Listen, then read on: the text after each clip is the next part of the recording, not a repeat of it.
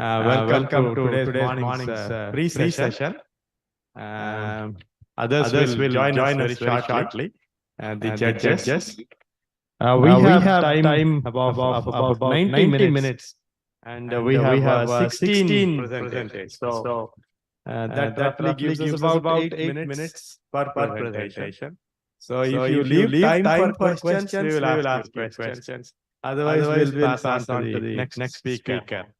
My take on this is don't give too much of an introductory lecture. Stick to what you intend to present to this hall, okay, and to the audience. So be as crisp as possible. So that if you, it should be like a serial, the serial stops so that you are very eager for the next session. So it should be like that. So somebody should prompt you to ask a question. So you don't have to reveal the whole story. Reveal as much as little as you wish to reveal. That will help us rouse some curiosity in the audience. Okay, so we will move on very quickly. There is actually a timer, so 8-minute timer, and your presentation will stop exactly at 8 minutes. Okay, so please come. So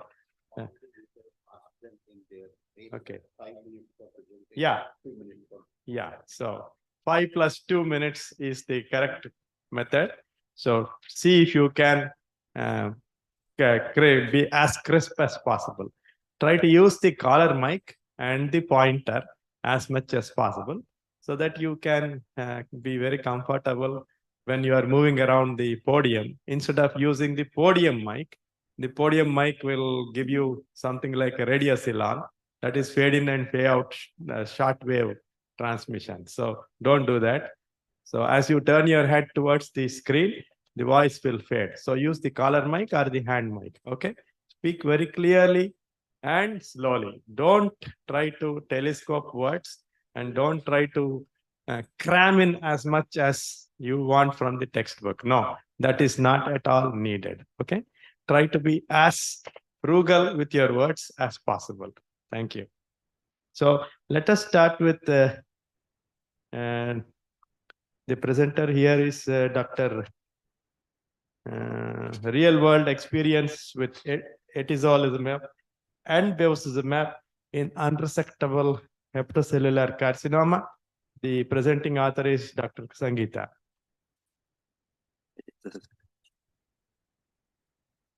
So before we start the real academics, I welcome you all. My name is Lalit Mohan Sharma. I am the organizing secretary. On behalf of the organizing secretary of this 4th National Conference, I welcome you all in Pink City. Professor Raghunath Rao is one of the senior most pioneer in the field of oncology, from basic research to the immuno-oncology. He has served at various academic positions. And along with him, Dr. Girdhari Lalji, he is senior scientist at National Center for the Cell Science in Pune. And the third judge will be joining us shortly. So thank you so much and all the best to all the participants. You want to have seat here, sir? You will be able to see. Yes.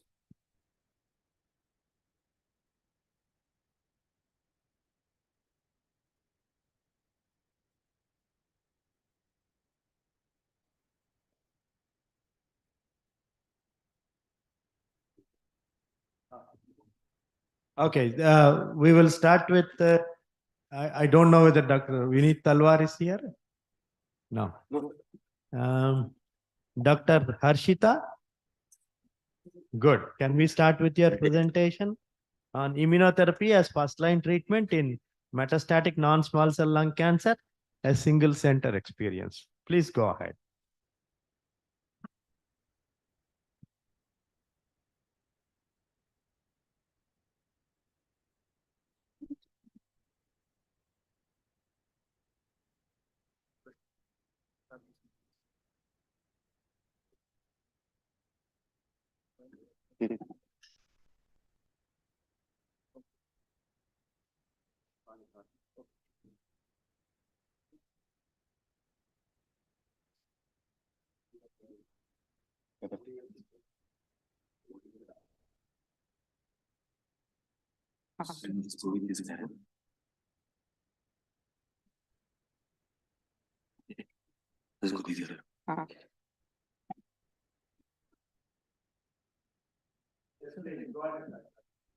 Good morning, everyone. Today, I'm sharing my experience with immunotherapy in the first-line setting in the metastatic lung cancer. We all know Keynote 189 changed the whole treatment paradigm in the metastatic lung setting. Multiple randomized control trial has demonstrated superior efficacy.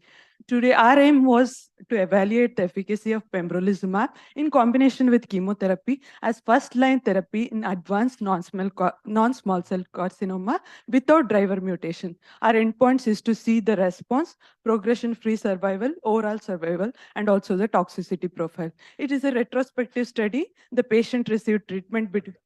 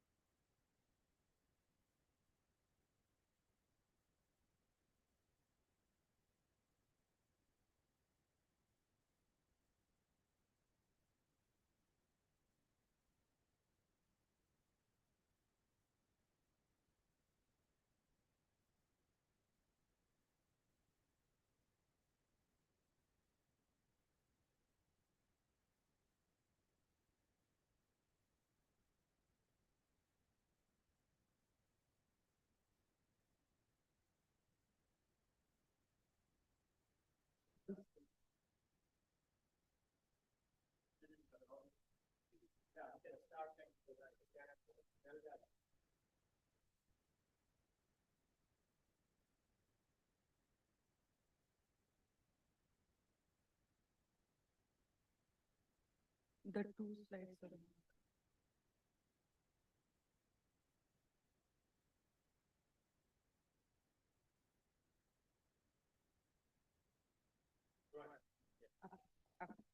Uh, Today, I'm sharing our experience with immunotherapy in the first-line setting in metastatic non-small cell lung cancer.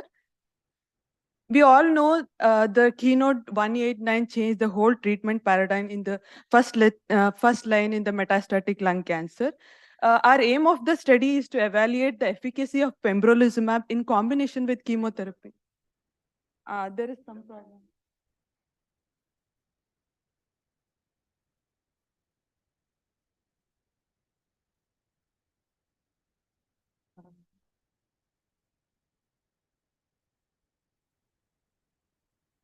It is a single-center observational retrospective study. The patient received treatment between January 2016 to 2022, and they were observed till November 2022 at Manipal Hospital, Bangalore. They were treated with pembrolizumab with combination chemotherapy in the first-line setting in advanced non-small cell lung cancer without driver mutations.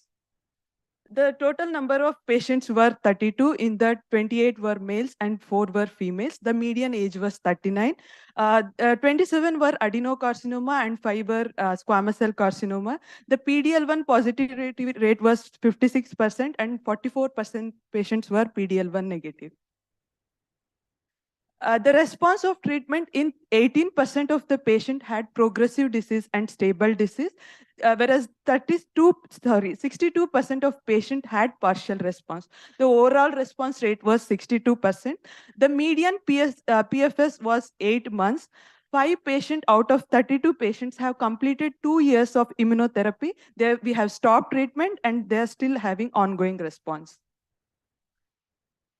Coming to the overall survival, we all know the main benefit we get through immunotherapy is the OS, not PFS. The median overall survival we saw was 14 months. In that, our patients with squamous cell carcinoma did really well with immunotherapy. Though the number were less, but they did really well. The median OS was not reached, whereas in adenocarcinoma, the OS in adenocarcinoma was 12 months. Between PDL1 positive and negative, there was no much difference. It was 12 months versus 14 months. I want to stress on this curve mainly. You can see the blue line is suggestive of the patient who had partial response. The patient who responded to the immunotherapy did really well with the immunotherapy and they continued to have benefit. The median overall survival in this patients was 23 months, whereas it was only 6 months to 4 months in patients with progressive disease and stable disease. The immune-related side effects, not much. The patient really tolerated immunotherapy. The most common side effect we saw was hypothyroidism followed by fatigue.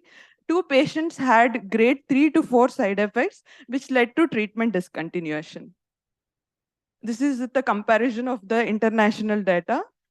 We know Keynote 189 and 407 with squamous cell carcinoma. Our study, the median overall OS was 14 months. Concluding, yes, comparison with Keynote 189 study, pembrolizumab in combination with chemotherapy improved OS and PFS. In our experience, immune checkpoint inhibitors have been effective in first-line setting. Patients who have completed 2 years of immunotherapy and stopped continue to have sustained benefit. Unfortunately, there are no biomarker as such to identify these groups of patients. Treatment was well tolerated without any significant delays due to immune-related adverse effects. Thank you. Thank you very much, Dr. Harshita. Crisp as ever. What was the chemotherapy combinations you have chosen? You have not. PEM plus carboplatin. Only carboplatinum as. Why did you choose carboplatinum? Sir, it was well tolerated. Means our centers use more carboplatin than cis.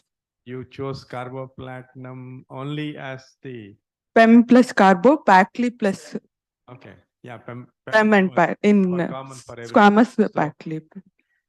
In squamous, you used Pacli, carbo plus PEM. Pembrolizumab, yes, sir. 3. Yes, sir. What about adeno?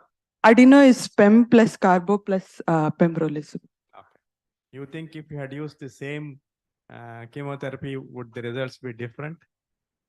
I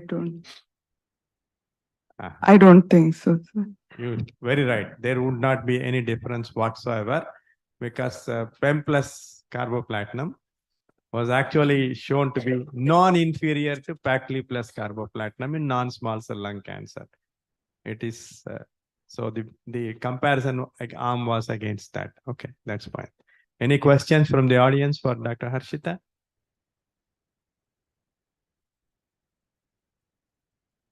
No questions. Thank you very much. Thank you, sir. Thank you. We shall move back to Dr. Sangeeta's presentation. A real-world experience in unresectable hepatocellular carcinoma, A plus B.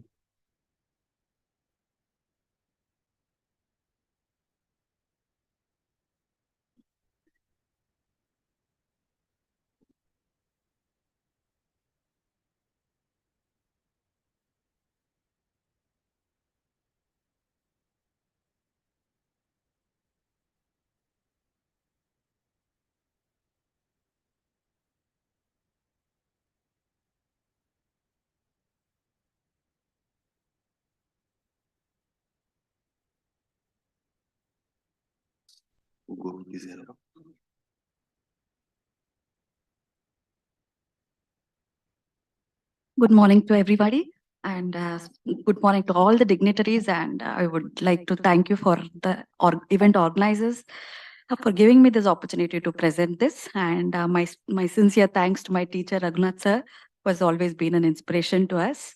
And today my topic of presentation would be to present this real-world experience with atezolizumab and bevacizumab in unresectable hepatocellular carcinoma.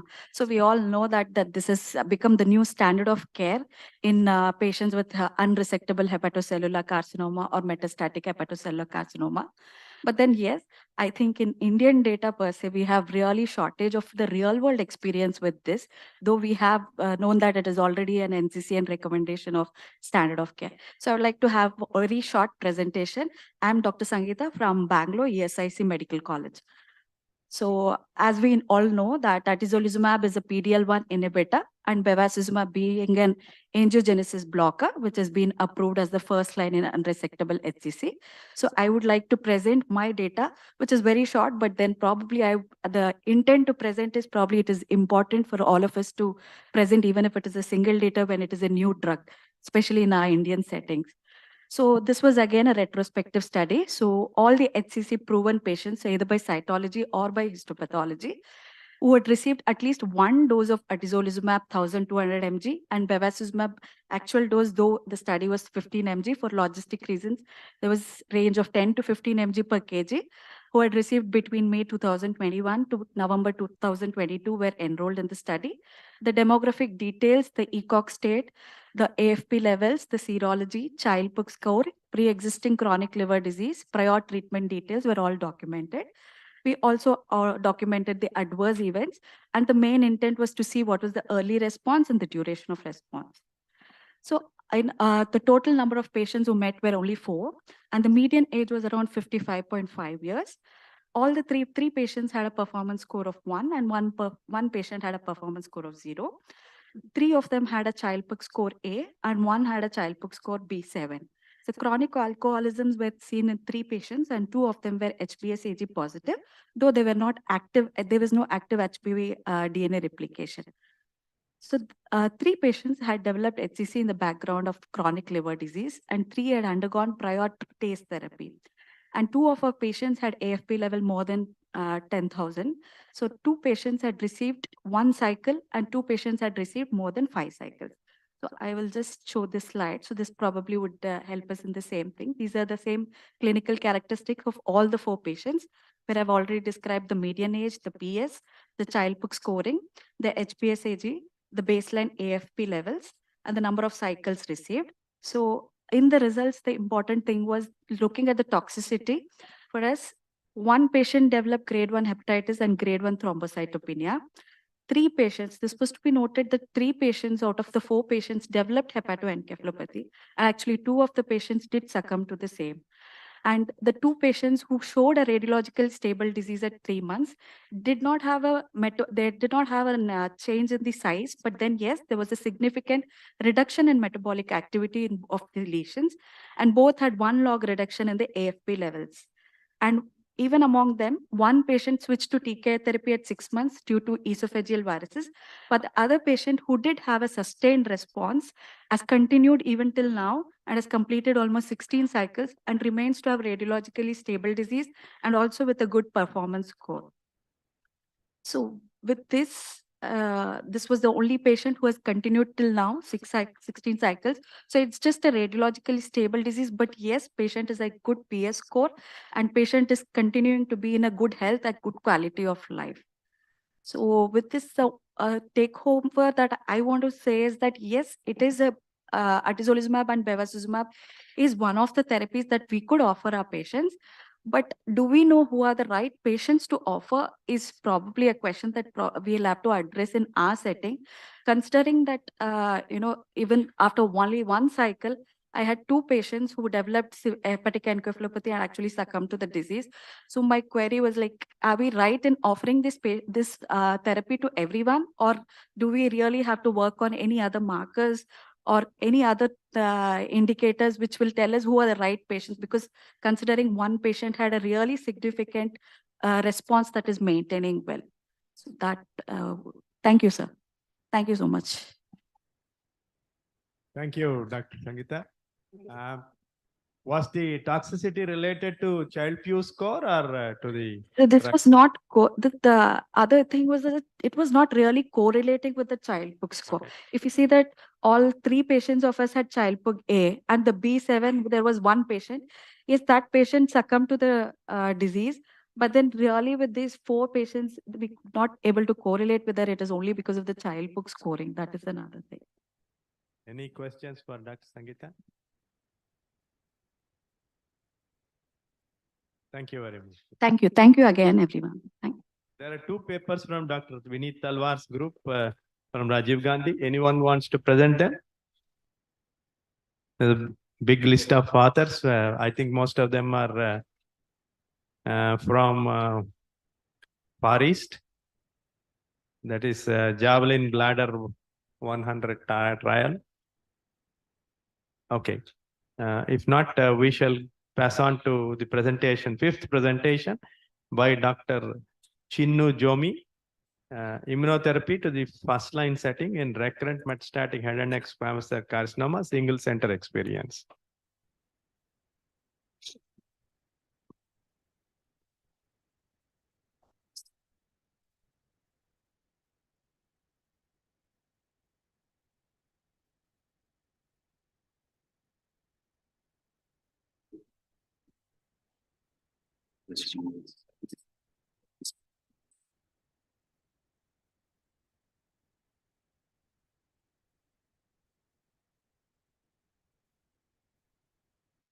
Good morning, everyone. Today, my paper for today's presentation is Moving Immunotherapy to First-Line Setting in Recurrent Metastatic Head and Neck Squamous Cell Carcinoma, a Single Center Experience.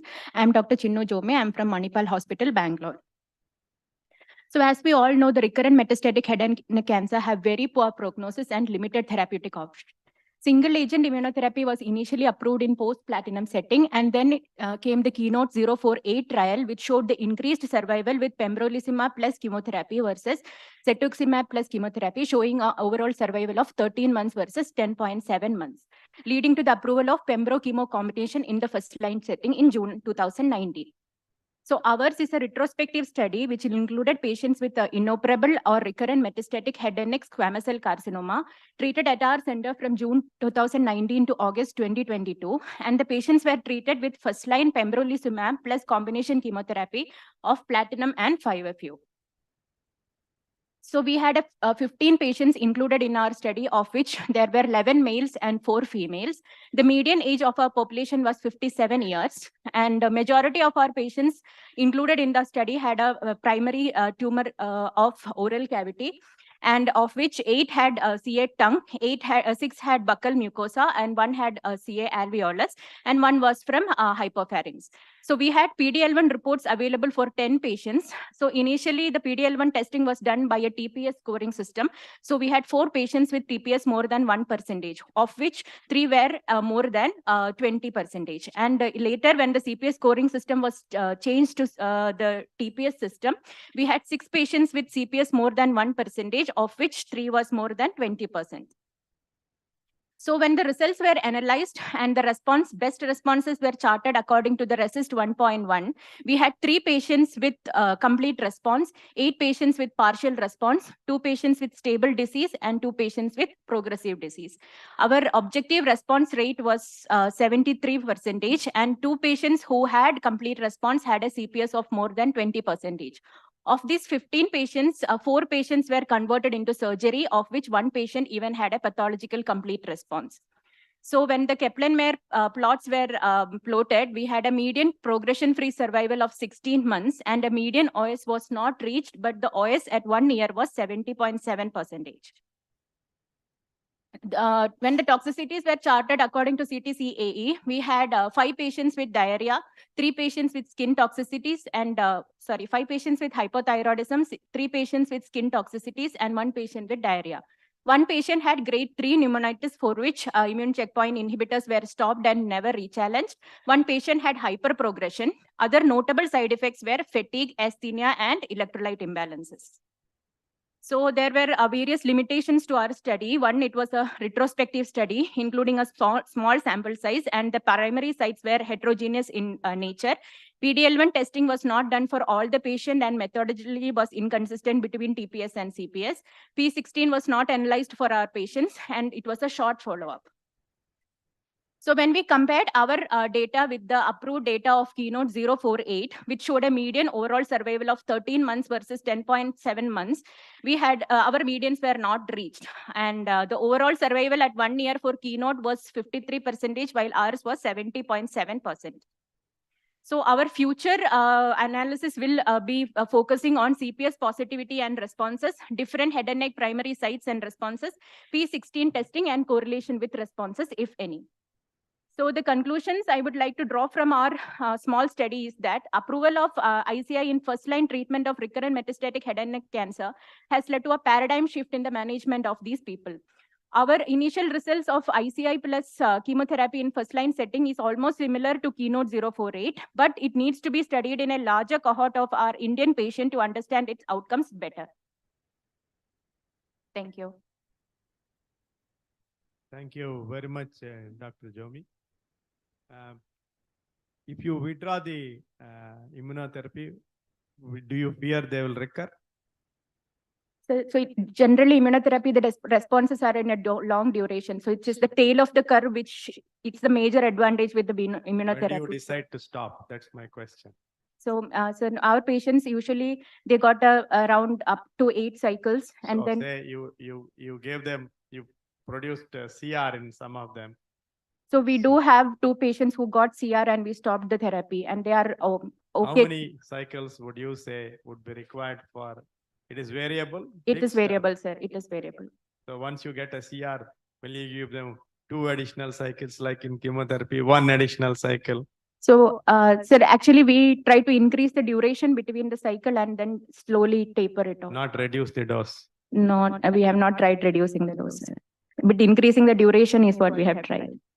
So given that we have some data that low dose Yes, immunotherapy we may do be have, very yeah. helpful in head and neck cancer. Yes, sir. We are trying to do that, but still now we have not done it. Thank you very much. Any questions for Dr. Jomi?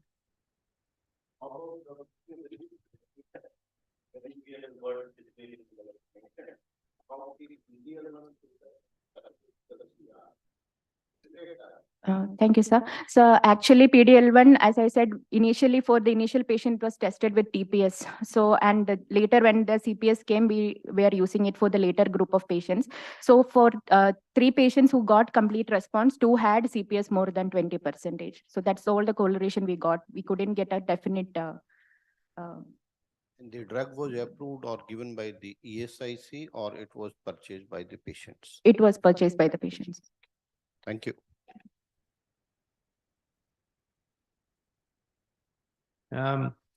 Do we have Dr. Nishita Tanwar? Very nice. Please, comparison of tumor mutation burden from Indian versus Caucasian population experience from whole exome sequencing of 626 Indian cancer patients. Dr. Nishita Tanwar.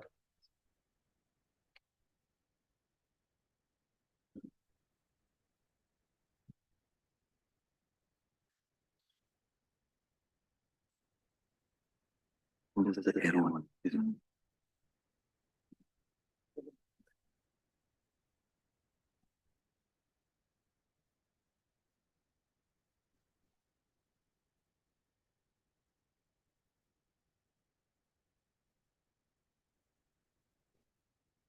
Good morning, everyone. My name is Nishtha Tawar, and I am a research bioinformatician from Forbase Care OncoSolution. And we have been conducting an in-house study on tumor mutation burden. So here it is, benchmarking the cancer-specific and population-specific tumor mutation score, a comparison of Indian and TCGA cohort.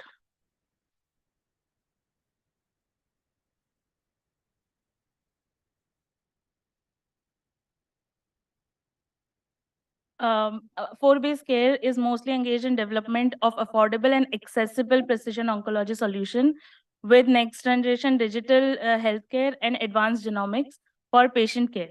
Our research is mostly based on translation research, and we are mostly research-based organization. Moving on, tumor mutation burden is nothing but a mutation burden of mutation on the tumor sample, and as said so, it is calculated as number of mutation divided by the targeted region. So more the high the TMB score, that means more the neoantigen, which in response produces high response, high anti-tumor response. Moving on, as we all know, Keynote 158 has been a clinical study where pembrolizumab is approved for high TMB score of 20 for lung, colorectal, and melanoma. Down the line, now in the study, they are also claiming that TMB cannot be put as a threshold for all the geographies and all the population in the world. So taking that as basis, we have conducted a study where we are comparing our Indian population with TCGA data, which is predominantly the Caucasian population, to see the distribution and the variation in the TMB score through geographies. The TMB have been, as we are saying that TMB we are calculating is through the Indian population, which has been a success because of the collaboration between industry and the academia. We have collected the samples from all over the India. Moving on, as you all know, that in a clinical setting, getting the matched normal is a real challenge here. So we have created a pipeline with where we can calculate TMB score only from the somatic tissue. Where you can see is we are taking 3-level filtration, where level 1 we are reducing all the population polymorphisms from the sample. Second, we are reducing the germline variance from the allelic frequencies. Level 3 is our in-house baseline filtration, where we have created an in-house database of germline variants from Indian population. So it helps us reduce the germline variance from the somatic tissue, thus calculating the TMB score. The same has been done for both the cohort, Indian and the TCGA cohort. Moving on, we have also validated this pipeline by taking 20 matched normal samples and reducing the germline from the blood sample, as well as using our filtration approach. We have seen that the R square is around 0.94, which gives a good correlation. We have also tried to find the threshold for TMB score, where we are using a machine learning approach of bootstrap, and you can see that we are getting a tumor mutation burden of 21.7 as pan cancer threshold. So here, as you can see, that we are comparing the percentile of tumor mutation burden score from Indian as well as from the TCGA cohort. But as you can see that it differs in both the population. If you say at the 90th percentile, sarcoma is showing 19.1 for Indian population, whereas it is showing 5.9 for TCGA, as well as it differs across cancer type also. So our take-home message is that TMB is not standardized and it cannot be applied to all the population and all the cancer types at once. There should be different TMB threshold for different cancer type as well as for different population. Thank you. Thank you, Dr. Tagmar, for the interesting presentation. My question to you, did you look at the TMB rate and the survival of the patient? Does it give you any correlation? Because we know that different cancer has different survivability pattern. Yes, sir. But right now we are actually just comparing the Indian and the TCGA Caucasian population. And right now we are not going into the clinical side of it. We are just developing a pipeline for at least getting the TMB. All right. Yeah. Thank you. Thank you. Any question? Yeah. So have you also included some cofactors, like there are so many cofactors are also associated, like comorbidity and many other? Right now, like in our clinic or in our organization, we get 3rd stage or 4th stage cancer. So taking that into consideration, we have moved forward with the pipeline. Majority of this bioinformatics analytes will be dependent upon the what sort of software you are using. So did you replicate the software which was used by the previous authors, Caucasians, to say that yes, we are using the same bioinformatics, so we are getting a different Ye- result. Yes, so we have used the raw data was same for both, and we have used our pipeline for that. So did you get And- a different result as compared to them for Yes, their sir. raw data? Yes, sir. You mean to say if you change the bioinformatics, the Caucasians may also not have the same tumor mutation? burden? Yes, sir. So that is the challenge we are facing in So TMP it right is the bioinformatics related problem. Doesn't seem to be in any way related to the tumor. now. So it is, I think it is it has a spectrum of the challenges, starting from the raw data, then going to the bioinformatics pipeline, because there are chances where we are taking, some are taking only the synonymous variant. Some are taking non-synonymous also. Some are only considering. So you can exon- actually analyze it the way they have analyzed and say, we are getting a different result than what they So have got. that's what we are trying to do. We took the raw data similar and we ran the same pipeline. So we are not comparing the apple to oranges. We have tried to standardize as much as possible for that. So did you ask the original authors to take your data into consideration and now project it and say, look, we have reanalyzed your data, but to us it looks different. You said they are apples, we think they are So oranges. this study is actually in publication, like Okay. we are doing it and we'll be publishing it. Any more questions? Sir, I just want to know, you considered only the somatic mutations, right? Yeah. So why there is no genetic mutations you've considered? You've not considered germline mutation. You've not considered. So somatic mutation will only lead to neoantigen production through somatic mutations. And that's why we, in tumor mutation burden score calculation, it is only taken through somatic mutations. But it is in real world situations really important to consider the germline mutations also calculate for a overall survival and anything kind of. So it will be, as far as I can say, it will be very helpful. Yeah. Even though the somatic mutation gives new antigens, but Yes. genetic mutation will be more, add-on will give more information. Sure. I'll take into consideration. Rakesh, anybody else wants to ask any question? No. Thank you very much. Sir. Thank you. Dr. Padmini, is she here? Thank you. This long-term follow-up of advanced NSCLC treated with immune checkpoint inhibitors as second-line treatment.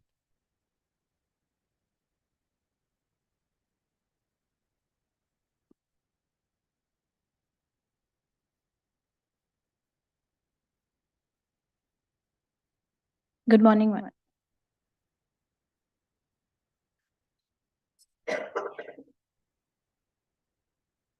Good morning, one and all. My paper is on long-term follow-up of advanced non-small cell lung cancer patients treated with immune checkpoint inhibitors as second-line treatment. So, as we know, immune checkpoint inhibitors have been are approved in the first-line setting now, and the landscape of treatment is shifting slowly towards the first line. But however, there are a set of patients who wouldn't have received immune checkpoint inhibitors as first-line therapy, and it can be still considered in the second-line setting. So, as second-line agent, also it has demonstrated a significant improvement in the 3 years overall survival as opposed to chemotherapy alone. So we studied the outcome of these patients who had progressed on first-line therapy for the response, toxicity, progression-free survival, and the overall survival was analyzed. So we had we observed the patients who were treated with immune checkpoint inhibitors between June 2017 to June 2022 and were observed till November 2022. So we had 34 patients, 29 were males and 5 were females, and the median age was 66 years. We had 7 patients with squamous cell carcinoma and 27 with adenocarcinoma. Among our patients, 21 had received nivolumab, 5 had received atezolizumab, and 8 had received pembrolizumab. And what we saw was the partial response was seen in 41% of our patients, stable disease in 24, and 32% had disease progression. We had 1 patient with complete response. So coming to the progression-free survival, the median PFS that we noticed in our study was 9 months. 7 patients completed 2 years without progression, and the longest follow-up was 64 months. As we know, when we talk about immune checkpoint inhibitors, we concentrate more on the overall survival. So our patients had a median overall survival of 13 months, and the overall survival rate at 2 years was 34%, and at 3 years was 25%.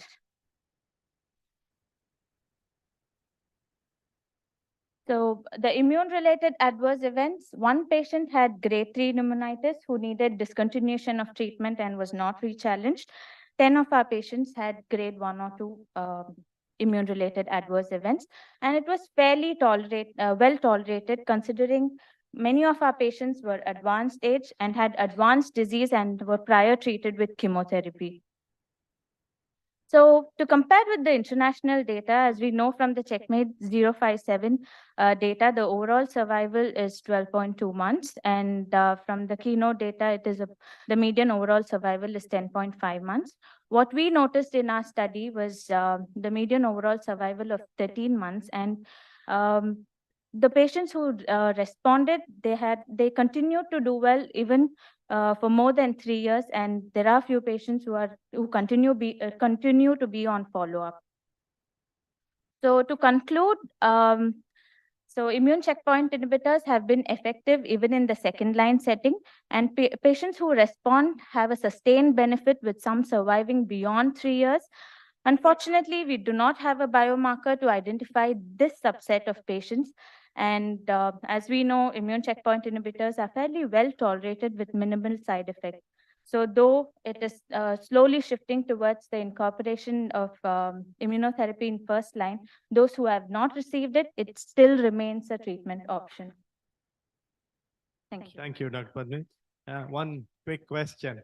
You must have had an overwhelming number of patients who actually could not afford the immunotherapy, and you would have given chemotherapy to them. Do you have the data on how long they survived? What was their median OS in a second-line setting? Chemotherapy or second-line, some of them had EGFR mutation. So I suppose you would have put them on a second-line EGFR blocker. So to say this, that immune checkpoint in second line is the treatment of choice, what is your comparator? We didn't directly compare the ones with the targeted who were on targeted agents. The overwhelming majority of Indian patients will not receive immunotherapy. That's a fact. Yeah. So they would go on second line chemotherapy. So you have some data on how they would do on second line chemotherapy as compared to second line immunotherapy? So what we saw was those patients who had received second line chemotherapy that progressed up after about 3 to 4 months. And at third line, they had received immunotherapy. So, and few discontinued treatment, they had a lot of toxicity also. So toxicity is different. That is related to chemotherapy. Nobody says immunotherapy is innocuous. No, that's not true at all. So, but what was remarkable is that they continued to do well, but we have patients up to 3 years. Patients who do well. Yes. As clinicians, that is one of our major drawbacks. We forget all the overwhelming 99 patients out of 100 who don't do well. Remember only that patient who did well. This is a human tendency. It's all right. So that's also reflected when we present our data. But if you have actually analyzed what was the survival of patients on second line chemotherapy as a comparator, then you can conclude immune checkpoint is the treatment of choice. Here we had patients surviving beyond 1 year. That 3 years, but with chemotherapy, it was not beyond 1 year that I could find data. Yes, Okay. because as third line, that subsequently received immunotherapy also, because they had progressed on the second line chemo. Sure. Okay. Any other morning? Hi, Any other questions? So have you, as you mentioned that there is no biomarker till date, so have you included any kind of inclusion criteria to check the biomarkers? So in the second line setting, few patients, as we can give immunotherapy irrespective of the PD-L1 status, Not all the patients had PD-L1 testing, but there were a few patients who had PD-L1 more than 50% and more than 20% whom we saw that they performed better with the immune checkpoint inhibitor. At the moment, there is only one inclusion criteria. Who can afford it? Simple. No? Thank you very much. You want to take up your stomach immediately, or you want to come back later? I'll do it immediately. You will want to do it? Let's finish your stomach cancer as well. Go ahead. So this is on this is on impact of immune checkpoint inhibitors in advanced MMR deficient adenocarcinoma of the stomach. So you can finish that as well.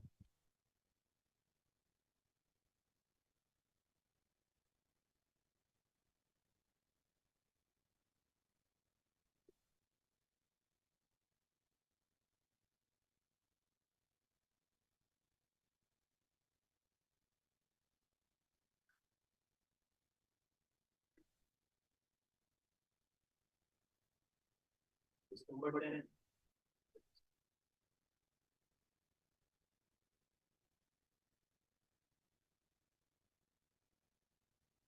You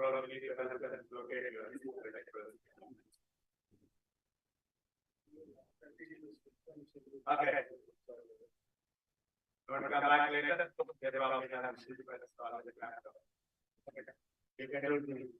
Next presentation is from Prasad Vasant from Rajiv Gandhi.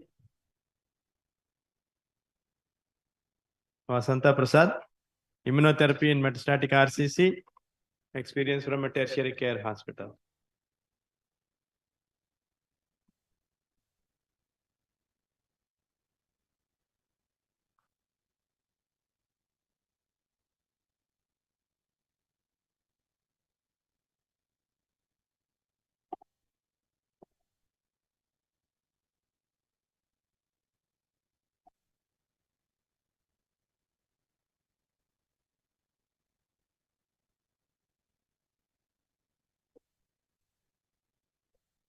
Good morning, all respected teachers, seniors, and friends. So,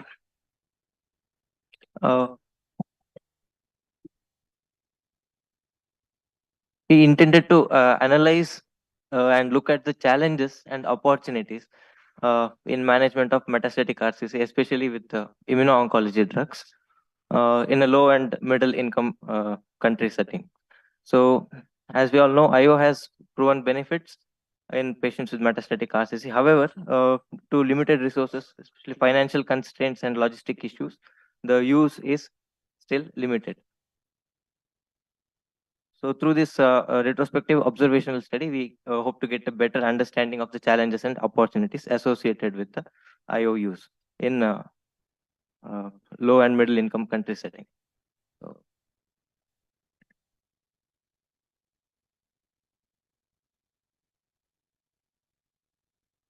excuse me, issue with the slides.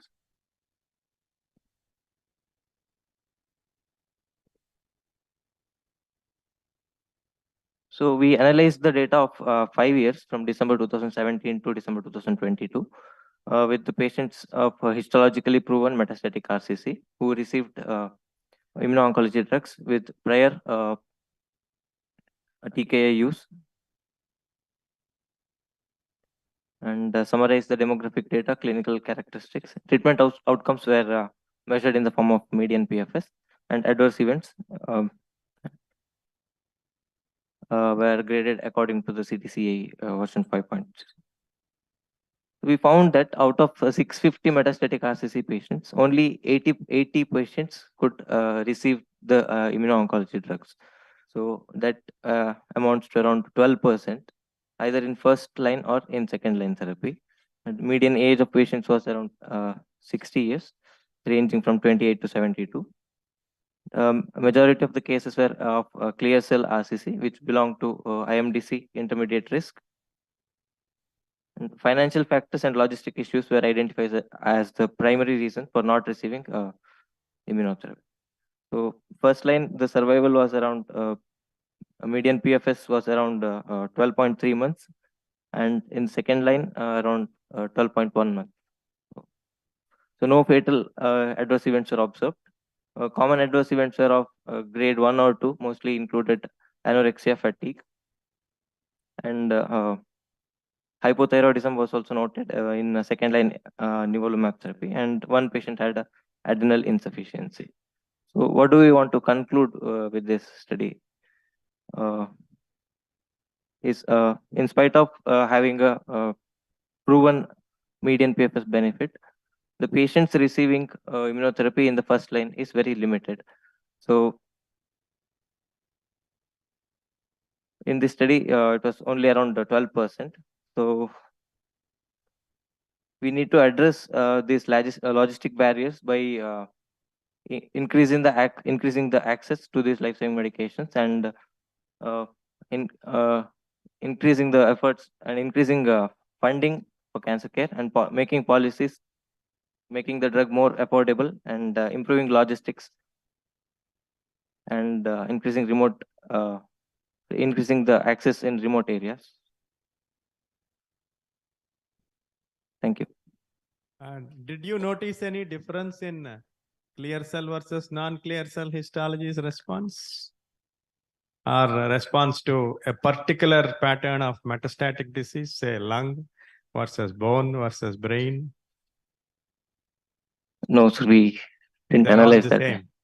Did not analyze You those have not parameters. analyzed that. Okay, what was your TKI progression-free survival, median progression-free survival? Around 6 to 7 months. What was the commonest TKI you used? Pazopanib. Pazopanib. Yes, sir. So that's quite affordable. So the way forward is to see if we can design our own studies to reduce the cost. So as has been done in head and neck cancer, you need to learn to probably the dose we are choosing is possibly unaffordable to most Indian patients. So that's the way forward. Instead of asking, the whole country's budget will go towards immunotherapy only. If you try to make immunotherapy as the treatment of choice for every cancer, okay? Yes. So we won't have anything left for defense, for education, for housing, or for any other activity. Only immunotherapy will consume all the money. So that is not going to be a policy decision at any cost. Any other questions? Prasad? Yeah.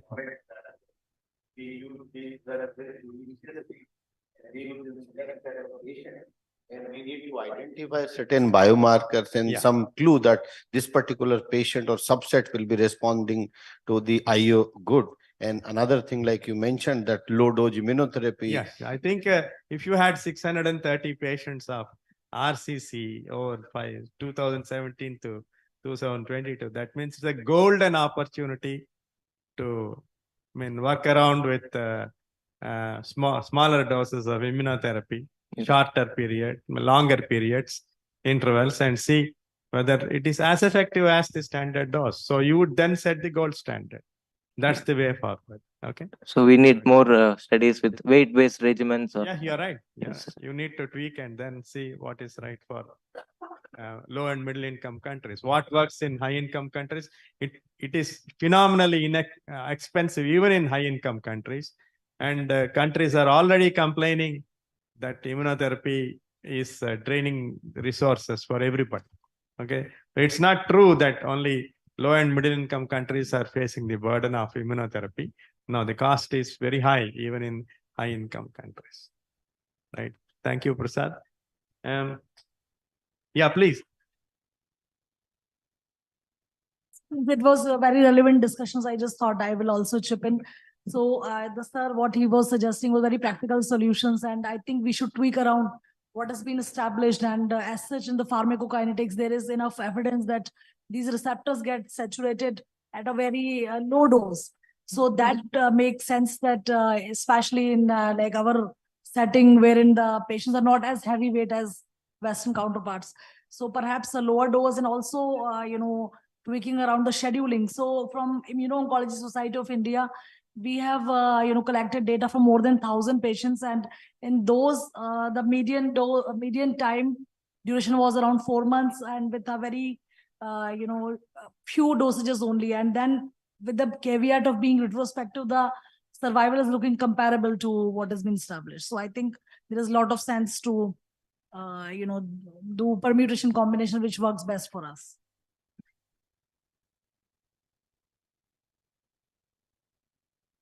Are we proceeding with Dr. Aniket Goenka? Thank you. Thank you, Professor. Thank you. Or are we going back to Dr. Padmini? Aniket? Good. Go ahead. Okay. So, Aniket is talking on patterns of use of immune checkpoint inhibitors in a tertiary care cancer center. So, from the Mahatma Gandhi Medical College, go ahead. A very good morning to one and all. I'm Dr. Aniket Goenka. And before I begin, I would like to thank my professor and guide, Hemant sir, for his constant support and guidance.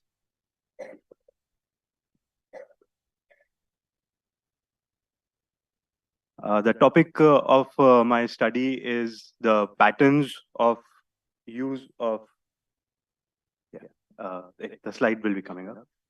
The topic of my study is the patterns of use of immune checkpoint inhibitor in a tertiary healthcare center.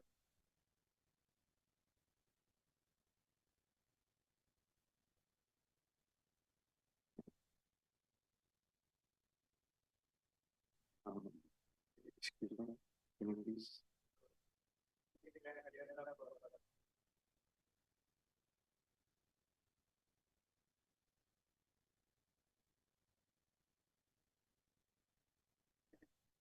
So we all know that immune checkpoint inhibitors are molecules that use patient's own immune system to target the cancer cells.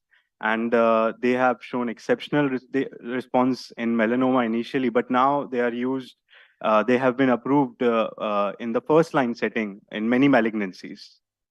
The limitations with immune checkpoint inhibitor is definitely their lack of consistent performance, lack of reliable predictive markers, and extremely high cost. Now, based on these factors, we aimed to study the patterns of use of immune checkpoint inhibitor in an oncology center. The study is retrospective and observational, where we collected data of all the patients who received immune checkpoint inhibitors in the last 3 years. And we were able to collect data of 65 patients.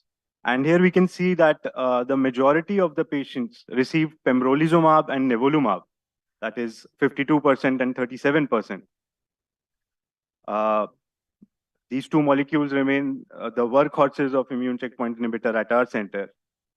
And if you look at the site of disease, lung cancer and head and neck cancer formed the major bulk of those patients who received immune checkpoint inhibitor, while upper GI tract cancers and renal cell cancers formed another major bulk, with 15% and 11% of the patients who received immune checkpoint inhibitors. This is a pie chart showing that 71% of all the patients who receive immune checkpoint inhibitor had metastatic disease, and 27% had locally advanced disease. While only one patient had a localized disease, that too was a recurrence. He had a right-sided renal cell carcinoma, and he had only one functional kidney, so we had to keep him on immune checkpoint inhibitor. Majority of our patients were male. And this is the chart that talks about the cost. So if we look at it, the 76% patients received immune checkpoint inhibitor because of government funding, and only 24% were able to pay out of pocket. The age distribution is 40 to 80 received the majority bulk. And if you look at the number of doses, only 25% of our patient population were able to receive more than 6 doses of immune checkpoint inhibitors. And this is an interesting chart. This shows the usage of immune checkpoint inhibitor. If we see in the year 2021, we had prescribed 21 patients with immune checkpoint inhibitor, while in the year 2022, it was doubled, 100% jump to 40 patients. So the use of immune checkpoint inhibitor is definitely increasing at a rapid pace. This is a bar chart showing the prescription of immune checkpoint inhibitor as per the distributed by the consultant's years of experience. So the younger medical oncologists prescribed a huge bulk, the majority of 72%, while the more experienced lot were less aggressive with immune checkpoint inhibitors. We had around 66% patients at that time we analyzed that study who had discontinued treatment, and these are the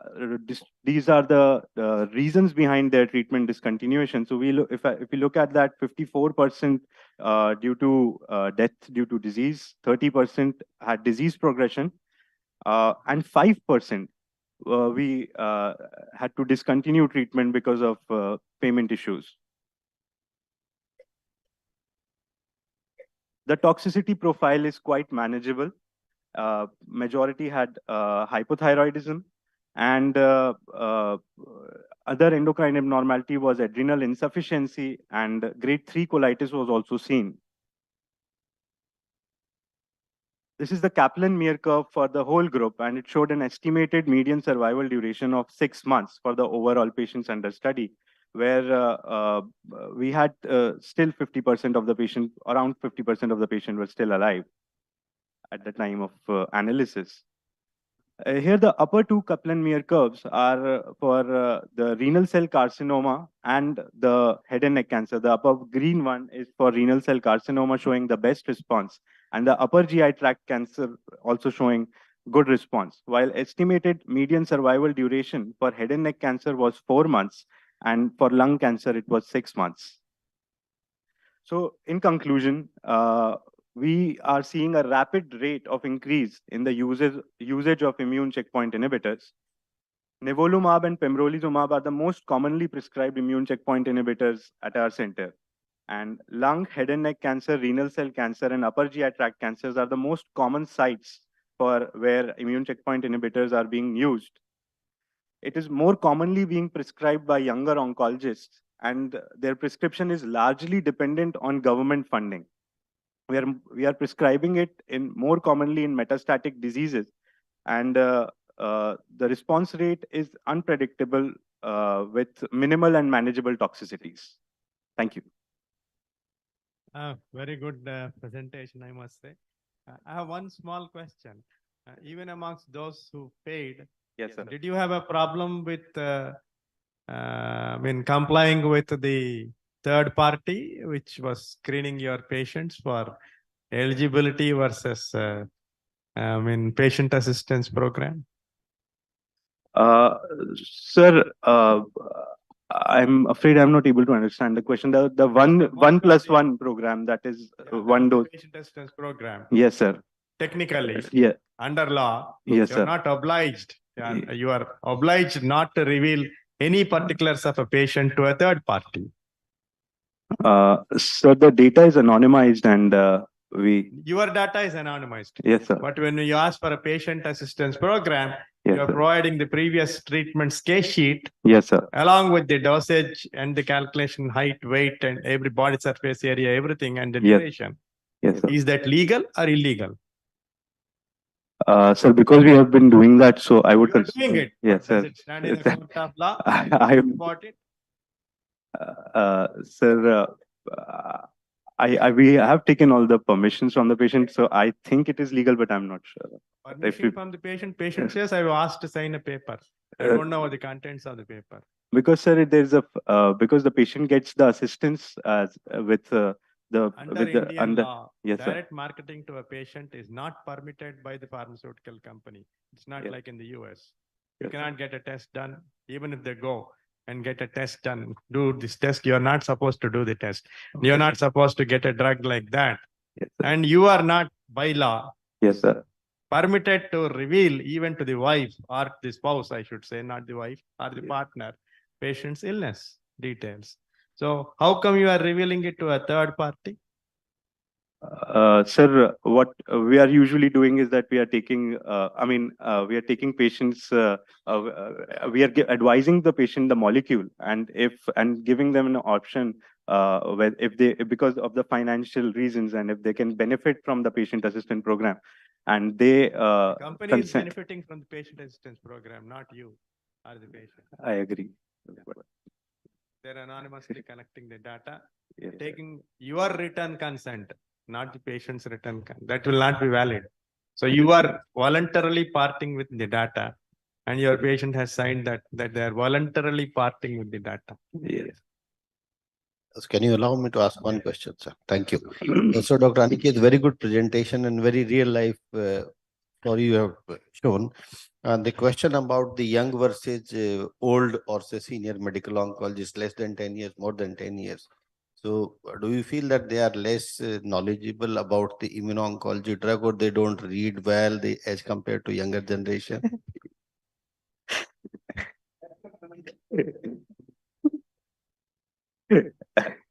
That's a question that has been asked by my professor. Thank you, Aniket. Would request now Dr. Padmini to come back from Manipal Hospital on stomach cancer, MMR deficient adenocarcinoma of the stomach and immune checkpoint inhibitors.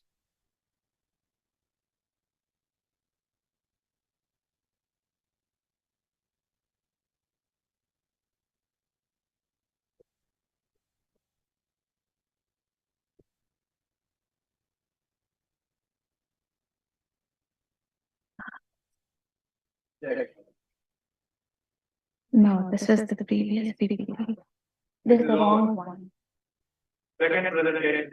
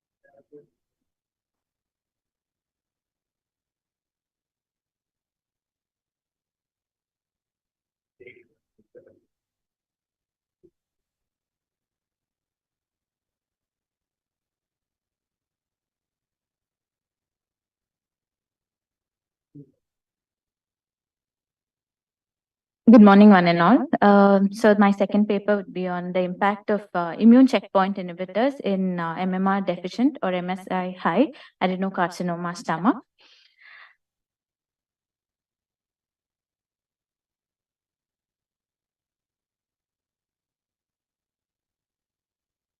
As we know, metastatic carcinoma stomach are lethal malignancies with a survival of 3 to 5 months, and with chemotherapy, the survival can extend from 6 to 14 months. The easy availability of molecular tests, which are simple and easily available, has helped us incorporate targeted agents and immune checkpoint inhibitors along with the conventional chemotherapy to improve the outcome. Thus, gastric carcinomas with the molecular subtypes have facilitated us to not only diagnose and subtype them, but also to incorporate various treatment options. So the MMR deficient and MSI high metastatic gastric carcinoma account for about 3 to 7%. And from the international data, we do know that with immune checkpoint inhibitors, the overall response rate is better, and the treatment outcome that is seen is also better in MMR deficient patients.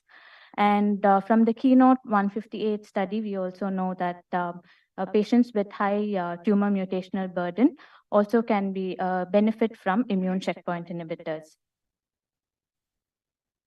So what we observed is out of the 29 patients of metastatic gastric cancers who received immune checkpoint inhibitors, 5 had MMR deficient, were MMR deficient or MSI high. So we analyzed these patients, I would like to draw your attention to the table. So out of the 5 patients, 3 patients were MMR deficient and 2 were MSI high. Patient 1 and 2 had MLH1 and PMS2 deficiency, were deficient. And in patient 5, that was deficient in MLH1. So out of the 5, 4 patients received nivolumab and 1 received pembrolizumab. Patient 1 had received it as the first line, but after 5 months of therapy, he progressed, and he's currently on second line chemotherapy and targeted therapy. So out of the 5 patients, 3 patients continue to survive and 2 patients have died. And I would like to mention especially about patient number 2 and 3. Patient 2 was an elderly gentleman who received immunotherapy for 12 months and he discontinued. But he continues to do well and he remains on follow-up and he survived. He is alive at 40 months and the recent reassessment, he continues to be in remission. And the patient number 3, he was a 70-year-old gentleman with MSI high. He had received immunotherapy as the third line after progressing on 2 lines of chemotherapy and targeted therapy as well. So he received immunotherapy for 4 years and then a decision was made to stop. And his recent scan, he continues to be in remission and has a good quality of life and is doing well. And there was one patient who had immune-related adverse event, because of which we had to discontinue treatment. So what we saw was our patients was surviving. We had a survival of ranging between 5 to 54 months, and with ongoing survival. 2 patients received immune checkpoint inhibitors for a certain duration, and it was continued, and both continue to do well. And the longest follow-up is 54 months. So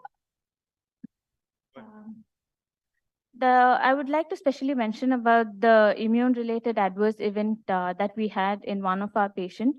So this was a 47-year-old female who received nivolumab.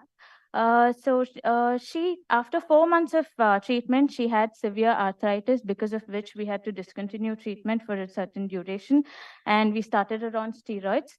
Once the steroid was tapered off and her symptoms improved, immunotherapy was rechallenged, and she continued to receive for 5 months. But then after 5 more months of treatment, she came back with abdomen pain, and she was, when she was evaluated, was found to have deranged liver function test. Initially, we suspected immune hepatitis and we treated her with steroids, but her symptoms didn't improve and her liver function tests continued to worsen, and she had cholestatic jaundice. The bilirubins were around 6 and direct bilirubin of 5, and ALP was also elevated. So she underwent MRCP, and what we noticed was she had intrahepatic biliary radicular dilatation. And so she underwent ERCP, and eventually she required stenting. And also she was treated with immunosuppressants. She received mycophenolate mofetil along with steroids. And then gradually her symptoms and the parameters improved. But however, since it was a severe toxicity, we decided not to re-challenge her. And about 5 months later, she succumbed. Thank you. 2 quick questions. What happened to the other 24 that received immunotherapy? We just took the MMR did you choose deficient MMR? patient. In this study, we analyzed only the MMR deficient patients. So only 5 out of the 29 were MMR positive. So MMR deficient. so you think they are supposed to be doing well? As such, they tend to do well. Did but that what happen? The other 24 succumbed to their disease earlier than those who are MMR deficient? Actually, they also did well, but Yeah. I didn't analyze the median in them. because we concentrated on the MMR deficient ones in our Okay. study. But Jyoti, any questions?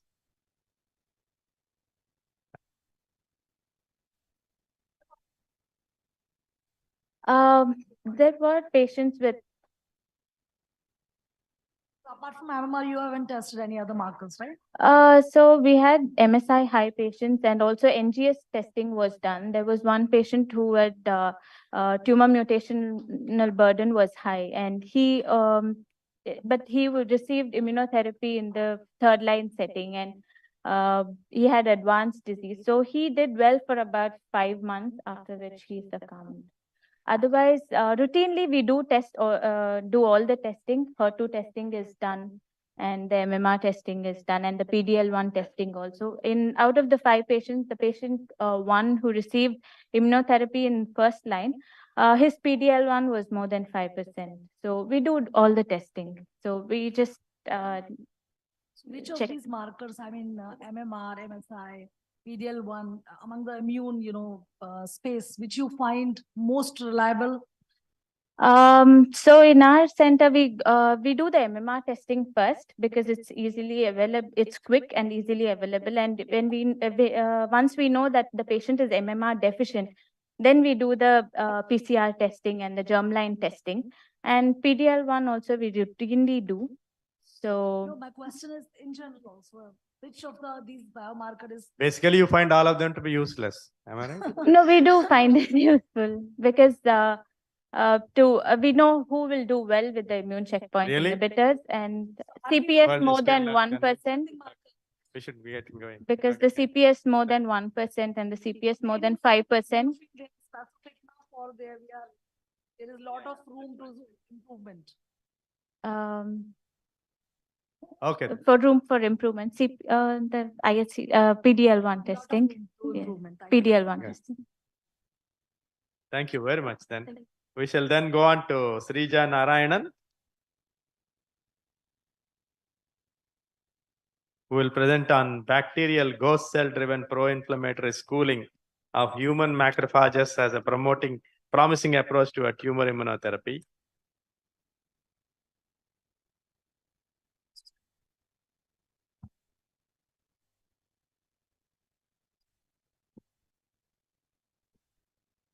Thank you so much for having me here. I would be presenting my work on bacterial ghost-driven macrophage differentiation.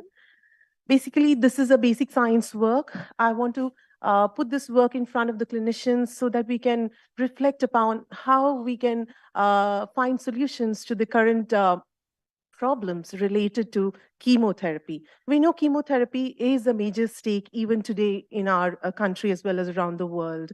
And chemotherapy has several side effects, of which I would like to take your attention towards myelosuppression, which not only is defined by anemia and the risk of the heightened risk of infection, but to a greater extent, it kind of churns out an immunosuppressive environment for the tumor to grow at the cancer site.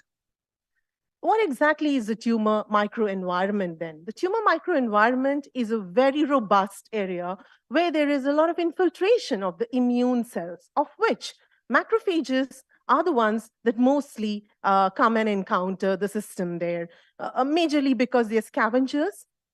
And the cytotoxic drugs would have already done their job and made a lot of cancer debris or cellular debris, which has to be cleaned up.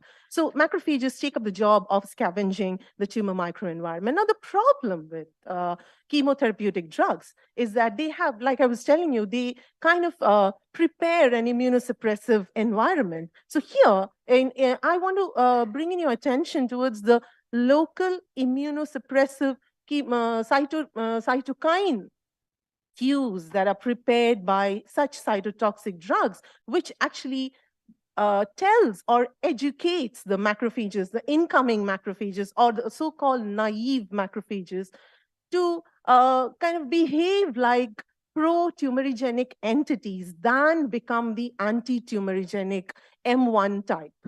So here, we thought of schooling the macrophages in a different way, and our aim was to employ an stimulatory strategy, which could exclusively drive naive macrophages from their M0 state to the M1 state, which is tumorigenic in nature. For this, we chose to work with bacterial ghosts, a very simple entity, a very simple submicroscopic entity with a lot of advantages. Here, I'm talking about not the live cell, but I'm talking about an intact envelope with no inclusions in it.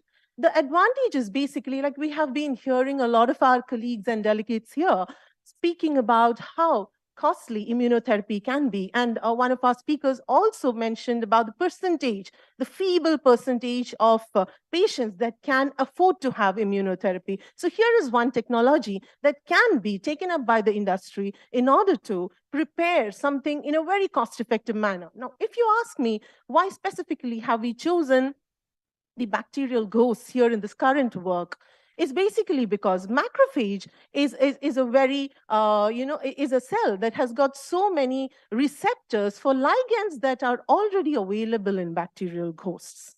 So here, we chose Staphylococcus aureus as our raw material. And as you can see in the first image on top there, the one at your left is the live organism under the scanning electron microscope, and the center one and the one at the end are the ghost cells.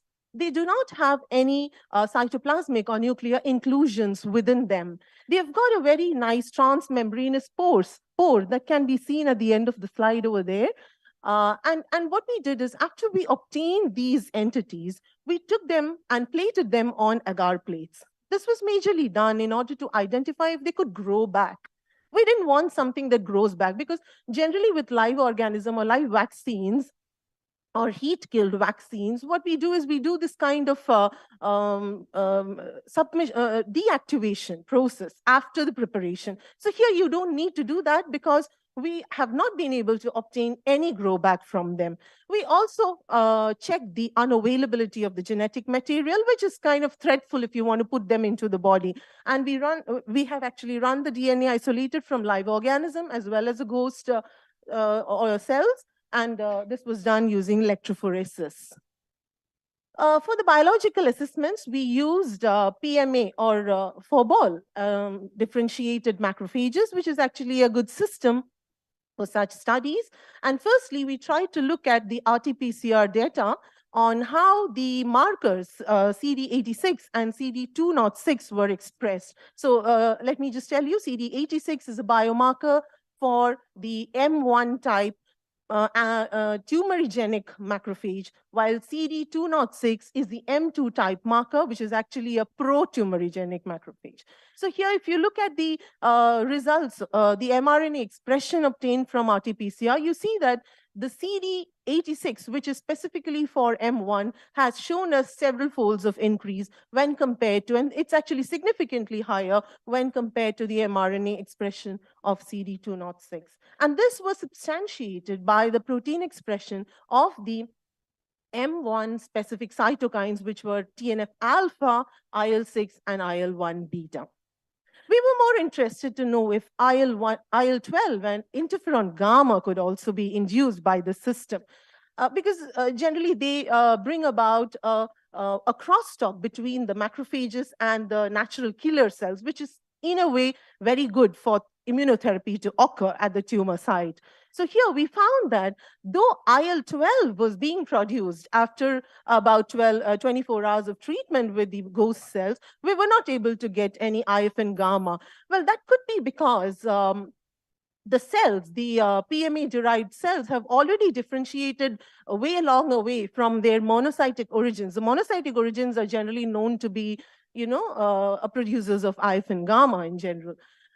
We also did a recheck of the IL-10 cytokine, which is a marker for M2 macrophages, and we found that the cells did have a basal level of IL-10 production, but that kind of receded, that kind of went down when we tried to mingle the cells with the ghost cells, mingle the human cells with the ghost cells.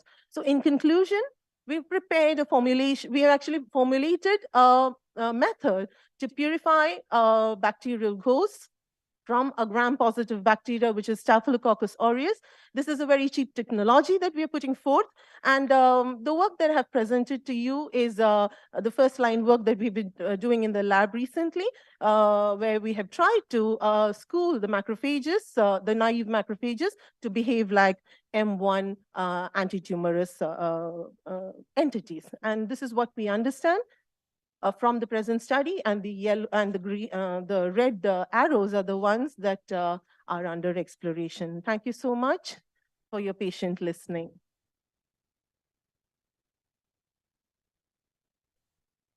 All right, quick question. Did you try using any animal model to see that this really works in vivo? Yes, sir. The work is underway in our lab, actually. We're trying to purify these materials a little bit further, because when we do this from the culture, we are actually getting some sort of culture, culture items, culture inclusions also within them. So we're trying to purify them a step further and then put them into the mice. Just to note on that, Front's adjuvant is most commonly used as a whole bacteria. Yes, sir. The only difference you are making is that you are just taking away the cytosol. Yes, sir. And this kind of makes it more attractive because you're evading any kind of long-term grow back You're or also taking away the important ligand like CPG ligand or other component, which is all the other virulence. TLRs, which actually does All the virulence also goes away, sir.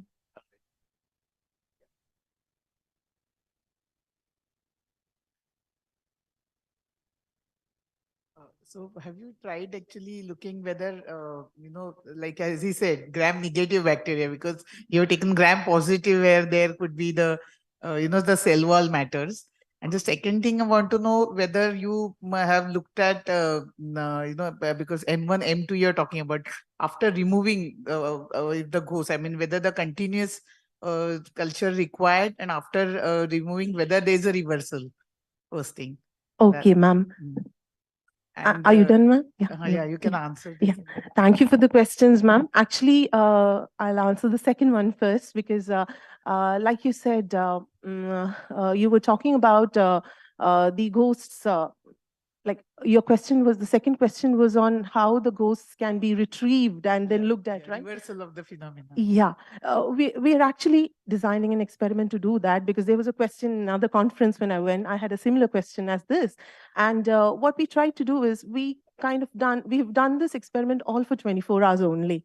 So now what we're trying to do is we're trying to isolate these activated cells by simple centrifugation and then put them back in their original medium without the ghosts and look at them for like 48 hours. We have not come to a conclusion as of now, but that is something which my staff is doing at the moment. And another interesting would be they take the cells, these Yeah. macrophages, and put cancer cell line supernatant. Sure, You will ma'am, have yes. definitely M2, and now whether your bacterial host can change it to M1. Sure, That would ma'am. be very interesting if your system is, it looks very interesting. Thank you, This ma'am. would, I think, add value to. Thank you, ma'am. I'll surely consider that point of yours. The first question about how we did not look at the negative cells. Ma'am, negative cells are pretty easy to make them into ghost cells. Positive cells are pretty difficult because you have such a thick, almost 70 nanometer thick cell wall. So we were trying to take up the challenge to pierce those cell wall. So that's exactly why we chose this. Thank you very much, ma'am. Thank you, sir. Shall we move on to the next presentation? Is Yes. Dr. Dandapani here?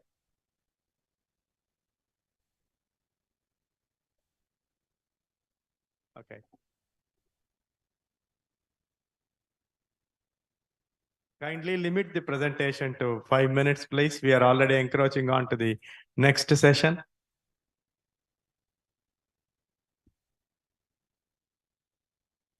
I'll just.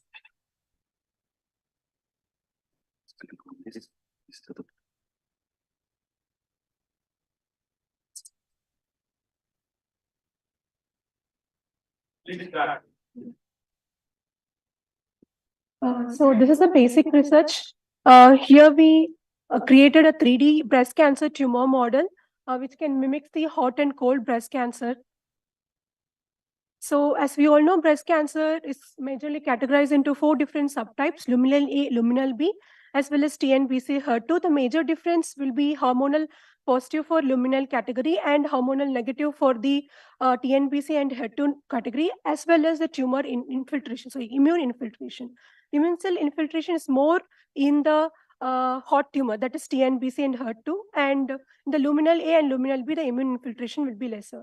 So here and the prognosis also the similar. Luminal A will have a good prognosis when compared to the TNBC, which is more heterogeneous. So we wanted to create a tumor model for the luminal A using the MCF7 breast cancer cell line, and for the TNBC using the MDMB breast cancer cell lines.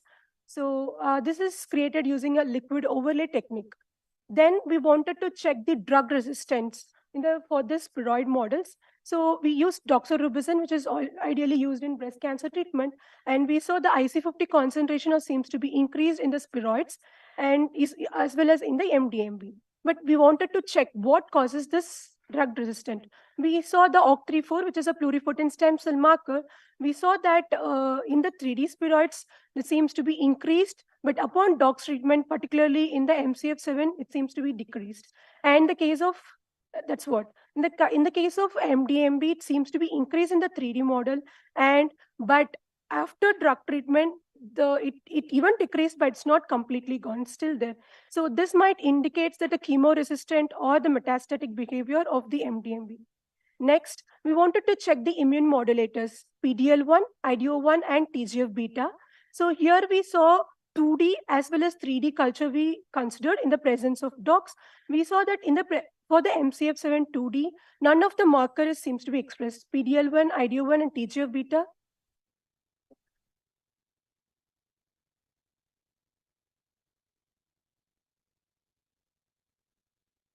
What happened?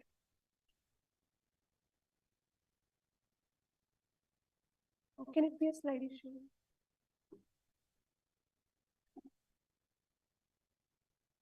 I cannot skip the whole slide.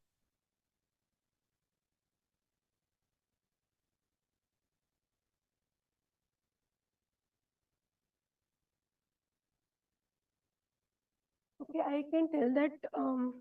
So we saw the PDL1 expression seems to be downregulated in the MCF7, but in the case of MDMB, the PDL, in the case of 3D tumor upon dox treatment, the PDL1 was expressed. Even the IDO1 was expressed.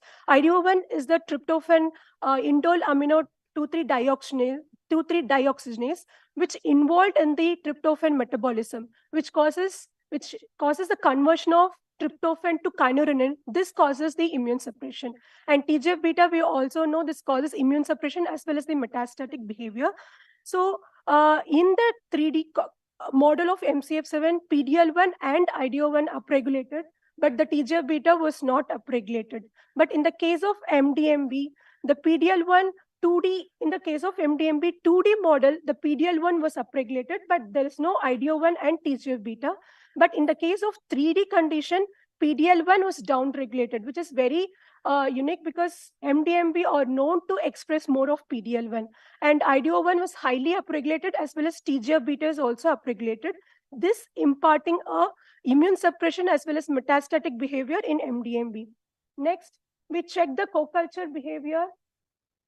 So then we checked in the presence of cancer cells, we co-cultured the normal fibroblast. And we saw that the spatial distribution seems to be very much different, where in the MCF7, it's the fibroblasts are localized inside the spheroids, but in the MDMB, it's all at the periphery or just migrated towards us all over the spheroids. This indicates the migratory potential of this MDMB. Next, we checked whether this normal fibroblasts can convert into cancer-associated fibroblasts when it's in the form of co-culture. We saw that alpha SMA and CXCL12, which is one of the CAF-associated markers, seems to be well upregulated in the MCF7 co-culture, but that fibroblast activating protein and fibroblast-specific protein, which is not upregulated. But in the case of MDMB, all the CAF markers seems to be upregulated. This indicates that co-culture of normal fibroblast with the MDMB can become a CAF associated and increase the CAF markers. Next, we saw whether this model can mimic the immune cell infiltration. So what we did, we used THP1 cells, and these are monocytes, and we mimicked the infiltration. We saw that, yes, there is an infiltration in MCF7 in 48 hours, but that seems to be highly visually upregulated in the MDMB condition. Next, what we did, we wanted to check what is the marker expression. See, CD45 is a leukocyte marker, and CD68 is a macrophage differentiation marker, and 206 is the M2-like, and CD80 is an M1-like. So CD80 was not changed even after co-culture, but there's a drastic difference in the 206 and 68. In the co-culture condition, 68 was increased as well as 206 was increased. This is the 68. CD68 was increased and 206 was increased. And one thing we have here used 1-methyltryptophan, which is a potent inhibitor of IDO1. So what we did, what happens when we treat this triculture with the 1-methyltryptophan? We saw this a downregulation of 68 and much more downregulation of 206 in the case of MDMB. Sorry, in the case of MCF7. But in the case of MDMB, 68 was upregulated when it co-cultured, but it's not downregulated when we treat 1-methyltryptophan. And next, 206 seems to be increased when comparatively, 206 was increased in the MDMB condition when compared to MCF7, and the decreases was not so significant when compared to MCF7. So this comes to the conclusion that, so if there is a difference in the MDMB and MCF7 spheroid model when compared to 2D model, ideally upon tox treatment, MDMB maintains cancer stem cells as well as TGF-beta, not so in the MCF7, and PDL1 was upregulated in the 3D model and MDMB downregulated the 3D. In MDMB, PDL1 was downregulated. And CAF marker, only alpha SMA was upregulated, but here CXCL12, FSP, and FAP, all the CAF markers seems to be upregulated in the MDMB spheroid co-cultured fibroblast. Next, this leads to a higher immune cell infiltration. Next, we also saw the 206 was increased in MCF7, but it's highly upregulated in MDA. This comes to the conclusion like this kind of a immune tumor microenvironment mimicking model can preserve cancer stromal immune cell interaction, can be further used to explore complex tumor microenvironment interaction, and can use screen drugs and as well as immunotherapeutics. So I acknowledge. Excellent. Wonderful. I acknowledge Professor Prakriti Tayalia, which is my guide, and one of my colleague, Mr. Arman. And yeah, thank you. Thank you very much. You looked at your 206 marker alone, looks like here. Did you look at double positive cells to see that they are really biased, or just because you looked at only 206? I gated CD45 into 68. 68 I gated into 206 and 80. Right. To ideally to see that they are actually they are going on, co-expressed. both of them should be presented together. That's my 80 positive and 206 positive. Right. Yeah, Thank they are you. both equal. Thank you.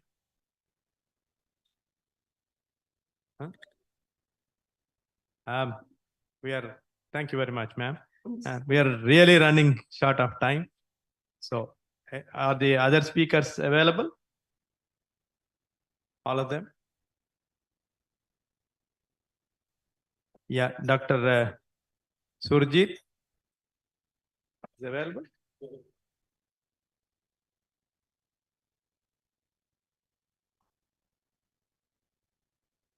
Okay. After this, we will conclude, and then on the organizer's permit, we'll take the other three as well, if it's possible, if the others are present as well. I need to click or just.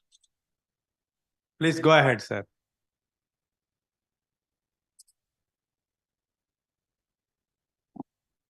So good morning, everyone. Today I'm going to discuss about an interesting finding that we got, where I will talk about how the serotonin neurotransmitter signaling through one of its subtype receptor 5-HT2B affect the solid tumor growth by affecting antigen-specific tumor immunity. So this serotonin neurotransmitter is a part of the system we call as neuroimmune communication, where both the nervous and the immune system works in coordination to control wide variety of functions, both in homeostasis as well as in the pathology of different organs, including gut. And all we know that one of the major form of gut-associated cancer in Indian population is colorectal cancer. But it is not known how this different neuroimmune communication affects this colon cancer progression. Now let's talk about serotonin a bit. Serotonin is an amine neurotransmitter, majorly synthesized in the gut from the tryptophan amino acid in a two-step enzymatic procedure, from where it is taken by different blood cells into different parts of the body, where it signals through 15 wide repertoire of the receptor.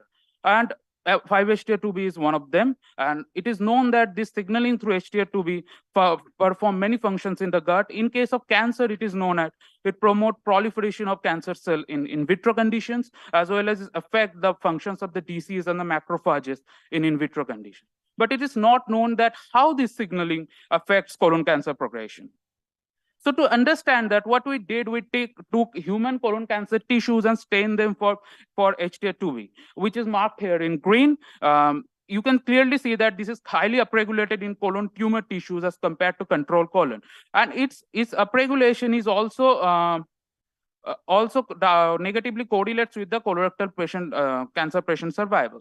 To know more about this interesting mechanism, what we went into the mice model, and we to understand the antigen-specific response, we ectopically expressed chicken ovalbumin antigen in mice colon cancer cell line MC38 and developed tumor with it, and treated it with either 5-HT2B agonist or antagonist. And we found that this agonist significantly enhanced the tumor growth, whereas antagonist reduced it. So all we know that the major form of effector that effector cell population involved in the antigen-specific immune response are the CD8 T cells.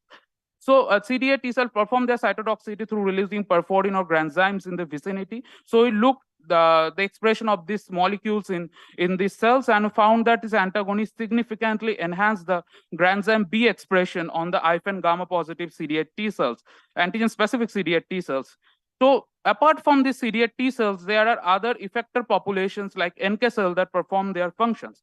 To rule out their role in this particular system, what we did, we depleted the CD8 T cells using monoclonal antibody in the same settings, and we found that when we depleted it, their anti-tumor functions of this antagonist is completely gone. So the functions of the CD8 T cells in the tumor are regulated by many other regulatory T cells like CD4 Tregs, MDSCs, TAMs, etc. And we asked the question that what about them? So when we looked their profile in this particular scenario, what we found that this antagonist significantly reduced the IL-10 producing CD4 T cell as well as MDSCs and TAMs in the tumor microenvironment, which is also reflected by the serum reduced serum IL-10 level and enhanced TNF-alpha level in those mice. So these data, along with many data, suggested that this antagonist may have some therapeutic importance. To check this hypothesis, what we did, we combined it with pre-existing immune checkpoint blocker that is used as well as chemotherapeutic agents. But all we know that these drugs has toxicities on their own. So adding one or more component to it may abrogate this toxicity. So what we did, we tweaked the system a bit. We reduced the dose of this immune checkpoint blockade or chemotherapies, almost 1/4 of what recommended in case of mice. And when we did this upper panel, you can see there are immune checkpoint blocker we use, and the lower panel is the chemotherapeutic drugs. And you can clearly see by the purple line that this combination significantly enhanced the efficacies of immune checkpoint blockers as well as the chemotherapeutic agents we have tested in this particular setting. So to cut the long story short, so what we found that this 5-HT2B antagonist significantly enhanced the antigen-specific CD8 T cell response as well as reduce the regulatory immune cell response towards the tumor. Many of our data also suggested it affects the expression of immune checkpoints such as PDL1 in the tumor. And when keeping these things in the mind, when we combine these with either immune checkpoint blockade or chemotherapeutic drugs, it enhanced their efficacy. So from this study, what I am trying to imply that there are many 5-HT2B antagonists available in the clinic used for the treatment of disease like schizophrenia, multiple sclerosis, and which has a therapeutic importance in cancer also. So these drugs can be used alone or in combination of this therapy, which will also reduce their dose. We can reduce the dose of these therapies also, and this can be an important component of the cancer therapeutics. Thank you for your attention. I am open to any questions. Thank you. Wonderful presentation. Any quick questions, or we can take them when he is over a cup of coffee? So, okay. Thank you very much for all the presentations. I don't know whether the other presenters are here. If they are, I would like to listen to them in another hall. But for this, we'll conclude this session now. Along with my co-chairs, I would like to thank Dr. Lalit, Dr. Hemant, and the organizers for inviting us to judge these wonderful free paper presentations this morning. Thank you very much.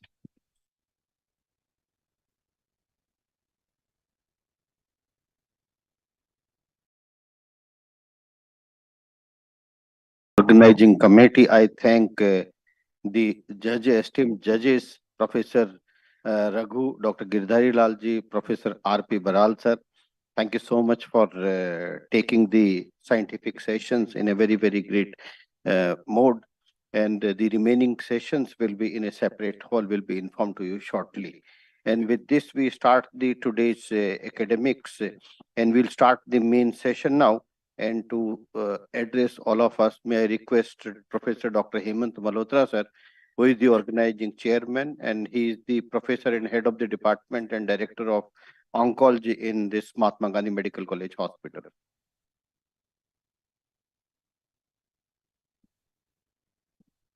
Thank you very much, Dr. Lalit, and my very, very good morning to all of you. It's my pleasure and privilege on behalf of my institution, the Mahatma Gandhi Medical College Hospital and the university, and on behalf of the Department of Medical Oncology, and on behalf of the organizing committee of the 4th annual conference of the Immuno-Oncology Society of India, to our institution and to our city. And on behalf of the organizing committee, please accept my apologies for taking you back to your MBBS days in this lecture hall. We did reserve our main auditorium for this function, but there is another function which is being conducted by the Prime Minister office, and the Chief Minister is sitting right to our right side at this very moment. So we will move to that auditorium tomorrow. So you'll have to please bear with us for today. There are some things which, even despite the best planning, happen. So, but we will give you top quality science. That is our promise to you. So, like we've started our today's academic activity with free paper presentations, just to convey to you that the importance which we give to our young colleagues and to the scientific research which is and should be happening in our country. So that was our top priority, the prime slot we gave to these young people. And I think you heard some very good presentations which argue well for the future. Our youngsters are very good, very bright, and we know that the specialty is in good hands, both in terms of the clinical aspects and in terms of the laboratory aspects. And I see so many of my seniors and my very dear friends of almost 3 decades, Dr. Raghunath Rao, Dr. Baral from Nepal, so many senior members of the Ayurvedic community. We have the Vice Chancellor, Dr. Sanjeev Sharma. Really thankful for you for coming here and for joining us in this program. It is my and मेरे गुरुजी हमारे institution के pro Vice Chancellor Dr. G.N. Saxena. He is here. So and so many top people. So I mean, please pardon me if I forget some names. Dr. Saraswat is here. Dr. Chirag Desai is here. And dignitaries of the Ayurvedic field, Ved Balendu Prakash from all the way from Dehradun, Dr. Porte, like representation from the ATRAC, Dr. Jyoti Khode, and of course, the members of the executive committee of the of the Immuno-Oncology Society of India, Dr. Jyoti Bajpai, who is full professor at the Tata Hospital and who's our secretary. Dr. Girdhari Lal and other people who are coming. Also, I think like to welcome our young colleagues, our young researchers who've gone through the effort of making these presentations for you and making some abstracts. So please find some time to see the abstracts. So if I were to just highlight some aspects of this conference, I think one of the main highlights which I feel is important is that we have this session which will start right after I finish, which will be in just 2 more minutes. East meets the West. And how can we collaborate and cooperate with our Ayurveda colleagues and the Ayurveda science, which has been around for 4,000 years. And if something has been around for 4,000 years, then there has to be some huge benefit to humanity in that science. And my personal feeling is, you may not agree with me, that if we have to overtake the West in terms of pharmaceuticals, we have to dig out something from this huge treasure which we have and test it as per current standards and then be the leaders in the world. If we just try to copy the Western molecules, we are not going to get anywhere. So that is my personal feeling. And if we can do even a little bit in that direction, maybe we can make that initiation today. So that, I think, is one of the highlights of this conference. We are also associating with one international organization as because of the good offices of our Honorary Secretary, Dr. Jyoti Bajpai, the Society of Immunotherapy in Cancer. This is an international organization, very respected organization, and we will have one full session, which will be, in which we will have the SITC's experts on board. And I think one more session which I would like to emphasize and highlight is our session on low-dose immunotherapy.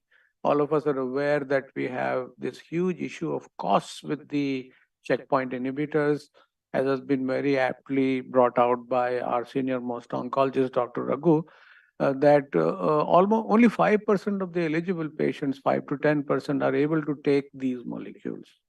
Why don't we reduce the dose by 10% and consequently reduce the cost and produce our own data? And then maybe we will have an alternative in the low and middle income countries like ours and give this immunotherapy to a lot many more patients. And the last thing which I want to highlight in this conference is that Indian car is being developed. You know, not the car, the four-wheeler ones, but the CAR T cells. And the people who are instrumental in developing that car, the scientists from the IIT Mumbai and the clinicians from Tata Hospital, they will be present here in this meeting, and they will provide us, so to say, from the horse's mouth, what is the status of the Indian CAR T cells in our country, and when do we expect this car on the road. So I think it's going to be an exciting 3 days. And once again, welcome to the Pink City. And I think if any of you has come from Bombay or south of India and not prepared for the cold, we will provide you with jerseys and coats if you so desire. And with that, again, I'd like to finish with thanking my team. I think Dr. Lalit Mohan Sharma has worked very, very hard. And along with that, Dr. Jyoti has been instrumental in designing our scientific program, in whipping all of us into action.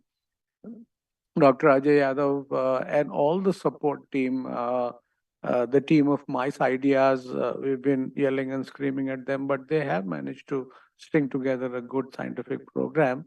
And we hope that this continues for the next 2 days. So once again, welcome to the Pink City, Padaru Maridesh, and I hope you have a good time.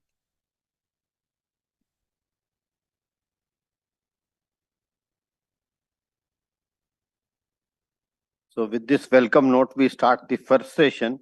Already told to you about the East meets the West, and it will be like holding hands with the ancient Ayurvedic system. To chair this prestigious session, may I request Dr. Professor Sanjeev Sharma, sir. Professor Sanjeev Sharma sir is professor and he is Vice Chancellor at the National Institute of Ayurveda. Sir, please come here. Thank you. So he is professor and he is Vice Chancellor at National Institute of Ayurveda, which is a deemed university now in Jaipur. And along with him, may I request Dr. Jyoti Kode. Dr. Jyoti is Principal Investigator and she is Scientific Officer at the ECTREC, which is Tata Hospital's research wing. And she is Associate Professor and Officer in charge of Anti-Cancer Drug Screening Facility at Tata Hospital ECTREC Center in Mumbai. So with this, may I request both the chairpersons to start the first session, please.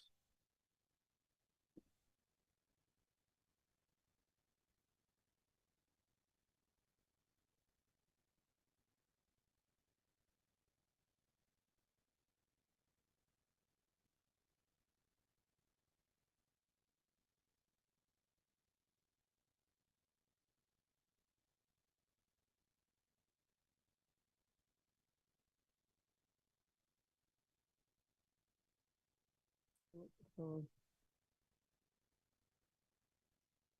good morning all, and I would like to thank organizer actually to give us the opportunity to have this look at this important session of integrating Ayurveda, because now is the time, like right now only Chinese traditional medicine has been on the forum, though India has, in fact I would say, more than long-term ancient treasure, as Dr. Hemant also rightly pointed out.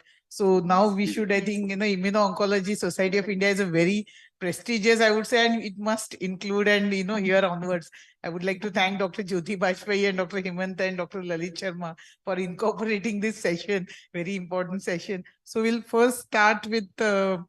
Shweta Gujar. She is from ICDRC, Assistant Director, and they have been putting a lot of work actually in this direction, doing a lot of clinical trials actually in Ayurvedic formulations. So we look forward to your presentation, Dr. Shweta.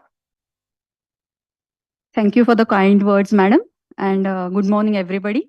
I'm really thankful for the organizing committee for inviting us here to present our work. I represent Bharatiya Sanskruti Darshan Trust's Integrated Cancer Treatment and Research Center, which is situated in the Wagholi, Pune. It is recognized as Center of Excellence by Department of Ayush, Government of India for cancer. It's supported by DAE for Radiation Department, supported by Tata Trusts for Panchakarma Hospital for cancer and research activities. It is also affiliated to Indian Cancer Society and empaneled under Mahatma Jyotiba Phule Jana Arogya Yojana and Pradhan Mantri Jana Arogya Yojana for cancer patients. Today, my topic which I am going to present is systemic immunotherapy response in Ayurvedic formulations in cancer management. I work under Professor Dr. S.P. Sardeshmukh, who is our director of the institute, Dr. Vinita Deshmukh, madam, my deputy director, and Dr. Vidya Gupta, madam, who is our research advisor from NCL. As we all know, immunity, what is immunity? Immunity can be developed, it is innate or can be adaptive, as we all know. In Ayurveda, the concept of immunity is also there, as known as Vyadhik Shamatva. What is Vyadhik Shamatva? It is immunity against the diseases.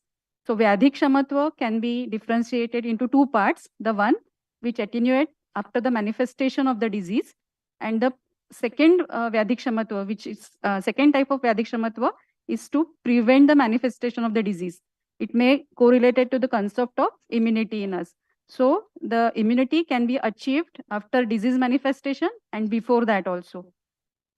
So in Ayurveda, Ayurvedic medicines which we are giving to many cancer patients since last 25 years, we are working in the field of cancer. And a small study which we have conducted during COVID pandemic, a simple example I can give you, how the Ayurvedic medicines can immunity boost-ups for these cancer patients also. We have taken a survey of our 723 patients who have undergoing sort of immunotherapy or Ayurvedic immunotherapy under our center. And what we have found that in first wave, only 4.3% of our cancer patients got COVID positive. And the death rate of is only 0.4%. And in the second wave, which is very aggressive, in that wave also only 9.2% patients, the patients who are undergoing radiation, chemotherapy, their immunity is already suppressed.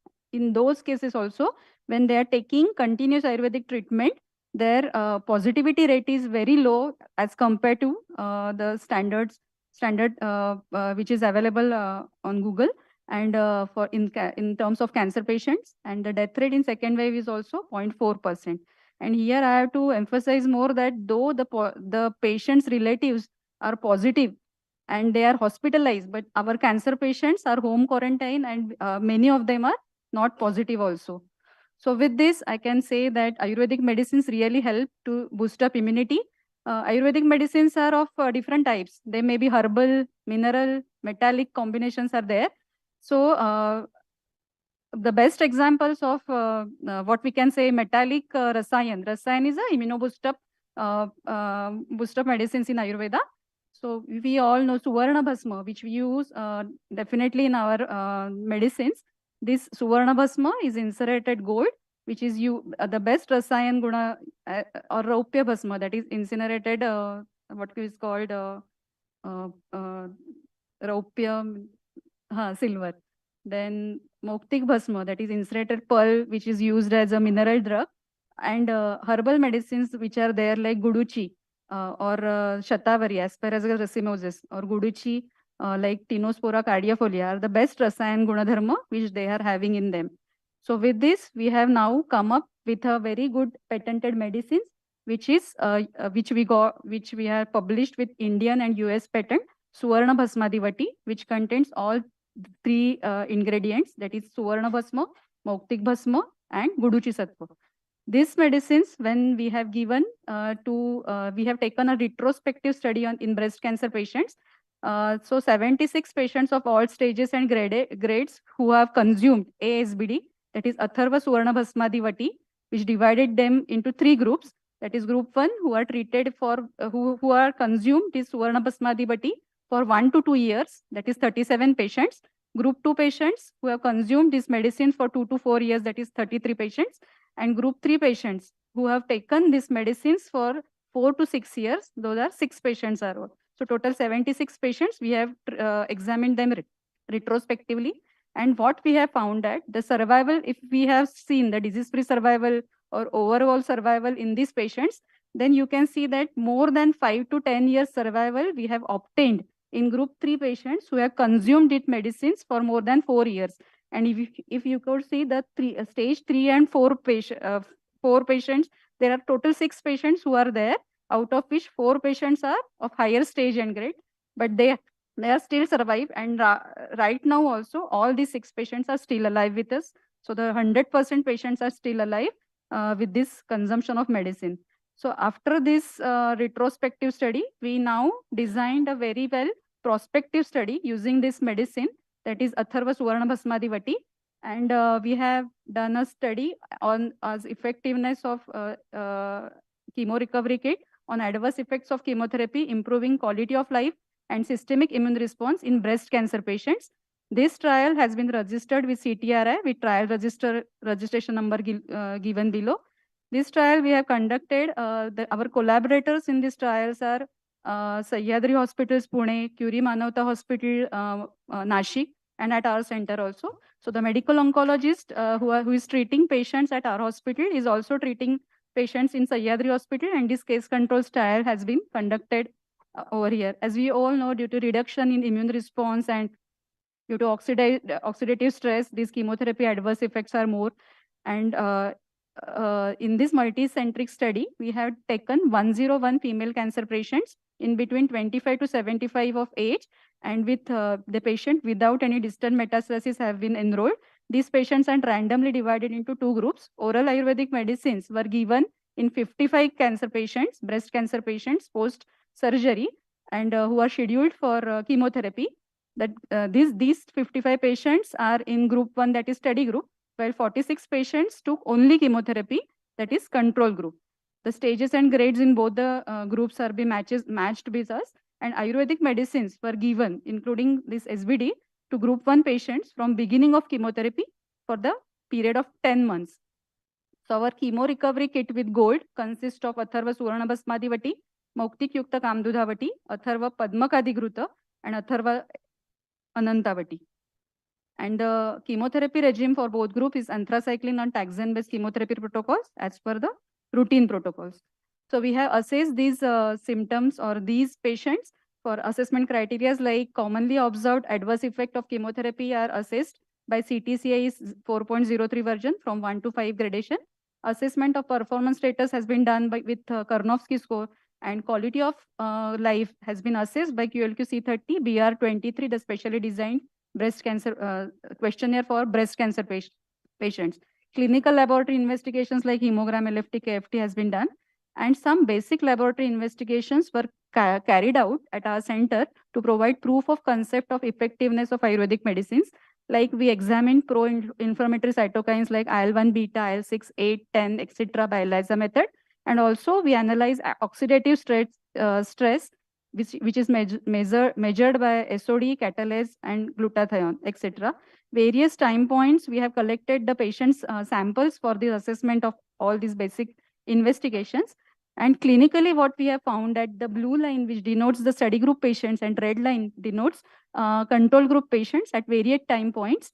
And what we, in the simple graph, we can see that the patients who are treated with Ayurvedic treatment shows better Karnofsky score, better quality of life throughout the study period. And the symptoms like anorexia, nausea, that in body ache, or mucositis, or fatigue, we get excellent results. And what we can say that significant results in statistically also. We have, after 4 years, when we have studied the Kalpal survival graph, the graph is little similar in both study and control group. And these chemo recovery kits are now in market with gold, and which is a patentized products with us and available in the market. Similar study we have conducted in the radiation as a radiation recovery kit also in the radiotherapy induced toxicity in oral cavity cancer patients. In this study, we have done some few immunological markers with ACTRAC, that is a research wing of Tata Memorial Hospital under the guidance of Dr. Shubhada Chipundkar madam, who is the at that time director of ACTRAC. In this study also, we have done a prospective study with group 1 patient study group with 115 patients taking this radiotherapy recovery kit along with chemotherapy, with or without concurrent chemotherapy, along with radiotherapy, and group 2 patients, 60 patients who are in control, they are treated only with radiotherapy with or without concurrent chemotherapy. The patients who are supposed to be taken radiotherapy, the radical radiotherapy are included in the group, and the palliative radiotherapy is excluded. Ayurvedic medicines were given in this group for the period of 12 months. The radiotherapy, the complete radiotherapy recovery kits consist of ASBD, Moktik, that is the main immunity boost up medicine, then Moktik Yukta Kamdudha, Atharva Yashtimadugruta, Atharva Nantamati, these are for the consumption. And then Atharva Yashtimadugruta, this is a local application we have given for the patients throughout the radiation period, and also for the gargles, very good herbal medicines, which herbal combinations we use to use for Atharva Gandush Churna and Atharva Yashti Madhu oil for nasal application. Assessment criteria are same like common toxicity criteria, Karnofsky score, QLQ, head and neck 30, 35, hemograms and ROS and cytokines. At various time points, what we have found at A time point, that is before radiation, B is mid radiation, C is at the end of radiation. Blue bar denotes study group patients and red bars are control group patients.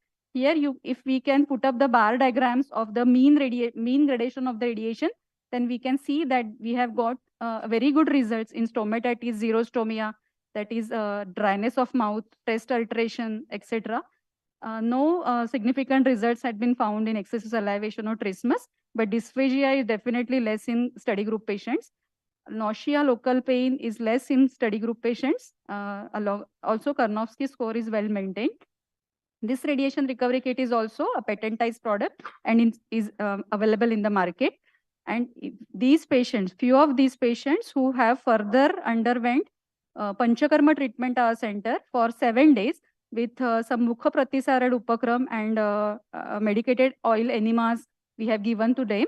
And after this, if we separate the stage 4 patients who have taken, there are 12 patients who have taken of stage 4 who have taken oral Ayurvedic medicines along with Panchakarma treatments, and versus if we analyze control group 11 patients who have taken only radiotherapy and we have assessed them till next 4 years, then you can see the definite survival benefit is found in the patients who have taken OM plus Panchakarma. Though the sample size is less, we are now trying to make it large and getting more number of patients in it. As I know, this is an immunological conference and you must have all interested in finding what are the findings of all ROS and immunological markers. For that, I have my colleague, Dr. Sridevi Pathak with me. She is better than, I'm a clinician, but she is a PhD in life sciences. She can better tell you how the results expected. Please, Sridevi.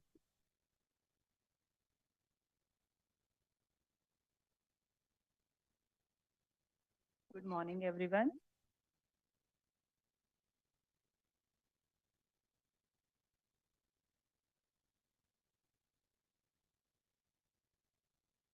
Okay, Dr. Shweta Gujar has covered the clinical aspects of the clinical trials that have been conducted in our institute. I will be talking about the laboratory parameters of the immunological parameters. As we all know, chemotherapy and radiotherapy induces various early and late side effects such as oral mucositis, gastrointestinal toxicity, etc. And there are a lot of oxidative stress and immunosuppression that happens during these treatments. And there is a lot of research going on using the natural products where they use crude extract, fractions, compounds to find out molecules which can overcome these side effects.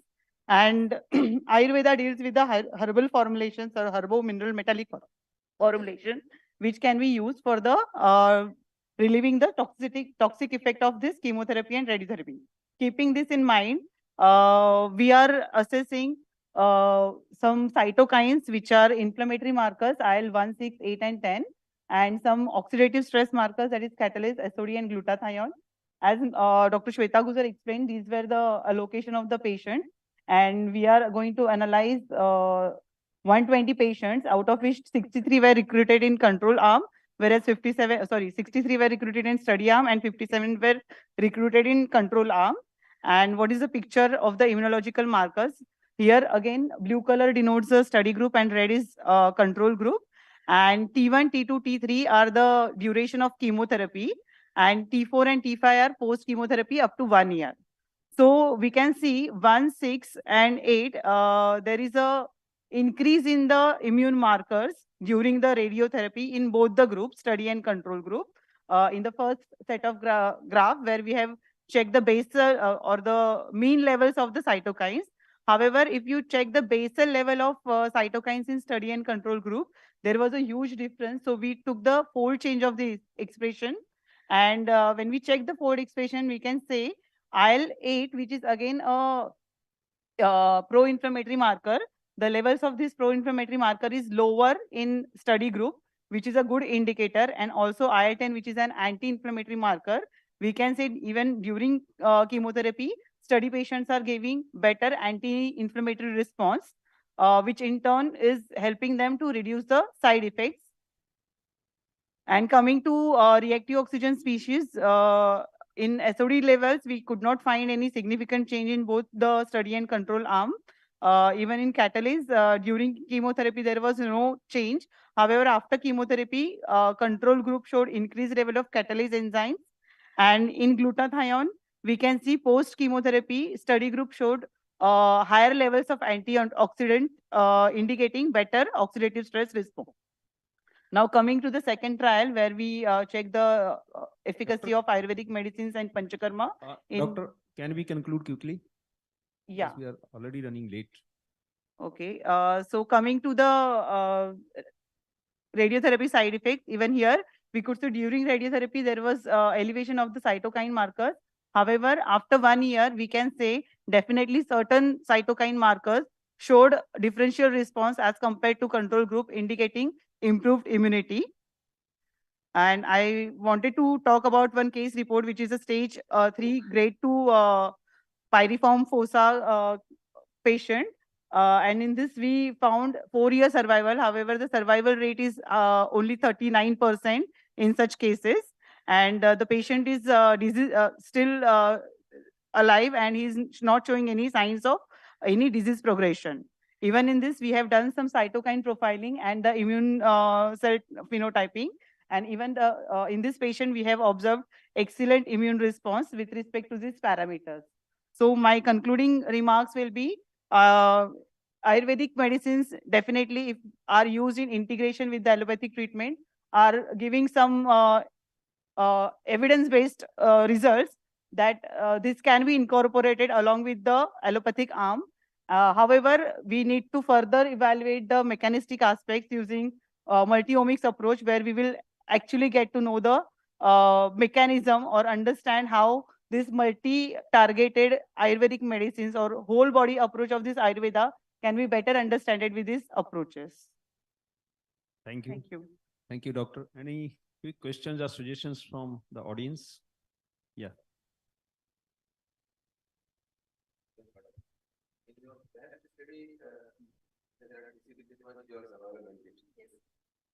Because in breast, there are multiple variants which affect the survival, including ER, PR, HER2/neu, and Ki67, even age. So you should have done the multivariate analysis. This topic of immune response of chemotherapy and radiation. So I put up just single slide of that study. This is a very big study and all the aspects are examined by us. In some time, I will definitely share the same. And when it will be surely published in recent work. You can find it on the next slide. But you do prospectively with all these. Yes. Yes, sir. Yes, sir. Yeah, very good approach. Somehow I saw a very big error bar in all these markers. That will make like a little bit dicey. They are trying to go for the cytokine and panel. And we have to look for the subgroups as well as therapy. You have to look for the speed, grade, age, all these parameters should be taken into consideration. So can I ask Dr. Shweta? Yeah, I would like to ask on that, in a survival curve, yes. Up to kind of large time they were together, both the arms. But if the Ayurvedic treatment prolonged longer, it gave a better survival. So you think the continuity has to be there of the treatment? Chemo recovery kit, the medicines which are there with SBD. See, I have shown the previous data. When you have consumed the SBD for more than 4 to 6 years, then you will get the survival benefit also. But in this chemo recovery kit, we have given just 10 months of SBD to the patients, and not that much survival difference is found at the end of 5 years. But let us see, after that, those patients are consumed only for 10 months of medicine. Longer the for SBD, more the survival. Yeah. Okay. Yeah. Oh, yeah, right. Oh, right. Sorry. So thank you, Dr. Shweta and her colleague for nice presentation and nice work. May I now request Vaidya Balendu Prakashji, who is a renowned physician and consultant and working on this specific area from Rudrapur, Uttarakhand. My request to Dr. Balenduji that kindly restrict to the time because we are already running late. Yeah.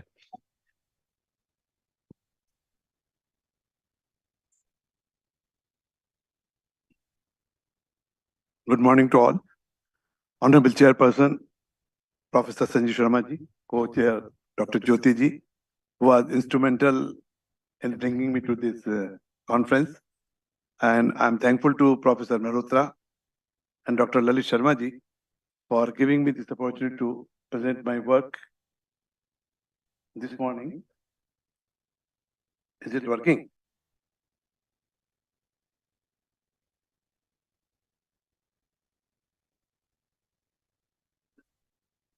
Okay. Not my fault, sir. So today I will be speaking on a topic because when I see this conference standard East meets with West, and I come from Ayurveda after doing my BSc, and I was fascinated by the work of my father, who was a Ras Vaidya in Meerut, and treating certain incurable disease, which was imagined to believe. And then when I went to Ayurveda, I read the first Siddhant of Ayurveda, Swasthasya Swasthya Rakshanam. Aturasya Vikar Prashanam Cha. What is Swasthasya Swasthya Rakshanam? Means how to maintain a health of healthy person. So how it is possible to keep a person healthy? That is only thing that if we keep the immunity intact at cellular level to tissue level to organ level and body level. So I feel personally that Ayurveda is itself a immunomodulatory science. And today, when we talk about immune therapy and cancer, and after spending more than 4 decades in this field, I can come out that there is definitely something. And today, I'm presenting a model about chronic pancreatitis. And what is chronic pancreatitis? That today, there is a belief which is coming up, which is emerging now, that chronic inflammation may lead to cancer. There are many published studies, and it has been established about colon cancer, liver cancer, esophagitis, and even for pancreatitis, it is established that there is a great linkage between chronic inflammation and cancers. So cancer of pancreas, because rather than talk on everything, I will be very restricted to on pancreas and pancreatic cancer. So pancreatic cancers are rampant these days. They are increasing, they are fatal, and they have high morbidity. And it is usually diagnosed in a very advanced stage. So there are many causative factors, and basically Tigaro, toxins, idiopathic, genetic, obstructive jaundice, recurrent pancreatitis. But one of the cause of pancreatic cancer is pancreatitis. And both acute and chronic pancreatitis may increase the risk of cancer. And in hereditary pancreatitis, the risk is highest, which is about 40%. So pancreatitis is an inflammatory disorder, which in majority of the cases gives upper abdomen pain radiating to back, and with steatorrhea, nausea, vomiting, weight loss, and uncontrolled blood sugar. And diagnosis is made by a competent gastroenterologist who is well versed with all the diseases of the abdomen and pancreas. Modern medicine never claims that it can cure pancreatitis. There is a good management of pancreatic patients, though there are certain fatality during the attacks. But the treatment is emergency hospitalization, lifelong enzymes, restricted diet. But in spite of that, pancreatitis keeps on increasing. And the data from America says nearly 55% come to death in 20 years' time. Now, what is Ayurvedic treatment? So, you know, Ayurveda is a science, but I'm talking about today, I'm glad that we are talking hand in hand. I met Dr. Lalit in 2000, in Baroda in ICON Meet, where I was invited for the first time to present my work among oncologists. And since then, we know each other. But when I talk about 1972, when I talk about 84, there was a sort of enmity. So there's a great thing, Dr. Lalit, that today we are talking east with west. Dr. Hemant Malhotra told that we have to explore Ayurveda in such a fashion that we can go to the world leader. So that's a great day. But in those times, in 1972, incidentally, a formula emerged by my father, who was a Rasvaidya, and he made a medicine out of copper, mercury, and sulfur, and it cured a dying patient of pancreatic cancer in 1972. Doctor who operated, they closed it, and they did not make any further intervention. Well, he will not survive. He came to my father that time, he survived, and then doctor said it might be pancreatitis. So I was taking it. Even pancreatitis was not curable. So then word of mouth, it was going on. And in 97, I started documenting my practice. And today I'm making a presentation of my cases which have been enrolled from 97 to 2022. It is a very gradual word of mouth publicity. And there is a belief about pancreatitis in India that it is a disease of southern states of India. If you read any research paper, you'll find only thing. But our findings, which has been analyzed at 100, 250, 555, and now 1600, we say the disease is more prevalent in northern India and with the highest number from Uttar Pradesh, and Rajasthan ranks 8th in that. The disease is more prevalent in male and female, and it is the most producing age. To our reproductive age at 19 to 45 years, this is highly prevalent at that time. The patients are diagnosed by the hospitals, and they use these gadgets for the diagnosis. And this is the history. And this history gives an indication that nearly 92% patients who come to us, they had a history of less than 10 years. Then what happens to them? So that means if we take a survey that what is the survival rate of pancreatitis patients, I think the result will be different than American one. And this is a very interesting finding about tomography. We have published it, that there is a common belief that disease is more prevalent among alcoholic, but our data says something else. Similarly, non-tobacco and genetic. Less than 5% patients had genetic one, and non-veg remains the same. These are the cases of different variants of pancreatitis who approached our clinic, and you say nearly 10% were of hereditary pancreatitis. And what is Ayurvedic treatment? Ayurvedic treatment is Amar, which I will elaborate later. It was given 3 to 4 milligram per kg body weight for 1 year, along with certain classical medicines which are given to the patient because some patients have hepatitis, colitis, cholecystitis, other symptoms.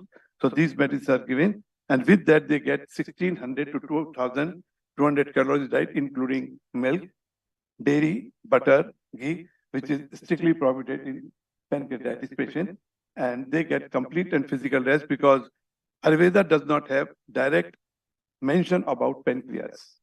They say Yakrit Pliha Rog. So Yakrit and Pliha, we say liver and spleen. So this is the gland which is located to that. So I hypothesize that our Rishi Munis made it Udar Rog, and as they said there should be mental and physical rest in this disease, we also give the same to the patients. This is our overall data. So of 1500 patients who have been analyzed, that we have about 2% death rate. We have a very interesting group of 39 patients who took the medicine but never started because Ayurveda is still a fear about it. So many apprehensions, toxicity, metals, that thing. So 753 patients have completed the Ayurvedic treatment for 1 year. So we will be discussing about that, and there is a 2% patient who showed progression of the disease. This is the impact factor, and this data, that time we had 600 patients, we have presented in 50th joint meet of American Pancreatic Society and Japan Pancreas Society in Hawaii, and where this result was the same, that Ayurvedic treatment is able to reduce the intensity and frequency in number of patients, as it is evident by the number of hospitalization pre and post and number of emergency attacks. The second thing, which is very important, and it justifies Ayurvedic philosophy, Ayurveda defines a medicine that it should be easy to take, it should be able to treat the disease, it should not cause side effects, and the disease should not relapse. In this slide, you will say the survival period is crossing 20 years, up to 20 years, and only 2% cases out of 768 patients have shown the progression and the relapse of the disease. Another marker is CA19.9, which is showing the progression and regression of pancreatitis. It is believed that if cancer marker CA19.9 is more than 300, it is termed as cancer pancreas.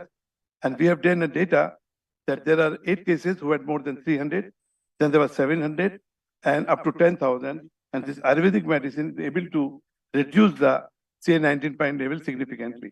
So we have taken certain research about the reproducibility, that is with IIC Bangalore. So metal converts into mineral complex. This is the sequential change. And this is the final formula which we are using right now, and it has been subjected to patent. Toxicity is the major concern. The product has gone to subacute, acute, and chronic toxicity. No adverse effect has been seen. And similarly, experimental studies on L-arginine-induced pancreatitis have shown that this product works on very well in pancreatitis protective properties, up to 3-4 mg per kg body weight. That helped us to develop the therapeutic dose of this medicine. So we have Amar, which shows pancreatitis protective properties.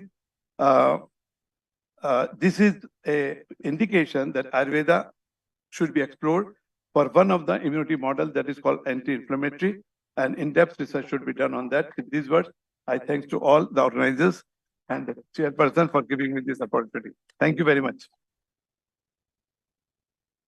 Thank you, Dr. Balenduji. Really nice work you're doing. I congratulate you. Any questions from audience and suggestions? Yeah, thank you. Good morning. Right. Okay. Yeah. So we can take the questions and discussions at that time. Yeah. Can we call now next speaker? Thank you. Dr. Sharad Porteji, who is Associate Professor in the National Institute of Ayurveda and is very enthusiastic clinical practitioner in the field of the oncology on Ayurveda point of view. So Dr. Sharad Porteji, kindly stick to the time. Thank you, sir. Thank you. Thank you, sir.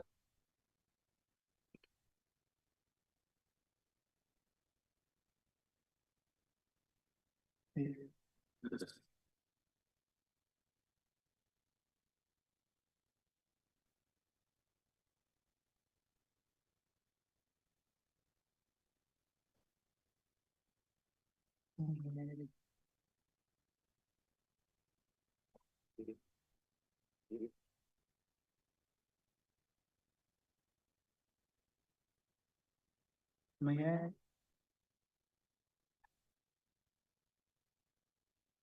यहाँ से लगा लो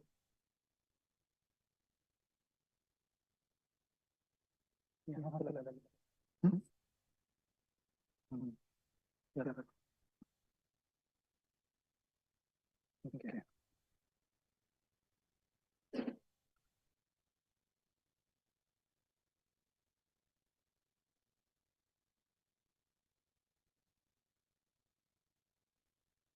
Thank you, sir.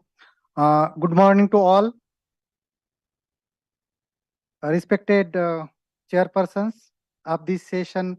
First, East to West meet Professor Sanjeev Sharma, sir, Vice Chancellor, National Institute of Ayurveda, Dr. Jyoti Kode ma'am, Senior Scientist, Extract, Tata Memorial, and friends. Today, I am going to discuss on role of Ayurvedic drugs, Ayurvedic Rasayan drugs especially, for development and enrichment of immunity in cancer patients. Friends, immunology is a branch of medical biology which deals with the study of the immune system, its component, pathophysiology and its disorder. And cancer immunotherapy or immuno-oncology is a branch of medical oncology which deals with the study of unique approach to treatments of cancer by enriching the immune system to fight with the cancers. Now, questions is that, is there is any reference in Ayurveda about or near to immunotherapy or immunology? Definitely the answer is the yes. See here the quotations, Chalya, Shalakya, including Rasayan Shastra and Vajikaran Shastra. There are 8 branches in Ayurvedic medical science in ancient time in Ashtanga Ayurveda, out of which Rasayan Tantra is one. By these quotations, you can assume that how our acharyas had serious in their in this therapy, Rasayan Tantra. See, when we will go search in details in our Ayurvedic Samhita, you will find the 822 references of the Rasayana in 14 textbook of Ayurveda, main 14 textbook of Ayurveda. Out of 44, there are 44 textbook of Ayurveda recorded by Ministry of the Ayush. Out of these 54 textbook of Ayurveda, I searched only 14 textbook of Ayurveda and I found 822 references about the Rasayan therapy. Charak Sahita 101, Chakrapani Datta 65, Susrut Sahita 29, Dallan 27, Ashtang Hruday 57, up to Rajnikantu 70, total 822. Now, this is the graphical presentations. This is the references from Charak Sahita about the Rasayan therapy. This is the reference of Susrut Sahita about the Rasayan drugs. This is the reference from Ashtang Hruday about Rasayan drugs. This is also reference from Ashtang Sangraha, Kaidav Nigantu, Dravyagun Sangraha, Dhanvantri Nigantu, Bhav Prakash Nigantu, Madanpal Nigantu, Raj Nigantu, and all that. Now, question is that what is meant by Rasayana according to Ayurveda? As per Dallan, who is the commentator of Acharya Susrut, Rasanam Rasaraktadinam Ayanam Apyanam Rasayanam. Means what? Any elixirs or medicine or therapy which is used to nourish and transport the ras and rakta. Rasa is similar to lymph or lymphatic systems. It is similar to it is nearer to lymphatic system, rasavastrotas, and rakta, it is the hematological systems. So any elixir or medicine which is used to nourish and transport the rasarakta dhatu is called rasayana as per our science. In current clinical practices, the rasayan therapy is considered as either antioxidant or immunomodulatory activities. Now, what are the objectives of rasayan therapy or rasayan drugs in our Ayurveda? As per Susruta, rasayan tantra nama vayasthapanam Ayurveda balakaram roga aparan samartachya. Means what? The objectives are first, stabilization of the life, second, increase the longevity, third, enhancement of the physical and mental strength, and fourth, make the body able for resistance against disease. The same objectives are described by Acharya Charak, Dirgam Ayu Smruti Meda Arogyam Tarunavayam Prabha Varna Swarodariya Deyendriyam Balamparam Vak Siddhi Pranati Kanti Labatena Rasayanat Labha Payo Shastanam Rasadina Rasayanam. The same. Now we here discuss some. There are n number of rasayan drugs described in Ayurveda. Some of drugs we are going to discuss here. One of the Pipli. Pipli is the rasayan. See, this is the quotations of Bhav Prakash. Pipli has been praised to have good rasayan properties. It is widely used in treating respiratory disease, and in our clinical practice, it is found beneficial as an adjuvant rasayan in cancer of lungs, especially adenocarcinoma of lungs.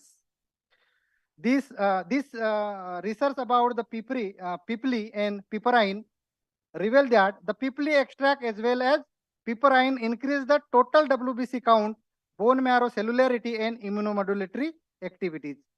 Amalki, this is Amalki. Amalki is also rasayan in Ayurvedic medicine that is primarily used for the treatment of gastrointestinal diseases.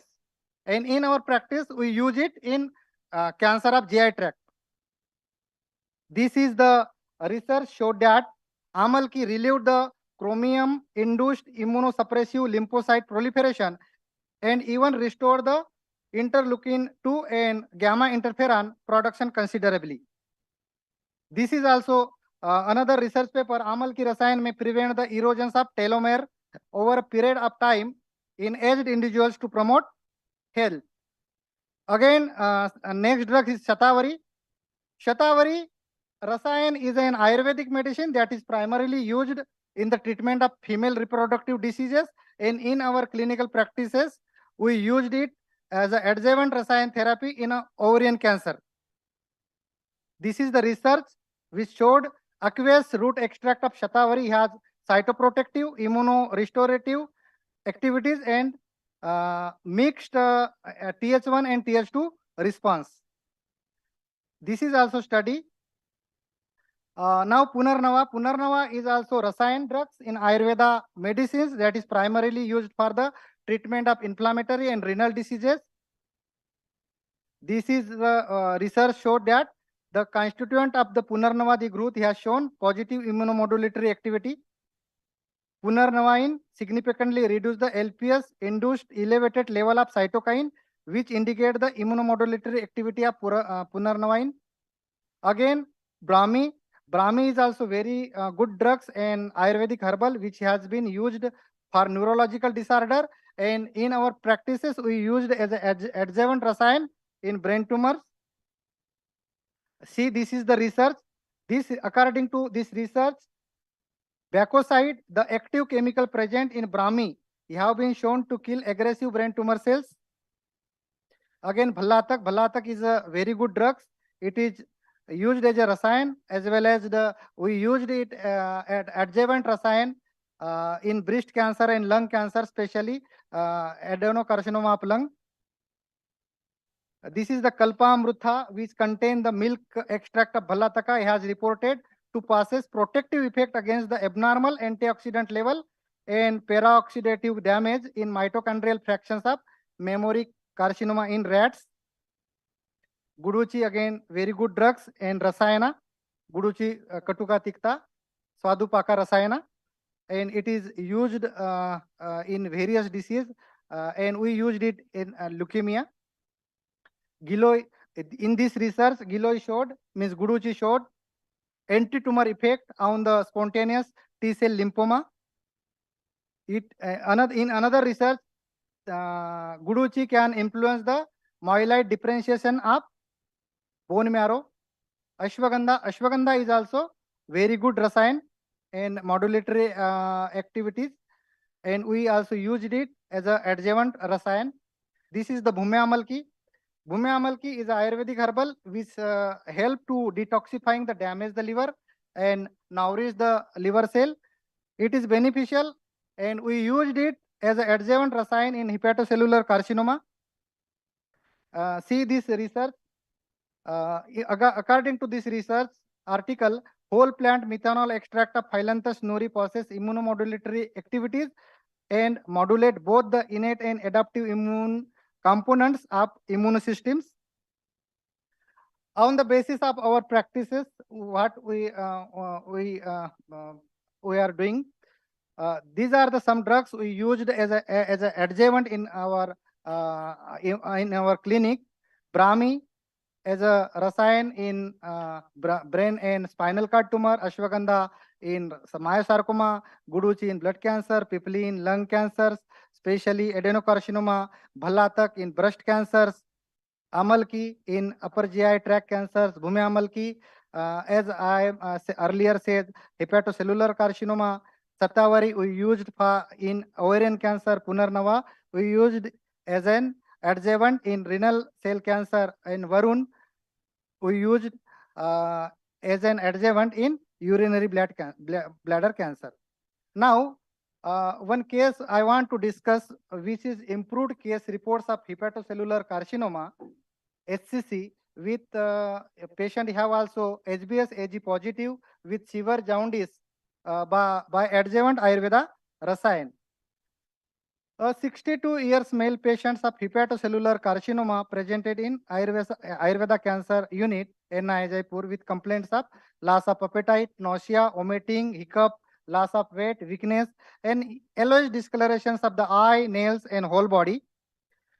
Patients on already oral chemotherapeutic drugs, lenvatinib 4 milligrams, and patient having history of chronic alcoholic and chronic smoker since 20 years.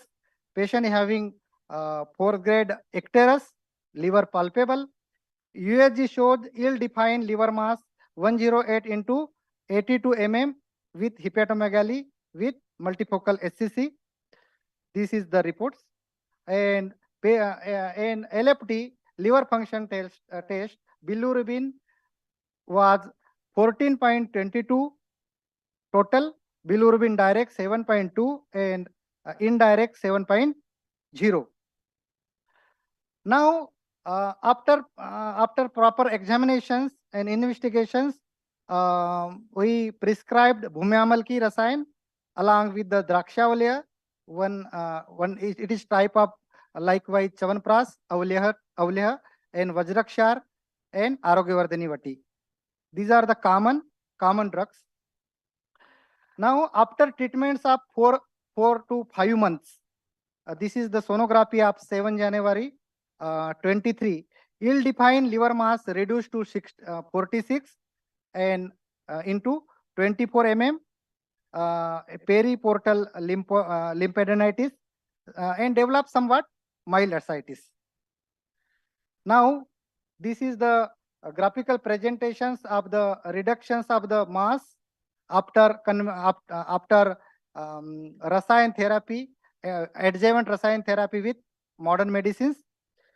the ALS is reduced from 108 to 46 and TS is reduced to 82 to 24. This is the graphical presentation. Now bilirubin after 1 month, first follow-up, 29 September, bilirubin reduced to 8.2 from 14 and bilirubin direct reduced to 3.9, bilirubin indirect 4.3. And again in second follow-up, bilirubin reduced to 4.1 and direct bilirubin reduced to 1.9 and bilirubin indirect reduced to 2.2. In third follow-up, bilirubin reduced to 3.2, direct bilirubin 1.2 and bilirubin indirect 2. This is the graphical presentations of reductions of the bilirubin level before and after treatment. You can see here the bilirubin totals reduced, which was earlier 14.20, it reduced 8.2 in first follow-up, then reduced to 4.1 in second follow-up, and it reduced to 3.2 in third follow-up. Even bilirubin direct reduced from 7.2 to 3.9, 1.9, 1.2, and again bilirubin indirect 7 to 4.3, then 2.2 and 2. This is the one case only which we run our Ayurvedic drugs along with the modern oral chemotherapy also. Now, what is the conclusions? Friends, 8 branches of Ayurvedic medical science has been mentioned, out of which Rasayan therapy is one.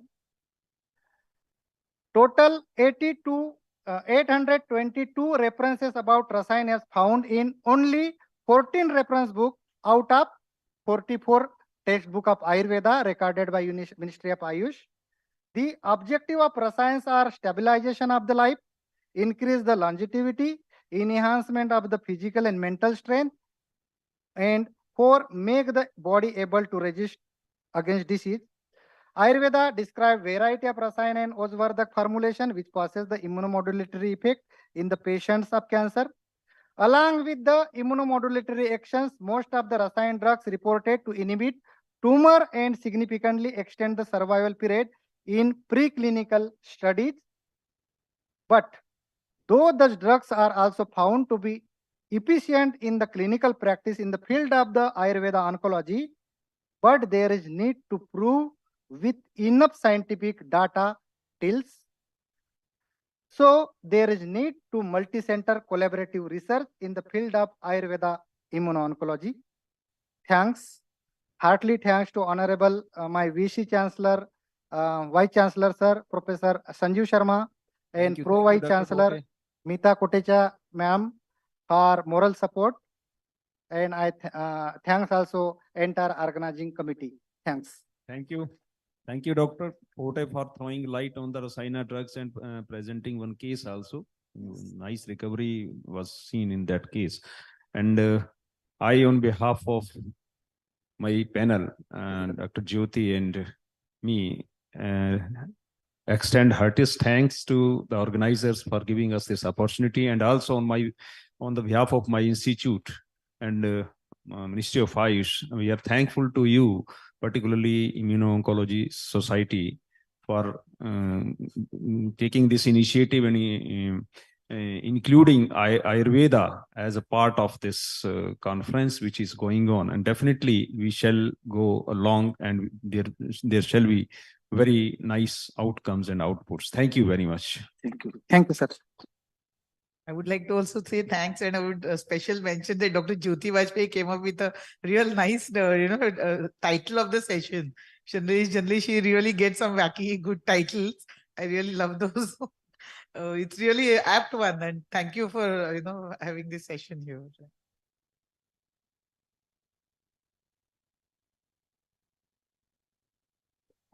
So I thank all the speakers, honorable chairpersons, for taking this session of Ayurveda, and we'll be conducting now the panel discussion on integrative oncology. And may I now invite the panelist, Dr. Shweta Gujar, Dr. Shweta has already been introduced to you. She is Assistant Director of IC Integrated Cancer Treatment and Research Center in Pune. Dr. Shweta, please come. Thank you. Dr. Jyoti Kode. Dr. Jyoti is Principal Investigator at ECTREC, which is a research wing of Tata Hospital. She is very dynamic, very energetic, enthusiastic. Along with her, may I request Dr. Ramesh Bonde from DPU Pune. Sir is Emeritus Scientist at DY Patil Vidyapeeth, Pune. Thank you so much for coming, sir. And sir was the first person to come in this hall also today. Thank you so much for coming, sir. Professor Dr. Raghunath Rao, sir. Dr. Raghunath Rao, sir, is one of the senior most medical oncologists and teacher of many of us, and he is pioneer in conducting research, cancer prevention, and low-dose therapy, cost-effective therapies, and all those. Dr. Balendu Prakashji, Vaidya Balendu Prakashji. Balendu Prakashji is good friend of ours since many decades. Very dynamic, very enthusiastic, and very robust modern Ayurvedic physician. Thank you so much, sir. And along with him, Dr. Sharad Porte, already introduced to you. He's Associate Professor and in charge of the Ayurvedic cancer therapy in National Institute for Ayurveda. Thank you so much. Dr. Shrikant and Professor Dr. Banavli could not join due to certain issues. Can I move this slide, please? So I think the question comes that how to do integration of the allopathic and Ayurvedic system. That remains major top goal. Can we move this slide? Okay. No, next slide. Okay, thank you. So these are the common things which we come across during our day-to-day practice. Patients always ask for the things written over the screen. So may I request Dr. Balenduji to throw some light importance of all these things, if you have any scientific basis for modification of these available things. So first, dietary modification. So can you use the mic, please, sir? Thank you, Dr. Lalitji, for providing me again the opportunity. You see, I have been seeing the treatment of cancer through Ayurveda before I born, because my father was the first person who made a evidence about the treatment of cancer in early 60s by using mercurial preparation, and that is well recorded in the documents of the ministry that time. And I grew up, I did my BSc, then BMS, and when I joined your IOSICON group, yes, sir, in 2000, so one of the remark by Dr. Parvesh Parikh, who was the founder of IOSICON, it was, I think, the changing point in my life. He said, what is Ayurveda? Ayurveda works well. We all know. There's no doubt about Ayurveda doesn't work. But Ayurveda is not taking its place. Why it is not taking that? So we are discussing. So he highlighted 4 points that what is the weakness of Ayurveda. And as a Ayurvedic physician, I should be the first one who should be ready to accept the weaknesses. First is single case report. Yes, sir. Second is short-term follow-up, poor research methodologies, and lack of coordination with interdisciplinary sciences. And I think whatever was talked in 2000, it is as prevalent in 2022. So rather than criticizing and talking about it, I focus myself, first of all, on acute promyelocytic leukemia, which I demonstrated under CCRS. And then I did. If Ayurveda is working, even in this model, that means there is something. And these are the markers, because Ayurvedic medicines are not cytotoxic and they are working within certain models.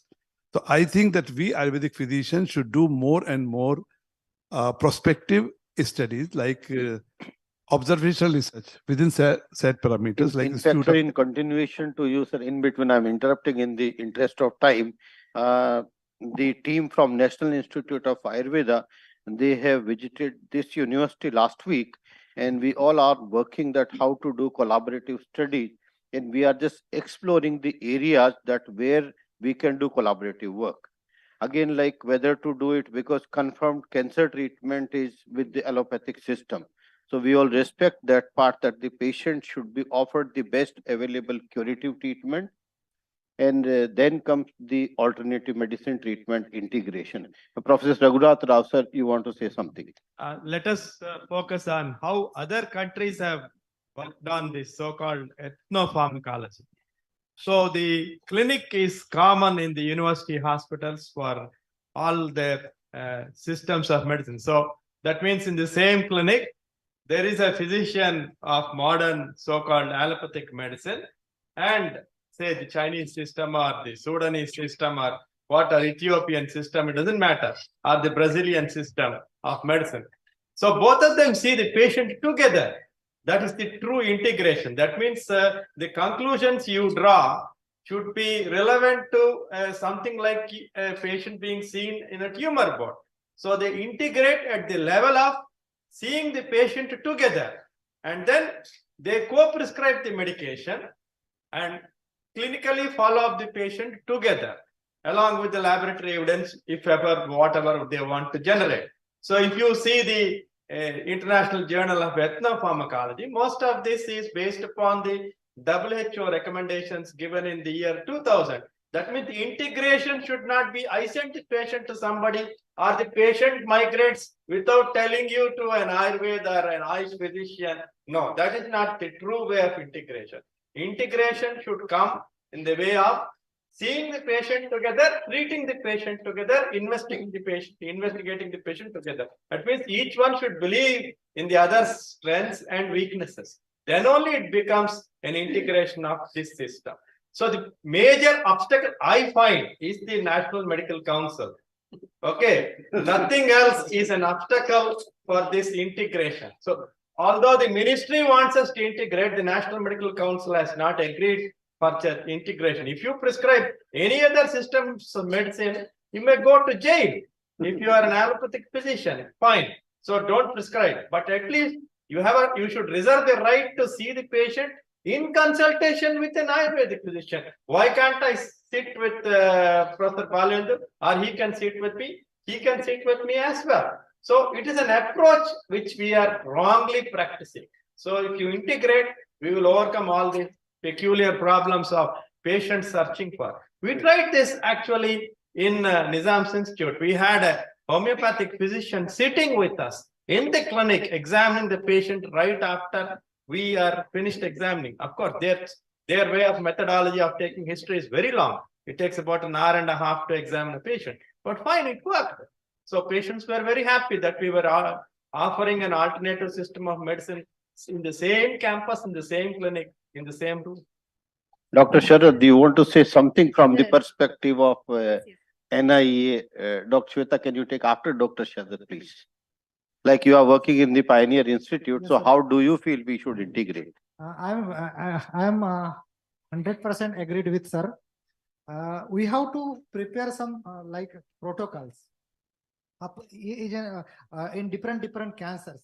Pancreatic cancer, lung cancer. Lung cancers are also squamous cell carcinoma, adenocarcinoma, small cell, large cell, breast carcinoma, triple negative, and all that. We have to sit down we have to come together and prepare at first scientific protocols for this. Each and every cancer, not only single. We prepare only if we prepare the protocols only single cancers, then it is not actually cannot run with another cancers. We have to prepare the protocols each and every cancers, from neck to head to toes. There are so many cancers are there, organ wise and also histopathological wise, and the allopathic persons and we, because we have the knowledge of Ayurveda and some medicines, but not so many knowledge of the modern medicines or modern technologies also. We are not eco-friendly with the modern technology. So may I interrupt you, sir? Like, may I ask Dr. Jyoti Bajpai? She is Professor of Medical Oncology at the Apex Cancer Institute in Tata Hospital, Mumbai. May I request someone to give mic, please? Dr. Jyoti, what are your thoughts that how should we integrate and take it forward? So I think very interesting and intense discussion, and I think very much practical as well, because this is the need and a lot of time in the clinics. What questions he is asking, it was so much thought echoing, because at every time in the clinics we face what to answer. We really don't know. I think Dr. Raghunatha Rao's model was fantastic, and perhaps if we can really integrate in the same OPD, in the same vicinity, it will enhance trust quotient also, because at present, there is a lot of time somebody says that I'm taking so and so things, everything, every time it comes into my mind, what will be the interactions and how it will harm my patients when they are on modern medicine additionally. So perhaps if we will get to know a little bit more about the science from other side, and there is authenticity and there's a trust which will be building with when we are sitting together, when we understand if there is some question we can directly answer ask and answer, that would be the most practical, I believe. Bring it on to the same platform. Yes, sir. I mean, what is complementary and what is mainstream is a viewpoint. It's an attitudinal change which we need to bring about. So can I say? Yeah, please. So I've got two things, like, we always follow NIH protocols for, of course, that is allopathy. Can immuno-oncology take a lead and think out of the box and actually start all clinical trials, as they have been saying, a methodical designed approach from here? Like, immuno-oncology can start like NIH, any Ayurvedic integrator has to be approved by immuno-oncology, clinical trial platform. And second thing, as again Dr. Jyoti Bajpai said, yes, those interactions matter. The research also, basic translation research has to go hand in hand in designing protocol, because we have seen some of the allopathy, Ayurvedic, sometimes they give the opposite effect. But whereas few things are actually in alignment, will reduce toxicity, but some actually aggravate this. So that we have to find out, like, which one. So these kind of different trials can be taken place. Yes, this combination for this cancer is in fact opposite, but whereas this combination is actually positive and brings better effect, absolutely reduced toxicity, longer survival. So these are the things I think I would request IOSICON Dr. and Sanjeev Sharma, sir, you are heading the topmost institute, deemed university, National Institute of Ayurveda. So, sir, what are your thoughts that how do we go ahead? Because with this meeting, we want to make some fruitful conclusions. It should not be just a meeting. Thank you. So I do agree with the remarks given by Professor Raghuji and all other eminent speakers and experts. Let us be more practical. And I want to make one commitment that my institute is open for this collaboration. And if some collaborative OPD work is started in collaboration with this institute, then I definitely shall welcome that, and we can plan like that. Can we have at least one OPD, integrated OPD? Integrated OPD means expert from your side and expert from our side can sit together in my institute. I will offer the setup, and can we go ahead with that?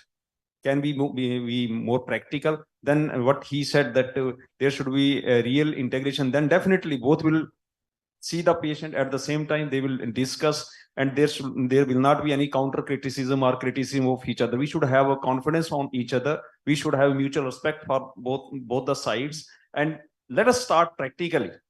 Yes, there are a lot of because definitely when a patient comes to you and you treat the patient, definitely at one point of time patient leaves you, and the patient comes to Ayurveda's expert or some homeopathy expert or some other Vaidyas and other traditional practitioners, and they don't even tell you that where they are going and what they are doing there, and you at some point of time you lost, means patient is lost by you, and he gets, and there are a lot of harms to the patient. Can we be more practical, and can we start this venture which we are discussing right now? Thank you. Thank you so much. So now, yes, sir. Yeah. One of the major problems of reading Western literature is that it always tries to project the toxicity of any other drug other than allopathy. To be very frank, allopathy is the most toxic form of treatment for any cancer. Let us accept this. So please don't run away from the fact that why do patients actually leave allopathic medicine and seek alternative systems of medicine for treatment of cancer? Because the others are least toxic. Let us accept this. So this is the survey result. Why did you go to an alternative system or other system of medicine? Because I did not want the toxicity of chemotherapy. Point. Period. Full stop. So can you counter that? We are not countering that. We are not countering in any way saying that indigenous systems of medicine in any country are preferred because they're not toxic. Let us accept that. But we seem to accept that it is always toxic. It kills the patient. It injures the liver. It produces neuropathy. Yes, doesn't taxane produce neuropathy? Doesn't vincristine produce neuropathy? We never talk about that. The Ayurvedic physician never criticizes us saying your treatment, so many drugs you have given are so very toxic. No, he is actually trying to protect you from the toxicity. Okay, so we are not highlighting that aspect at all. Why the patient? What is the preference? And why did the patients choose the other system of medicine? Thank you so much, sir. As for the kind information of the house, at this university, we have started one project where we are taking the babul ka chhal or that acacia. Dr. Janvi is with me. She is helping me for that. And that goes the approval from the ethics committee also. So we are comparing with the commercial available mouthwash. And on one arm, we will bring this for patients who are undergoing radiation for oral cavity cancers. And Dr. Shinsha is here. She is about to submit a project to ethics committee through NIA only, so National Institute of Ayurveda. And her topic is on head neck cancer and how can we prevent the relapsage impact after the first line treatment. So we are working slowly on that. And now may I request, you wanted to say something, sir? Yeah. Because I think I am actually odd man in, but the question here is, we are developing evidence base for Ayurveda, homeopathy and other things. So I am coming from regenerative medicine background and working with human stem cells. So I already published my paper as human stem cell as a platform for screening Ayurvedic rasayanas. And we have shown interested also that there is a rasayana called Dhanvantari Kashayam, which is used as an anti-aging agent. And we have shown that using mesenchymal stem cells from umbilical cord, dental pulp or placenta, when we add this rasayana into the culture medium, we have shown that there is less senescent cells. So this is a proof of principle because everybody wants evidence-based science, and we are here to give you the evidence-based science at a cellular level and also with a human brand, because you are using normal human cells, not the cell line, because the cell lines are anyway transformed. So these are the human diploid cell cultures having same chromosome number, and they are coming out from the discarded human tissues, basically the gynecological waste. So here we have umbilical cord and we have the stem cell bank at D.Y. Patil, and this is which is also available for supply to other people so that you can try. And one of the things which we have tried in COVID time is the arsenic album, which is homeopathic medicine used to boost the immunity. And we have shown that when we add it to the stem cells, they decrease the pro-inflammatory cytokines and increase the anti-inflammatory cytokines, and this paper will be published soon. So this is the evidence base. What I want is, so it is actually all the sciences should be complementary to each other and not antagonistic. So that is what I would like to conclude. Thank you so much. Dr. Shweta, you wanted to say something? Yes, I just want to tell you that this integrative pattern is already running at our institute at Wagholi, and since last 17 years we have our chemotherapy wards, radiation department, and everything else is there. Surgical specimens, when it is cut out, then we Ayurvedic physician just try to analyze it according to our way, Rupa, Rasa, Gandha, Pariksha of that specimen. In medical oncology department, we sit with our oncologist, medical oncologist. We see what sort of protocol he is giving, and according to that, we plan our Ayurvedic medicines. If there is, sir says if this patient is going to be suffer with neutropenia because of these medicines or immunosuppression, it will be there. And our medicines, we plan according to that. So this kind of strategy, we already going on at our center in Wagholi. And I'd advise, I just, sir, please come to our center, please visit us and see how Porte sir is there. Jyoti Kode madam knows our center. So I invite everyone to please visit our center and please guide us accordingly. So I think that is true integrative oncology they are doing at Pune. And now the question comes like, one is about reduction of side effects of the cytotoxic chemotherapies, like the slides you have shown, Dr. Shweta. What about the prevention? Dr. Balindu has mentioned about the prevention of pancreatic cancer by reduction in the pancreatitis. So, sir, correct me if I understood the things correctly, Dr. Balindu. If I understood the thing correctly about the prevention of pancreatic cancer by reducing the pancreatitis and its complications. Because this is a well-published report that pancreatitis lead to pancreatic cancer, and it is more so in hereditary pancreatitis. So I feel that when we are treating number of cases and long-term follow-up is going on for more than 2 decades, so that is also a model that by checking the inflammatory disorders at its roots, we can prevent it. Professor Saraswat sir is here, Vivek Saraswat sir.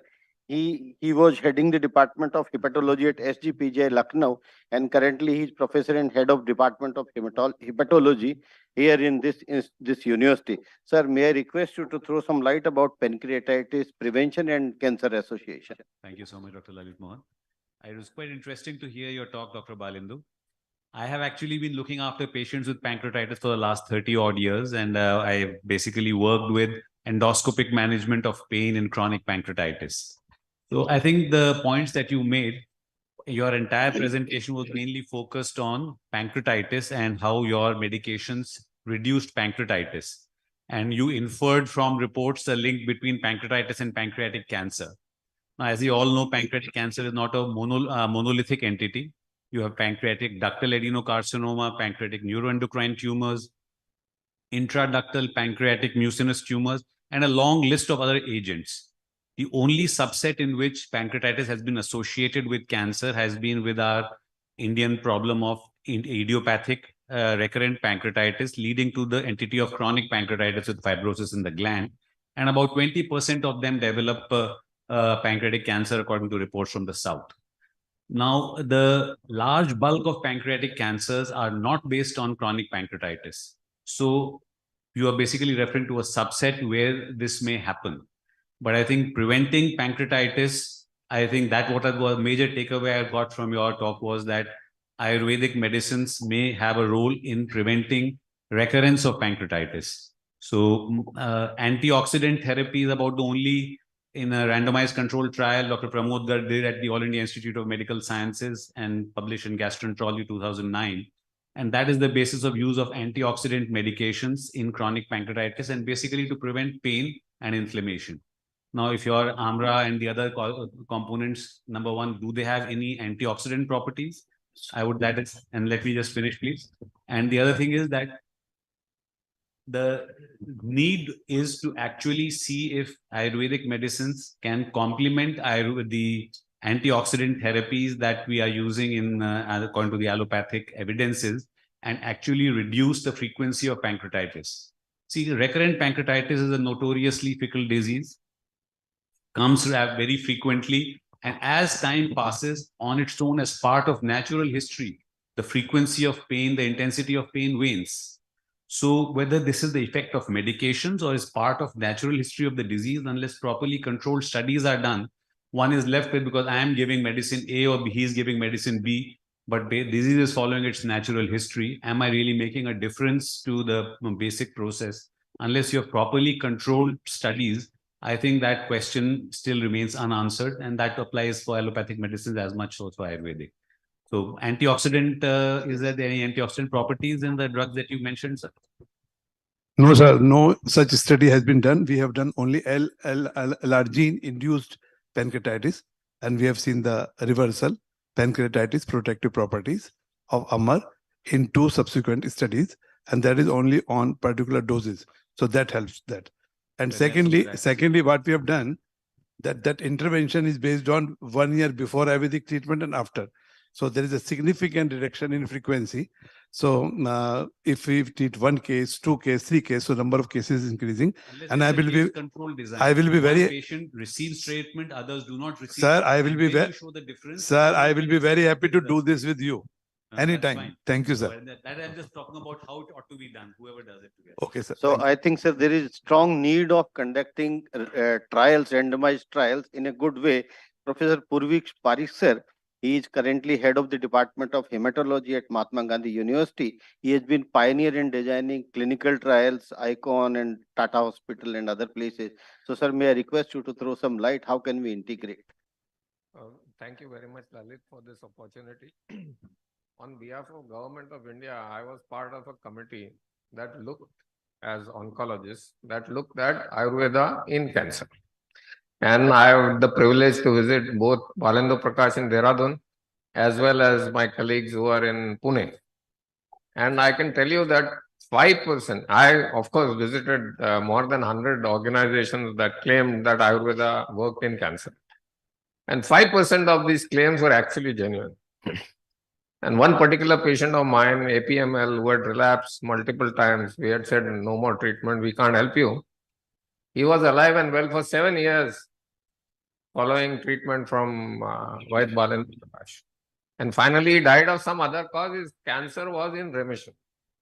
But the interesting part of that was that when I say cancer was in remission, actually I should correct myself. His peripheral blood count was in normal. Platelets normal, WBC count normal, no symptoms. But if you do a bone marrow test, then his blasts were still there in the bone marrow. So point I'm trying to make is that the way Ayurveda works is beyond our comprehension. It is not something that modern medicine understands. And if we don't change this mindset and we say that modern medicine parameters should decide how Ayurveda is working or not working, then we are making a big mistake. I think that is a very, very valid point. And sir, we also had similar experience of an 42-year-old lady who had refractory acute lymphoblastic leukemia. We treated during my training in AIMS. We failed with first line, second line, and then again she was treated with Balinduji only, and then she was well for last follow-up, in fact, after 12 years also, and we did bone marrow, which was after the Ayurvedic treatment also, and the similar finding happened, that the blood counts were normal, there were blasts, but the pathologists or the hematopathologists, they were saying the blasts were silent blasts or they were dormant, they were not active blasts. So we were not able to characterize. Professor Hemant Malhotra, sir, your comments on this discussion, sir. So I think all what is happening and what is being discussed just highlights the fact that these are two different modalities of treatment and there is very little crosstalk between the modalities. And if we need to move somewhere forward, integrate these two specialties, we need to work together. So I think the take-home message from my side is that we need to really truly believe in each other, that your science works, our science works, and we need to integrate and work together. Thank you. Thank you so much. Dr. Jyoti, your last comments, please. I'll just take very few seconds. So I think even in modern medicine, if you talk about immunotherapy, so immunotherapy also doesn't put patient into CR. Many times there are only PRs and stabilization. And I happen to, see those poster children of initial ipilimumab trial in Memorial Sloan Kettering, who are the patients who are after 10 years of that ipilimumab therapy, there are coin shadows in the lung, but patient is absolutely fine doing all sorts of activities. So I think there is a role of immune modulation, which is very, very important. It doesn't work like the cytotoxic chemotherapy and doesn't take patients into complete CR. So this is what I think there is some component of immune modulation in Ayurveda also. I think that is very, very relevant, that it is the immune modulation which controls the disease. May not with the allopathic system, we may not be able to say that it is eradicated based on our assessment. So we need to revise our own assessment criteria also, which is an evolving field, and we all learn from each other. So may I request Professor Raghu sir to say last comments. In the interest of time, we will stop here after Professor Raghu's comments.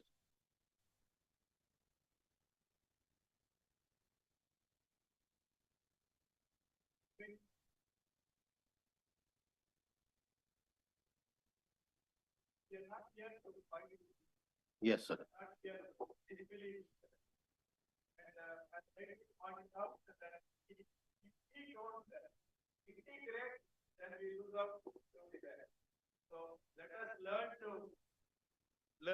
Learn to accept that there are many other modalities to science other than just the Ayurvedic system of medicine. That can be part of an investigation. So there's a lot of laboratory science which can be used in the modern way for investigating Ayurvedic drugs in cancer. So if we were to integrate at all levels, we will be the most successful nation. So you may actually give only 5 milligrams of your drug, immunomodulatory agent, which you think an immune checkpoint inhibitor, along with an Ayurvedic drug, and see that you can do wonders just like in the West. I think, sir, that sounds a very useful tip. And with this, we come to end of this session. And I thank all my learned participants, panelists, all the faculty sitting amongst the audience, and that we will have a great beginning and we will have some integrative startup of oncology of both these systems. So with this, we end up this session. Thank you, everyone. Sir.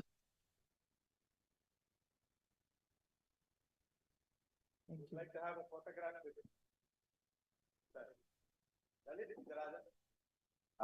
Sir, I'm not, sir, in front of you. I am a very small person. So may I request Professor Parikh, sir, Dr. Sanjeev Sharma, sir, Professor Hemant Malhotra, sir, also to come forward, please.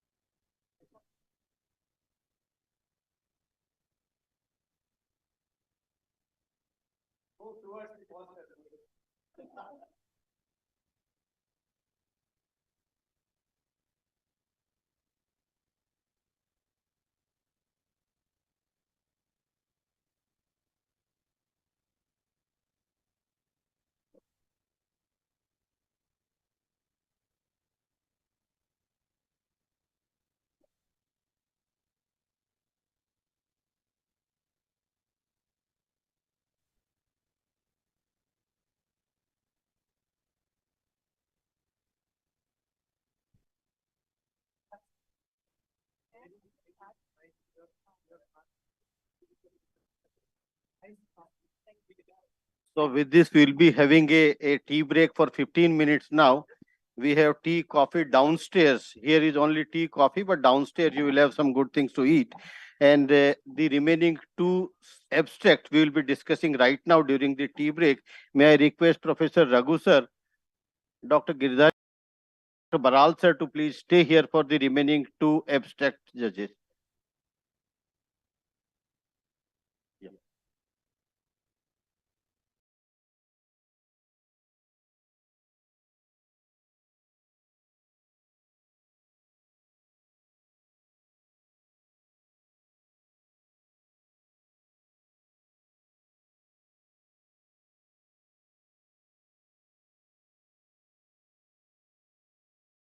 IOSA coordinator, Mr. Rishikesh. So, if anyone wants to become a member of IOSI, I will circulate the forms for it. And there is a special discount on the IOSA membership fees. That is 20% if you register right now. So if you want to be a member of IOSI, you can get a membership at a discounted rate of 4,000 rupees. So you can collect the form from me, from the desk. Okay? Yeah. Thank you. Do we have the presenters for the two abstracts that were not presented? We'll be very happy to listen to those presentations. Do we have the authors for them? I can call them. We did not, Dr. Prakriti Tayalia is here. Wonderful. Please proceed, ma'am. You want this mic or you're comfortable? It's okay.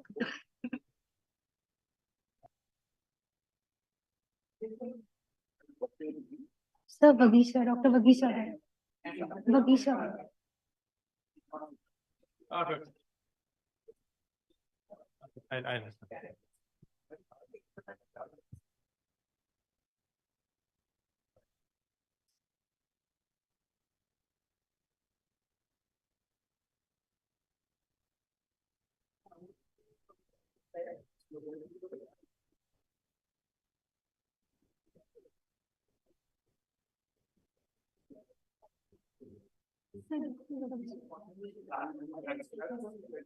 Yeah, I request Dr.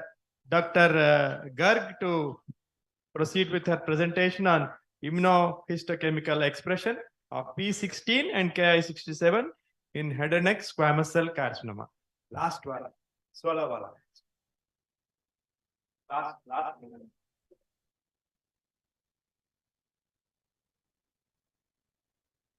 Good morning, everyone. I, Dr. Vagisha Garg. Hello. Good morning, everyone. I, Dr. Vagisha Garg, will be discussing about the immunohistochemical expression of P16 and Ki67 in head and neck squamous cell carcinoma. As we all know that head and neck squamous cell carcinomas ranks among the sixth among the top 10 cancers, and in India, it accounts for 30 to 40%. The sites involved are most commonly oral cavity, pharynx, and larynx. The risk factors include tobacco and its products, alcohol consumption, oral sexual behavior, coexisting HPV infection, and poor hygiene. The present study was carried out with an aim to evaluate the Ki67 labeling index and P16 immunoexpression, which is a surrogate biomarker of HPV infection in head and neck squamous cell carcinoma in our setup, and its association with various clinicopathological parameters. This study was carried out in the Department of Pathology, Guru Ram Rai Institute of Medical Sciences, Dehradun. The study included 56 cases of head and neck squamous cell carcinoma. Variable sites, which included were oral cavity, oropharynx, larynx, hypopharynx, and radical neck dissection. Data was obtained from these patients and were analyzed for clinicopathological parameters such as age of the patient, sex of the patient, history of tobacco and pan chewing, alcohol abuse, oral sexual behavior, site of the lesion, grade of the tumor, TNM staging, and lymph node metastasis. Specimens, they were processed using the embedding station, and sections of 3 to 5 microns were taken, which was stained with hematoxylin and eosin, and histopathological findings with WHO grading was done. Additional sections of 2 to 3 microns were subjected to IHC for P16 and Ki67. The IHC expression of P16, it was classified according to the intensity and proportion score of the immunoreactive product, which was seen in the nucleus and cytoplasm of the tumor cells. P16 immunoreactive score was calculated by adding the intensity score and proportion score. Score of 6 having more than 75% cells with intensity score of 2 was taken as positive expression. P16 immunostaining with more than 75% cells with intensity score of 2 or 3. It was taken as P16 overexpression, implying it as a surrogate biomarker for HPV infection. Ki67 labeling index was calculated as percentage of positively stained nuclei per 1,000 cells. We graded it as less than 5% cells were graded as 0, 5 to 25% at grade 1, 26 to 50 as grade 2, and more than 50% as grade 3. P16, all statistical calculations, they were done using the SPSS system. Now this table shows the comparative analysis between the WHO histological grade and the clinical features of the patient. In our study, maximum patients were in the age group of 41 to 50 years, and they had a WHO grade 2, that is moderately differentiated squamous cell carcinoma. And males were the most commonly involved. The most common site, anatomic site, was the oral cavity, followed by oropharynx, larynx, hypopharynx, and a single case of radical neck dissection was observed. Maximum of the lesions they presented macroscopically as ulcerated lesions. We calculated the P16 immunoexpression and noted that out of 56 cases, 8 cases were tested positive for P16 immunoexpression. P16 immunoreactive score was graded as 0 to 5, which included 47 cases. In 6, there were 2 cases, but one of the cases had an intensity score of 2 with more than 75% cells positive, which was taken as P16 positive. There were 7 cases which had an P16 immunoreactive score of 7. Then we observed the P16 immunoexpression in the age group, different age groups, and observed that maximum patients were in the age group of 41 to 50 years. Then we saw that in males, P16 immunoexpression was highest. This was because mainly due to tobacco use, which is most common in India. Then we see the P16 immunoexpression was most commonly seen in the oral cavity. There was significant correlation in our study with the oral sexual behavior. These patients had a history of P16 positivity. P16 immunoexpression when compared with the WHO histopathological grade, maximum cases were in the grade 2, that is moderately differentiated squamous cell carcinoma. We had a significant correlation in our study when we compared the Ki67 grade along with the WHO grade. With the increasing mean of the Ki67 labeling index, the differentiation of the tumor cells was seen. P16 immunoexpression when compared with the Ki67 grade, it showed that both of these markers are independent prognostic markers. This is a photomicrograph showing moderately differentiated squamous cell carcinoma in case of oropharyngeal SCC. This is a photomicrograph showing the grade 3 Ki67 labeling index in a case of oral squamous cell carcinoma. This photomicrograph shows the P16 immunoexpression in a case of oropharyngeal SCC. This photomicrograph shows P16 immunoreactive score of 6 in a case of oral SCC. Coming to the discussion and conclusion, in our study, we found that head and neck squamous cell carcinoma was significantly associated with late adulthood and in male gender. Commonest site was the oral cavity and the subsite was the buccal mucosa. P16 overexpression, it was significantly associated with the history of oral sexual behavior.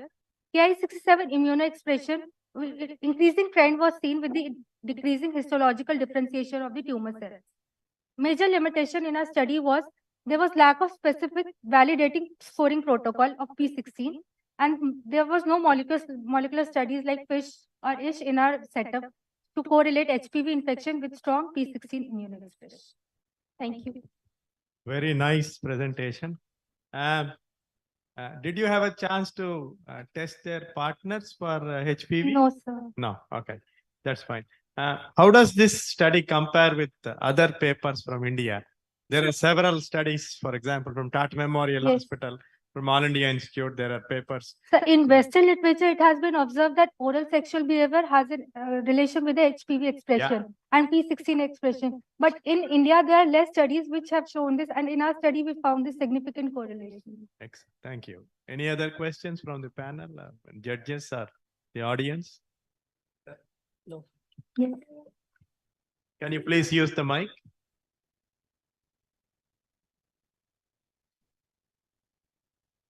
I think it's already proven that cervical cancer will increase P16. In cervical cancers, it has been shown that P16 plays a role. But in head and neck squamous cell cancer, it's further going on. Studies are further going on. So P16 is a cell cycle regulator. Yes. So what is the role of P27 and P53 in that condition? P53 also plays a role with P16. It is a cell cycle arrest. Yeah. Whether it is increased, even P53? Exactly. In our study, we didn't do this level. Okay. Thank you. Dr. Purvish? It's not a technical question. Your data is very good. But my question is, did you make the slides yourself or somebody else? Sir, I've done the study on myself. No, not the study. The presentation Sir, slide. myself. Okay. So why the color combination that you have chosen means that if I'm sitting here, I can't see the them. fish. Yeah. So just keep that in mind. The contrast must be very high. So best is to choose this type of contrast. In a hall like this, white letters on a black background will be seen in the 30th row. So that is important. Okay. Yeah. No further questions. Thank you very much. Thank you. Do we have Dr. Prakriti Tayalian? Wonderful. Please go ahead, madam. Presenting on.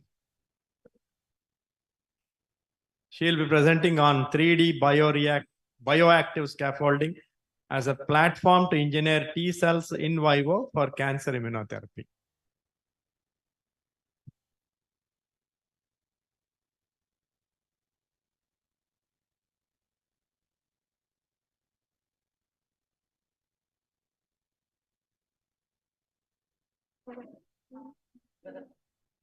Yeah, it's on.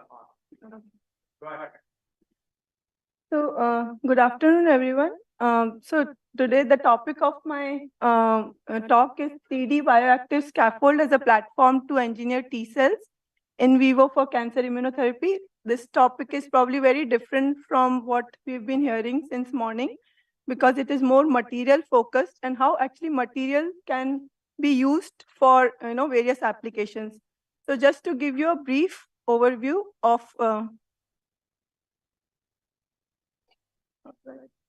to the next slide. Okay. Okay. All right. So the scaffolds that we make in our lab can be used for multiple purposes.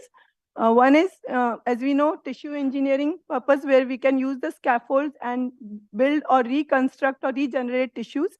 The other application, which is also in vivo, is for immunotherapy purpose, which I will talk about in my talk today, wherein we can actually load the scaffolds with either bioactive molecules or immune cells themselves and implant or allow the cells to go into the scaffolds or into the biomaterials and get programmed in a particular fashion. The other one of the other aspects that these materials can also be used for is to generate some in vitro models, which can be used. It can be either a tumor model or any other disease model, which can be used for studying the diseases or understanding cell material or cell-cell interactions. So today I'm going to talk about one specific application, which is the in situ drug delivery for cancer immunotherapy. So as we know, in the CAR T cell therapy regime, the main this is sort of the flow chart, which the audience in this room doesn't need any introduction, but just for the sake for the completeness, typically in the CAR T cell therapy, the cells are removed from a patient. They are sort grown outside of the body of the patient.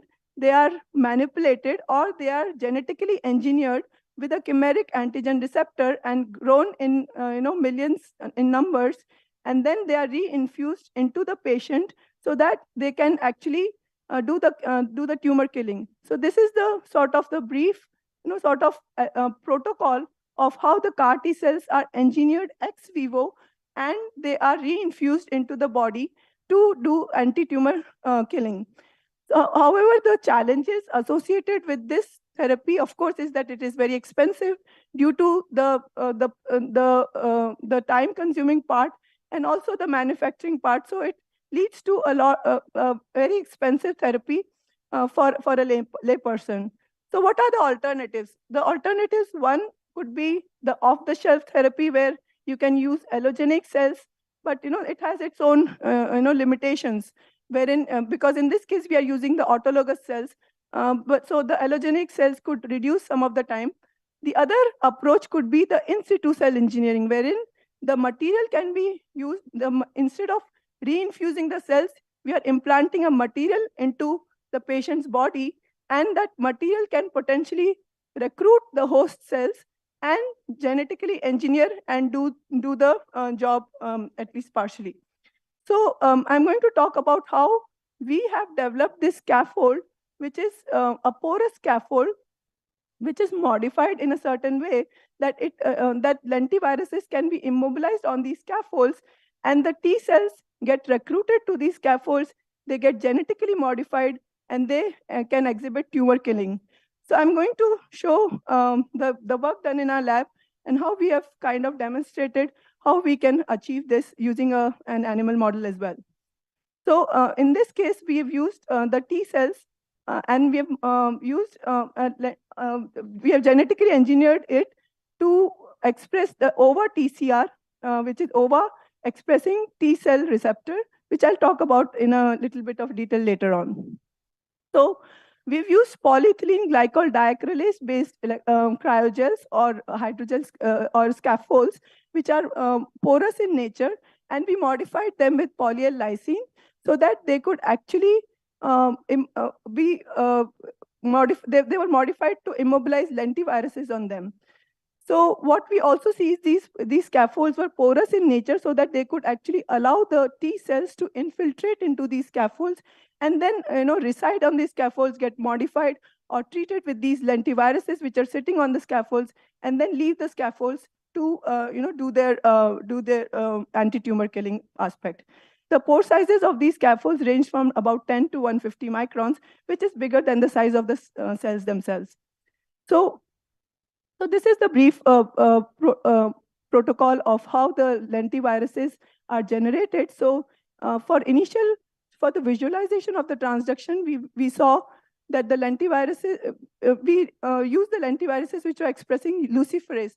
Luciferase allows the visualization of these of the modification in vivo or in animals. So once we had the lentiviruses that were expressing luciferase, we either did the bolus delivery or subcutaneous bolus delivery of these viruses in the mice, or we did a scaffold-mediated delivery of these lentiviruses.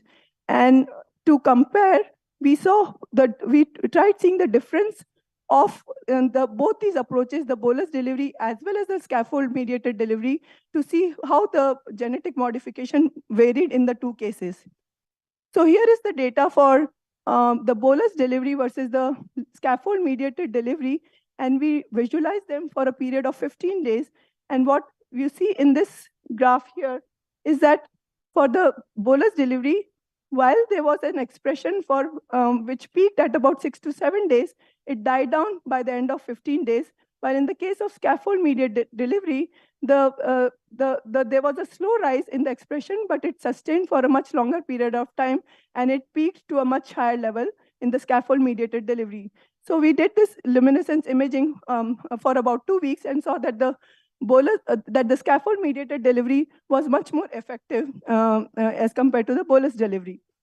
Next, we wanted to see the tumor induction and its characterization. So we used the OVA-expressing B16F10 melanoma cells, and we injected them subcutaneously to develop a melanoma tumor model. And then we used this OVA antigen. So these cells were expressing OVA, and OVA was used as a model antigen because it is one of the major protein components of avian egg white. So we used that as a model antigen. And then we characterized the tumor in terms of its OVA expression and immune cell infiltration. So this is just how the tumor volume increased over a period of time. This was the development of tumor aspect of it. Now to see the in vitro tumor killing, we used two kinds of cells, the transduced cells, which were transduced with this OVA TCR, and the untransduced cells. And when we co-cultured these cells with the B16 OVA expressing tumor cells, and what we see is that when these cells were co-cultured with the untransduced cells, the viability was close to 100%, while when we cultured these cells with the transduced cells, there was killing caused by these transduced cells in the B16F10 OVA cells. Again, we also saw the expression of IFN gamma, and we saw that the IFN gamma expression was likewise very little with the untransduced cells, while it increases over a period of 24 to 48 hours with the B16F10 OVA co-culture. Then we wanted to see how the in vivo anti-tumor activity was performed. And so this was the experimental setup where at day 0, we injected the B16F10 OVA cells, and at day 1, and we injected about 3 million cells. And at day 1, we, I'll just give me 2 minutes. So we injected either the scaffold-mediated viruses, or we did the bolus delivery, and we saw that the scaffold-mediated delivery saw a reduction in tumor to a much larger extent as compared to the bolus delivery. So here is the comparison of the no treatment versus the bolus delivery versus the scaffold-mediated delivery as to over a period of 15 days how the tumor size reduced. Here is the size of the tumor visually, and also the size of the spleen. We also looked at the T cells which went to the spleen and to the lymph nodes, and we saw that the CD3 and the CD8 plus positive T cells, which were modified with the OVA TCR, were much higher in the scaffold-mediated delivery, both in the case of spleen and in the lymph nodes. Also in the scaffold, we saw a similar thing, and we did also the cytokine profiling, and we saw that the there was much higher presence of some of these Th1 cytokines in the scaffold-mediated delivery case as compared to the other bolus delivery and the no treatment case.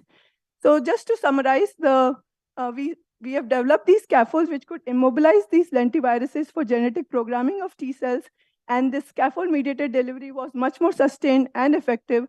And we use the OVA TCR as the model antigen to see the specific antigen-specific killing. And also we could characterize the anti-tumor activity by looking at the programming of the lymphocytes in scaffold, spleen, lymph nodes, and also saw the production or the systemic production of cytokines in the serum level. So just to thank my group and my collaborators and all the funding agencies for allowing me to do this work.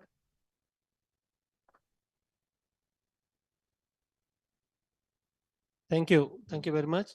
So my quick question is that did you use the control where you just implanted the scaffold and look at tumor volume that you don't get any activation non-spectally? So we did the scaffold only. So in the two cases, we did a scaffold where we injected only the GFP lentiviruses, the scaffold with only GFP lentiviruses, and the scaffold with these OVA expressing TCR. And we see that there was no difference in the GFP expressing lentiviruses, while there was a difference in the OVA expressing condition. Okay. But those data was not here? No, yeah, I've not put in. It was a recent, work. Any other question?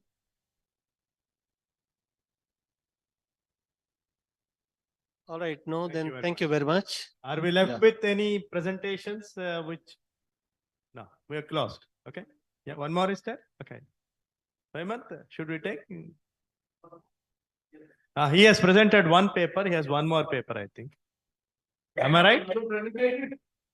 Yeah. Come. Quick.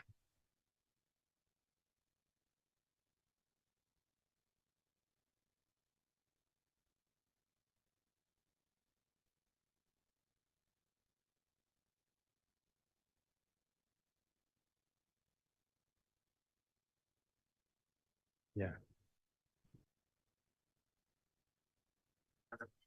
This is on substance P and alteration of anti-tumor immune response. Am I right? In colon cancer, which is similar to the 5-HTR2B blocker. So, good morning again. So if you can remove the references or slides to colon cancer and come back to the methodology, it will be very nice. Okay, I will try to be as crisp as I can. So in this last work, I talked about one of the neurotransmitters, that is serotonin. But this talk, I will talk about how another neurotransmitter, which is very interesting, like substance P, regulates the colon cancer immunity. So this substance P is also a part of the neuroimmune communication, like I discussed earlier, that play a very important role in different systems, including gut. So this substance P is a very interesting neurotransmitter because it is one of the very few peptide neurotransmitter in the body which is synthesized from its precursor by enzymatic procedure, and it belongs to a tachykinin family of molecules. It signals through 3 different tachykinin receptor with highest affinity to TACR1, which I will talk in this time. So it is also a known mitogen because it known to increase proliferation of many cells in vitro. And if we talk about the immune system, it mostly known for its pro-inflammatory response because it increases proliferation of many pro-inflammatory cells. So it is not known how this substance P signaling actually affects colon cancer. So to understand that, we used mice model in this case. So we injected mice MC38 colon cancer cell line in and treated them or intervened them with physiological concentration of substance P ectopically. And we found that this significantly actually reduced the tumor response. So we wanted to we are more interested in the immune cell phenotype within tumor, which is affected by substance P. So what we did, we used multicolor flow cytometric analysis followed by dimensionality reduction using t-SNE or metaclustering analysis, and found that there are many clusters that is changed with the substance P treatment within the tumor. Some are very significant, some may not. So I want you to focus in 3 clusters that is marked here, which is belong to either CD8 or CD4 T cells, which I will discuss shortly. So if I look into the CD8 population that is changed with the substance P treatment, look into the CD8 population that one of the major effector population. Look into the CD8 population that one of the major effector to understand and look into the different formulation. So to understand and look into the different formulation. So if you see in global level, there are many molecules that are significantly upregulated with substance P or downregulated with substance P. And when we look deep into this molecule, what we found that this substance P signaling actually significantly enhance those molecules mostly correspond to the effector phenotype of the CD8 T cell population and downregulates most of those molecules which are mostly marks the regulatory CD8 T cell population, which is also can be visualized from this Disney plot panel here. And next, what we thought that there are CD4 helper T cell population that regulates actually different CD8 T cell response in the tumor. So we looked into those also. And in this case, most of the marker that is we found downregulated with substance P are marks the regulatory CD4 population. And this includes many immune checkpoints also like PD-1, GITR or CTLA4. And we found upregulation of ROR gamma in the CD4 T cell population, which mostly marks the pro-inflammatory Th17 phenotype. So though we looked into different phenotype of either CD4 or CD8 T cell population, these cells mainly employ their functions to various cytokines, which are so we looked into the different cytokine level in the serum by ELISA. So we are showing few of them. So in this data, you can see that there is a significant upregulation of IL-17 following substance P treatment and downregulation of IL-10. So this kind of changes in the cytokine levels in the body during cancer or even many therapeutic interventions like chemotherapies produces different side effects in those patients. And nausea and vomiting is few of them actually. So when many drugs that is used to treat this chemotherapy-induced nausea are mainly the Emend or Ivment. So when we looked deep into the chemical composition of this drug, we are actually surprised. What we found that these drugs' main chemical composition is a fosaprepitant, which is a TACR1 antagonist. So what we found that when we are agonizing TACR1 receptor with substance P, it actually reduces tumor. So if we antagonize it, theoretically it should increase tumor. So what we thought we tested our hypothesis in the same experimental setting with MC38 cell lines. And in this case, we also included one of the very common chemotherapeutic drugs used in colon cancer, which is oxaliplatin. And what we found that this antagonist did not enhance the tumor growth alone per se, but when we combined it with oxaliplatin, it significantly reduced the efficacies of oxaliplatin. You can see this with the black lines compared to the red, which marks oxaliplatin.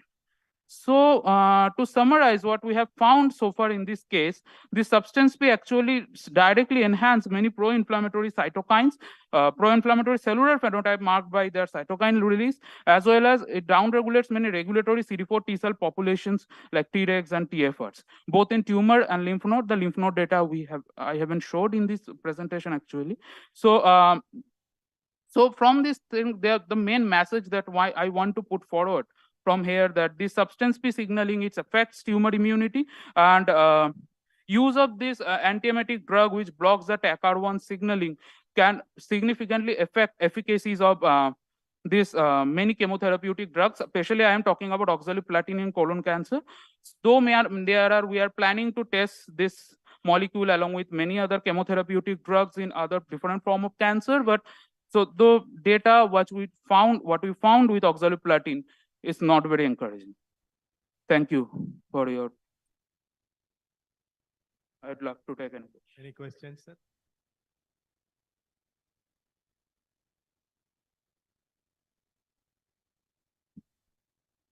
Yeah, nice presentation. So I have one question. You saw the tumor microenvironment. Yes. These markers or just in the serum? All the inflammatory as well as. No. They are actually the cellular marker. We perform flow cytometry for the surface and intracellular expression of those markers in the cells. In the cell. Yeah, in the tumor part. Yes, in the tumor, within the tumor.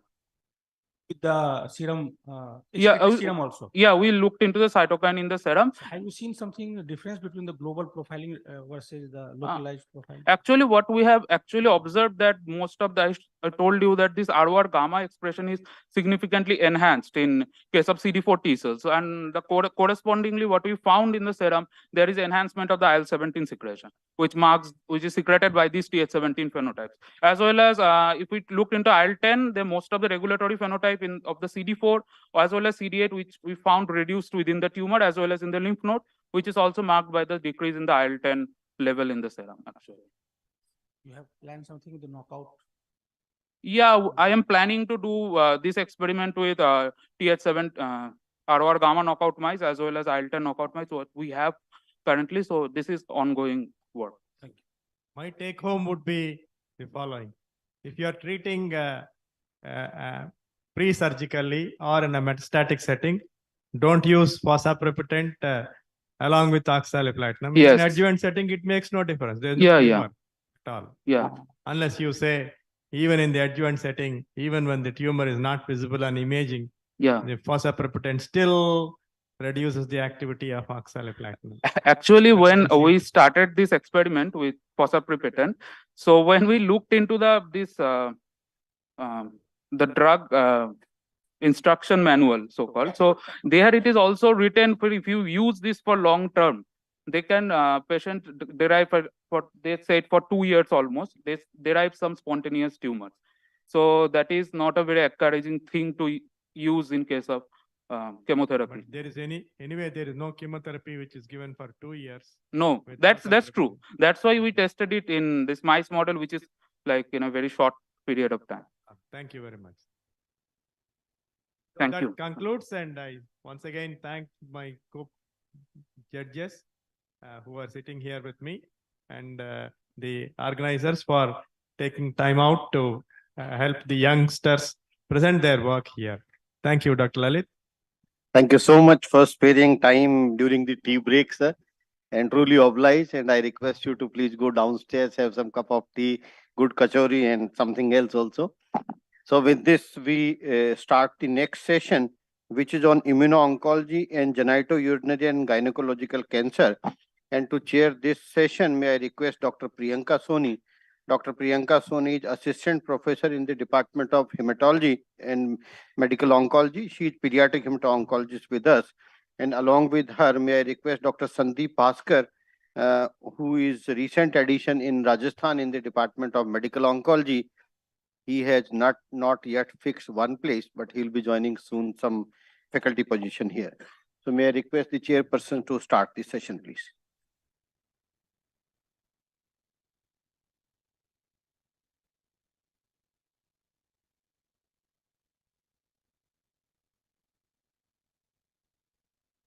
Good afternoon, everyone. So the next session is on the recent updates of adjuvant immunotherapy in renal cell carcinoma. And for the first session, we have Professor James Larkin, who is a consultant medical oncologist at the Royal Marsden, London. And he specializes in melanoma and renal cancers. So he would be having a pre-recorded session with us.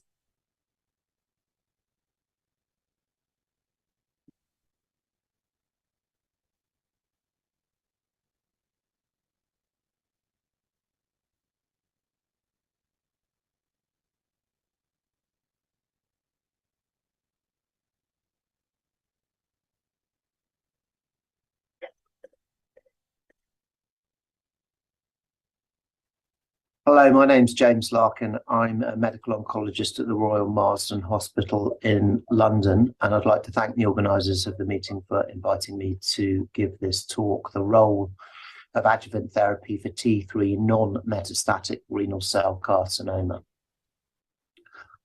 These are my disclosures. The background is that the anti-VEGF adjuvant trials were generally negative in kidney cancer, with the exception of S-TRAC, and as a consequence, sunitinib got an FDA but not an EMA approval.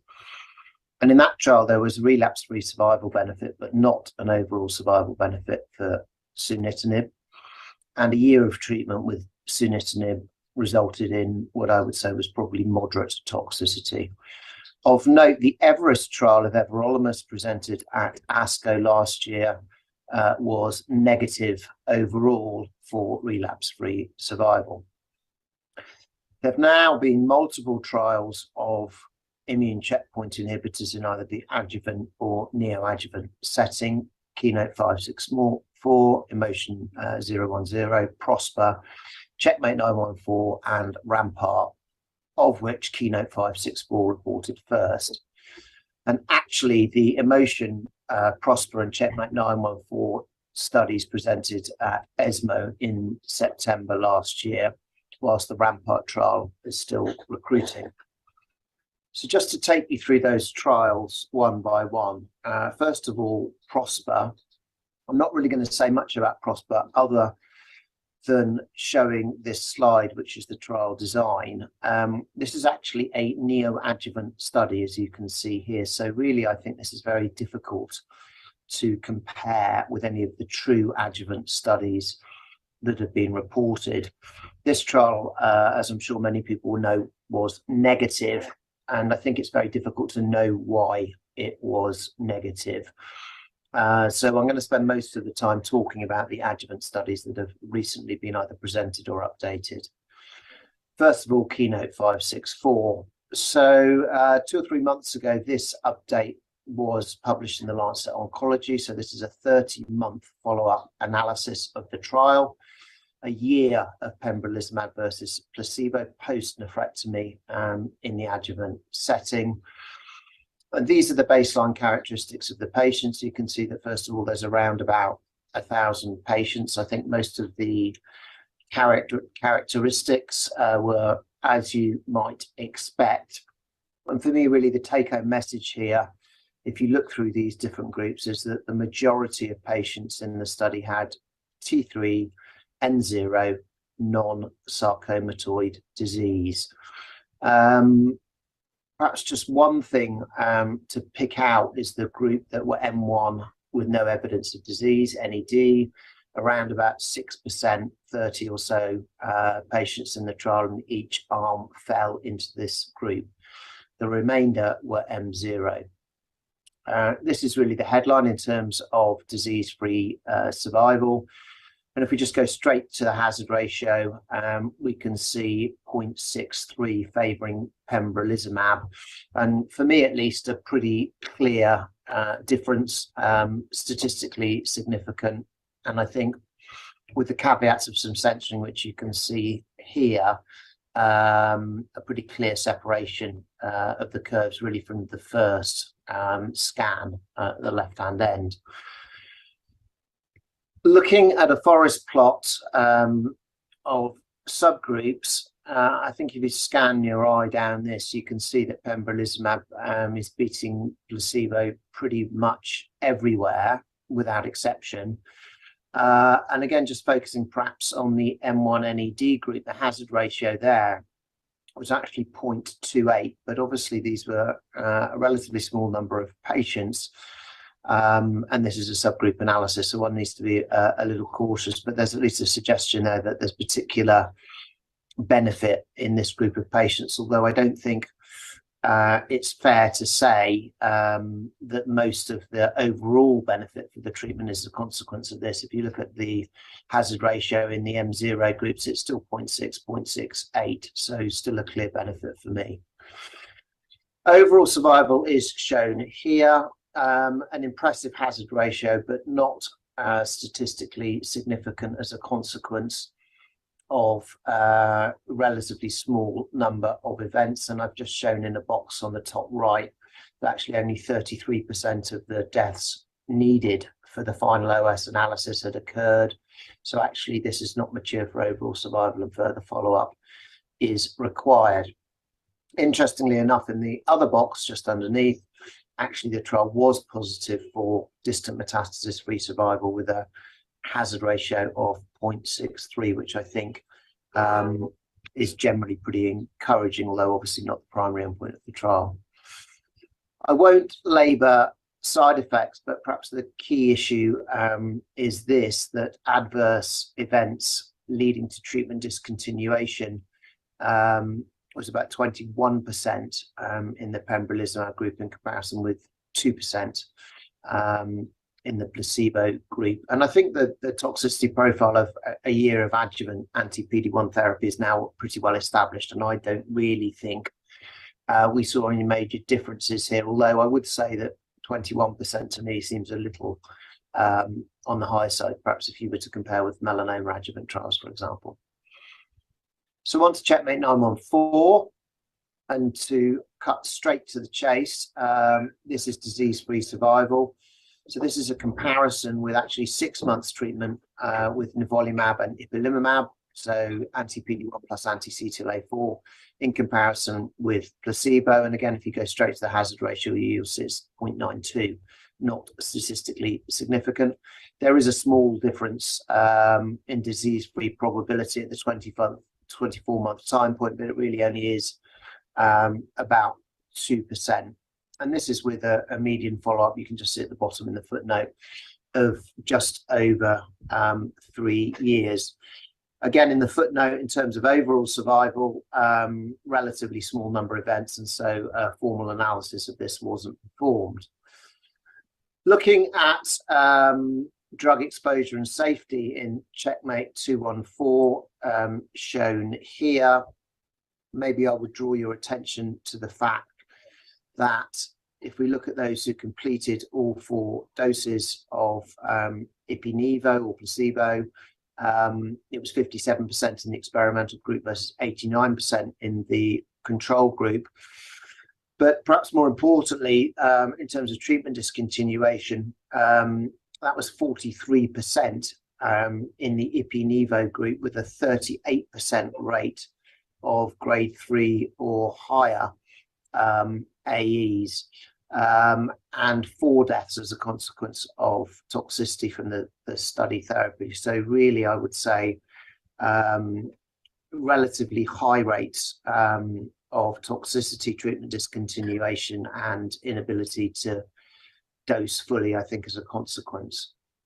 So, excuse me, the big question for me is, why is there a difference between these 2 trials? And of course, we need to be careful comparing across trials, but the trials are relatively similar in terms of the performance of the control arm. Most of the participants had T3N0 non-sarcomatoid disease.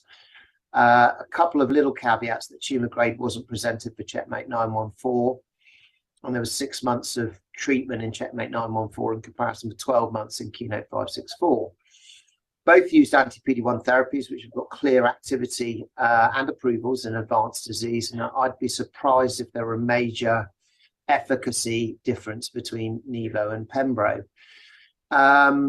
What I didn't say is that the Checkmate 914 trial actually has got 3 arms, and their arm B, which is nivolumab monotherapy, has not been reported yet. And I think this will be a very important, and I hope illuminating, comparison. As I've said, there was a high rate of toxicity and treatment discontinuation in Checkmate 914, driven by IPI, the anti-CTLA-4 component. 23% of those on the ipi/nivo arm received at least 40 milligrams of prednisolone for side effects daily, in comparison with 8% in Keynote 564. So that's quite a big difference. I think 40 milligrams is quite a high cutoff. And I would ask how many received lower but still potentially immunosuppressive doses of steroids, and for how long? What about other immunosuppressive drugs to manage side effects? And obviously side effects do need to be managed safely, but could this immunosuppression potentially have affected efficacy? It's a question. I don't know the answer. Of course, more toxicity can be justified in principle, but only if there is a clear upside. And I don't think we have seen a clear upside here. And at the end of the day, I think we need to be able to select our patients better for treatment. And really the question, I think, for anti-CTLA-4 in kidney cancer is who might potentially benefit in terms of tumor characteristics, let's say, from the addition of anti-CTLA-4 to PD-1, to anti-PD-1. And in 2023 now, in kidney cancer, we still, I'm afraid, do not have any clinically usable biomarkers to select patients for treatment. So this has been a big effort over several years, but unfortunately, we still don't have anything that's really clinically usable. So moving on to Emotion 010, again presented at ESMO and published, as you can see here at the same time. This was adjuvant atezolizumab versus placebo. And again, if we look at the patient characteristics, I don't think there's too much really that I would seek to pull out. I think these are fairly representative in general, but unfortunately, as you may have seen, the disease-free survival was really very similar in both arms. Hazard ratio there is 0.93, as you can see at the bottom, so obviously not statistically significant, although there's a little bit of sort of early separation between the curves. Again, looking here at subgroups, is there anything that really jumps out?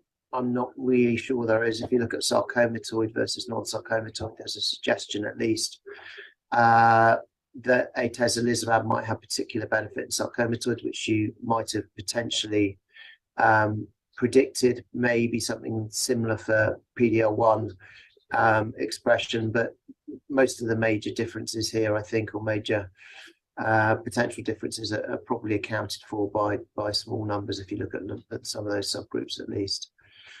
So then the same question, why the difference between Keynote 564 and Emotion 010? And again, caution with cross-trial comparisons, but again, trials are pretty similar in terms of the performance of the control arm.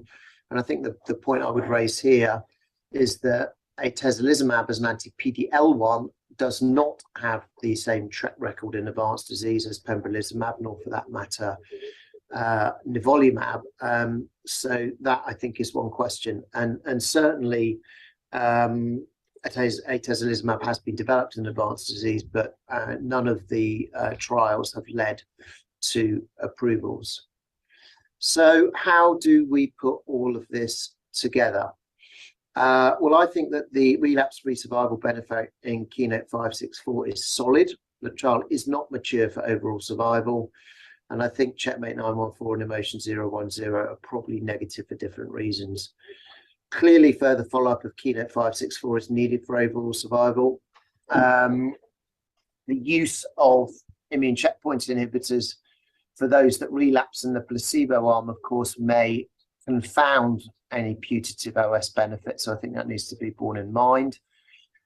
And I would note, I treat melanoma and kidney cancer. The adjuvant anti-PD-1 trials in melanoma now have 5 years of follow-up, and we still don't really have a clear direct OS benefit, at least. And it's possible that's as a result of crossover.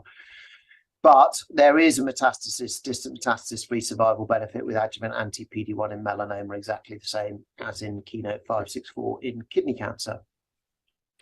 So I think the big question here with adjuvant checkpoint inhibitors is now or later, meaning if we have what we think might be a potentially curative treatment for metastatic disease, immune checkpoint inhibitors, can we avoid blanket adjuvant treatment and just wait and treat those that relapse? Well, it's an important question, but to answer this question properly would require a randomized clinical trial, which in my view might not be easy to recruit to and would take years afterwards potentially to report. And there is actually a similar trial in melanoma, and we've got quite a lot of follow-up, but we still don't really have a clear answer to the question. But I would make the point or ask the question, is it biologically plausible that a class of drug with a survival benefit in advanced disease, i.e. immune checkpoint inhibitors, and I think we know is potentially curative in some patients, does not potentially have a survival benefit in the adjuvant setting? In other words, why would it not? So moving to the clinic, what should we do? Well, for regulators, relapse-free or disease-free survival is an acceptable endpoint for approval. As such, pembrolizumab is now pretty widely approved and reimbursed pretty widely. It's certainly reimbursed on the National Health Service in England, where I work. So we discuss this with our patients. And in my clinical experience, most potentially eligible patients, as per Keynote 564, are pretty keen to have a relatively well-tolerated treatment that reduces risk of relapse, although there is this caveat, of course, regarding overall survival. The key thing, I think, is the benefit risk discussion with the patients, and that obviously has to include the risk of serious or life-threatening side effects, myocarditis, pneumonitis, neurological toxicity, all of which are pretty rare, but nevertheless they do happen, and also the risk of permanent side effects, particularly endocrine. Hypothyroidism is the commonest endocrine side effect. It usually isn't difficult to manage, but occasionally you can get diabetes. I usually quote a rate of about 1 in 300 to patients, but if someone develops this as a consequence of adjuvant treatment and they have lifelong insulin-dependent diabetes, it is not a minor consideration, never mind the fact that it can actually sometimes be quite difficult to manage clinically if it occurs. So then what about those in the clinic that would not have been eligible for Keynote 564? So for me, the big questions are about non-clear cell histology. You had to for people with potential contraindications to anti-PD-1 therapy who were excluded from the trial. And I don't think there are any easy answers to these questions. And again, I think it's necessary to have an individualized discussion with patients about potential benefit, potential risk, and the evidence, such as it is for, in the case of non-clear cell histology, sensitivity to checkpoint inhibitors. So to take papillary, we know actually there is some sensitivity to immune checkpoint inhibitors, not as much as there is with clear cell kidney cancer. So I think it's biologically plausible to say there may be some benefit for papillary in the adjuvant setting, but of course that hasn't been demonstrated. And I think the bottom bullet point there, given these somewhat conflicting results from these trials, obviously we need further data and further follow-up. So I would like to finish by thanking you for attention and thanking the organisers of the meeting for inviting me to present.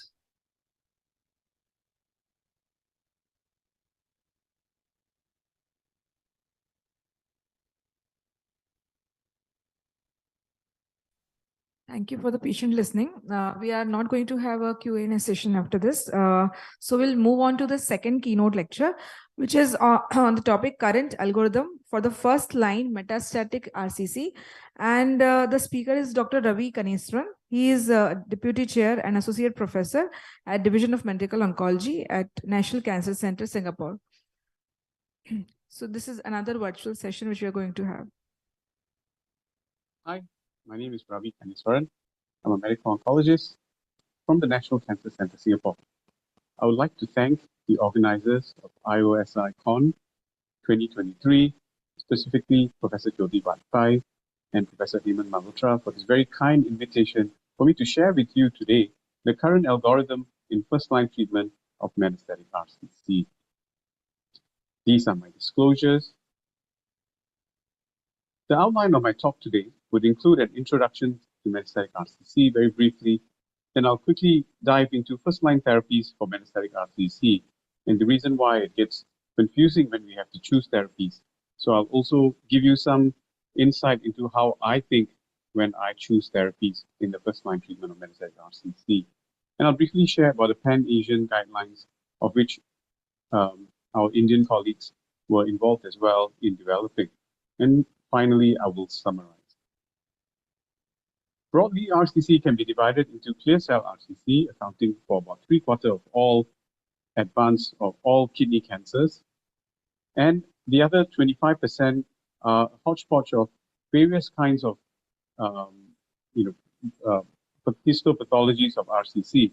Most commonly, we see papillary cancers, which account for about 10% of those RCCs, and the balance include chromophobe, and very uncommon subtypes include the medullary, which is a variant of collecting duct, the XP11 translocations, mucinous, and associated neuroblastomas as well.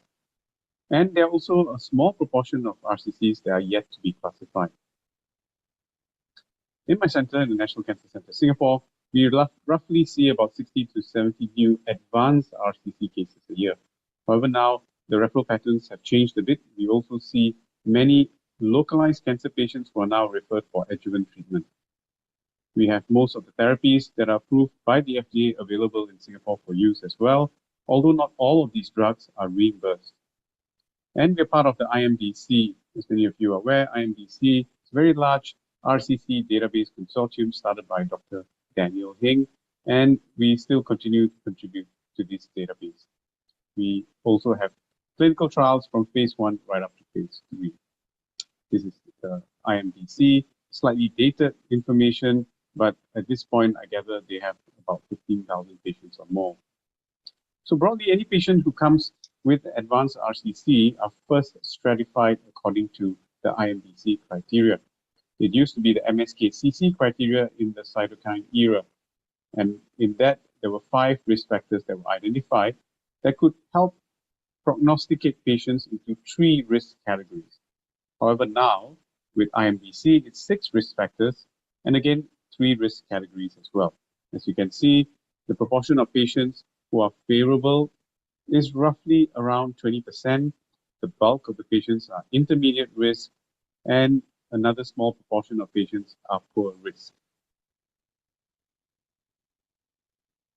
Now, we look at guidelines, and NCCN is probably the one that is broadly used by many of us medical oncologists. Again, treatment is prescribed according to the IMDC or MSK-CC risk criteria. So there's favorable risk up there and poor intermediate risk. What I want to highlight here is that there are various treatment options available listed as category 1, because these are trials with the highest level of evidence based on data that has come out over the last decade or so, mainly over the last 3 to 4 years. As you can see, many of them, in fact, nearly all the category 1 recommendations are combination therapies and not single agent TKIs. Although as alternative, we can use single agent TKIs should there be issues with access. So the earliest of these trials was Checkmate 214, which is a combination of 2 immunotherapies, a PD-L1 inhibitor, a PD-1 inhibitor, nivolumab, and a CTLA-4 inhibitor, ipilimumab, which many of you are very familiar with. In this particular study, nivolumab was used with a weight-based dosage of 3 milligram per kilogram, and ipilimumab at 1 milligram per kilogram. The comparator arm was sunitinib at that point in time, which was considered standard of care. And in this study, they looked at patients who were intermediate and poor risk. It met its primary endpoint with an overall survival benefit that you can see here remained consistent over time. In the first interim analysis at 17.5 months, the hazard ratio was 0.63, 37% reduction in mortality. And we move on over the years as we had longer and longer follow-up, which now is more than 4 years. You can see the hazard ratio remained roughly the same at 0.66. So there's clearly a benefit for this combination for intermediate and poor risk patients, unfortunately not for the favorable risk patients where sunitinib actually did pretty well. There's also rationale for combining immunotherapy with a VEGF TKI, which was standard of care prior to this. And this is some postulation as to why this combination actually works. Firstly, there's promotion of T cell priming and activation via a dendritic cell maturation process. There's also normalization of the tumor vasculature, which increases T cell tumor infiltration, hence making immunotherapy work very well when VEGF TKIs does its job. It also establishes an immune permissive tumor microenvironment by decreasing MDSCs and T regulatory cell populations. As such, basically T cell mediated cell killing is enhanced through the reversal of VEGF mediated immunosuppression. So KEYNOTE-426, the first of these VEGF TKI IO combination studies, where patients were enrolled in one-to-one fashion to either receive pembrolizumab at the fixed dose of 200 milligrams IV Q3 weekly for up to 2 years, with axitinib 5 milligrams twice a day versus sunitinib at the standard dose. In the study, in the updated analysis of the study presented about 2.5 years ago, you can clearly see a benefit favoring the use of the combination pembrolizumab axitinib over sunitinib with a hazard ratio of 0.68. Another study that came out shortly after Javelin 101 renal, patients in this study were randomized to avelumab. Avelumab is a PD-L1 inhibitor, and the dosage was weight-based, 10 milligrams per kilogram IV Q2 So this made it a bit of a logistic challenge as patients had to come every 2 weeks. With axitinib, very similar to what was used in the keynote study I mentioned earlier, versus sunitinib. Primary endpoints include PFS by RECIST criteria in patients who are high PD-L1 expressors and OS in patients who are high PD-L1 expressors. And when you look at the data, it did meet its primary endpoint of having a PFS benefit in the high PD-L1 population. As you can see here, avelumab did much better than sunitinib with a hazard ratio of 0.62, and the key secondary endpoint of overall survival at that point in time had not been statistically significant yet. And up to this point, it's still not statistically significant. Checkmate 9ER is another study with a combination of nivolumab at a fixed dose of 240 milligrams. This is different from Checkmate 214, when nivolumab was given at 3 milligrams per kilogram. And this combination had cabozantinib, another multi-kinase inhibitor that inhibits VEGF, and other pathways, including AXL as well. In this particular study, cabozantinib, as you may have noted, was given at 40 milligrams daily orally. In the study that first got cabozantinib approved in the second line, METEOR study, cabozantinib was used at 60 milligrams, which unfortunately saw a lot of patients experiencing toxicity, leading to dose disruptions, interruptions, and discontinuation. In the study, this combination was compared again with sunitinib with the primary endpoint of progression-free survival and key secondary endpoints like overall survival. At the 18-month follow-up, this study met its primary endpoint of PFS benefit, where you can see doubling of PFS with this combination and a very, very promising hazard ratio of 0.51. The overall survival key secondary endpoint was met as well, as you can see here, hazard ratio of 0.6. And for the combination arm, the median OS has yet to be reached. When you look at overall survival, it did benefit all subgroups. However, when you look at the favorable subgroup, the 95% confidence interval did exceed 1. And this is quite consistent with all the other IO-TKI studies as well in advanced RCC.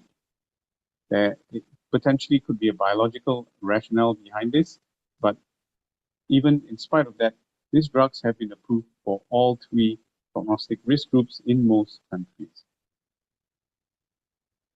In the third IO-TKI study, I'm going to talk about the 2 different drugs this time. This time, the VEGF TKI is lenvatinib, which is given 20 milligrams, as some of you may recall. This particular drug is also used in hepatocellular carcinoma and thyroid cancers at different dosages as well. But in RCC, prior to this, the study 205, which is done in the second line, lenvatinib plus everolimus, lenvatinib was given at 18 milligrams. Hence, as you can see, the second arm was lenvatinib plus everolimus and lenvatinib at 18 milligrams with everolimus once daily. The third arm, unfortunately not so clearly delineated here, was sunitinib. So it's a 3-arm study in advanced RCC patients. And as you can see here, if in terms of progression-free survival, the study did meet its primary endpoint. Len-Pembro did extremely well against sunitinib with a hazard ratio of 0.39. Len-Eve also met that endpoint much better than sunitinib, hazard ratio of 0.65. The median PFS highest with the Len-Pem combination. We look at overall survival, however, only one combination arm showed superiority over sunitinib, and that was lenvatinib plus pembrolizumab with a hazard ratio of 0.66. Lenvatinib plus everolimus did not meet this particular endpoint, hence it was not submitted for approval, and it was only pembrolizumab and lenvatinib that received approval by the FDA, and it's now incorporated in many clinical guidelines.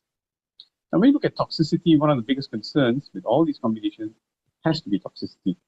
When you look at it compared to sunitinib, one of the key things that stands out includes hypertension. As you can see here, significantly more grade 3 or 4 hypertension among patients on Len-Pem.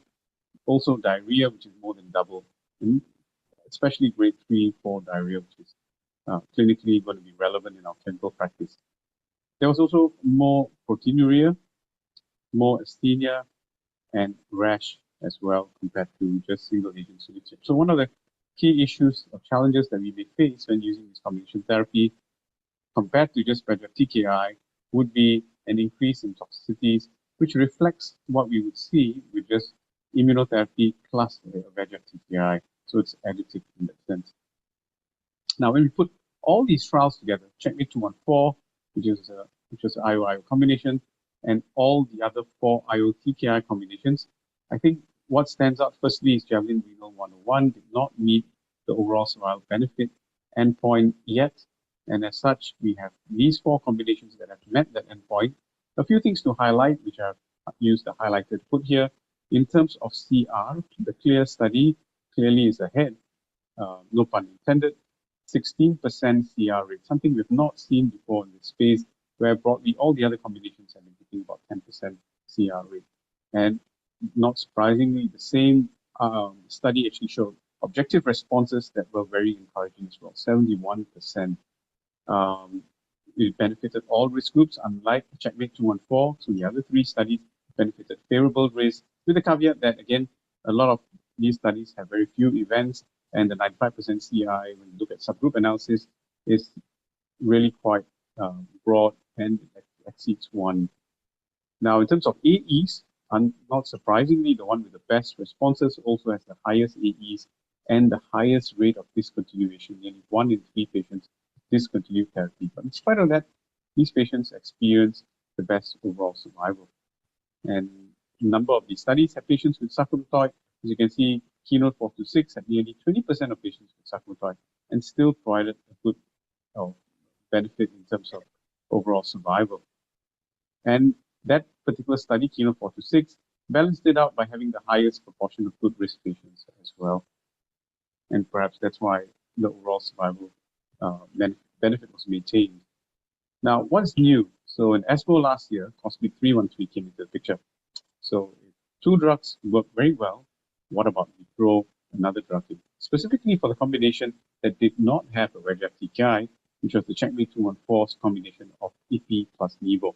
Again, same doses, and this time they threw in cabozantinib for one arm, and the other arm did not have cabozantinib.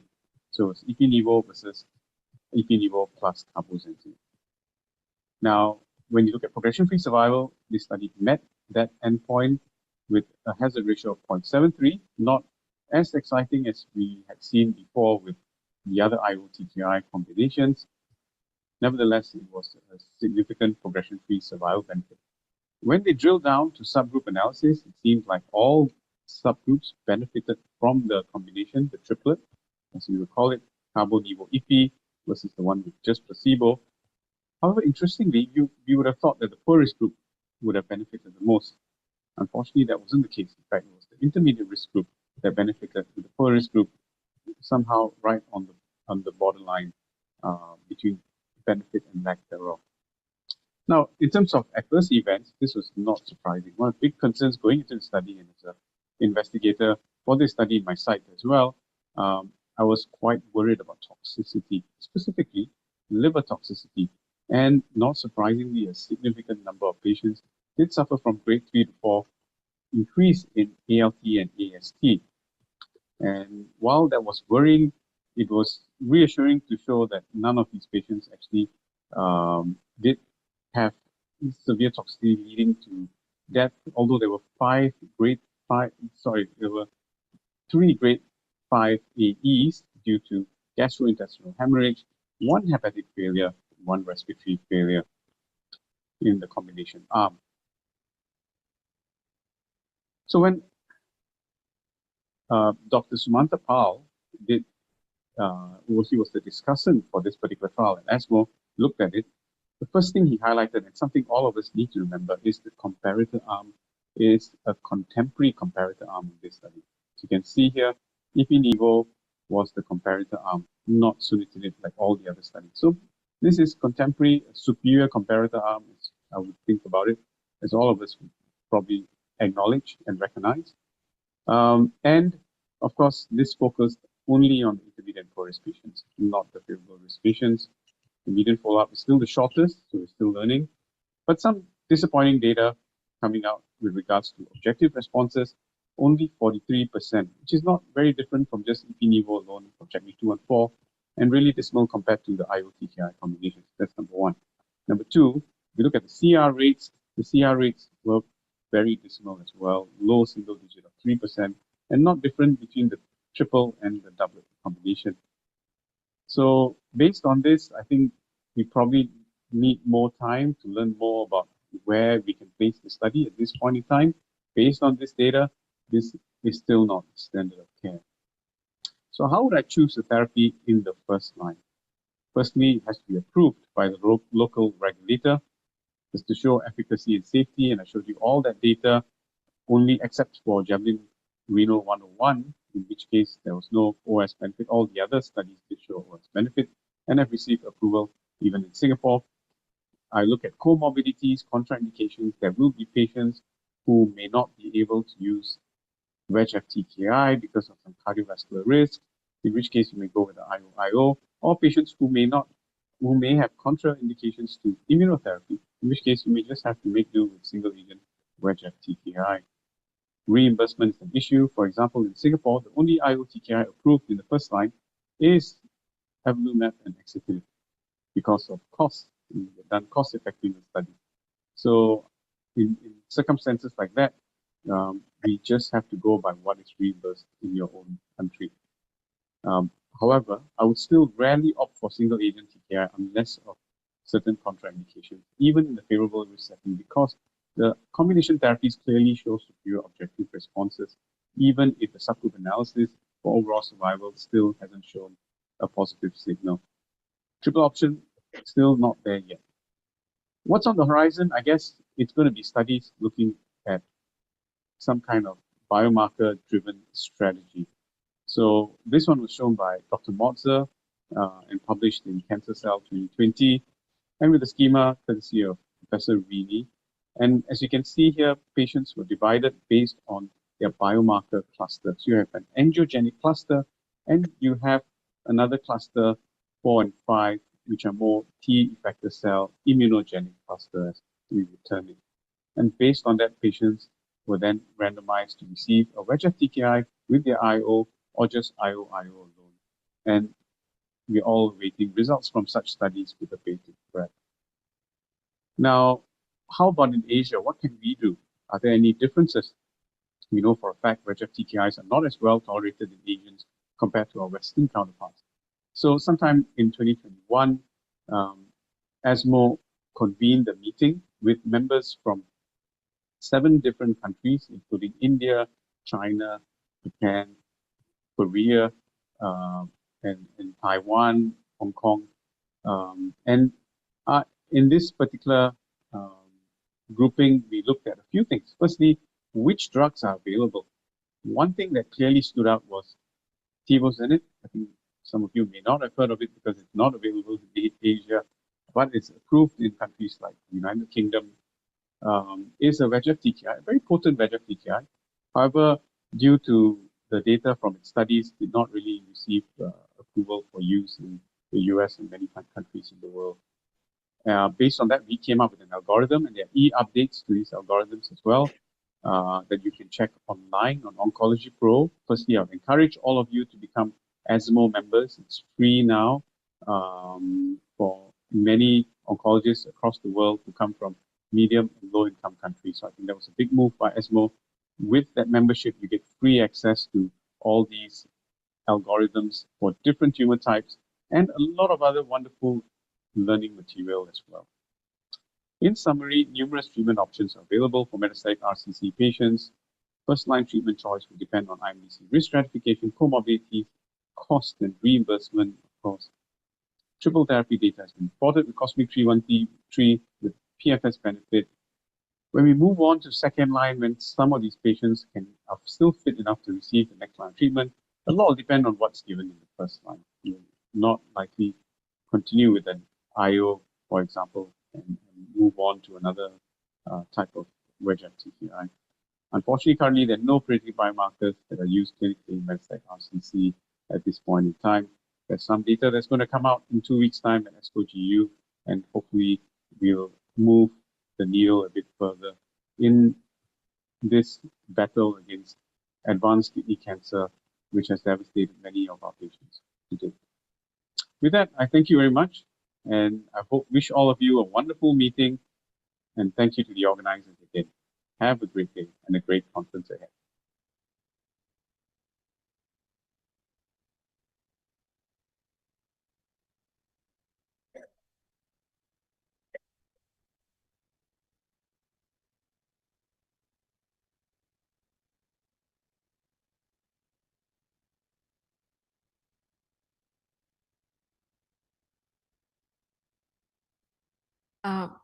Dr. Ravi is present for question answer session.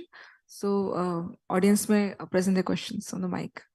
So thank you, Ravi. It was an awesome talk. Can you hear us? Yes, loud and clear, Jyoti. Thank you for the invitation. So we would have loved to host you in Pink City, Jaipur, but I think virtual is still the next best. So house is open for any question. Yeah.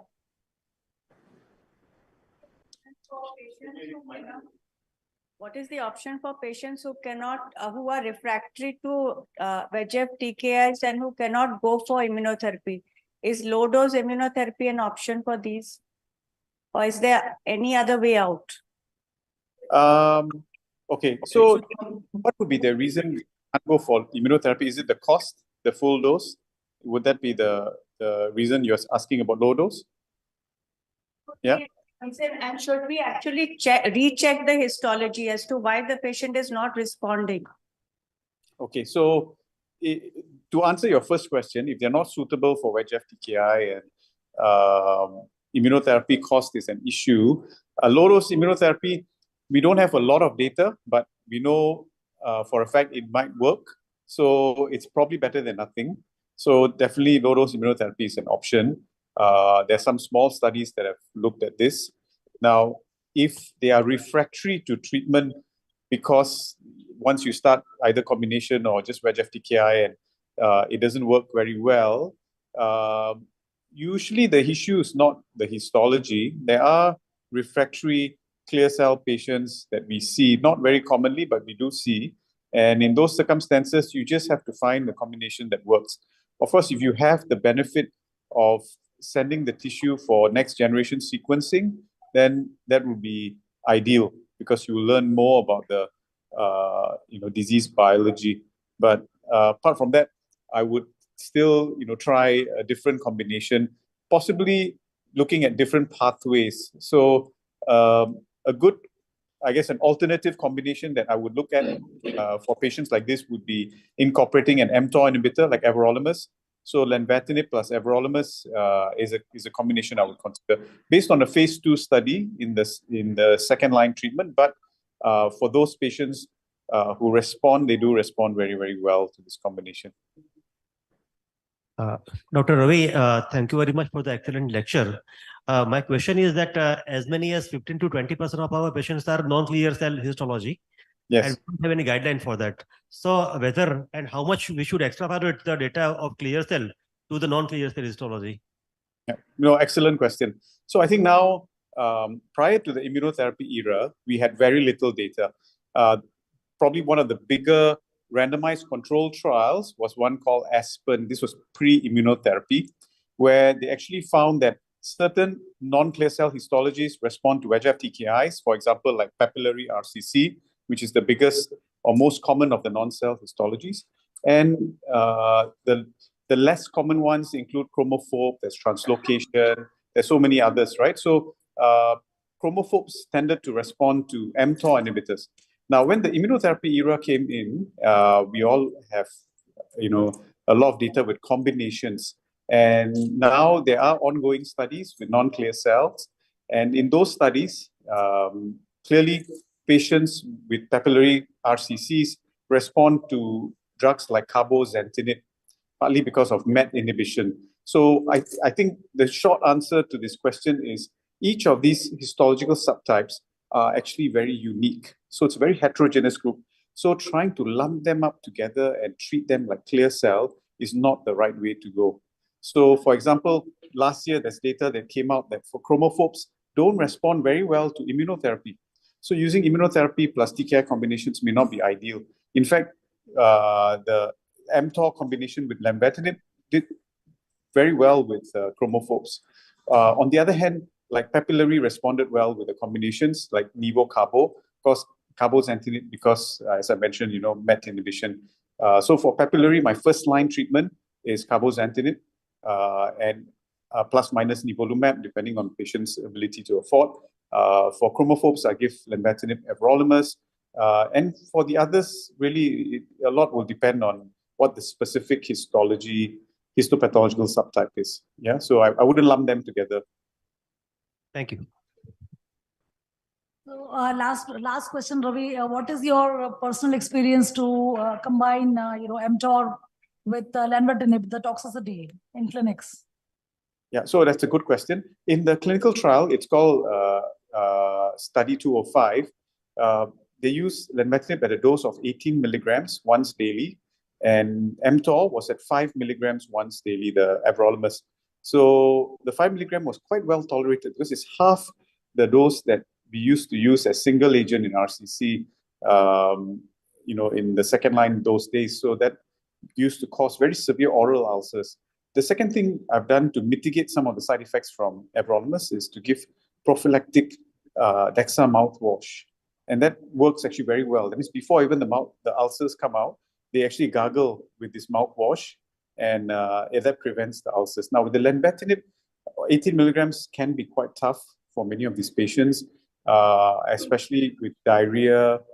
Some of them may have, rash and nausea, vomiting, and we also get concerned about myelosuppression. But 18, I think, is still okay. In the CLEAR study in the first line, the dose used for lenvatinib was 20. So that was really tough. More than half the patients actually required dose discontinuation and disruptions. So with 18, it's okay. But my usual method of initiating the combination, I start at 14, see how they fare, and then I move to 18. And for those who have renal impairment, there's actually a recommended dose reduction to 10 milligrams of lenvatinib. So all these factors, and many of our RCC patients have renal dysfunction. So you must actually take the GFR into account when deciding on the dose of lenvatinib. I think, thank you very much. Ma'am, So- one question. Okay. So your talk actually started a brainstorming discussions. So, sir, how do we choose in sarcomatoid a predominant clear cell? Among the options, all we have, should we use a VGF TKI versus IO? Is there any difference, and how do we make a decision? Okay, no, good question. Actually, both the studies, Checkmate 214, which is IO, which I described earlier, and the other combinations, pembrolizumab, pembrolizumab, all had a proportion of patients who had sarcomatoid differentiation with the clear cell histology. It was recruited a priori on purpose. So if you had these patients who had sarcomatoid, they can be recruited. All these studies show significant survival benefit. In fact, with IO, that CR rate was 20%. Nearly 1 in 5 of these patients actually experienced complete responses. So the combinations work very well for patients with sarcomatoid differentiation and predominant, with clear cell RCC. So I think we will send you the other questions on your chat, and you may respond later. So thank you very much, Ravi, and hopefully next time we shall be having you in person. Thanks. Over to you. Thank you so much, Ravi, for your excellent discussion. And next, we'll be moving to the next session. And to chair this session, may I request Dr. Ajay Yadav. Dr. Ajay Yadav is Senior Consultant. He is Associate Professor in the Department of Medical Oncology at Mahatma Gandhi University, Jaipur. Along with him, may I request Dr. Sumit Goel. Dr. Sumit is Associate Professor in the Department of Radiation Oncology at Mahatma Gandhi University. Dr. Rohit Swami. Dr. Rohit Swami is Senior Consultant at Narayana Hospital. He is Medical Oncologist at Narayana Hospital, Jaipur. And the speaker will be Dr. Girdhari Lal. He has already been introduced to you, but may I request the chairperson to formally introduce him. Good afternoon. So we move to next session. It will be on neuroimmune communication. For this session, we invite Dr. Girdhari Lal from Pune. He will speak on importance of neuroimmune communication in cancer immunotherapy. Dr. Girdhari, over to you. Thank you very much. Let me start with thanking while the slide is getting fixed here.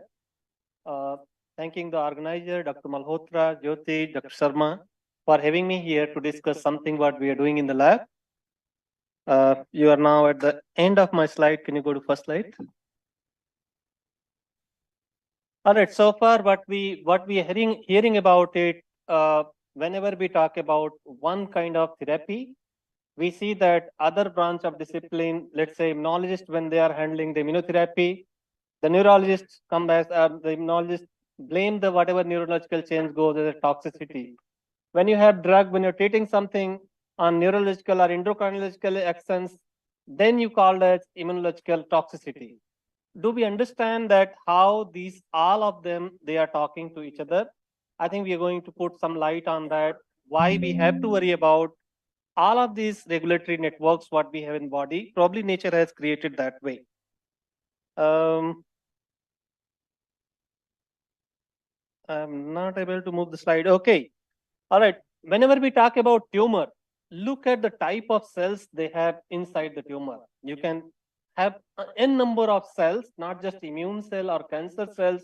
There are a lot of stromal cells, and each one of them has a got purpose to be there, either to promote tumor, or when you're talking about in terms of immunotherapy, to modify the microenvironment in a way that your immunotherapy should work. Now, still I don't see any slide in the screen. It's some slides are not visible. Yeah, it's visible because it's coming and going. Yeah. You can see here.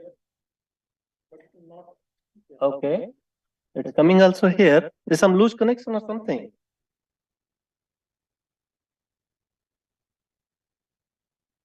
Or it's taking time to display.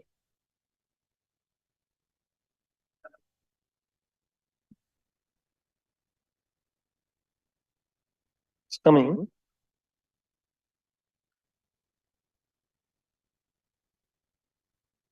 All right, so let's see if it's here. Is it going to go to next? It is going. All right, let's start from here. All right, so I was talking about different regulatory networks, and the regulatory network, what we have is kind of like immune system, nervous system, and endocrine system. We're very well aware of it. When we try to handle one of the system, whatever goes on here, we call it as toxicity. Just because we least interested what we wanted to push it that, okay, immunotherapy is working or not, and we end up with the defining different way. But actually in the body, all of them has to work together in a coordinated fashion in order to give you what you call it homeostatic or to stabilize to the normal condition. Now, if that is the case, I'll take just one example where vagus nerve, where you have different visceral organs, which is the nerve systems are going, talking to organs. And when they talk to them, how does immune system going to respond to them? Because we know in neurology or nervous system that they are releasing neurotransmitter. And these neurotransmitters are going to talk to organ in order for their action. Now, if you look in more details at neurons, you will find that in neurons also has lot of molecules which are immunologically important. Likewise, if you look at immune cells, they have lot of receptors which are neurologically very important. Now, if both of them has got a receptor, whenever you activate one, all of them are going to sense. Probably nature, the way it requires the regulatory network to work on, we need to consider that whenever we defining one or other component as therapy. Now I'll talk about just gut. One example, what is called as second brain. So whenever we talk about immunotherapy, imagine you are giving systemic injection of immunotherapy, but you end up with a colitis and other disease. The reason why it is so, that if you look at the gut, of your 70 to 80% of immune system is not in circulation. It is on the gut lining. Anything you interfere, the cells are going to respond. An outcome, what you see as a toxicity, that's a colitis most of the time you end up, or in other organs as well. So you have a lot of neurons actually in the gut which is sensing. That means if you disturb the nervous system, you're going to disturb your immune system. and that way your whole homeostasis is going to be affected, and that's what you read as a toxicity with the treatment of one drug or others. Here is the example how actually nervous system can actually modulate the immune response. The example, what is done here is very simple. You have a lymph node, popliteal lymph node. There's a sciatic nerve which actually drains or signals to this. What is done here, you just disconnect the sciatic nerve. Rest everything is fine, and you come back, your lymph node is swollen like this. Just by disturbing or disconnecting the sciatic nerve, your immune system is totally disturbed. Now, that suggests, and then you don't need to bother about this, all those cellular phenotype and other what else goes on changes. But I wanted to point out that your nervous system always have a control over immune system, that what is going on around or in the system. Now, one of the example which I'll take it as serotonin, which you heard. So some of the slides may be repeated, a happy hormone.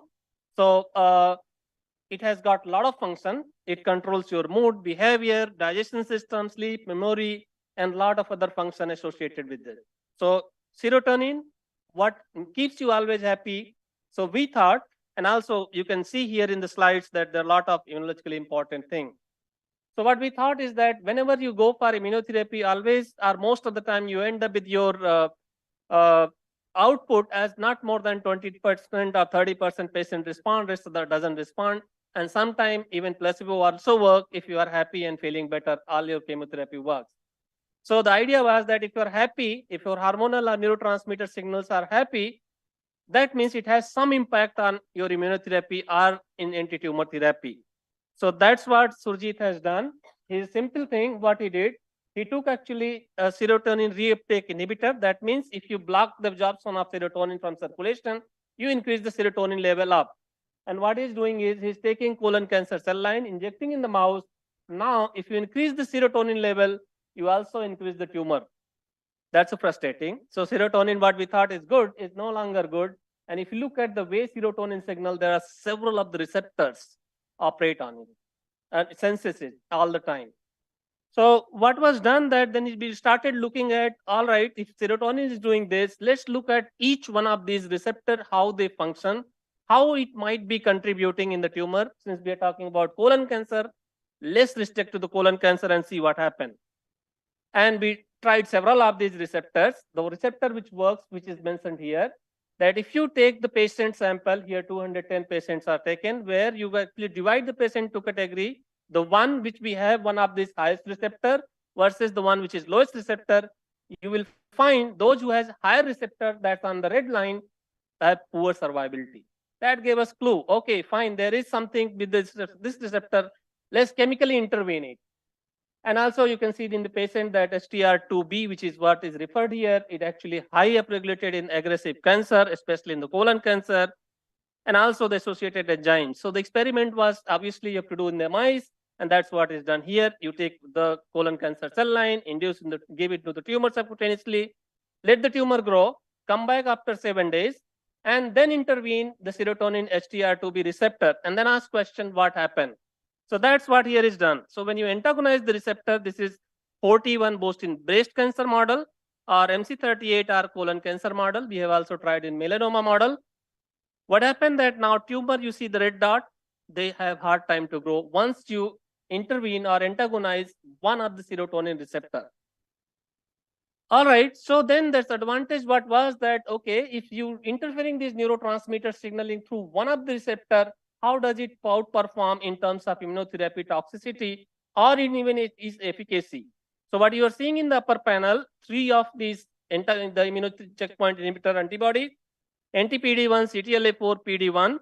I would like to put your attention here that we use the antibody in such a low concentration that it should not be effective if it is used as alone. And that's what you are seeing here, the red line.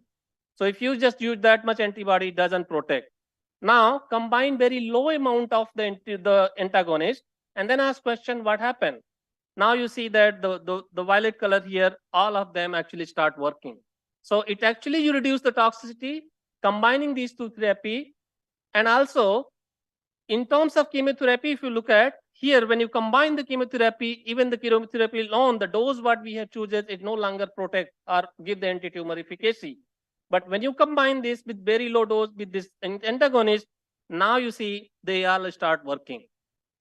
All right, so while we are doing all these assay, there's one retrospective study came in picture, done in the Israel. What they have done is they have looked at 6,959 patients, those who were on serotonin reuptake inhibitor, because when you have this, the mood, these patients are given to keep them happy and healthy. These drugs were prescribed along with the chemotherapy.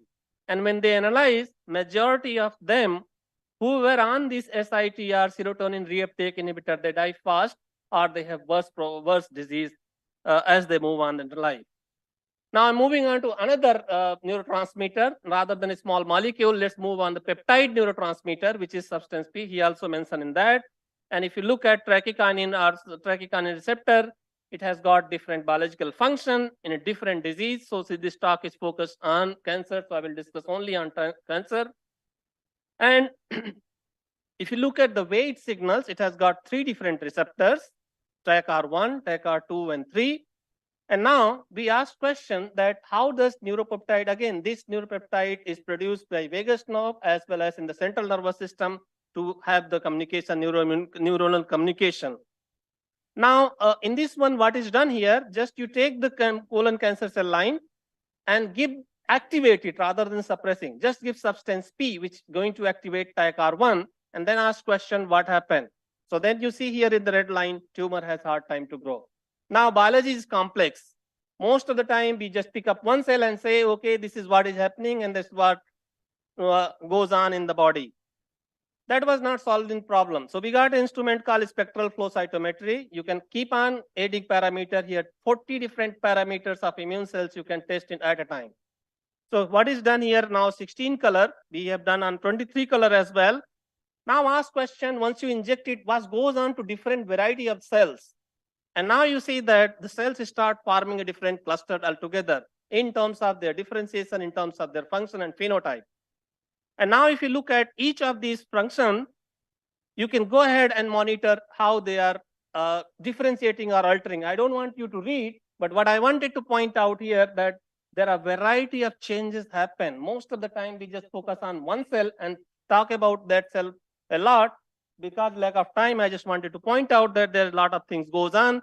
Now we know better what goes on and what actually goes down. So as this data is already discussed about CD4 T cell, effector T cell response actually goes up and regulatory response is come down, which you can see here just by looking at the color coding, that this color coding and here white coding, you see totally perturbing a lot of different immune cell and parameter simultaneously. Now, what he just now mentioned that whenever we have this type of the chemotherapy or immunotherapy, obviously you end up with a lot of emesis, nausea, vomiting, all kind of things. Obviously, you use some of these drugs for the controlling the to give better response or better things for the patient. But most of these drugs or some of these drugs which also uses this TACR1 as a receptor, as antagonizing this receptor. And we know that when you are agonizing the receptor, now you are promoting, giving anti-tumor response. When you agonize, then you don't get the response. And that is what is here shown, that if you agonize it, this does not work very well. And that's what I will conclude here, that you have different type of neurotransmitter. The one we discuss here only are the 5-HTR2B serotonin receptor, which you need to agonize, and TACR1, which is peptide neurotransmitter.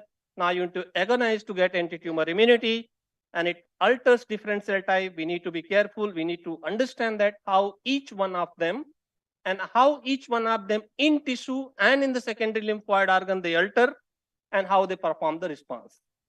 So obviously you saw him presenting. Rashmi also helped him. Amrita also part of this study, and the funding agency which actually contributed.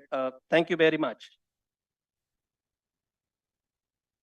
Now house is open for the question.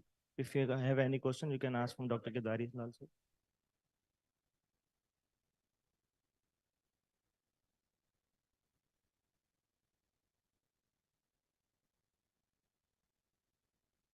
Yep. There is no question. Right. So recently we just had this IPR filed for this particular molecule, which is antagonist and combining this thing. Now question is what we have shown is preclinical model. Let's take it to the clinic and see how it works. So that's the next step we are following. I hope that in this discussion we'll move ahead with something new on that. Yeah. Thank you. Thank you very much.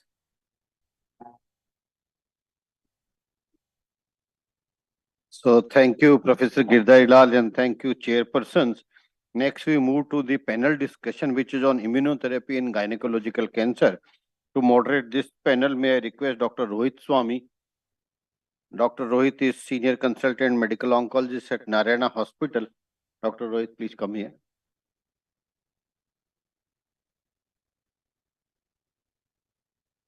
Please invite your panel.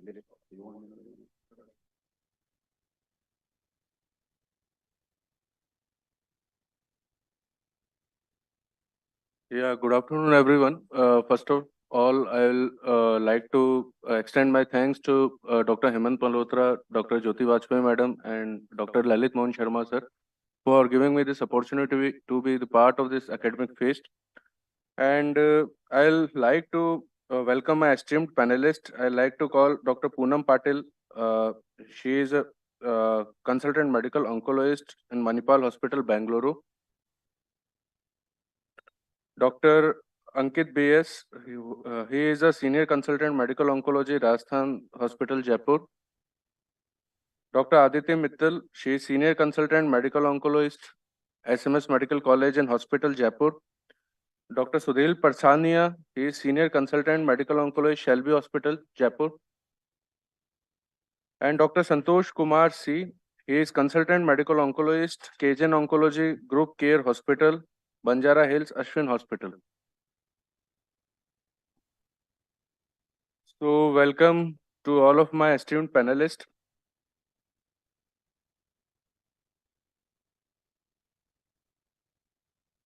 So I'll start this panel discussion on role of immunotherapy in the present scenario in gynecological cancer. So as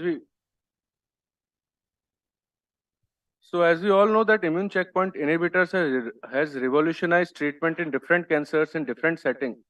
But role of immune checkpoint inhibitors in gynecological cancer is that is not that much prominent. There are not much indication of use of immune check inhibitors in gynecological cancer.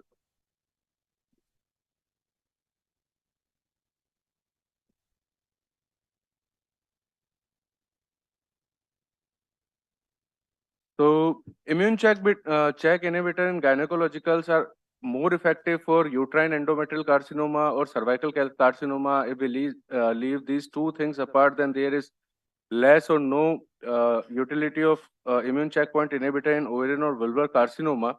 And reason behind that may be because of the different tumor microenvironment and different biomarkers which yet has to be discovered, which may predict response of immune check inhibitor in these solid tumors. So since as compared to head and neck and lung malignancy, where we have thorough experience of use of immune check inhibitors, I like to ask my panelists what is their experience of using immune check inhibitor in different gynecological malignancy in their clinics. So I like to ask Dr. Poonam. So real-time usage has been in uterus only. Yeah. So So only uterine endometrial carcinomas we have experienced at present. And that was regardless of whether they were MMR deficient or proficient. Yeah. Dr. Santosh. So I have used immune checkpoint inhibitors, as Madam said, in uterine malignancies and also one patient of cervical cancer also. So Okay. In So you used immune checkpoint inhibitor with chemotherapy in first line setting or in the second line setting? So as coming to uterine cancer, I use pembrolizumab plus lenvatinib in second line setting. Okay. Cervical cancer was upfront in combination of chemo with immunotherapy. Okay. Dr. Aditi Mittal. Not yet. We have not used immunotherapy in. And Dr. Sudhir. I used in the cervical cancer second line only, single agent. Second line single agent. IO. Okay. So as I mentioned previously, use of immune checkpoint inhibitor in gynecological malignancy is less as compared to other solid tumors. So my next question will go to Dr. Sudhir Palsania. What biomarkers would you like to do? What molecular test would you like to do in the metastatic endometrial carcinoma? And whether you want to do all of these molecular studies in the first line before starting treatment or after failure of platinum-based chemotherapy? No, it is best to the examine before the starting of the any metastatic treatment of the endometrial carcinoma. There is the role of the MSI or deficient MMR, and if it possible, then the tumor mutation burden also for the patients. And if it is not done before the treatment is started for metastatic, then in the second line also there is a role of in the cervical and as well as endometrial carcinoma. And what about other molecular markers which can give us idea of other targeted therapies other than immunotherapy? What other molecular markers will you like to do on the endometrial carcinoma? Apart from this, there are the instant marker like ERPR, HER, then the NRTK inhibitors are there in the endometrial carcinoma. They are there, and other than there, the TMB tumor mutation burden is there. Yeah, agreed. So my next question goes to Dr. Aditi Mittal. What is the role of liquid biopsy in gynecological cancer? Is that much prominent in the as it is in the other solid tumors? And what will you prefer, either tissue biopsy or liquid biopsy in gynecological cancers? And in which situation will you like liquid biopsy in gynecological cancer? So as such, not a great fan of liquid biopsy. So and in generally in these patients, we get lot of tissue because the diagnosis is established easily generally, and there's tissue left. And suppose there's a big specimen of previous hysterectomy, then we have lot of tissue. So easily, even the NGS can be performed. So as such, not a great experience with the liquid biopsy. But yes, if we do not have the tissue, then we can go ahead. And still, I think the more studies are needed to guide us through the whether we can order the liquid biopsy or not. Yeah, agreed completely. So gold standard in gynecological cancer is to do molecular and further testing on the tissue biopsy only. Liquid biopsy though are useful in the cases of even diagnosing as well as monitoring treatment as well as to discover early discovery of recurrence in gynecological cancer. But still studies are required for further validation of liquid biopsy in gynecological cancer, and gold standard is definitely tissue biopsy. So in endometrial carcinoma, we have to do the molecular classification, and this new molecular classification as per TCGA is classifying endometrial carcinoma in the 4 classes, which is first is POL, which is around 7% of endometrial carcinoma, DNA polymerase epsilon mutation. And class of this endometrial carcinoma patient are generally high-grade endometrioid carcinoma, which has diffuse and very aggressive course, but with the treatment, standard treatment, they have very good output. Second class is MSI high status, and these tumors are also good to treat. These have also good outcome and are very immunogenic and are a good candidate for immune checkpoint inhibitors. And the third group is P53 copy number low. These are generally low-grade endometrioid carcinomas. And fourth is P53 copy number high. These are generally of serous histology, serous endometrioid carcinomas, where we can find mutation like HER2 mutation, which can be targetable. Then other biomarkers, as Dr. Sudhir has already mentioned, we can do NTRK, TMB, HER2, ER, PR, and PDL1. So my next question to panelists are whether POL mutation or BRCA1, BRCA mutation can be an indicator for probability of response to immunotherapy. Are these mutations increases immunogenicity in the endometrial carcinoma or other solid tumors? So my question goes to Dr. Santosh. So as POL mutations have the number of mutations in very higher level, that results in exposure of more neoantigens. So it's like a very high level of tumor mutation burden. So that predisposes the hotness of the immune system. So the POL group definitely would respond much better to immunotherapy compared to other, as with tumor mutation burden high tumors. BRCA1 and BRCA2, yes, they have the DNA mismatch repair, but immunotherapy works superiorly in them compared to others. I'm not sure of. but definitely those being platinum more sensitive.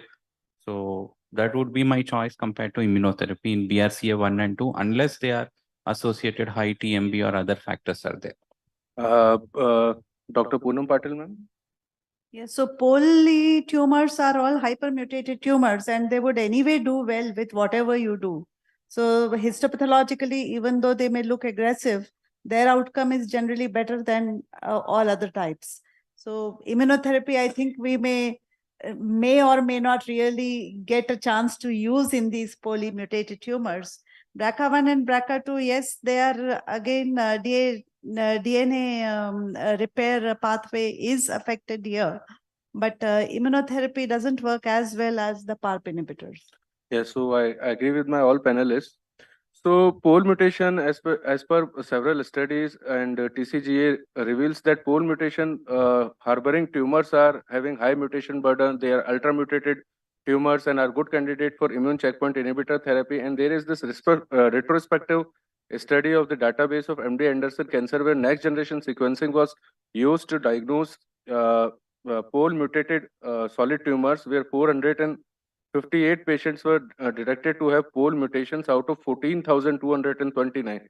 And out of these, 15% has pathogenic pole mutations. And when 82 patients received PD-1 or PD-L1 inhibitor monotherapy or in combination with CTL4 inhibitors, there was significantly improved clinical benefit rate, median progression-free survival, overall survival, and longer treatment duration as compared to benign pole variants.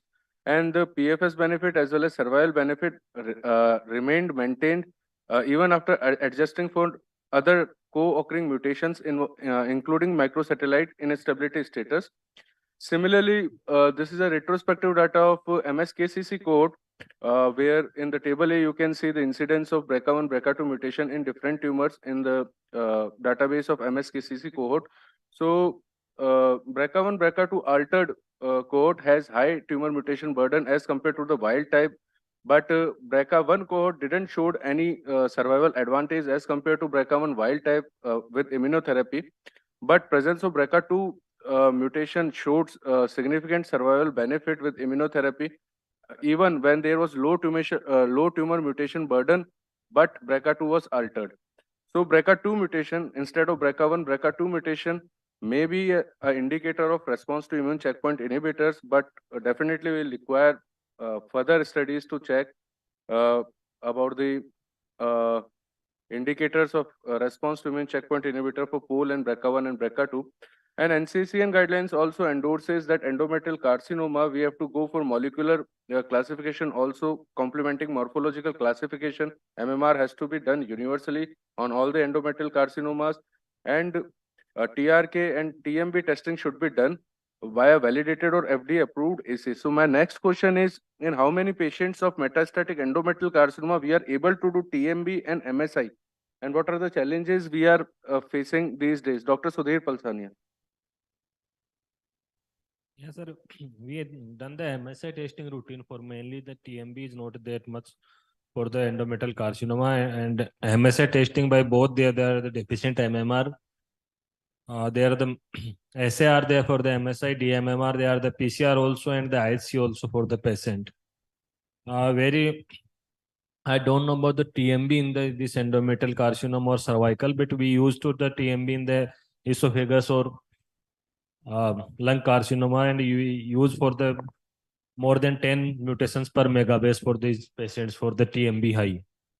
And challenges are the mainly are the MSI testing. There are the now it is affordable and it is easily available for all the patients. So it should be done for the all patients. But there are the challenges of for the TMB.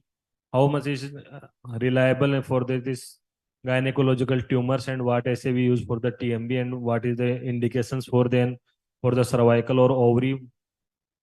Then the TMB is more than 10 mutations per megabase. So as I understood, we can do MSI easily by ISC. We can check DMR, but for checking TMB, we have to go for next generation sequencing. Next generation sequencing, and that is quite expensive, and that is a challenge for most of our patients. And TMB, sir, it is mostly used in the death patients where are there clear-cut indications only for the TMB, like the esophageal carcinoma, or there is a tissue availability is a issue for the lung carcinoma, then the liquid biopsy used for the TMB. But So- in endometrial or cervical, there is no clear-cut guideline, only TMB is there. So No, MSI, basically DMMR there is there. indication of TMB also. TMB more than 10, we can give pembrolizumab in those Yes, tumors sir, in the TMB second more line than 10. setting. Yes, sir. But then the Okay. tissue is available, so we Yeah. go for the NGS before the liquid biopsy. Okay. So my next question is to Dr. Santosh. What proportion of your patient comes out to be DMR status or MSI status? So, if you see the uterine corpus endometrial cancer, around 20 to 25% would be MSI high among all my patients. Cervical, it would be 10%, or ovarian, it would be maybe 2 to 3% only. Matlab, very rarely we find MSI high in my ovarian cancer. So in endometrial carcinoma, the MSI positivity rates are around 25 to 30%. In cervical and ovarian carcinoma, it is around 2%, 2 to 3%. So where do you put, Dr. Aditi, where do you put immunotherapy in metastatic endometrial carcinomas? In treatment naive patient or in recurrent cases after failure of platinum chemotherapy? So it depends on many factors, of course. So one of the, of course, main factor is whether the patient can afford it or not.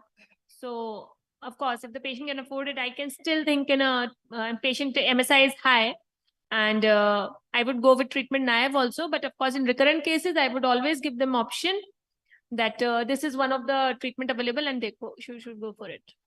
Yeah. But in treatment naive patient in the first line setting, you will like to give immune checkpoint inhibitor if DMR is there, or if they are pre-treated, then you will go for DMR. For the MSI high only. Okay. Dr. Santosh? So in upfront metastatic endometrial, I would go with the conventional chemotherapy option once they are either platinum resistant or not resistant. Then in the second line, I would like to use immunotherapy option in pertaining to endometrial cancer, where we have data in the second line much stronger than the directly upfront. And presence of HER2, many cases we find addition of trastuzumab to chemo further boosts the responses compared to adding immunotherapy in first line. That is why. But yeah, as Dr. Aditi said, if the performance status of patient is very poor in the first line only, and the DMR status is there and he can't tolerate chemotherapy, then we can think about giving immunotherapy also in the first line setting. Sometimes endometrial cancer is very, very low growing.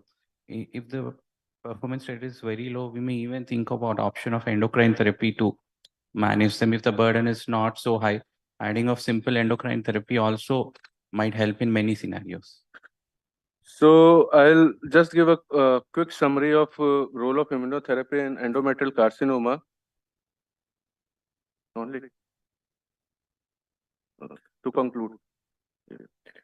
So Keynote 21 showed us that role of pembrolizumab is there in the second line setting in all the DMR solid tumors, and out of these 21 patient cohort of endometrial carcinoma was also there, which showed partial response. And there were several single cohort study of pembrolizumab in DMR positive endometrial carcinoma, which showed response rate of 36 to 71%. And Keynote 158, which was phase 2 study of pembrolizumab in second line setting in MSI-H recurrent advanced endometrial carcinoma, it showed us the overall response rate was around 47%, where median duration of response were not reached. So FDA approved in 2017 pembrolizumab in second line setting in all the solid tumor which has DMR or MSI-H. But what about the proficient MMR patients? So Keynote 146 addressed this issue, and majority of the study population was not MSI-H or DMR and were subjected to lenvatinib and pembrolizumab, and 50% were PD-L1 positive in this study. Primary endpoint was overall response rate at week 24. Secondary endpoints were overall response, PFS, and overall survivor. And in this study, even in the total population, even in the population not MSI-H or not DMMR, objective response rate at week 24 was 36%. Objective response rate at data cutoff was 37, and median PFS was 7.4 months. Median overall survivor was 16.4 months. So this study showed that lenvatinib and pembrolizumab combination can be effective despite of any MSI status or despite of any histology of endometrial carcinoma, but at the rate of higher toxicity.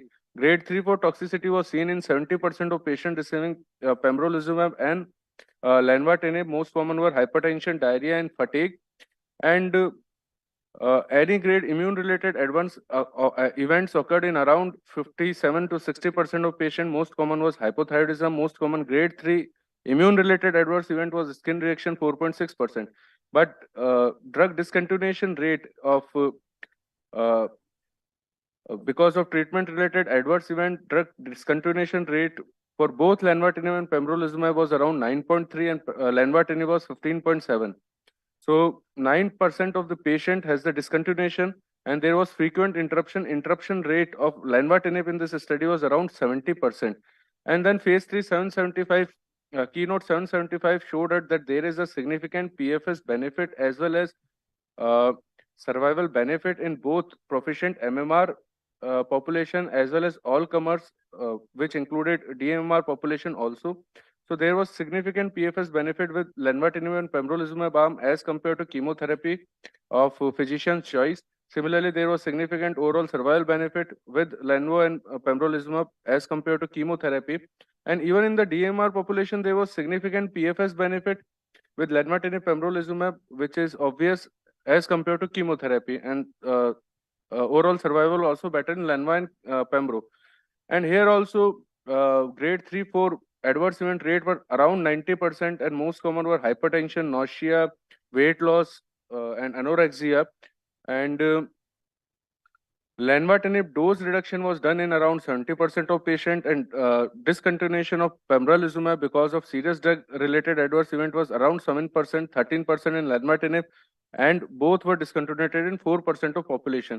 So my question to Dr. Poonam is that in the patient who is having DMR or MSI-H endometrial carcinoma in the second line, what you would like to give? Can you would like to give immunotherapy plus lenvatinib or immunotherapy alone? Single agent immuno-oncology. Single agent immuno-oncology. Yes. Okay. And why do you want to give only pembrolizumab? Because patient is deficient in MMR and patient is going to do well regardless. Is there any role of disease burden of giving single or combination of lenvatinib or pembrolizumab? I don't think so. Okay. So just in 2 minutes, I'll conclude the session.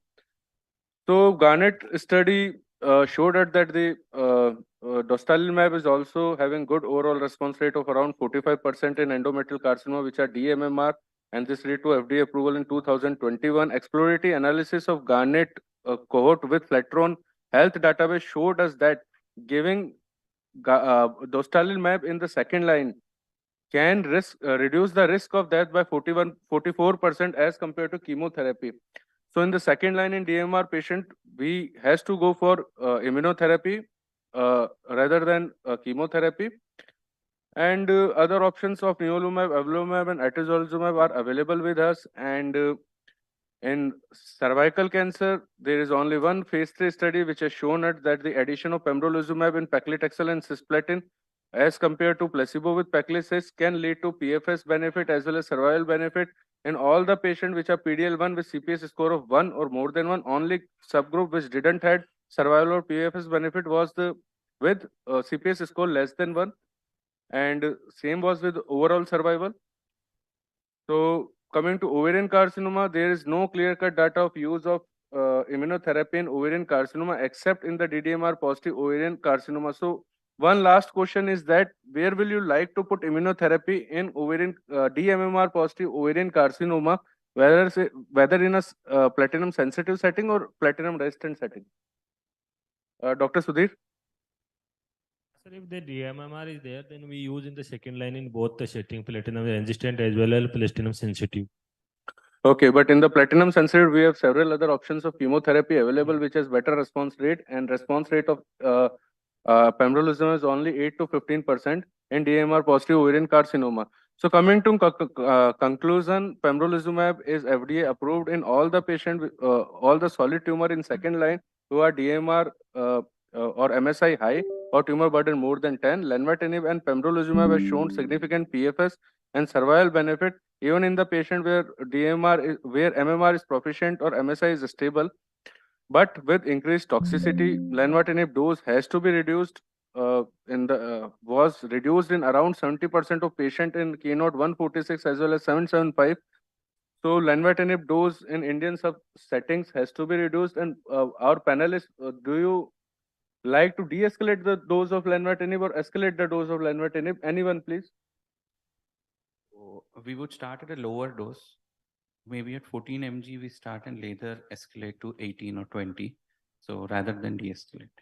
And in the cervical cancer, addition of pembrolizumab in CPS score 1 or more than 1 has a PFS and survival benefit as compared to chemotherapy alone. And immunotherapy and role of immunotherapy in ovarian carcinoma has yet to be established. Thank you, everyone. Thank you, my panelists. Thank you, everyone, for patient listening. Thank you.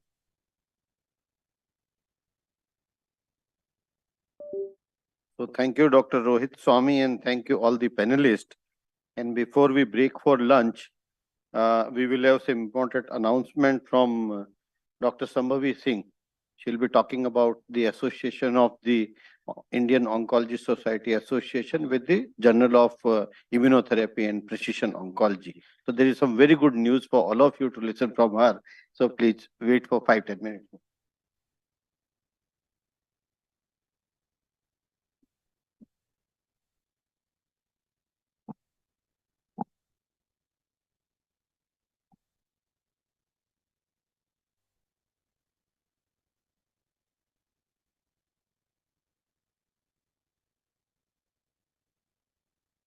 Thank you very much, sir, for the kind introduction.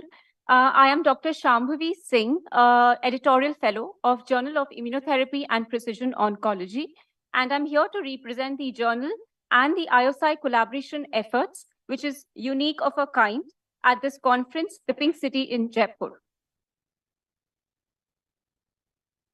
We would like to introduce our editor-in-chief, Dr. Ong Niang, from the Investigational Cancer Therapeutics, University of Texas, MD Anderson Cancer Center, USA, and a prominent editorial board comprising of 40 leaders worldwide, which is truly international, across 10 countries, representing India, UK, Taiwan, and the United States. We have tremendous support from our editorial office team members. That's Valerie Clark as a publishing manager, Claudia Lawrence as an assistant director, to help with the initiative.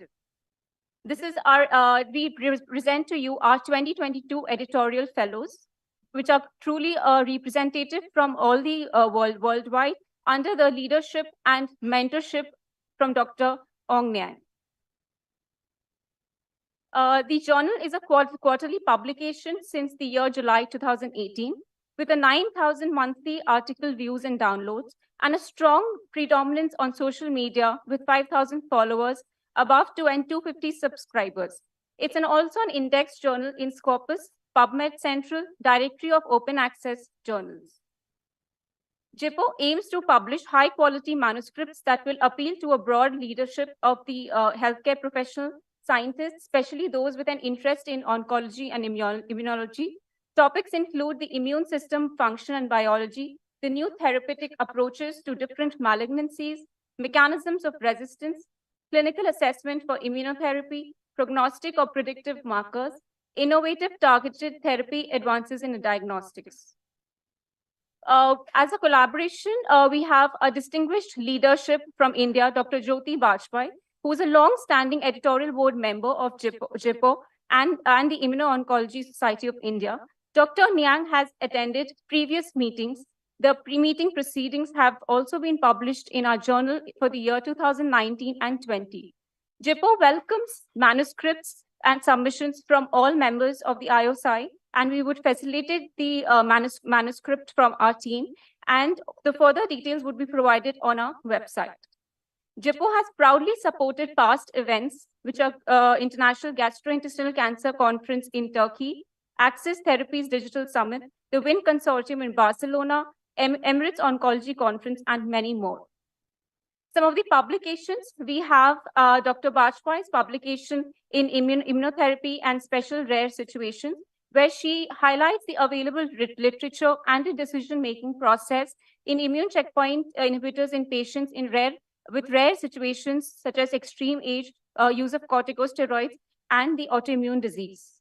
The second publication that is a very distinguished leader, Dr. Razel Kurzrock, highlighting the importance of publishing negative trials alongside as an additional information to the preclinical work, so that in future the preclinical and the clinical efforts can be taken with precaution, so that the negative treatment results are not worked on again. The next article highlights from another precision oncology leader, synchronized tissue acquisition techniques for novel biomarker discovery. Are you ready to waltz? Which Dr. Limay brings to the forefront the next generation biospecimen to facilitate coordinated synchronized efforts to reduce the errors in sampling. Then second, highlighting the article on implementation of a novel web-based lesion selection tool to improve acquisition of tumor biopsy specimen by Dr. Niang et al. And group, which highlights a web-based workflow for the tumor biopsy acquisition, which also will give us information on the tumor microenvironment and the resistant pathways that develop longitudinally. The Jaipur fellows conduct interviews with distinguished scientific leaders across the globe and highlights and discusses their work and their studies that facilitate the improvement in treatment.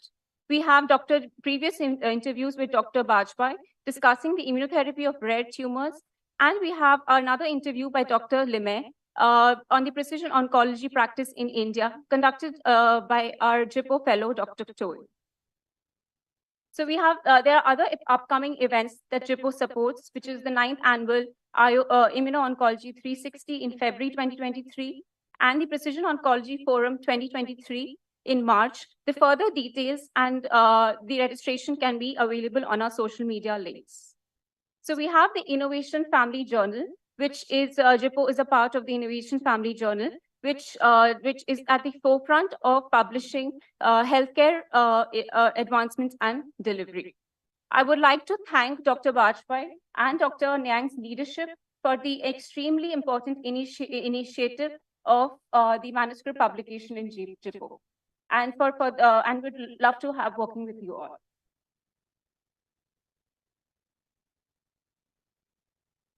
So thank you very much, Shambhavi. It was excellent, and you have really presented an overview of this journal. And let me tell you, this is very prestigious journal, and it is MD Anderson affiliated, so we can understand the reputation.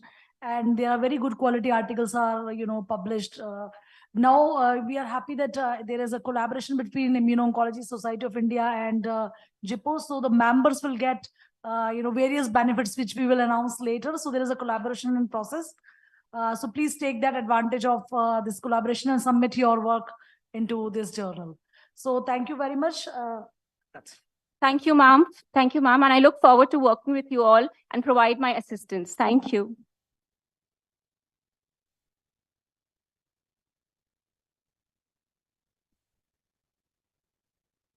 So with this, we come to the end of the first session, pre-lunch session, and we'll break for lunch for half an hour, and we'll be back by 2:45. So may I request everyone to please be here by 2:45. We have very interesting sessions left over. Thank you.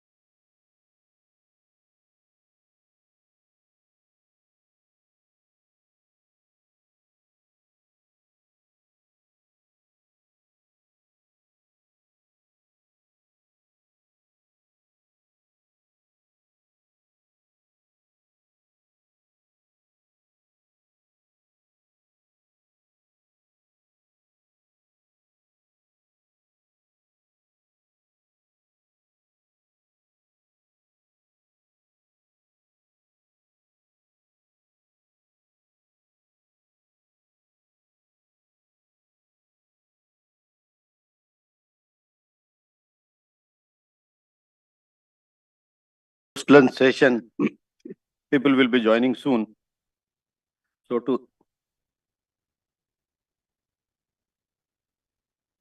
Dr. Sumant, you have a panel, na? Dr. Chirag Desai has come, so I think 50% have come already. Dr. Poonam Patil is here, Amish is here, and Roshni is here. So I think you all the panelists. So the next session is on the panel discussion, role of IO in the management of advanced biliary tract cancer. And to moderate the panel, may I request Dr. Sumant Gupta, who is Senior Consultant Medical Oncologist at Delhi, to moderate this session. And may I request the panelists also to come forward. Dr. Chirag Desai, he is Senior Consultant Medical Oncologist at Ahmedabad. Dr. Poonam Patil, Senior Consultant Medical Oncologist at Bengaluru. Dr. Amish Vora, he is Senior Consultant and Director of Medical Oncology at Hope in Delhi. Dr. Roshni Bhagwat Pandey, Dr. Roshni is Senior Consultant Medical Oncologist from Jabalpur. So over to you, Dr. Sumant. Thank you, sir. And so we have a very, very esteemed and a senior panel. And today, at least, I'll say that we have a new slide set. So we'll be launching a new slide set. So last 3 years, Durvalumab, we have seen only one slide set. So something new, something interesting, and something to keep us awake after the lunch session. So hepatobiliary cancer, tract cancers is something which is a big geographical divide in India. Everyone has been treating it with a very, very different regimens. And today, I think we'll have a nice discussion. We have the stalwarts and some of the best medical oncologists in the country on the panel to teach us what we have. And Dr. Ghanshyam has joined us, I think, virtually. Sir, can you hear us? Sir, ka join hoge? He's joining. Okay. Okay. So if we talk about biliary tract cancers, we have numbers from various registries, 32,000, and we say 90% are unresectable. But I'll again say that maybe these numbers are underreported because most of the biliary tract cancers, when they come, most of them, they do not get biopsies. Most of them do not get registered itself because this is a very geographical wise distribution because most of them are in the northern Gangetic areas. So BTC, I will say, is a disease which is underrepresented, and I think no statistics still can tell us what exactly is the epidemiology of this particular disease. There has been a very good study by Dr. Malhotra from AIIMS GI, which says that around 21% per million is the incidence. So this is the only single study from North India which says something about the number of GBCs which we see from the AIIMS registry. But again, I think now that there has been some interest in this cancer group, that we'll see more and more studies coming in and more data coming in from this particular subgroup. So, as I have said that this is a geographically divided tumor, I'd like to start from my panelists that how many cases of biliary tract cancers do we see per month? Anyone, sir? We can start from left to right or right to left, whatever we want. Amish bhai सबसे ज़्यादा देखते होंगे. ना. So I go to 2 places, combine that 6 to 10 per month, but single place 1 to 5. I think PSRI is primarily absolutely GI based so that's hospital. Why 6 to 10 per month is the one which is there. Ma'am. 6 to 10 per month, mostly gallbladder, 90%. No, it's 1 to 5 per month in Gujarat. 1 to 5 per month in Gujarat में कम होने लगता है sir आते. And over the last few years, we've been seeing more and more intrahepatic cholangiocarcinoma. True, sir. To gallbladder. Cancer. Yeah, gallbladder. Yeah. Ma'am. So 1 to 5 per month if I look at the Karnataka population. हाँ ma'am north Indian वाली नहीं pure Karnataka वाली. That is 1 to. Sir join कर गए? Ghanshyam sir join करें? Okay, sure. So, ma'am, when I was doing my DM in Adyar, so I still remember in 2012, जब gallbladder का case आया ना, so we got a tumor board, sir. Amish भाई, tumor board हुआ था कि GB आया कि उससे पहले I was a SR in AIIMS, जहाँ पे हम रोज कहते थे, अच्छा gallbladder आया, देखो इसको register करना है या नहीं करना है.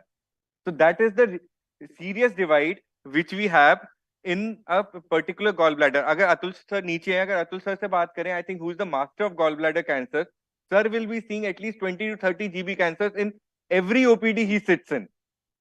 So it is difficult to say. And I think ma'am, जैसे जैसे हम southwards जा रहे हैं, कर्नाटका से और आगे जा रहे हैं, I think Tamil Nadu we see one case a month also in a center like Adyar. So BTC is totally a different disease pattern. So coming to the second question, is MDT really important in BTC or a medical oncologist is enough? Metastatic. Let's keep it to metastatic. Okay. I think MDT is a given thing, according to me. There is not a single disease, not a single stage, not a single pathology where a person alone has enough knowledge you need a pathologist, you need a radiologist, and nowadays you need a molecular biologist everywhere. MDT will be a group of people working together. Sir. So I think at least to our younger colleagues, this unequivocal message should go that all these patients must be evaluated in a multidisciplinary way. Like the days when I alone was enough. If the patient first came to me, I would treat. If the patient first went to a surgeon, he would treat or whatever. The patient must be seen by a hepatologist if you have the luxury of having one. Must be seen by an interventional radiologist and by an oncologist. So I think that unequivocal message should go. Sir, if I talk about gallbladder per se, I think I will like to keep him with my hepatologist or a GI physician because stenting will be there at least once in these subgroups. Dr. Amish, what will your say be? So I think, sir, what you said is absolutely right. And in the BTC cancers, the hepatologist or the GI physician will play a very, very major role because most often you'll land in a situation where you'll have obstructive jaundice and you, sir. Just one thing, when we start the treatment, MDT is extremely important. But suppose assume you have started chemotherapy. After that, at least I have a feeling that once you go back to MDT, many of these other specialty people don't understand chemo aspect much. So that's where either we sit with them more and more and try to make them aware more of chemotherapy. So there are many times I feel that my decision is not correct because there was a overburdening MDT decisions. So yes, that can be one reason. Any other, ma'am? See, you all are working in the ideal world. We are working in places where you may be the only primary care physician and you need to take all the decisions for your patient. So I think over the years, we learn how to manage them and we are the primary care. Sometimes just having MDT may be a waste of resources.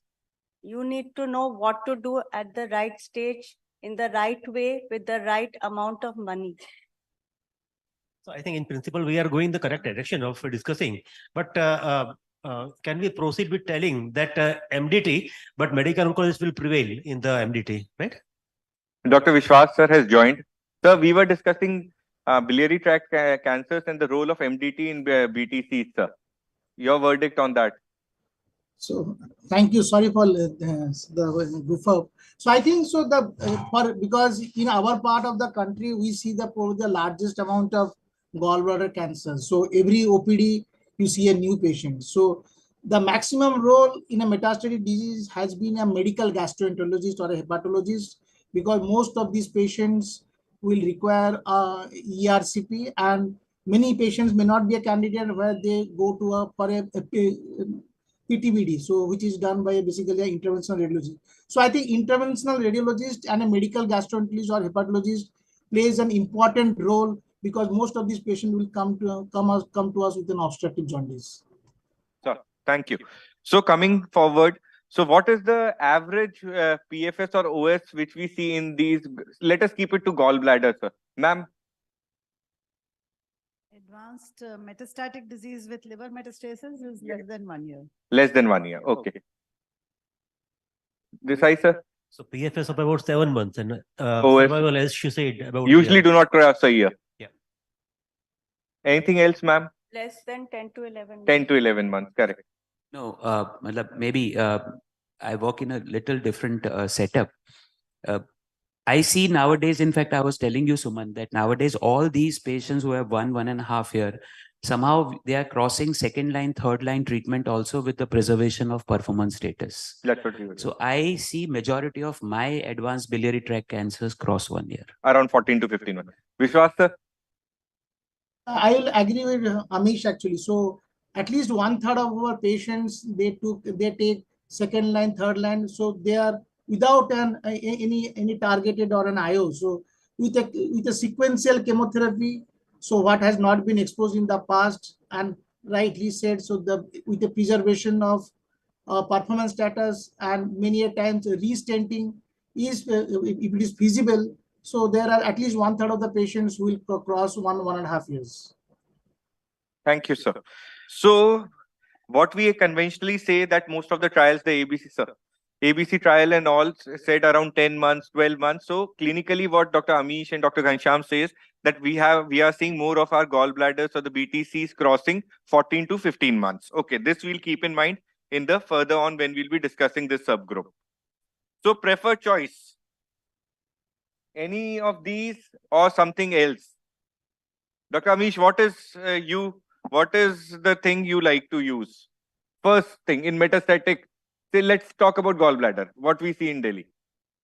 Or something new you are using. No, we have Topaz 1 data now.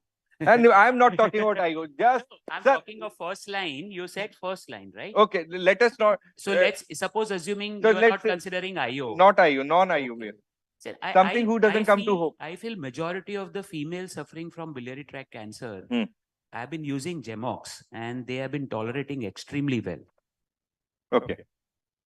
Ma'am? Standard of care is gemcitabine cisplatin for convenience. Gemox is not inferior to Gemcis, and 5-FU doesn't work in gallbladder at least.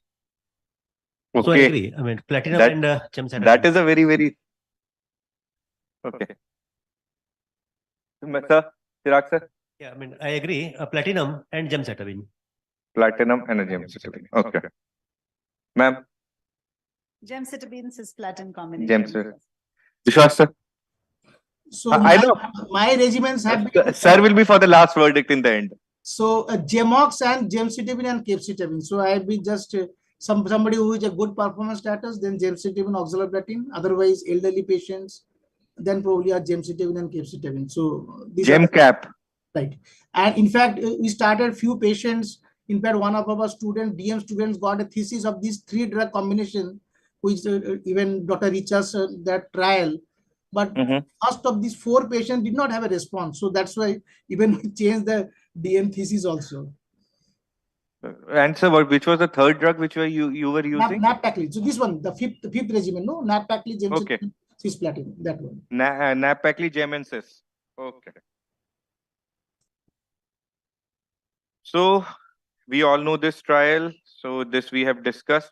Okay. So anyone on maintenance gemcitabine? Any thoughts on this?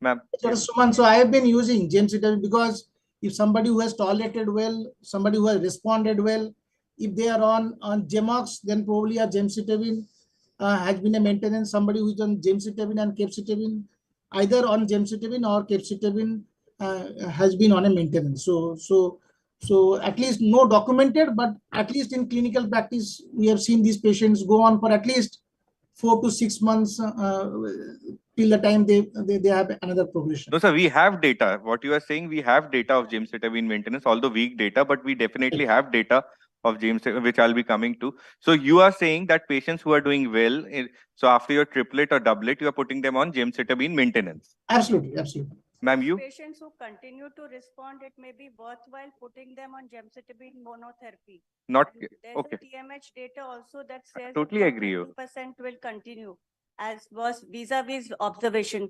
So we can discuss with the patient what they want, a drug Okay. holiday or continuing. Vishwas sir, you are not tempted to put them on capecitabine maintenance? Capecitabine, yeah, so there are certain patients who doesn't want to come on a day 1, day 8 basis or a day 1, day 15 basis. Otherwise, I will prefer, because I still think that gemcitabine is the most important drug in a biliary tract. Okay. Use capecitabine now. What will you use as No, second line? Sir wanted a capecitabine here. Some of the panelists were not agreeing on 5-FU derivatives at all. Now, ma'am, you are saying of capecitabine as a second line, because if 5-FU doesn't work, then capecitabine should also not work. Okay, great. So, coming to what Amish bhai started in the beginning. Ma'am, sir, Gemoxy सिखाया था आपने. Just wanted to say that we have a level one, this thing, phase 3 study for the Gemox versus Gemsys. I know, sir.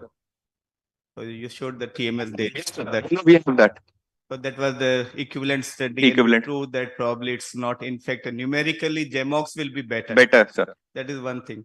Second, I don't think that we have the last word regarding the 3-drug combination for the patient with the ECOG 01.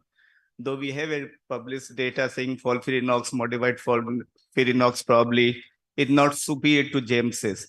But in single center, the phase 2 study has shown that we usually get the 45-46% of the responses with 3-drug combination for the performance status 0-1. And probably still, I haven't seen in my routine clinical practice that patient median OS progressing beyond 1 year or so. I know. So, but if Amish and everybody No, sir, say you, that, sir, you are right, and me and Ghanshyam are right. Now you talked of median, we talked of 1/3. no, you said majority of your patients. So my patients, majority, So because you I probably- have, less Sir, I likely- think the patients he sees are much more better performance status upfront, because I have worked in your clinic. Your patients, the performance status upfront is very poor. So I do agree that large number of, probably I would say in our clinical practice also about 40% will be able to go to the next line of the treatment. That is something which is and probably something. So that Gemox paper was the same that the scholar who went to Harvard published, that Gemox was superior to Gemsys. Uska naam? No, yes, Surinder. Surinder ka tha na, sir? Surinder worked on that paper. I know, I was there that time when he was publishing. So I was also part of the data collection. I remember that. All right. No, we tend to remember the patients who are surviving for a longer time. Yes, sir. That is also, I think as medical oncologists, we always get to keep the good news with us. But again, I keep on saying that we are clubbing the BTC as a one group. It is not a single. So that is why when I am now presenting, I am keeping GB, because I think GB is something which is more closer to heart. Yeah, and probably that is where you get the inferior outcomes. Outcomes. Biliary tract, other So I still remember one line which our hemato-oncology colleagues used to say. Talk about gallbladder cancer when you are talking about oncology. So I think now we have some answers that we can talk about gallbladder cancer. Okay, sir. Amish bhai, the favorite part. Not routinely. You have said routinely. Let us leave this. Sir, this is a slide set which I have been given and I have to present. So let us take out the scientific gist from it and let us take a take-home message as Hemant sir said for the students. See, I think TAP is the one which Topaz 1 has come out with a new criteria. First we had TPS, then we had CPS, now we have TAP. Yes. The point is that you do basically a PDL1. Although the Topaz 1 very crystal clear says that irrespective of PDL1, you can offer durvalumab to the patient. But I do PDL1 in these patients. MSI? MSI, every stage 4 patient, I do, irrespective of this. TMB, you have to get to NGS. So that is something which I preserve later on. But PDL1 and MSI, every stage 4 patients, I get it done because it's cheap also. True. Any view? HER2/neu has to Yes, that is what HER2/neu. Because recently in last few patients, I have found HER2/neu to be positive in lot of GB patients. I have started trastuzumab and I have got results in few patients. No. Point is not that. The point is you do HER2, you have HER2 amplification, and you have PDL1 1%. I have not got PDL1 in that particular patient. So you won't. So HER2 and PDL1 you are saying is exclusive. I'm not saying it's exclusive enough. Data also now for using trastuzumab with PDL1 checkpoint inhibitors as first line in that keynote 811. That's for stomach, not for this particular. That is for stomach. Sir, So I agree that MSI, PD-L1, HER2, in intrahepatic cholangiocarcinoma, there is data of FGFR also. The drug is not yet available, but we will have to make the habit of getting this test done.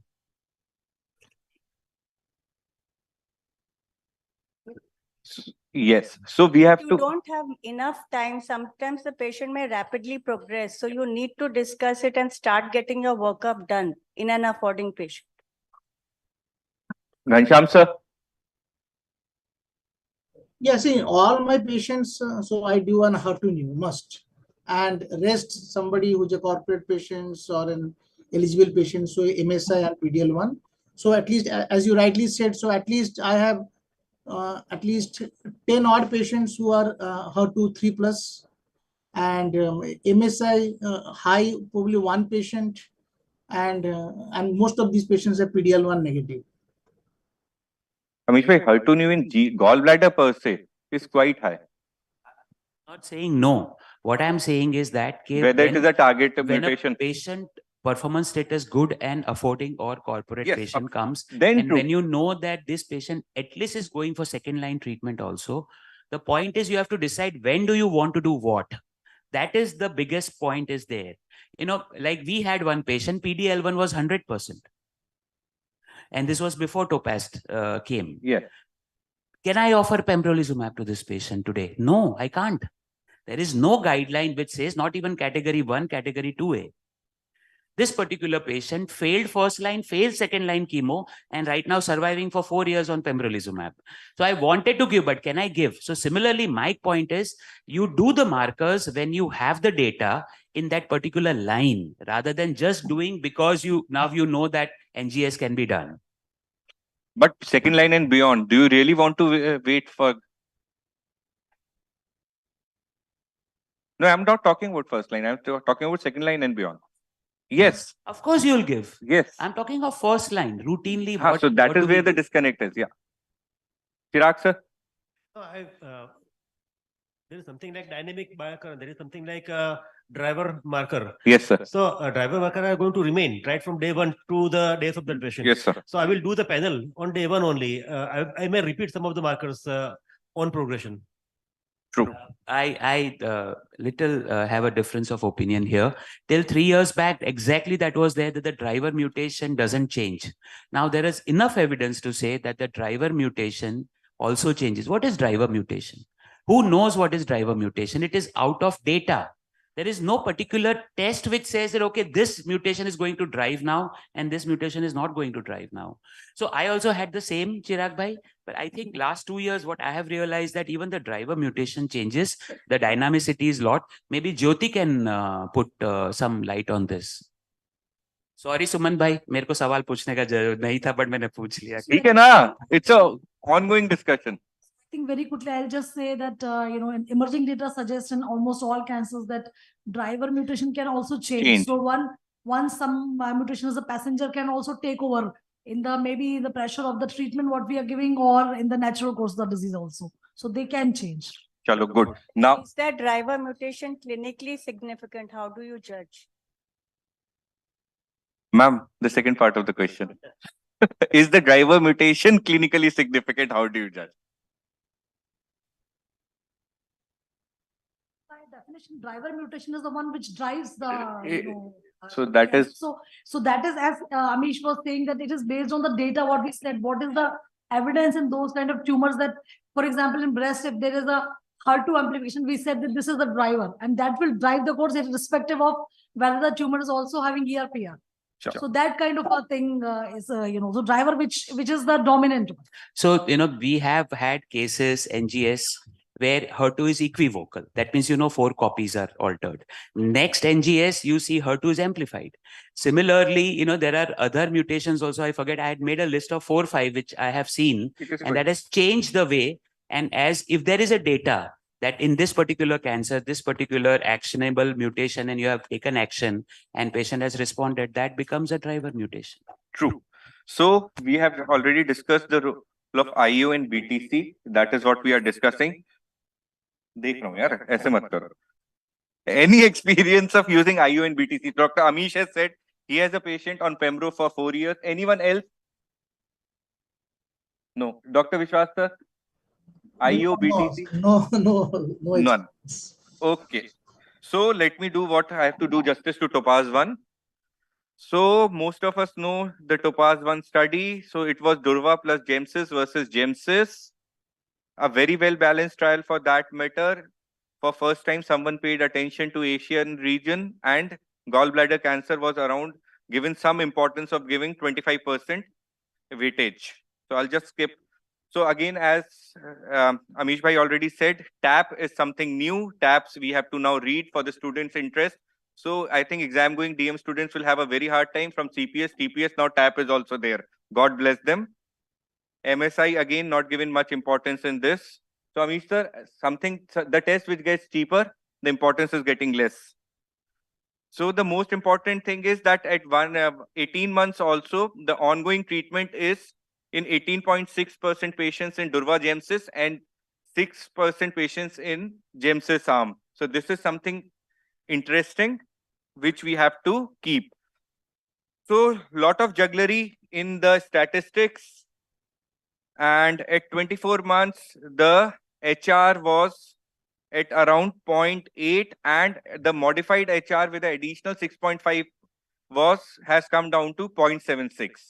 So I will say that with these newer trials, these statistics are becoming more and more confusing. But yes, there is still a divergence of graphs which will be there, and that says that there is some meaningful benefit of addition of durvalumab to the standard Gemsys or the Gemox, whatever we are using. Subgroup analysis shows that the trial is quite well designed.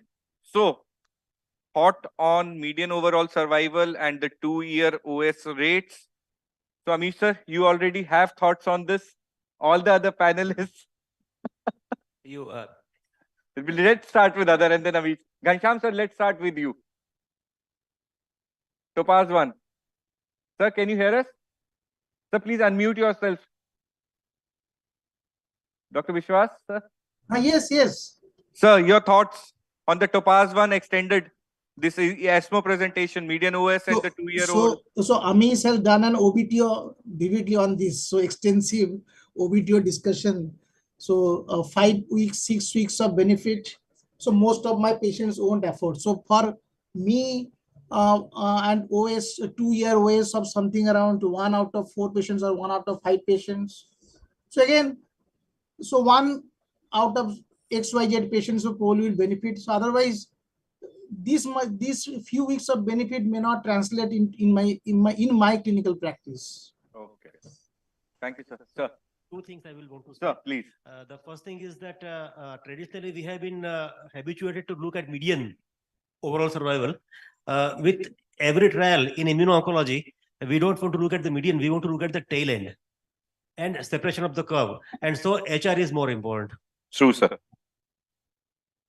One thing I wanted to say before this, the TAP actually is not predictive of anything. So we should not use the PDL1 as of now for the Topaz. Ma'am, so most of the patients are irrespective of PDL1, like in all Durva and Evo trials. Yes.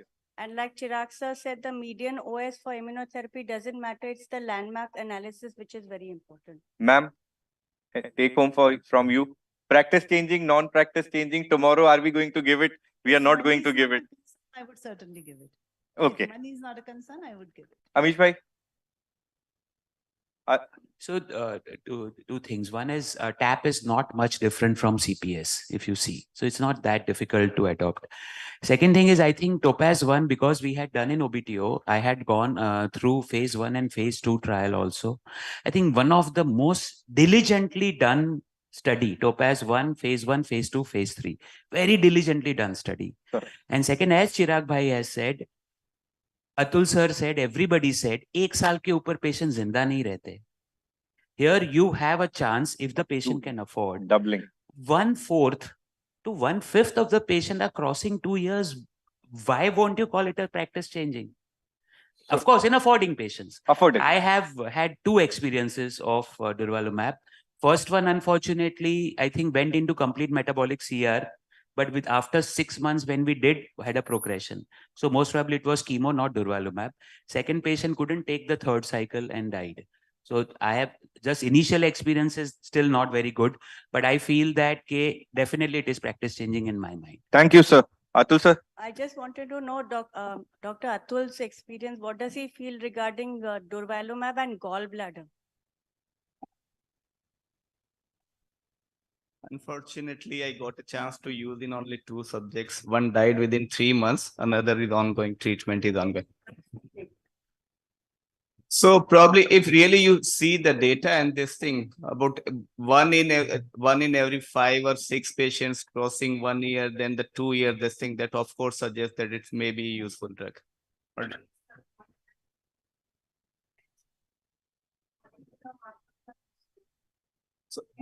So that we have been saying, unless we have our own data, because you see all of these Western publications, they are overwhelmingly, the majority of the subjects will be about 70, 80 or 75% will be cholangiocarcinoma. And they itself, their natural biology is such that they have the median survival superior to gallbladder cancer. But probably I think so unless and the coming back to this thing immunomarker and probably the baseline molecular marker, I think we should, as and when we get a chance, we should be doing it, because at least we'll be able to generate data and this thing. Because the retrospective analysis, at least I can say for the institutional practice where we have the resource and this thing. So this will be useful. This may not be useful now, but will be useful in the future. We can go back and see whether how did they do this, because many times in our center also, usually they do not keep the block beyond 5 years, sometimes beyond 10 years. So that will be using a precious code.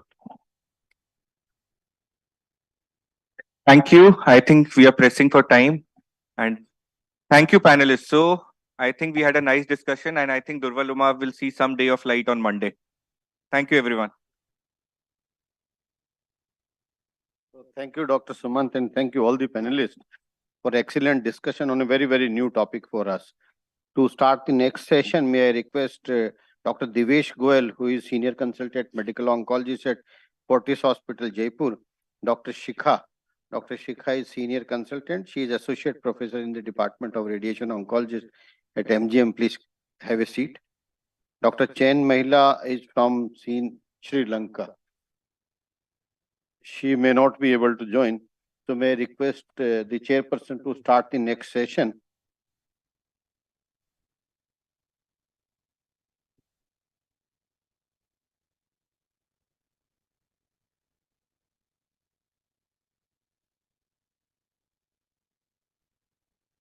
Thank you. And hello. For further talk, I invite Dr. Hemant Palhotra, sir, for discussion about the novel IO-IO combination management of advanced HCC. Malhotra, sir. Thank you very much, Divesh. Thank you, Shikha. With the permissions of the chair, I will start. Dr. Vikas was supposed to give this talk, Dr. Vikas of GI Medical Oncology TMH, but some reasons he could not come. So I'm Stepney in his place, but I will quickly run through the data. So this is a AstraZeneca sponsored symposium on the management of advanced HCC. And we will try and focus on, of course, the overview of the management and the new novel IO-IO combination in this disease.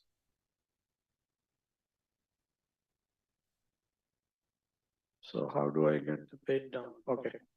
So hepatocellular carcinoma is not uncommon in India and not uncommon in Southeast Asia. It is the 10th most common cancers and the 8th most common cause of cancer-related death. Significantly more common in males as compared to females. And almost 3/4 of the HCCs in India are related to hepatitis B, while 15% are related to hepatitis virus C. It's not an uncommon disease, and large cancer centers see about 50 to 100 cases per year with around 20 to 25,000 new cases every year. And something of concern and something of interest is that the incidence of this disease has been increasing over the past few years. And this is some Globocan data for you on the right side. Like the incidence, annual incidence is about 30,000+ cases, and a very high number of these cases don't survive. Majority of the, maybe not majority, but almost half of the cases of this disease present in either locally advanced disease or a metastatic disease. And if you have either regional, locally advanced disease or metastatic disease, the 5-year survival is less than 10%. So there is a huge unmet need in the management of this disease. And if we quickly look at the management of this disease, the Barcelona algorithm, and if we come to advanced stage C disease, and we rule out the patients who are in bad performance status or have bad liver functions, then you don't have the option of ablation, you don't have the option of resection, you don't have the option of transplant, you don't have the option of TACE, you have only the option of systemic treatment. And with systemic treatment, the expected survival is about 20 to 24 months. And what are the approved systemic treatments for this category of patients? The first line is Atizo plus Bev, also Druva plus Tremi. If this is not feasible, then first line sorafenib and lenvatinib can be given. Post sorafenib progression, you have a bunch of other TKIs which can be given. Post Atizo-Bev progression, post IO progression, most of these patients land up in clinical trial. In the third line, there is some small amount of data for cabozantinib. So quickly run through, this is the survival in HCC as already highlighted. In advanced stage C disease, the median survival is just a few months. So again, to highlight that there is a huge unmet need in this disease and we really urgently need to find some treatment options. This is the timeline of systemic therapies which have been approved for the management of HCC. In 2007, we had the FDA approval of sorafenib in unresectable HCCs. Then we had the approval of regorafenib, followed by the first approval of Nivo in patients who progressed on sorafenib. Then we had lenvatinib come in, we had some pembro data come in, we had approval for cabozantinib and ramucirumab. Then we had FDA approval for Nivo plus CP. And in 2020, we had the approval of Atizo plus Bev. And now very recently, we have the approval of IO again, which I will show you and kind of focus on. So a quick snapshot of the trials of systemic treatment, the SHARP trial on the basis of which sorafenib was approved in HCC. Phase 3 multicentric randomized double-blind placebo-controlled trial, 400 milligrams twice a day for sorafenib compared to a placebo, and a significant improvement in median overall survival, 8 months to almost 11 months, hazard ratio of 0.69. And on the basis of this, the drug got FDA approval for use in HCC. The REFLECT trial on the basis of which lenvatinib got to prove non-inferiority to sorafenib. You can see the two survival curves, but in this particular study, the toxicity AE profile, adverse event profile of lenvatinib was better than that of sorafenib. So it quickly became the first line treatment for quite a few of us. And here are all the first line systemic treatments for HCC, the SHARP and the REFLECT we've already seen. The CheckMate trial of Nivo versus sorafenib did not meet its primary endpoint. And then we had this IM-BRAVE 150 trial in which Atizo-Bev was compared to sorafenib. And this was a positive trial which met its primary endpoint. So immuno-oncology combinations to better outcomes in advanced HCC can be of several forms. They could be IO plus anti-VEGF monoclonal antibody, as is the first line treatment which we have now, Atezo plus Bev. Or it could be a combination of IO plus anti-VEGF TKI. This is a combination of Pembro with lenvatinib or Atezo with cabozantinib. And now we also have some data for IO-IO combinations, combination of PD-L1, PD-1 with the CTLA-4 inhibitors, Druva plus Tremi, and Nivo plus Epi. So this is the IMBRAVE 150 study, and you can see if you compare with sorafenib, the red curves, the intervention with Atezo-Bev is significantly better. 6-month survival of 84.6 versus 72.2. And updated median overall survival with the IO anti-VEGF monoclonal antibody, 19.2 months versus 13.4 months, with a significant hazard ratio of 0.66. Also a difference in the progression-free survival with the IO VEGF inhibitor monoclonal antibody combination. This was the LEAP study in which patients of confirmed HCC with chemo-naive situation who had good liver functions, good performance status. Lenvatinib plus Pembro was compared with lenvatinib alone. And not a huge difference, but a small difference at 24 months, 43.7% OS versus 40% OS. So then this combination of CTLA-4 inhibitors and PD-L1 blockage has been evaluated, and there is theoretical rationale for this combination because you are targeting the immune pathways at 2 levels, preliminary data for the success of this was by this study 22. We'll just focus on the part 3, in which there were 4 arms, a combination of tremelimumab versus durvalumab, Druva alone, Tremi alone, and a lower dose of Tremi plus Druva. Patients had to have unresected HCC who were chemo-naive.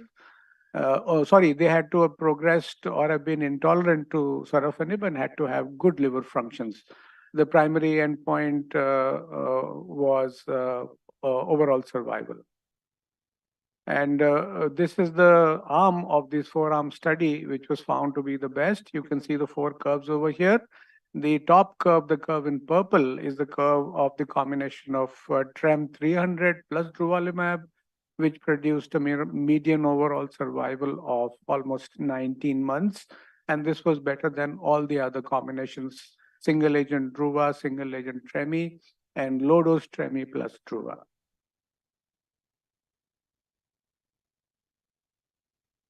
So again, as I said, there is theoretical rationale of combining the CTLA-4 and the PD-L1, and you're targeting the immune pathways at 2 levels and producing additive response.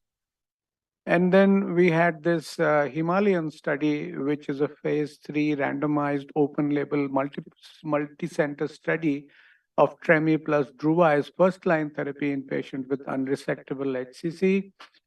This was the study design. Patients had to be more than 18 years of age with confirmed HCC, Barcelona stage B, who were not eligible for locoregional therapy, or stage C, had to be treatment naive for HCC with a good ECOG performance status and good liver functions.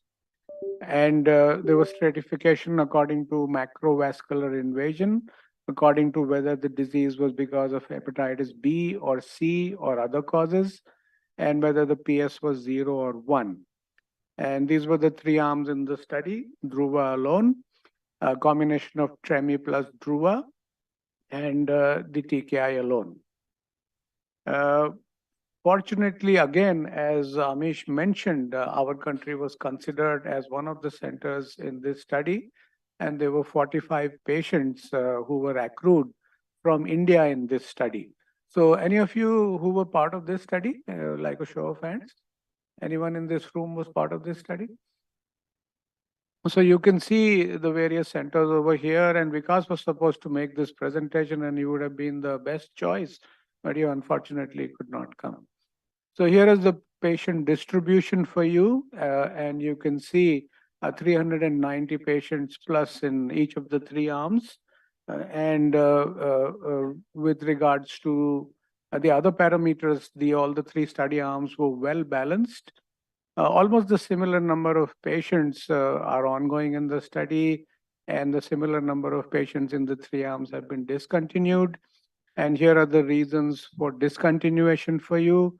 About 13% patients in the Druva plus Tremi arm were discontinued because of AE, as compared to 7.8 with Druva alone, and almost 17% with sorafenib. And these are the demographic and baseline characteristics of the patients in the three arms.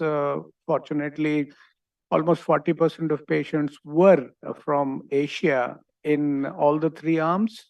1/3 of the patients were hepatitis B related. About 25 to 30% patients were HCV related. 2/3 of the patients has PS of 0. PD-L1 positivity was seen in about 35 to 40% and quite similar across the three arms.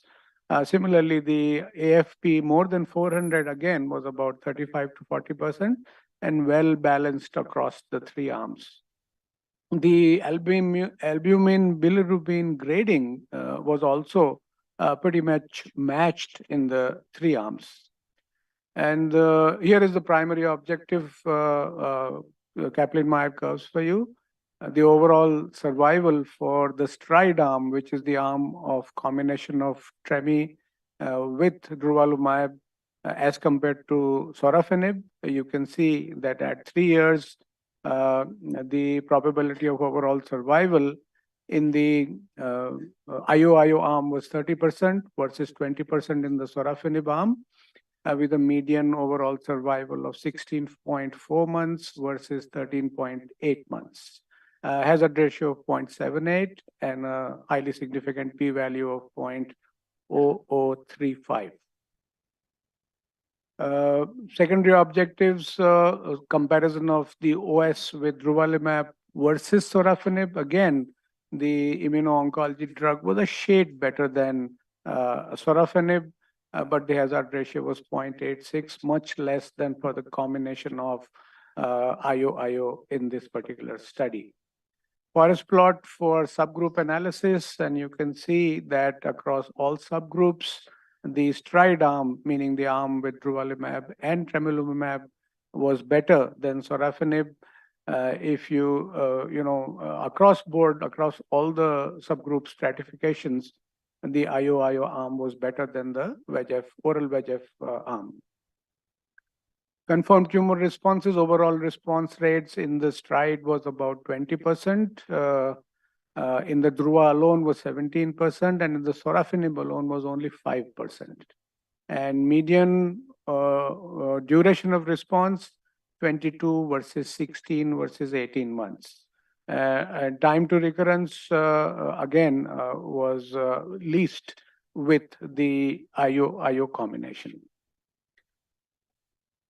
Secondary endpoints, PFS, not very much different, which I think we are getting pretty used to seeing when we are talking about immuno-oncology drugs. No difference than the other immuno-oncology studies in solid tumors. I think AEs are important. This is the snapshot of the AEs. Grade 3 and grade 4 AEs were about 50% in the STRIDE arm and 52% in the sorafenib arm. Again, not very much different. The AEs with the outcome of death, so grade 5 AEs possibly related to treatment, 2.3% versus 0.8%, significantly more in the STRIDE arm.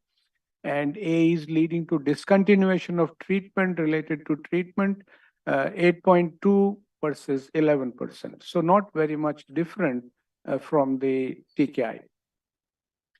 The AEs of concern, incidences of hepatitis, worsening of the hepatic functions and hemorrhage, again, not very much different between the stride arm and the sorafenib arm, as you can see in this table.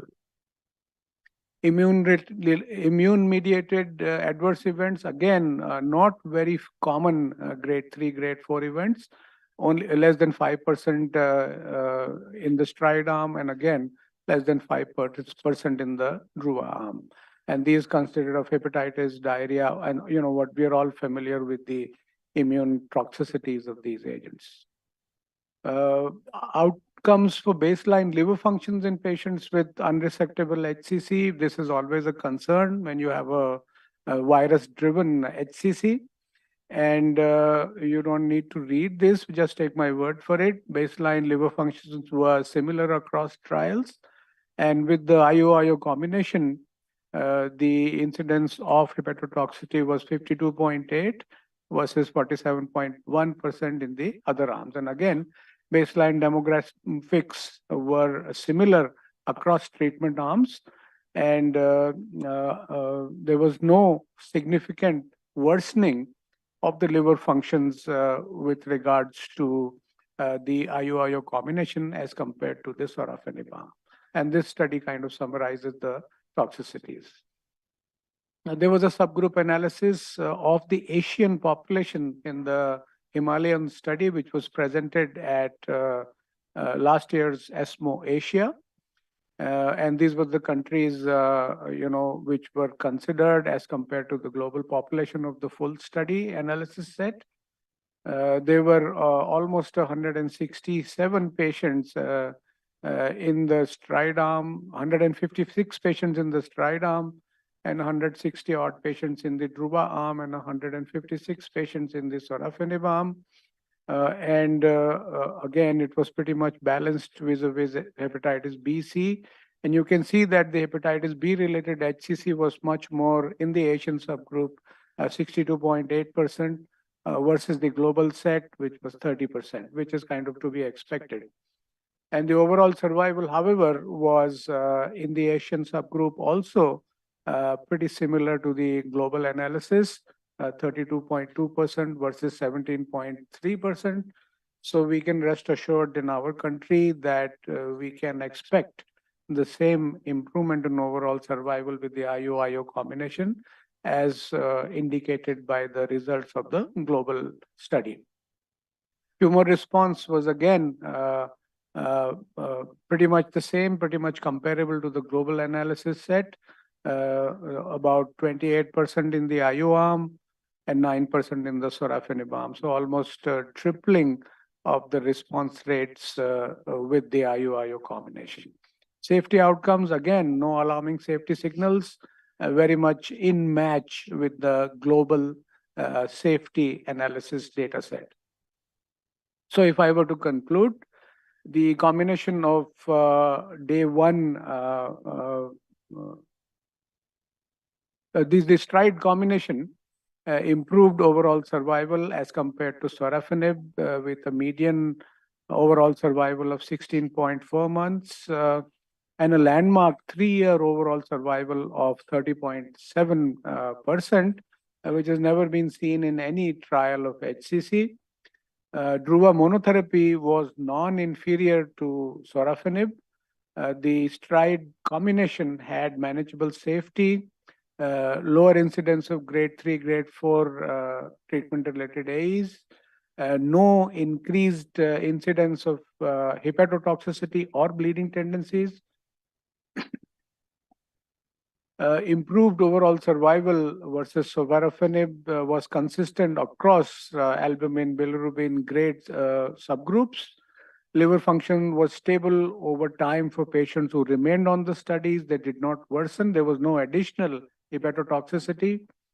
And the albumin bilirubin grade is prognostic of response to stride and also to druva monotherapy. And improvement in efficacy was seen in the Asian subgroup, quite like the global subgroup, of the stride combination as compared to sorafenib.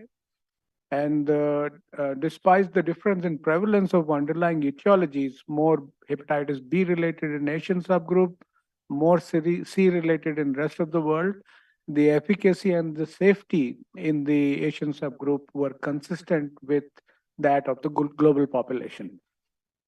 So this study concluded that the novel IO combination of the stride regime, like tremelimumab 30 milligrams on day 1 with durvalumab, may be a new treatment option in the management of first-line advanced unresectable HCCs.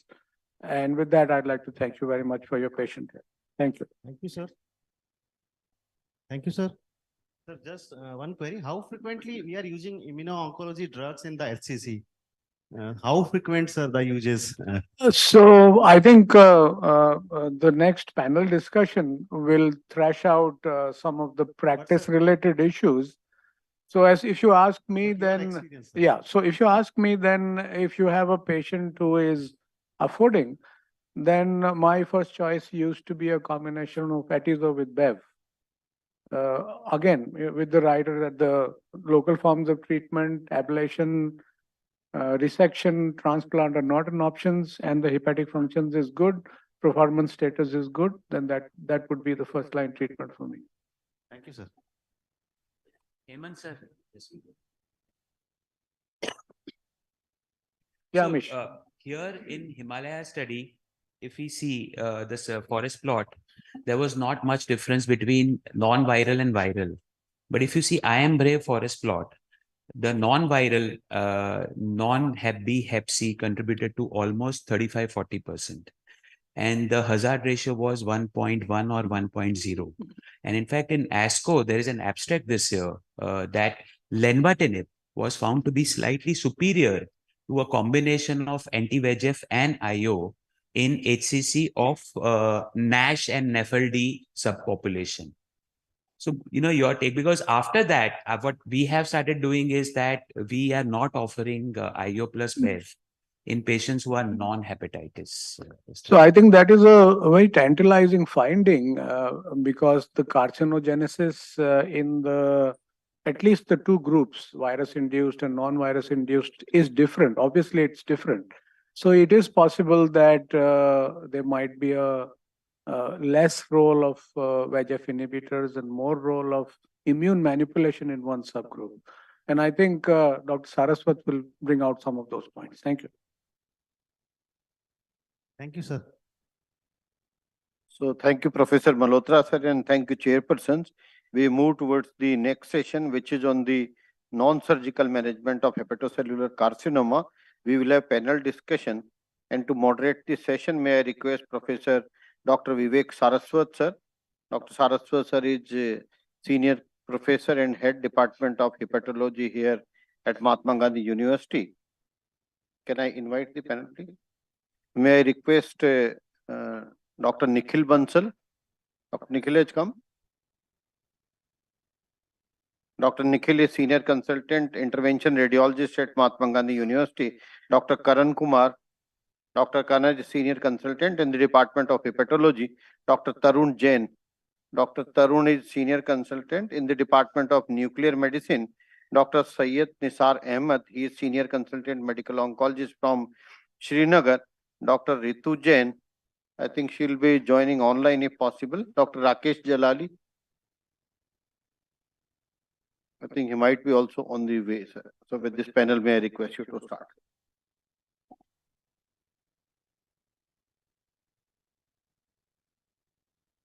Well, thank you very much for this opportunity, Dr. Lalit, Dr. Hemant. And I've been listening to some very interesting discussions this afternoon. After a detailed presentation from Professor Hemant Malhotra regarding the IO combinations and the IO combinations that are being much talked about in HCC, let's come to a real life situation of cases that we have managed at our center and how we can go about taking a step-by-step discussion with the help of our panelists. So I'll first briefly present the patient we have. I think the panel has just been introduced. We are missing Dr. Ritu Jain and Dr. Rakesh Jalali at the moment. So I'll request the other panelists to take up the slack and answer their questions. We have a patient who is a 62-year-old male, an employee of the electricity supply undertaking here in Jaipur, who presented with fever and abdominal pain. There had been low-grade fever with intermittent in nature with no chills and rigors for the previous 5 to 6 days, and a dull aching, non-radiating right upper quadrant pain. When he presented first to a doctor, there was no ascites, jaundice, GI bleeding or encephalopathy. The patient had a clear-cut alcohol use disorder. The audit C score was 8 out of 12, suggesting a significant dependence on alcohol. And he was also obese as shown by the BMI without other comorbidities. At the peripheral center where he was evaluated, the ultrasound revealed a hypoechoic area in the right lobe, also associated with thrombosis of the right branch of the portal vein and altered ecotexture of the liver. They suspected an abscess and started the patient because of the fever and inflammation on antibiotics, to which there was response, but nevertheless he was referred to us. And we saw him in our hospital with the following reports. Most of them were unremarkable except that he was anemic. There was a significant elevation in the alkaline phosphatase level as well as prolongation of the INR, the prothrombin time. And renal functions were normal, viral markers were negative, and the alpha-fetoprotein was found to be elevated. So 62-year-old male with pain right upper quadrant with fever and prolonged INR, raised alpha-fetoprotein and alkaline phosphatase values is what we had. And with this imaging was, yes, also endoscopy had shown small varices with red color signs, suggesting that there was well-established liver cirrhosis. The imaging here had shown that he had the cross-sectional imaging elsewhere, which was reviewed, and then we did a PET CT at our center. And what we found was a heterogeneous FDG avid poorly marginated lesion as outlined here in segments 5 and 6, along with the intense arterial enhancement and washout in the portovenous phase, all consistent with HCC. Also an FDG avid filling defect in the dilated portal vein, which was likely thought to be a malignant thrombus. So we have the diagnosis of a large infiltrative HCC in the right lobe with tumoral right portal vein thrombosis. According to the Barcelona Clinic Liver Cancer,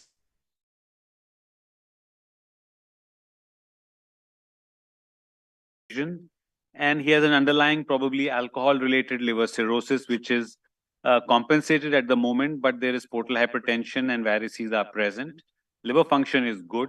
Performance status also is good, and the alpha-fetoprotein is elevated. Now, with this presentation, we come to the question that we have from the panel.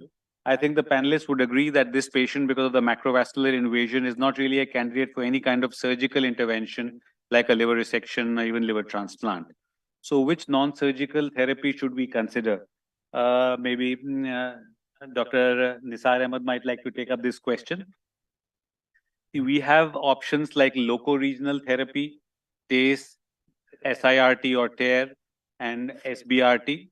Systemic therapy that we have just heard about, multikinase inhibitors, the immunotherapy options that were presented just a few minutes ago, and their combinations, or whether you can combine both loco-regional and systemic therapy in this given situation. So what would be your preference, Dr. Ahmed? Only one thing I would ask, what was the size of this lesion? The lesion was about 65 by 70 millimeters, but was very ill diffused, and the exact size was could have been variable in different planes, but about 70 millimeters in the right segments 5 and 6. So this, because of he was symptomatic, he had deranged coglogram, so he was fitting in BCLPC. So in addition, he has right portal vein thrombosis. So definitely always we have these cases, we have to discuss in a multi-special, because this is a disease where we can make a difference. Microphone a bit closer. Yeah. So even though this patient fits in BCLCC, and as per liver function and coglogram, it seems that he is a candidate for systemic therapy, and after say looking for EGD and ligation, We can start with AT and BEV, which is the standard now, if affordable. But we can discuss the options of like here in the branch, we can discuss options of like tier in this case. So that is depending on the expertise in a center, we have facility and those things with the nuclear fission and intervention radiologists, we can discuss those things. Right. So we want to discuss between loco-regional therapy, possibly TACE or TARE, even SBRT is on the table as an option. TACE is not an option. the main portal vein is all right, but yes, I agree with you that TARE and SBRT would be the options. Yes, because with newer modalities, median OS has gone up, and we know that with the size increase and the portal vein and this, so it has already coagulopathy, we may induce liver injury with the local modalities, and we may not be, they may not be candidate for future systemic treatment. They have a good response now. And See, there is a coagulopathy. INR is slightly deranged, but overall his CTP score was 6. So it was liver function was not that bad that he cannot be considered for loco-regional therapy. Do you think there is a case for combinations of loco-regional and systemic therapy upfront in some of these patients? Yes, definitely. But in this case, possibly systemic will go first. Then we can think, say, if there's a response, then we can think other than TR. Okay. Right. Any of the other panelists would like to add to that observations by Dr. Ahmed? Karan? What sir is saying is absolutely right as per the guidelines. If we go by the BCLC staging system for advanced HCC, the first line treatment recommendation is only immunotherapy or TKI systemic therapies. But if we go by the experience and other things, there is always a role of combining modalities with different mechanism of action to kill the same disease. I will always prefer loco-regional therapy for the local disease control and maybe the vascular thrombosis also. Whatever local disease control can be achieved by loco-regional therapy should be done plus systemic therapies, always systemic therapies. Added advantage of combining both is the microcells, the cells which are disseminated, which are not visualized as of now in the scans. To take care of those cells, to prevent metastasis, I will prefer systemic therapy. But to control the local disease, I will always prefer loco-regional therapies, either TACE or TARE, whatever, depending upon the portal vein thrombosis and all. In this case, I will prefer Y90, TARE with Y90 plus systemic therapy, both. All right. I think there are some data about combinations of LRT and systemic therapy, like the Cervenib trial, and I think Professor Malhotra now in VR Center is part of the Emerald trial that is coming up in combinations of TACE with the systemic therapy. So I think this approach is gaining ground, but I think more data needs to be generated before we can do that. And in a given patient, depending on, as Dr. Ahmed mentioned, upon to the available facilities, we need to choose between them. So I think, Dr. Nikhil, for loco-regional therapy options between the ones listed here, TACE, SIRT, TARE, which one would you prefer? Sir, actually, TACE can be done in this particular case, but does not have an upper hand as compared to the TARE, because the patient having a child C with a decrease. He's child's A at the moment. With a deranged liver function and an ill-defined large lesion with a right-sided portal vein tumor thrombosis. If the patient is affordable, then definitely the TARE has a better role as compared to the TACE, because in this particular case with the TACE we can decompensate the liver more as compared to the Y90 therapy, and Y90 therapy has a more tumor kill and more longer result as compared to the TACE, sir. So I think normally when we're talking about ablative therapies, you have microwave, radio frequency and all, and there's usually the size limitation. Yes. Very large tumor. Now this is about 7 to 8 centimeters in size. So for SIRT, would you have any reservations about the tumor size? Or that is not a major concern? That is not a major concern. In this particular case, in a generalized case of an HCC, there are three types of modalities which is available. One is a ablative therapy, second is a targeted therapy, and the third is a SBRT. Like in this particular case, the lesion is very ill-defined. So going ahead with that ablation therapy is cannot be considered. In this case, the targeted therapy, like whether the TARE or the TACE, or Right. maybe the SBRT can be done because, but Just listen to the size. According to the size, you are not bothered No, about the SIRT. No, I mean, that is with such an 8 centimeter lesion, you are comfortable Yes. using tear. So I think maybe we could have Dr. Tarun please tell us about a bit about how we do tear here, particularly regarding the planning of the dosing and calculations that you might need to do, because tear is something that is not widely practiced and not available at many centers. So in a brief couple of minutes, could you tell us something about tear, please? Good afternoon, everyone. TARE is the trans-arterial radionuclide or radiocolloid embolization. It's actually the basic principle is we are embolizing the neovasculature of the primary tumor with the radiocolloids. In generally, we are commonly using the ATM-90 for this purpose, and other radiotracer is also used in current practice is lutetium-177. What is the mechanism of this radiocolloid therapy? We are injecting by arterial route, reaching up to the neovasculature of the tumor, and by after the setting down of these colloid, they are emitting some radiocolloids, and these radiocolloids are destroying by two mechanisms, by direct damaging and by bystander effects. Bystander I think is just the practical aspects, if you could confine, because I think in principle we would know how this acts, but how do you calculate, say, for example, the dosimetry is a concern, Yes, sir, and yes, sir. macro aggregated albumin scans you Yes, sir, normally yes, opt for yes, sir. before. Okay, sir. Before the tear planning, we are doing the MA scan. By the MA scan, we are calculating the shunt fraction. By this, we are calculating the if there is any shunt fraction by which tracer is going out in the lung field or it is going out in the brain parenchyma. If some tracer is going out in the brain parenchyma, then that time we are absolutely contraindicated for the tear procedure. And if tracer is going out in the lung parenchyma, we are calculating how much is the shunt fraction. If shunt fraction is more than 30%, then we are generally discouraging the therapy. If the shunt fraction is between the 20 to 30%, then we are slightly decreasing the amount of the therapy. If shunt fraction is less than 20%, then we are not decreasing the amount of the prescribing radiocolloid for this Right. tumor.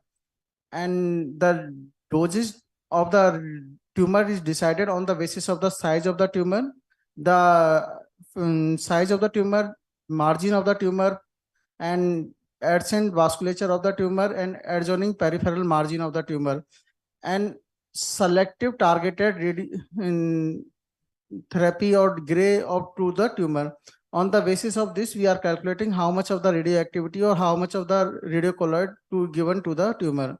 In generally, we are giving around 20 to 30 millicurie of the ATM-90 Cerasphere or Therasphere for the tumor. Right.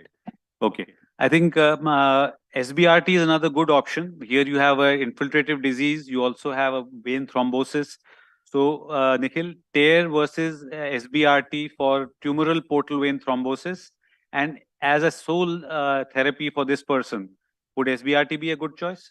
Sir, in this particular case, according to my knowledge, the SPRT has a better role in a case of a portal vein thrombus recanalization as compared to the tear. But overall killing of the primary tumor has a tear has a upper hand as compared to the SBRT, sir. Okay, right. So that was, I mean, regarding the loco-regional therapy and what effects you would have. Dr. Ahmed, you mentioned that you would be preferring immunotherapy, systemic therapy here. So among the systemic therapy options, which ones would you be choosing? We have these various combinations that we've just shown. These are all first-line medications that are approved for HCC. So you would be choosing, your choice would be? So unless contraindicated, so and affordability is not an issue, AT-Beva is the standard as of now. Atezolizumab and bevacizumab would be the first-line therapy, and it's now readily available and it's being used in our country also. Now, this year regarding this in this patient, he has otherwise good liver function. Because of the macrovascular invasion, he is not a candidate for definitive therapy like liver transplant. So is your therapy something kind of like a downstaging effort to get him within, say, the transplant criteria, UCSF or Milan criteria, or is it as a definitive therapy without transplant in the as a possible option down the road? So if you use systemic treatment, as of now, it is palliative. So, but definitely there is trial is going on with systemic immuno or immuno anti-VEGF as a neoadjuvant, then subsequently, those are actually in the patient who are transplant eligible, and they give upfront this and then see what's the outcome vis-a-vis. I mean, the studies and trials are all in unresectable HCC. Now, the downstaging concept is that if you make an unresectable thing resectable by taking care of the macrovascular invasion and also reducing it within the San Francisco or the Milan criteria, would that be an approach that would be appealing? I mean, have been people with atazoli bev been followed up by liver transplant to your knowledge or in our country? So as of now, that is not a standard local regional like tier or TACE, and then patient getting to the transplant, right? That is the standard. So That's standard. palliative as of now. So systemic therapy would be you regarding it as a palliative approach. In about 10 to 12%, maybe 13%, you might get a complete response. There are some people who respond very well to immunotherapy and there's a complete response of the tumor over a period of few months. Then what would be your thought? I mean, is it possible to cure with immunotherapy or that still is not likely? That is the patient chunk that is going to do well on this. So they have to go on continuing unless toxicity are progressing, which is the standard as of now in any immuno. Karan, I think you have recently had a paper accepted for the real life experience with the use of atazoli bev in our country, in our country. So could you please tell us briefly what your experience has been with this in unresectable HCC? If we talk about that paper, sir, in that we included 74 patients with advanced HCC who were given this atazobave.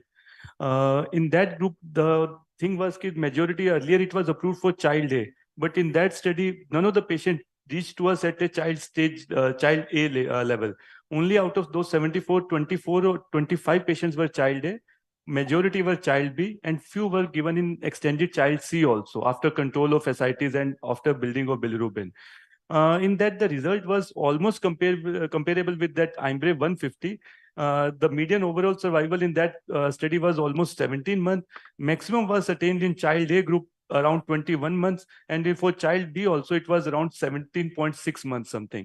For child C patient, the survival was dismal, only 4 months.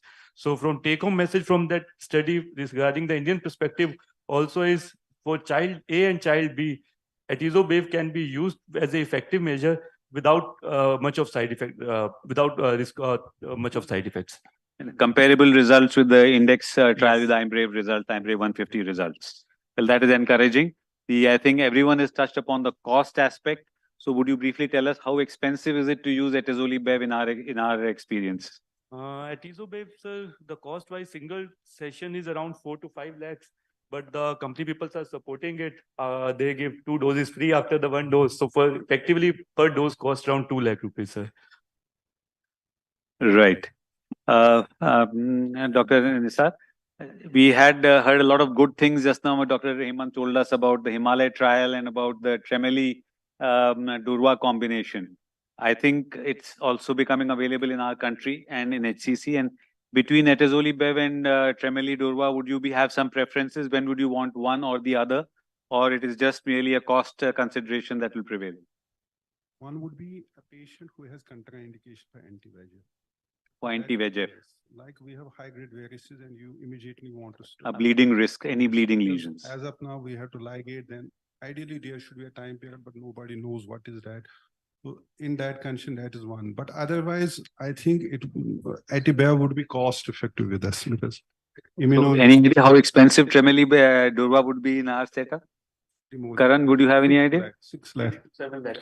Compared to about 2 lakhs or so per session that you've talked about for atazoli bev. So that is a consideration certainly. Now, I think when you get a response, the patients have been followed up and there have been multiple cycles given. And according to whatever results that I also happen to take a look at the study, we are part of that together. What we had in terms of response was that complete remission the response was seen in about 13%, partial response in 26%, stable disease in 27%. That was our cohort of about 74 patients that Karan spoke about. So the majority, it will be in the minority who do develop a complete response and do maintain that, there would be a strong temptation to consider them for liver transplant. I am not sure whether that is, Karan, you have any idea whether any of the patients in the study we talked about were actually referred for transplant? No, in this study, but actually there is data published in American Journal of Transplant in which they have given a case series of around 11 patients in which after giving they have used this atezolizumab as a downstaging modality. After downstaging it with Gone on to atezolizumab, LT. and they have taken up for transplant. And the only risk consideration was that post-transplant, since you are enhancing the immune response, there is a risk of rejection. But there was none of the patient among those 11 patients had increased incidence of rejection. Yes, that's always a concern after transplant and immunosuppression. Good to hear that was not a problem. Yes, please. Permitted to ask a question? Certainly, to you certainly. or to the panel. So if the patient has active hepatitis B infection or active hepatitis C infection, so how long do you have to treat with antivirals before you can Would you like to answer that, Karan? I would like to answer this, sir. Sir, in fact, I will divide this hepatitis into two groups, B and C separately. In fact, this nivolumab, which was earlier PD-L1 inhibitor, was used. It is being used as it now being trials are therefore as a treatment modality for hepatitis B. Hepatitis B, solely not for HCC, only with patient with hepatitis B, active viremia, they are being tried with nivolumab. Kill them with the virus with nivolumab. For hepatitis C, as such, there is no contraindication to treat the hepatitis C first and then give immunotherapy. Both can go hand in hand. Both have a separate thing. Both can go hand in hand, sir. So you would like to start the patient on antivirals for Hep B, and I mean, it takes time for viremia to come down on that. But once continuing therapy, you would probably consider them for treatment with the I would like to add immunosuppression. also something. In the previous session, there was a question regarding etiology of liver disease and outcomes of IO, this thing. So basically, there are 3 IO approved for HCC as of now: nivolumab, Stride, single dose Tremelie, and Durva, and third one, atezolizumab. If we compare these 3 immunological agents for HCC, for nivolumab, results were better with Hep B and Hep C as compared to NASH. In case of this atezolizumab, the subgroup analysis shows that atezolizumab is better for Hep B, then second is NASH, and lastly for HCV. For this Stride, Hep B, Hep C almost equal. Lastly for this NASH. Going into why the NASH people are responding less to this IO therapy. The proposition, there's a paper published in Nature for that. The immune phenotype in the NASH patient, they have extra Treg cells, the T regulatory cells, which leads to the suppression of immune cells. So even after giving this immune checkpoint inhibitor, the immune response is not restored in patients of NASH. This is a good thought to divide these available agents on the basis of etiology. If a patient have Hep B or Hep C, go for atezolizumab. If the patient is NASH, instead of wasting money or spending too much money on this atezolizumab, one can always try with the Lenva. Yes. Perfectly, I think we go on. That the whole idea is to get good information in the house. Please go ahead.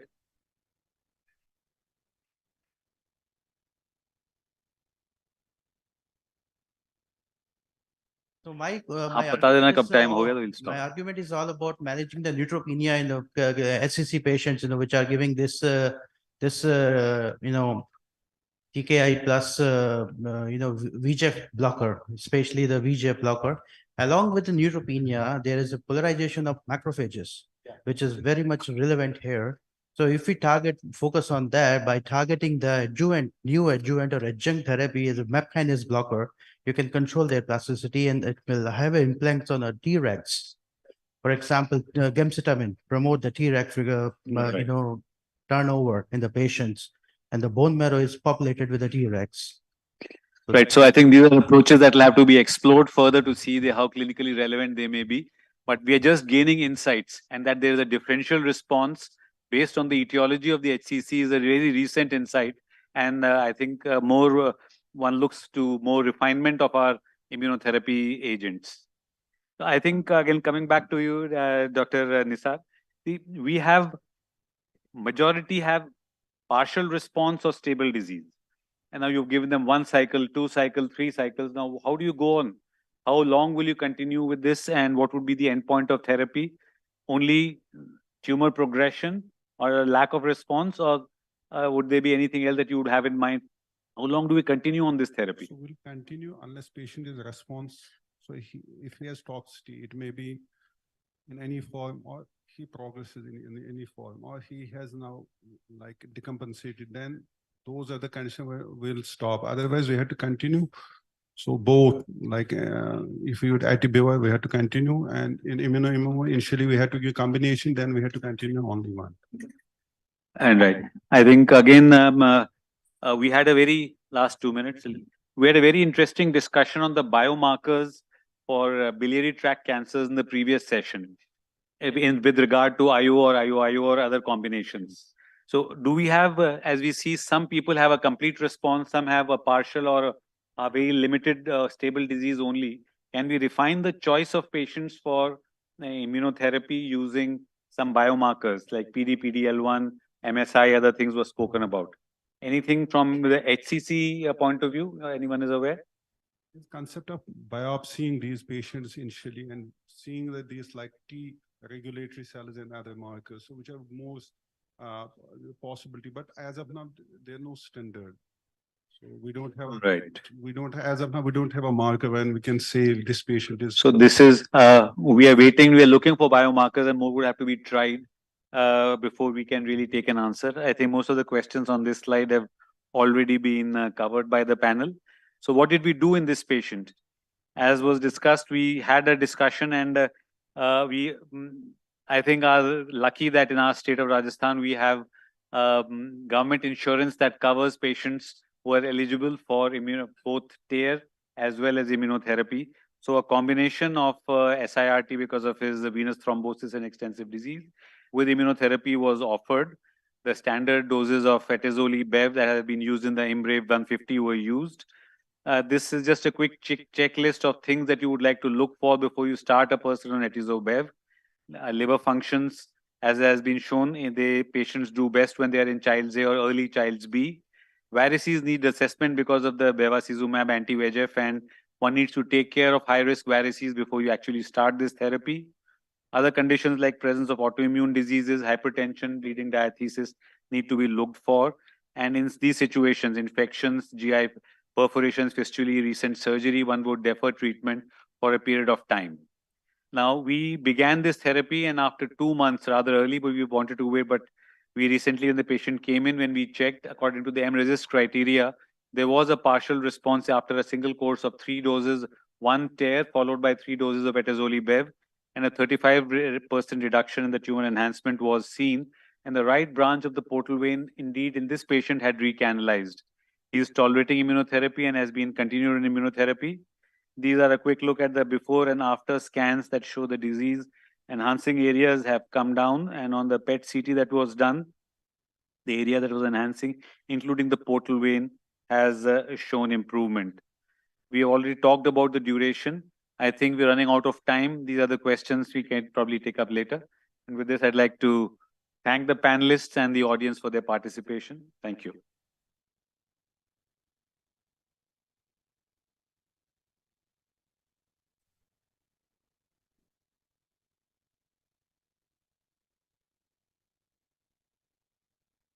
So thank you, Professor Vivek Saraswat, sir, and all the esteemed panelists and the participants.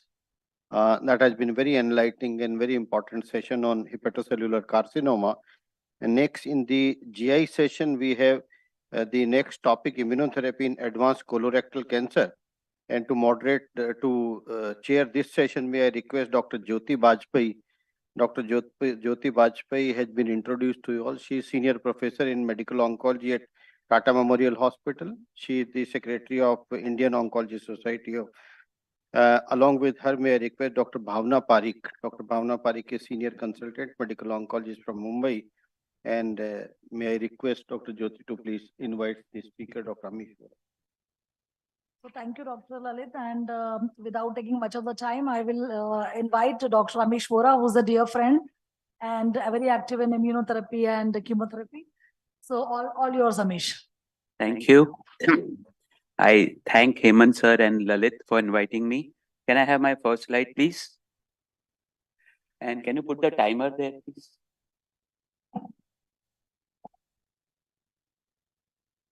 नहीं मेरे को 30 minute नहीं देना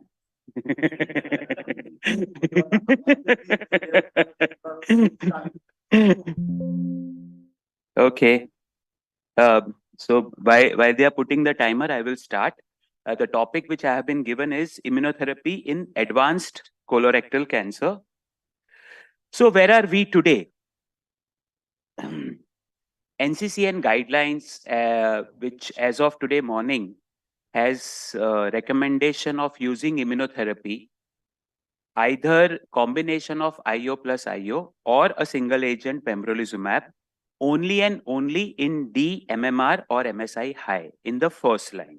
And only these products are approved. While in the second line, you have the option of dostarlimab, and we all know the famous story of dostarlimab, but that is not in advanced colorectal cancer, so I'm not going to cover that aspect of it. How did we reach there? 2010 to 2013, there was plethora of clinical trials, IO, CRC. They did not find any response. 2012, John Hopkins reported result of phase 1 study of nivolumab in basket trial. 18 patients of colorectal cancer were there, none reported response.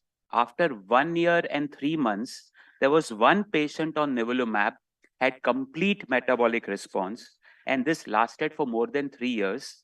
This patient turned out to be MSI high. In 2015, there were 2 phase 2 trials. One is Checkmate 142 and another is Keynote 164. Checkmate 142 had nivolumab alone in one arm and nivo plus EP in another arm in 2 different combinations, and Keynote 164 pembrolizumab. Both the trials had chemo, patient had received chemotherapy, oxaliirinotecan 5-FU based, and then they were exposed to these trials. Both the trials showed good results in MSI high in the third line setting, if you see, and there was a sustained durable response. Single agent immunotherapy gives around 40 to 50% response rate and would be around 20 to 25 at the end of 2 years. Based on these data in 2017, US FDA granted approval to both Pembro and Nivo, apologies for spelling mistake, plus or minus EP to patients with MSI high and failed previous lines of chemotherapy, including 5-FU, oxali, and irinotecan. Then came the first line data, the magic Keynote 177, which actually changed the way we treated, and pembrolizumab came in the first line. This was a patient characteristics, and I have put a red line because these are the questions which we always ask in clinic. Right side better hai ya left side better hai? BRAF mutation, will it work? KRAS mutation, will IO work? Any other biomarker which we can see whether IO will work better or not? So the trial met its primary endpoint of progression-free survival, and monotherapy with immunotherapy, if you see, there is always a dip and crossover of the curves in pembrolizumab. What it means is, first 2 to 3 months, there was a drastic drop in the patients progressing on immunotherapy, and that's the reason Chirag Bhai mentioned that please don't look at median in IO, look at the tail in IO. So here it met, and recently it showed 44.5 months follow-up of Keynote 177 in 2022. This showed the hazard ratio of 0.74, and the chemotherapy arm median overall survival was 3 years, while in pembrolizumab, the median overall survival has not been reached. Unfortunately, like Solo 1, here the significance was 0.005 and the trial did not reach, and that's the reason it is concluded that Keynote 177 is not statistically significant for overall survival. But if you look at the progression-free survival and if you look at almost 45 months of follow-up, pembrolizumab monotherapy definitely works better. And this is one point which I wanted to put forth. If you see the KRAS mutation, And in the KRAS mutation, the hazard ratio was exactly 1.1.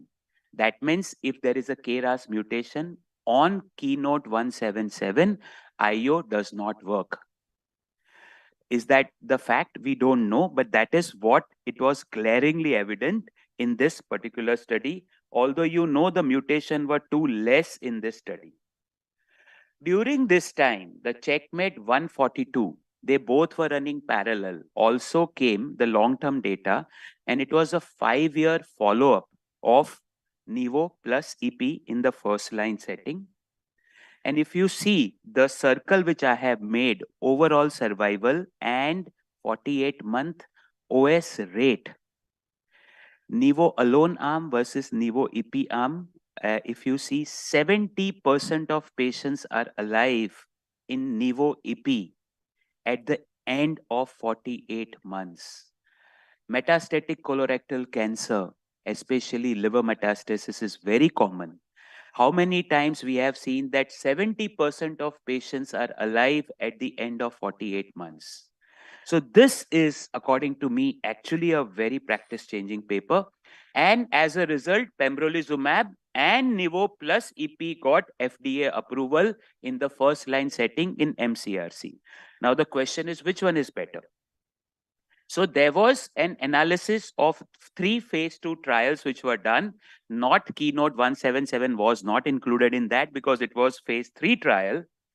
But if you see Nivo plus EP, which is the blue line, is numerically better compared to pembrolizumab alone. And since we have the 5 years of follow-up data of Nivo EP, I feel if the patient can afford, nivolumab plus ipilimumab scores over pembrolizumab alone in MSI high colorectal cancer. So are there any other biomarkers which are there? BRAF, both the trials showed that whether BRAF mutation is present or not present, IO will work equally well in both. So you don't have to bother BRAF mutation if it is there. KRAS, there is mixed results. As I said, Keynote 177 said if you have KRAS mutation positive, IO will not work. But Checkmate 142 said that it doesn't matter whether KRAS mutation is positive or not. As a result, we don't have any conclusive data on that. HER2, a very latest addition of HER2 in every biomarker. We talked about gallbladder just now. There is not much data of HER2, but whenever there is an HER2 amplification, MSI will not be high. So they are exclusive. But in MSI high, you will find HER2 point mutations. And if you find HER2 point mutations, then PFS with IO is lower compared to HER2 negative, although this is just a prognostic. We are not doing anything apart from that. We have 4 CMS groups, I think, last 10 years, and we are not doing anything about it. But CMS 1, yes, some cases they have said that CMS 1 works best, and second followed by CMS 4, and followed by CMS 2 and 3. Tumor mutation burden, very interesting. I'm just coming to that. Pembrolizumab has blanket approval for TMB more than 10. FDA has said any solid tumor, TMB more than 10, you can give pembrolizumab. And please remember, this was actually, according to me, it was a joke that this trial was approved by FDA. It was an exploratory analysis. There was no TMB 10 cutoff was decided based on exploration they found. And as a result, there was a blanket approval. And why I say this in favor in terms of CRC, there was a letter to editor from Memorial Sloan Kettering and the spectrum of benefit in hypermutated tumors. The topmost graph, if you see TMB more than 10 and TMB less than 10, there's a huge separation of curve. FDA is correct, right? But if you remove MSI high from this TMB mutation, it was exactly the same curve. So if the MSI is not high, and if your TMB is high, IO does not make any change. Surprising finding here was POL-D. There were 4 patients with POL-D mutation, and they did better than MSI high also. So this was only 4 patients, but remember that. So that is what I have pointed. And this was one of the Benoit Rousseau said that TMB blanket approval is not correct, and you have to look at the clinical benefit before you decide whether you want to give. MSI high, we talked a lot, but we have a lot to achieve, because there are 50% of patients still not going to respond to IO, even though they have MSI high, and there are a lot of things to be done. Very quickly, he has told me to wind up. I'll take just 1 minute. For MS stable patients, where does immunotherapy work? So I mentioned, if there is no MSI high and only TMB, do not offer IO, except if there is a pol D or pol E mutation present.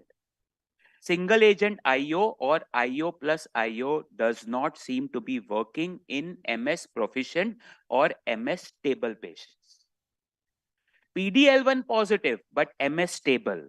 We still do not have a data that you should offer IO in these patients, but there are abstracts after abstract. Last, in fact, 3 ASCO, there were 3 abstracts. If the PD-L1 is more than 50%, you can offer IO, although there is no phase 3 data. Can we combine IO with TKI in MS stable patients? So the LEAP-005 study had shown that if you combine lenvatinib with pembrolizumab, you see the overall response rate of 22%. There were 3 other studies of TKI with IO. All the 3 studies have reported response rate of 5% only, not 22% at LEAP-005. So whether LEAP-005 was an outlier, whether we can use it in clinic right now, no, we can't use till we have further data. IO with chemotherapy doesn't seem to be working as of now. The trials are going on. So this is my last slide. Conclusion: MSI high, IO alone, or IO plus IO, and IO plus IO seems to be better than IO alone. TMB high, but MS stable, do not offer IO. TMB with pol D, pol E, or pol D, pol E alone, IO can be offered. IO with TKI, 1 trial with promising result. IO with chemo, trials ongoing. IO with BEV, lack of encouraging data. Thank you so much. 3 minutes. Yeah,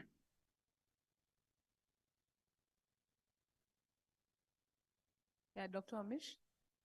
Yeah, thanks for the presentation. Do we really want to do all the biomarkers, or you are happy doing only MSI high? So first line, I think MSI high, simple immunohistochemistry 4 marker study should be done. If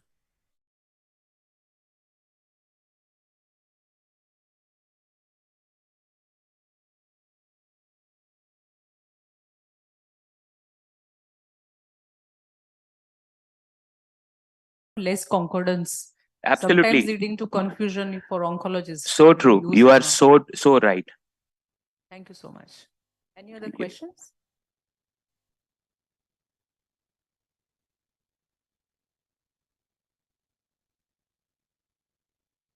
No, I said that if the TMB alone is not my criteria of offering IO, if there is a MSI stable and TMB alone is high, we do not offer IO.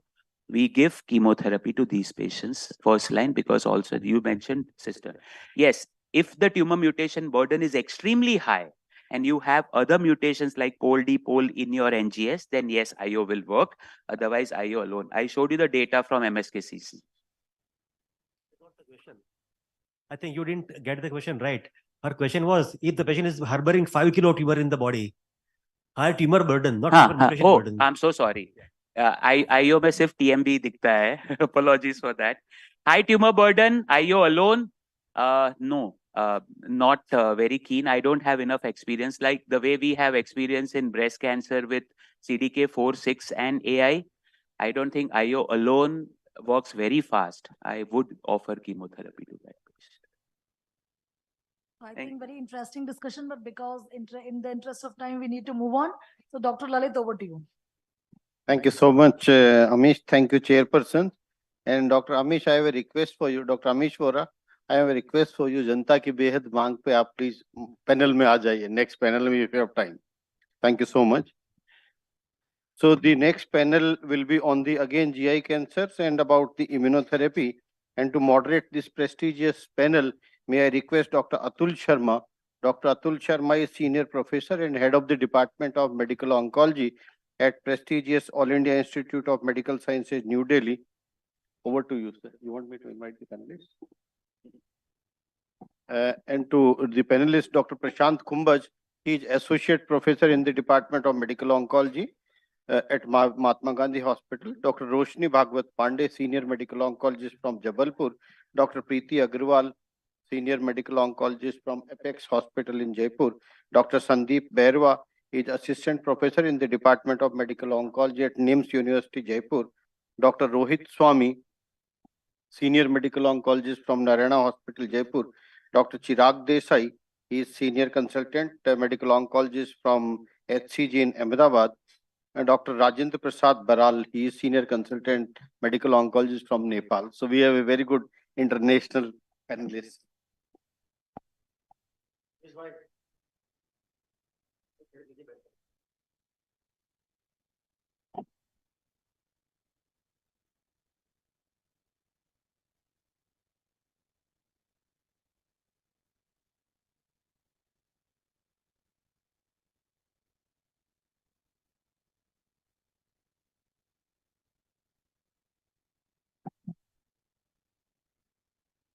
Good afternoon.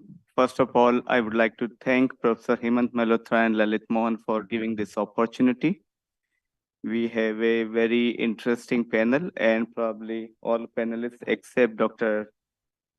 Lavanya are available here, and Amish has stepped in. Thank you, Amish. So in the interest of the time, we'll see whether we can go beyond 30 minutes. Probably will not go beyond 30 minutes. In case they, oh, so already you made it 25 minutes. We'll try to cut short that also. All right. So basically, I would unlikely that we'll be able to cover gallbladder, colorectal, or this thing HCC because we have extensive discussion on that. In case somebody wants to ask a question, please feel free to ask a question. So we start this thing. So, and the topic is the challenge and future. So challenge may be different. People may see the challenge in a different way. I can see non-affordability as a challenge. Someone else may say non-availability of the facilities as a challenge and so on. So first when we start, Amisha discuss, and really if you see the NCCS guideline also, many times we find that the PDL1 is one of the important treatment, important aspect we do order in the beginning. Mainly this is with regard to the metastatic disease and this thing. Would like to ask anyone can take these questions. So how really we give, how much importance we give to the PDL reporting, what antibody is being used, and the platform which has been used? We can start from the one end. Yeah, we can start from the right side. So, because these immunotherapy molecules are very costly, so we should use very judiciously and use it dependent mostly on the biomarkers. And definitely the biomarkers we use is PDL1, MSI, TMB, and the reporting of these biomarkers is also important. So by judiciously using these biomarkers, it's beneficial for the patient for financial. But do we give importance how this PDL1 testing done, which immunohistochemical marker, what antibody was used, and which was the platform used? Sandeep, you want to go on? Sir, in colorectal malignancies, I will not look at the PDL1. I will focus on the MSI.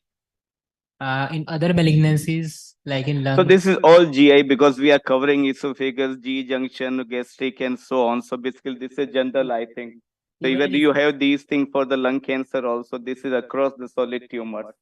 Even in esophageal and gastroesophageal junction malignancies, I will not look at the PDL1 level because they anyway benefits. So although there is companion diagnostic test for pembrolizumab like 22C3 and in nivolumab like 28C2, if I'm maybe I'm wrong. 28.8.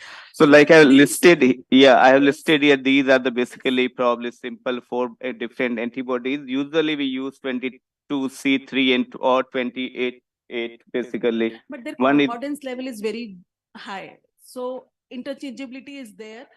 So any of those may be good enough. so in our own institute, many times they don't use just use the ISC marker. They don't use either the Ventana or the DECO platform and this. So, but just to highlight that these are very, very important aspects. Dr. Chirag, do you have anything to add to that? So most of the time we use PDL1 for gastric as well as GE junction and esophageal cancer, not for other cancers in GI. Where if we are going to use Nivo, I would have loved to use the 28.8, but I have not seen a single report of 28.8 from our country. So I am forced to believe that SP263 is equivalent to 28.8. But otherwise, if I am going to give Pembro, I will want to go for 22C3. So that is the important aspect that probably usually what has been tested is the Pembro is with the 22C3 and the Nivo with the 28.8. So the CPS is more established in the upper GI malignancies as compared We'll come to that. We'll come to that. So Amish already discussed this thing. We always just wanted to ask the panel for the unresectable metastatic like the G junction tumor or this thing. How many times we ask for the MMR or MSI? Dr. Preeti? G junction tumor, sir? Yes.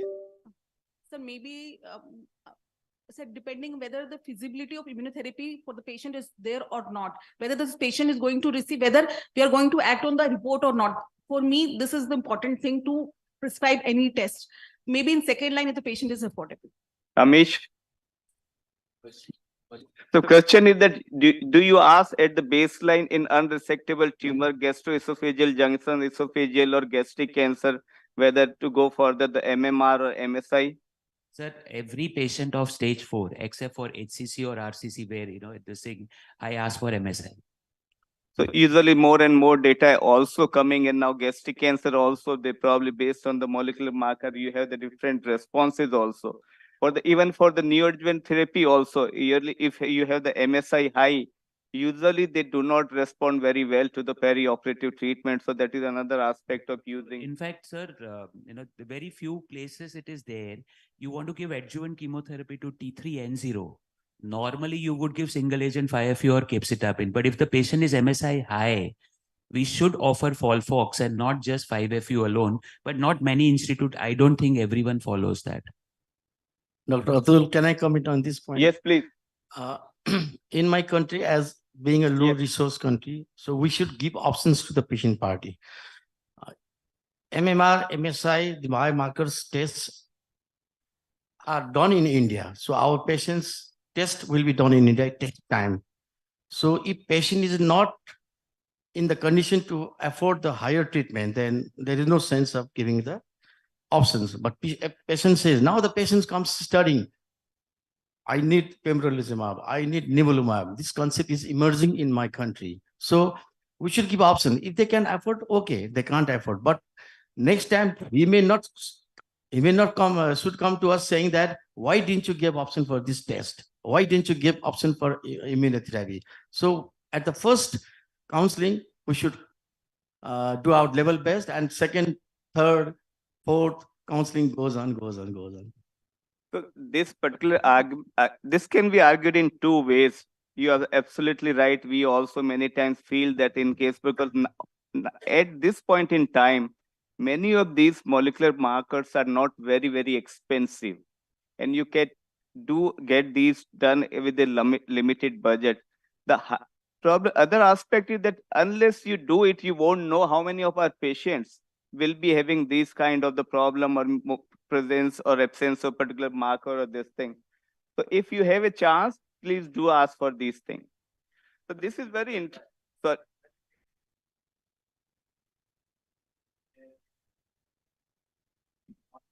That is one aspect, and with the availability of the government, lot of government sponsored schemes and this thing, so probably more and more patients probably will be able to get hold of these things. And once we come, if we are particularly discussing about the IO, once we have the data about the low dose IO and this thing, large majority of these patients probably will be able to. This is very interesting. So I just wanted to show that this is for basically squamous cell carcinoma esophagus, but it does say that probably whenever possible, this thing you should be sending either for MSI and the PDL also. And for many solid tumors, probably we are at least for the GI, except he said that for this thing, hepatocellular and this thing. But we also started doing for the gallbladder or biliary tract malignancies also. Coming back to the another important aspect about the G junction or squamous cell carcinoma is the histology. And with reference to immuno-oncology drug, probably I would like to ask our panelists, maybe that Sandeep or Amish, Dr. Arpit. Yeah, Sandeep, you can go ahead with first. Yeah. Sir, in adenocarcinoma and the squamous cell carcinoma of esophagus and GE junction, they have a role of immunotherapy in the adjuvant setting when they have received the chemoradiation as. So one thing we are asking about, we are talking about the adjuvant setting, and then you can speak on the unresectable tumors. So whether you see them as the two different disease or the same disease. Whenever the patient has received the neoadjuvant chemoradiation therapy in esophageal and GE junction malignancies, nivolumab-based immunotherapy has proved a better overall survival in adjuvant setting. In metastatic and unresectable esophageal and gastric malignancies, IO and IO combination, particularly in PD-L1 positive patients, more than 1%, demonstrated a better overall survival. Dr. Roshni? For the adjuvant data, though both adeno and squamous cell carcinoma have shown benefit with disease-free survival after CTRT and surgery, the squamous does better. And similarly, in the metastatic setting, the squamous is doing better. So adenocarcinoma in unresectable, they do not do that well. That's what you are saying? It depends on, in the metastatic setting, they probably would do as well, but at least in the adjuvant setting, the squamous is doing better in terms of both disease-free survival and distant metastasis-free survival. But the adjuvant trial, probably, if I remember that 70% were adeno. Chirag, you have a comment to make? I will requalify that statement. If after CTRT and surgery, if the patient has viable tumor, then nivolumab has the data, not for the PCR patients. So data says that probably there is probably somewhat lack of benefit for those with lower absent level of PDL1 overexpression has been demonstrated for adenocarcinoma. This is with regard to the PDL1 and the histology. For squamous cell carcinoma, it is evolving, and like she said, that probably they usually get better benefit with the immuno-oncology drugs. Amish, you have any point to make here? Actually, I'm not understanding what are we. You must be thinking something when you are asking this question. No. What I was thinking this basically with regard to the immuno-oncology drug and biomarker, do you give importance to the histology, or you feel that everybody will be responding the same way, or we have some? You have asked a very. If you open the NCCN guidelines of GE and adeno and squamous, one gets confused. I think what I normally do in practice is follow the inclusion-exclusion criteria and the label and give the patient immunotherapy.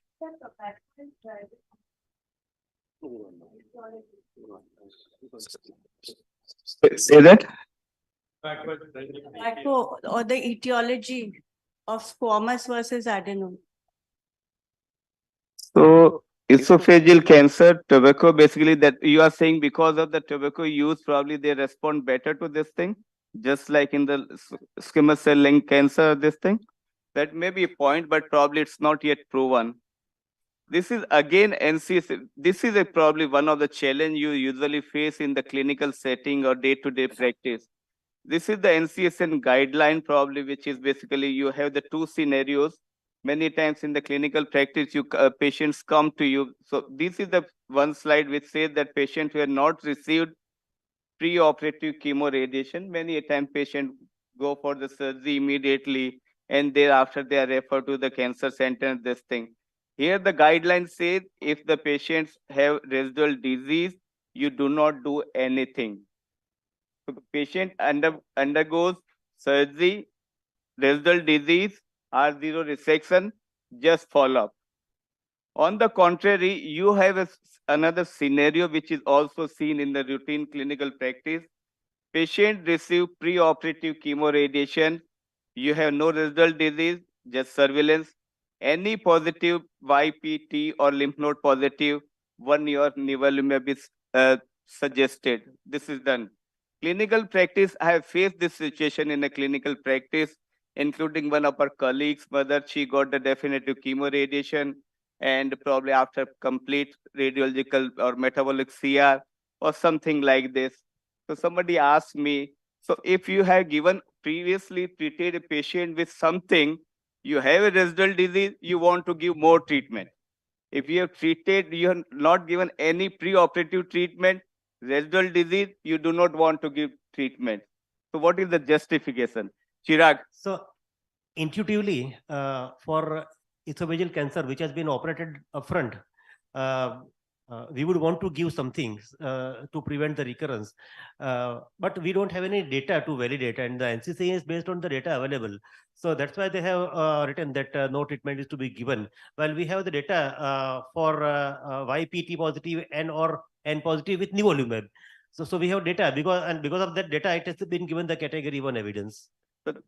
I understand. No, so this is a real challenge. That's what I'm trying to. How to react to these challenges, Amish?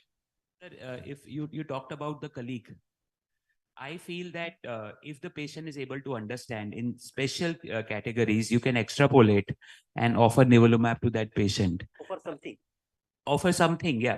We have the data of nivolumab. You are right, sir. There is a clinical conundrum in all these things. So it's in everywhere, sir. Every NCCN criteria guidelines, you see there is a clinical conundrum. In the setting of a standard clinical practice, we follow this. If surgery first and no residual disease or residual disease, but R0 resection, there is no adjuvant treatment. So that brings to an important question. For every probably scenario, you may not have an answer based on this thing clinical trial. So many a time you probably go out of the box, use your own judgment, maybe the expert opinion or evidence, yes, or case reports and this thing. So this I have faced in 2 or 3 times in last 1 year or so, and this I thought that this will be useful, I think, exercise to discuss. We have, like you said, I also use the nivolumab adjuvant in that particular question.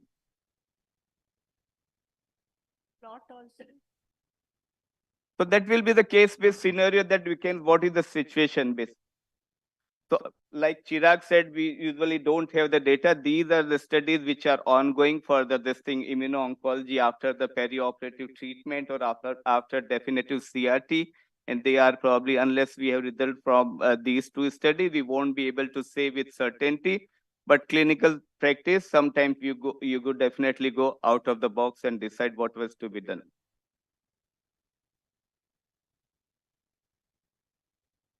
I do not recall that, but probably these are perioperative, so they won't be able to basically based on the limb or definitive chemo RT, because pathological staging will not be there. It just will be the more or less clinical staging. Coming to the gastric cancer first line, which is very, very important. So we have the data. So probably let me ask Dr. Roshni again. So how do unresectable gastric cancer coming to you and you have some evidence to use the immuno-oncology drug, and how do you approach these patients? First of all, I would do the MSI, PDL1 and HER2 new. I would start on fluoropyrimidine and platinum-based chemotherapy pending these reports. If the CPS is, if it's adenocarcinoma, we have to divide into adenocarcinoma, which is most of the time in gastric cancer. So if the CPS is 10 or above, then we have an option for adding pembrolizumab to this. And if the CPS is 5 and above, then we can add nivolumab. If the HER2 new is also positive, you can discuss with the patient and also add the targeted treatment for this. But if the CPS is 1 to 5, then you have to decide on a case-to-case basis. And if the PDL1 is 0, then don't give immunotherapy. Chirag, Dr. Chirag. So there is an excellent guideline published in ESCO in November 2022, just recently. And I agree with her that PDL1 0, no immunotherapy. PDL1 to 5, case-to-case basis, no strong guideline. But more than 5 for nivolumab, more than 10 for pembrolizumab with either Capox or Folfox. Amish has a different. I call Nivo EP as a tissue agnostic IO nowadays. And if you see, there are 4 indications in Nivo EP where the PDL1 irrespective it has shown. In fact, somewhere I'm wondering that CTLA4 negates the requirement of PDL1 positivity. So PDL1 0, but if you're considering Nivo EP, especially in a squamous, I think I would not discard IO plus IO. But sir, I just wanted to ask, as far as I'm concerned, HER2 positive and PDL1 positive, it is just the PFS advantage. Still, we don't have the OS data. So it's a category 2A recommendation as yet. And just on a funny note, after this keynote study was published, there are 2 patients who both of them had CPS positive and HER2 positive. And when I told them the cost, both of them gave me galis and went to some other hospital. So coming to what Regarding this Nivo EP, the toxicity is much higher than Nivo alone, so that should be considered. So contrary to what you say, basically the data from this checkmate 649 says that this was probably they did stratify, they did not stratify, and the PDL1 positivity was not a criteria for enrollment, and because they enrolled regardless of the PDL overexpression, and CPS more than 5 was 60%. The primary endpoint was the OS and PFS in patients or subjects with CPS more than 5. But really, you see the data from this particular study published in Lancet about a year and a half or this thing. The patient who had the CPS equal or more than 5, they had the overall survival hazard ratio 0.71, 14.4 versus 11.1. PFS also 0.68 hazard ratio, 7.7 versus 6.05. PDL1 score equal or more than 1, hazard ratio is still significant, 0.77, and all group of the patients hazard ratio 0.8. So this did show the benefit of this thing immuno-oncology. So you see the absolute difference. You know, hazard ratio alone, I feel is, I think, our biggest one of the misleading facts of today's oncology clinical trials. You know, hazard ratio of 2 months difference in a patient who's going to anyway survive 11 months, you'll have hazard ratio of 0.7 and below. But in case of ovarian cancer, where the patient survive for 2 years and above, the 2 months of difference hazard ratio will be 0.85. So what is your point? My point is a clinical benefit and the clinical scenario both should be looked at, not just the p-value and the hazard ratio. So for the TOPAZ, how much is the absolute benefit? And that's what I said now, 1.6 months in the median. So here you have 3 months. I am not saying that TOPAZ everybody should be offered Durval. So here the benefit is 3 months. So I will make the statement again, which was repeated by Amish as well. Don't look at median, look at HR for immunotherapy drugs. So 24 to 26% of the patients surviving beyond 2 years. Correct. Absolutely right. And sir, there is a newer concept in IO drug, which is coming up, is a conditional survival. And that is gaining the thing that if you survive for 6 months without relapse, then your hazard ratio will be 0.5 and overall group hazard ratio will be 0.8 or 0.75. So what do you say about this study, Amish, or anybody? Dr. Baral, if you have an affordable patient, do you use or you don't use? As a little bit experience with SARC countries, even in Bhutan, treatment is free. Even in Sri Lanka, the treatment is free. But these higher drugs, even small drugs in our country should be paid by the pocket. So you should be quite smart in the first meeting giving options. If you didn't give option, they will come saying that, why didn't you give me option? And if you treat randomly, then again, the question comes, why you treated me, over treated me? So use money Cost is always a big issue in oncology, especially in immunotherapy. So in the first sitting, maybe second, third, fourth, we give much of the,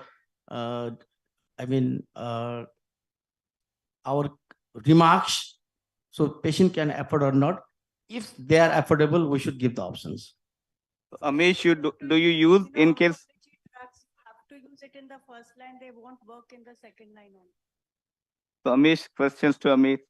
I want to hear from him. Do you use this combination, yes or no, if patient is affordable?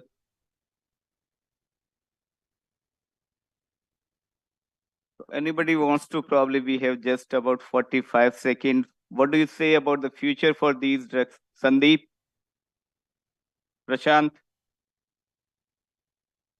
Definitely, because the data is increasing and we are searching for newer and newer biomarkers so that we can use the immunotherapy. And definitely the trial which has shown in colorectal cancer, Keynote 177, that has shown very encouraging results. So definitely future is there for immunotherapy. I wanted to say somebody says a trial using the low dose immuno-oncology drug in the country or this thing. So that's what I thought that. Take us forward with the low dose immunotherapy. That is the way to.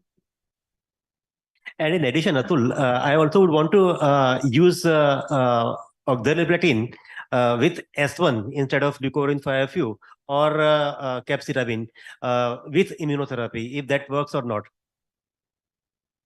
Okay, you. So can I just say Please. something, because I didn't want to give a break to your thought process. There's something, the PD-1, PD-L1 in serum, the circulating cytokines, these immune checkpoint markers, we have got good correlation with that interim PET-CT and end of PET-CT in Hodgkin lymphoma in Dr. Manju Sengar's trial. Oh. So we want to say, like, instead of looking at tumor, which the piece you may not be taking from the right side, the scoring can be different with different pathologists. This is like circulating will actually dictate, we have got real good time point correlation. So if that will be, it's like a all over place globally, it will be a standard criteria. That may be future. How? I So think if this that is can being be- explored in solid tumors also? Yeah, in solid tumors also, no? Excellent. Yeah, Hodgkin lymphoma also again is a solid tumor. Yeah. All right. Yeah. Yeah. So with that, we close this panel discussion. Thank you very much.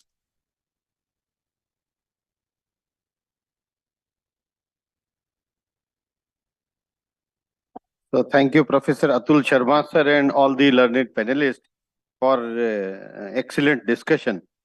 One important housekeeping announcement is that we have very good pakodas and tea, coffee outside, which will be served inside only. So we continue with the academics, and you can having enjoyment of those pakodas inside the hall only.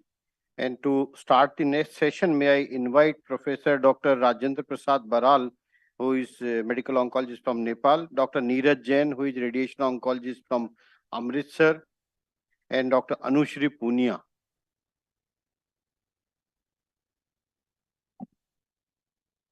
Please come. So next will be about the Indian experience with low dose immunotherapy. And we have Dr. Sumant Gupta with us, who is one of the learned person who has highest experience of low dose immunotherapy. Dr. Anushri, please come here.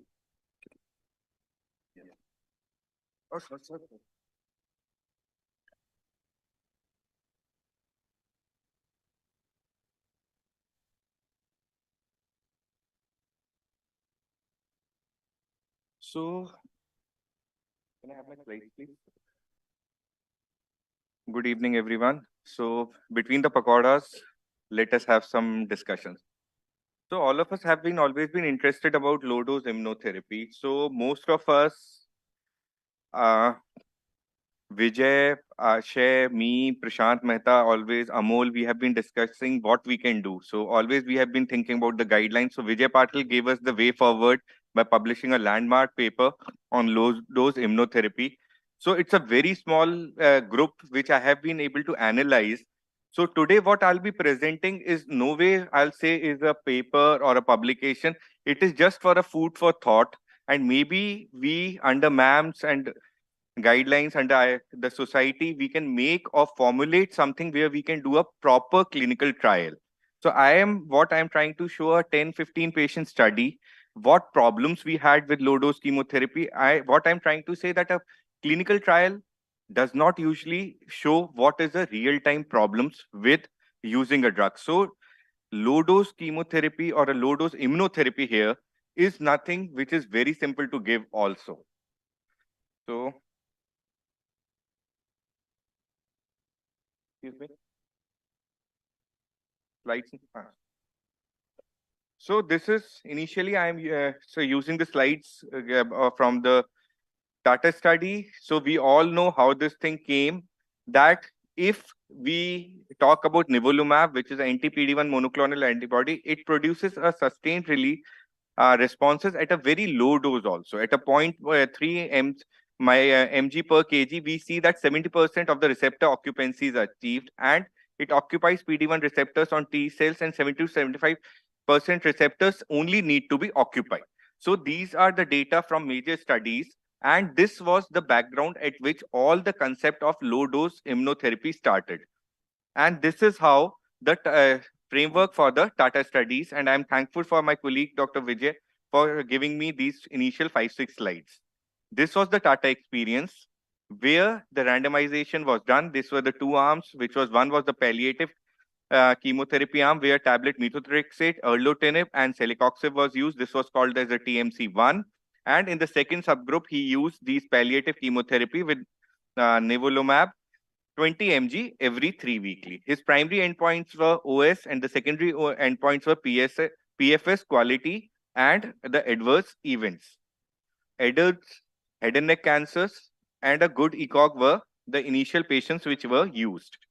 So I'll just say that the PFS in the TMC1, that is only the palliative chemotherapy arm, or the metronomic arm, was 4.57 months versus 6.57 months in the immuno. Can you just, excuse me, the slides are changing. Can you stop changing? Okay. And the hazard ratio was 0.564, and the 1 year PFS improved from 3.24 to a 27.5. And there was a divergence in the overall survival also from 6.7 to 10.1. And this was the path-breaking slide which he showed, that the annual cost dipped down extremely from all the trials, the Keynote, the Extreme, the Pembro, Nivo arms. Okay, so coming to our experience, there were few differences. One, we did not have a high volume, so we could not divide the doses. So we started using nivolumab 40 mg flat. So there were few problems. See, in a small setups in private practice, especially, you cannot divide doses because of certain problems. So we had to use the smallest dose available of the drug, which was 40 mg. We use PDL1 positivity in all except the head and neck arms, and at least two prior therapies were used. So today I'll be presenting head and neck, few patients of esophagus, stomach, and STS. So if I talk about the head and neck subgroup first, the metronomic chemotherapy which we used was geftinib, methotrexate, and the celecoxib. We use nivolumab 40 mg, as I told, once in 3 weeks because of the vial issue. The PFS was quite similar. From the Tata group, it was around 6.2 months, and patients did quite similarly. But what I'll be discussing is the other patients or the other type of patients which we use.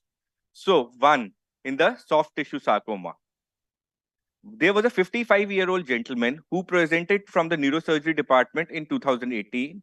He had an excision of a paravertebral mass, underwent radiation that time, disease-free for 2 years, relapsed. At the time of relapse, he got the IFOS-based chemotherapy, had a DFI of around 9 months, then got gemcitabine on relapse for the lung mets, pazopanib for 2 to 3.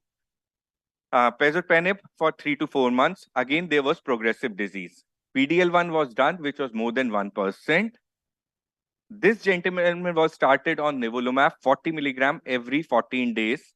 After around 6 cycles, this was the PET scan.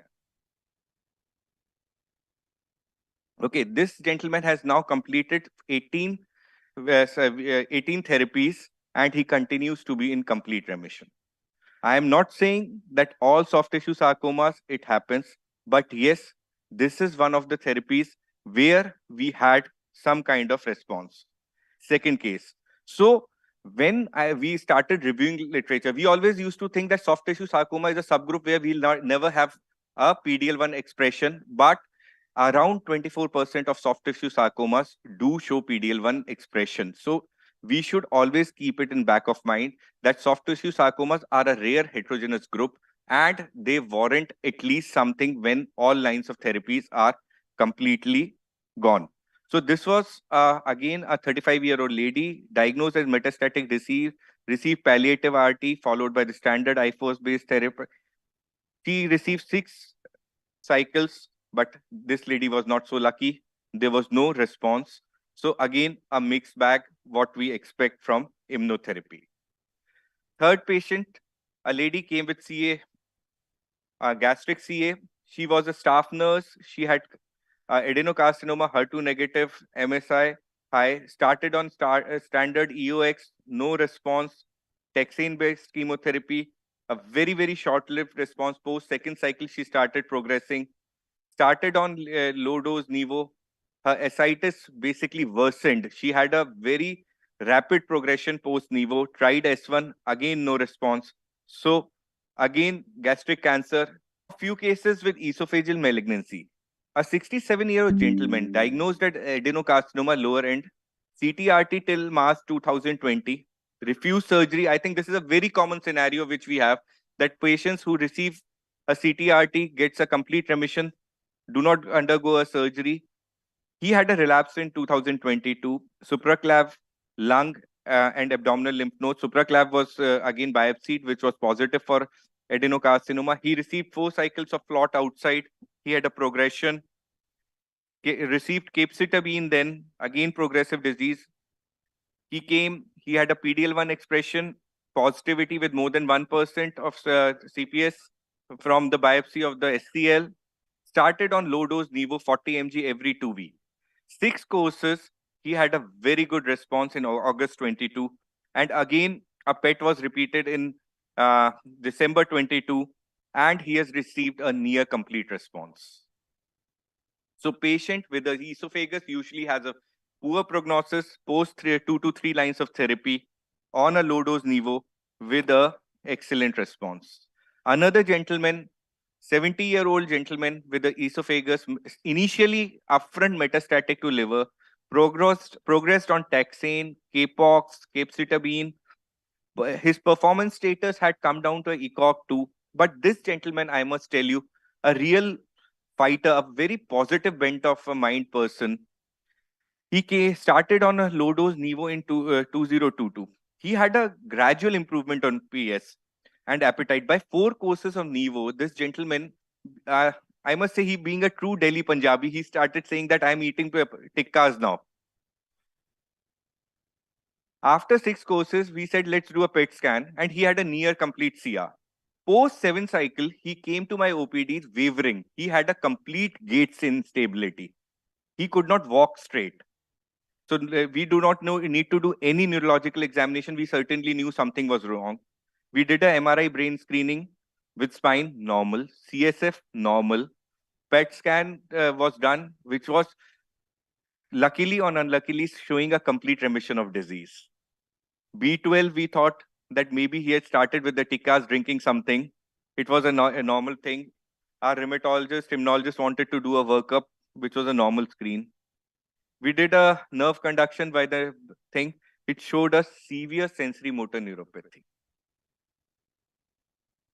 So we pulled him out of this, landed with this.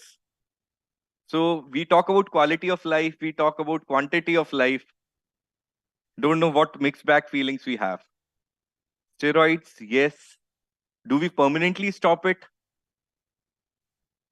How commonly do we see it in real world? Or finally, the one question which always comes to our mind is, when we have such bad neurotoxicities, is low dose really good enough? So is it a proof of concept that if you can have such bad toxicities, because we always say that all actions have side effects. So when you have such bad toxicities with such low doses, is it good enough? I don't know. So coming to the last part of my talk, we all might be remembering this paper. This was a paper which was discussed in the hematology subgroup. Sir will remember this.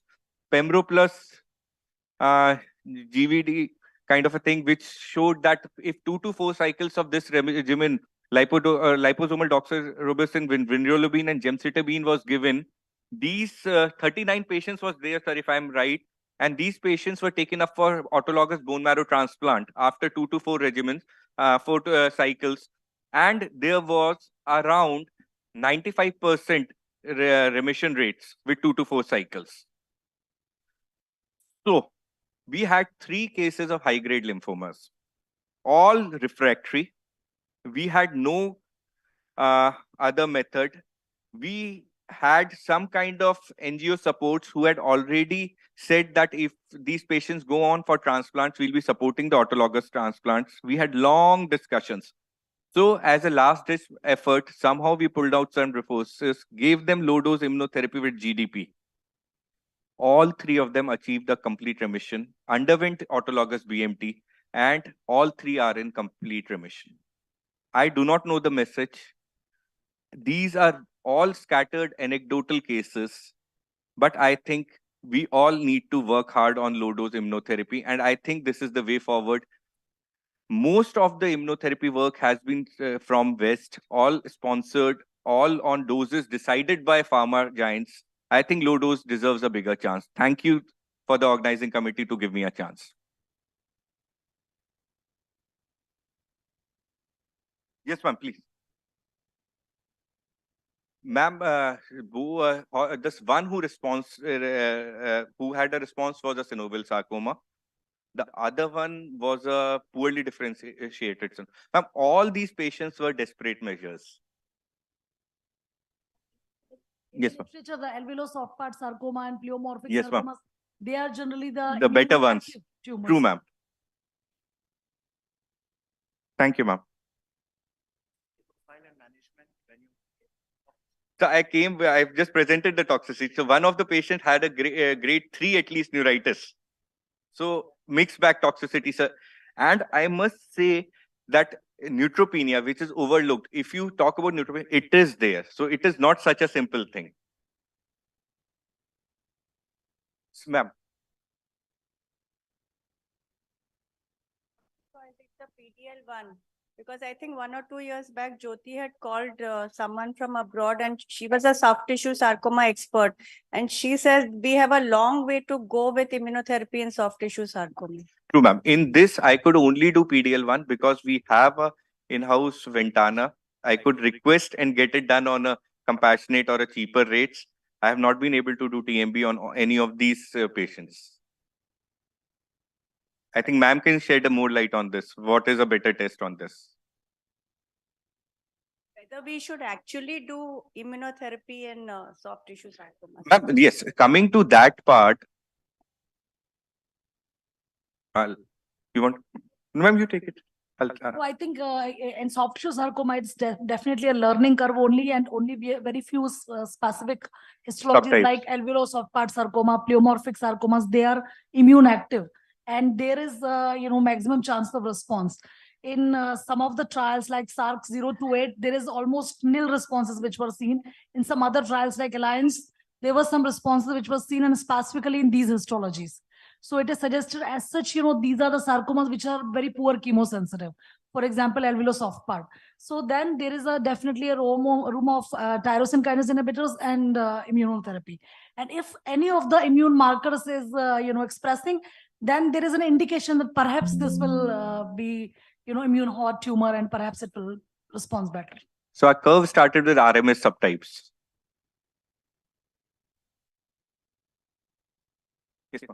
Thank you for your presentation, first of all. And I think the toxicity part we cannot afford to neglect, whether we are giving Definitely, low dose or we are giving standard dose. That True, is the ma'am. message that I think you are trying to give. And I've also read Dr. Patil's paper where they used only 20 milligram of Nivo, but you made a good point that in private situation, it becomes a little difficult to share the vial between the Yes, ma'am. patient. That's why you opted for 40. But it seems that the 20 is enough. Yes, ma'am. I mean, as far as his data is Ma'am, concerned. 0.3 per kg Yeah, is 10 enough. milligram per But kg is enough, our yeah. problem is Yes, to I use agree it 20. completely, because usually patients don't like to share the vial. And keeping the vial is also a Yes. big challenge. But isn't it that they have said that you can use it after 3 weeks? That is what I think I read Yes, ma'am. somewhere in the That's literature. absolutely, ma'am. You can that, store it, you but can store it. again, the problem is storing a vial, rebilling a vial. All those things are a challenge, ma'am. Because Okay. being a private organization, you have to bill for every vial. Yes, yes. So I cannot bill it again in the next cycle. Yeah, I cannot divide a bill of 20 mg and bill it again per mg per ml. So Yes. doing it in a government setup is much easier where there is no finances involved. Yeah, like because in trastuzumab we are doing that, we are using overlapping vials. So I think nivolumab also can be kept for It can be 1 kept. month after Yes, opening. it can That be is what I kept. read. Yes. But again, the problem is trastuzumab, you have a literature to support it. Correct. The BMS is not giving a literature that you can open it and Yes. keep it. Yeah, it could be a challenge. Yeah, no, I agree. Okay, anyway, thank you. Thank you, ma'am. Thank you, everyone.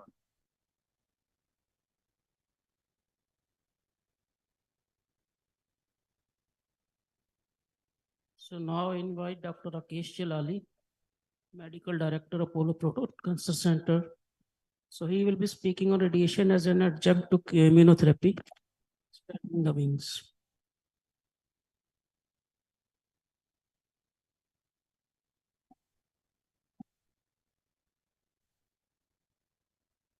I'd like to begin by thanking the organizers, Dr. Hemant Malhotra, Dr. Lalit Mohan Sharma. It's a great pleasure to be here. And what really pleases the journey that we started few years ago. I remember the discussions we used to have in TMH with Jyoti, and so wonderful to see the growth of the Immuno-Oncology Society of India, and in general about the immuno-oncology as well. I have been given the task to speak on what is the role of radiation therapy in this scenario. And what we also know right from our studentship days was this abscopal effect. People used to ask us in the exam, people used to ask sometimes in the clinic, and occasionally, very occasionally, we used to see it also. And many of you may know that it comes from ab means any position away, and scopal means where there is a mark. You mark somewhere or the target. So which is very relevant from radiation therapy as well. So once you see something away from the original mark, and it derives from Latin literature, and that's why it was called abscopal effect. And the first paper actually came in BJR in 1953. We know now some mechanisms as to how it might work, that there is a direct treatment, the tumor is directly irradiated, that it triggers some immune response, triggers some activation of the T cells, and they can go to the other parts of the body where there might be micrometastasis, sometimes gross metastasis. And even if you have not irradiated that portion, that there could be some benefit there. And you can see the interest on abscopal effect, particularly the amount of literature is published now, particularly in the last 10 years, which is mirrors the advent of immuno-oncology in general in our field. Now, historically, especially with the advent of immune checkpoint blockade, there has been a renewed enthusiasm and renaissance in terms of radiation therapy. And all of us know that there can be potential advantages. The radiation by irradiation can cause enhance the immunogenicity, what is potentially called a cold tumor to become a potentially hot tumor. It can also suppress some of the immunosuppressive microenvironment, and also can show some new antigens, and which can again trigger some T cell response. And there has been quite a bit of enthusiasm about combinatorial therapy and the sequencing, when to do it, and that's still as a challenge, but in a sense, in concept, it does look appealing. We also know it's not only the radiation, it's also the reduction of the myeloid-derived suppressor cells, particularly if you use the standard fractionation.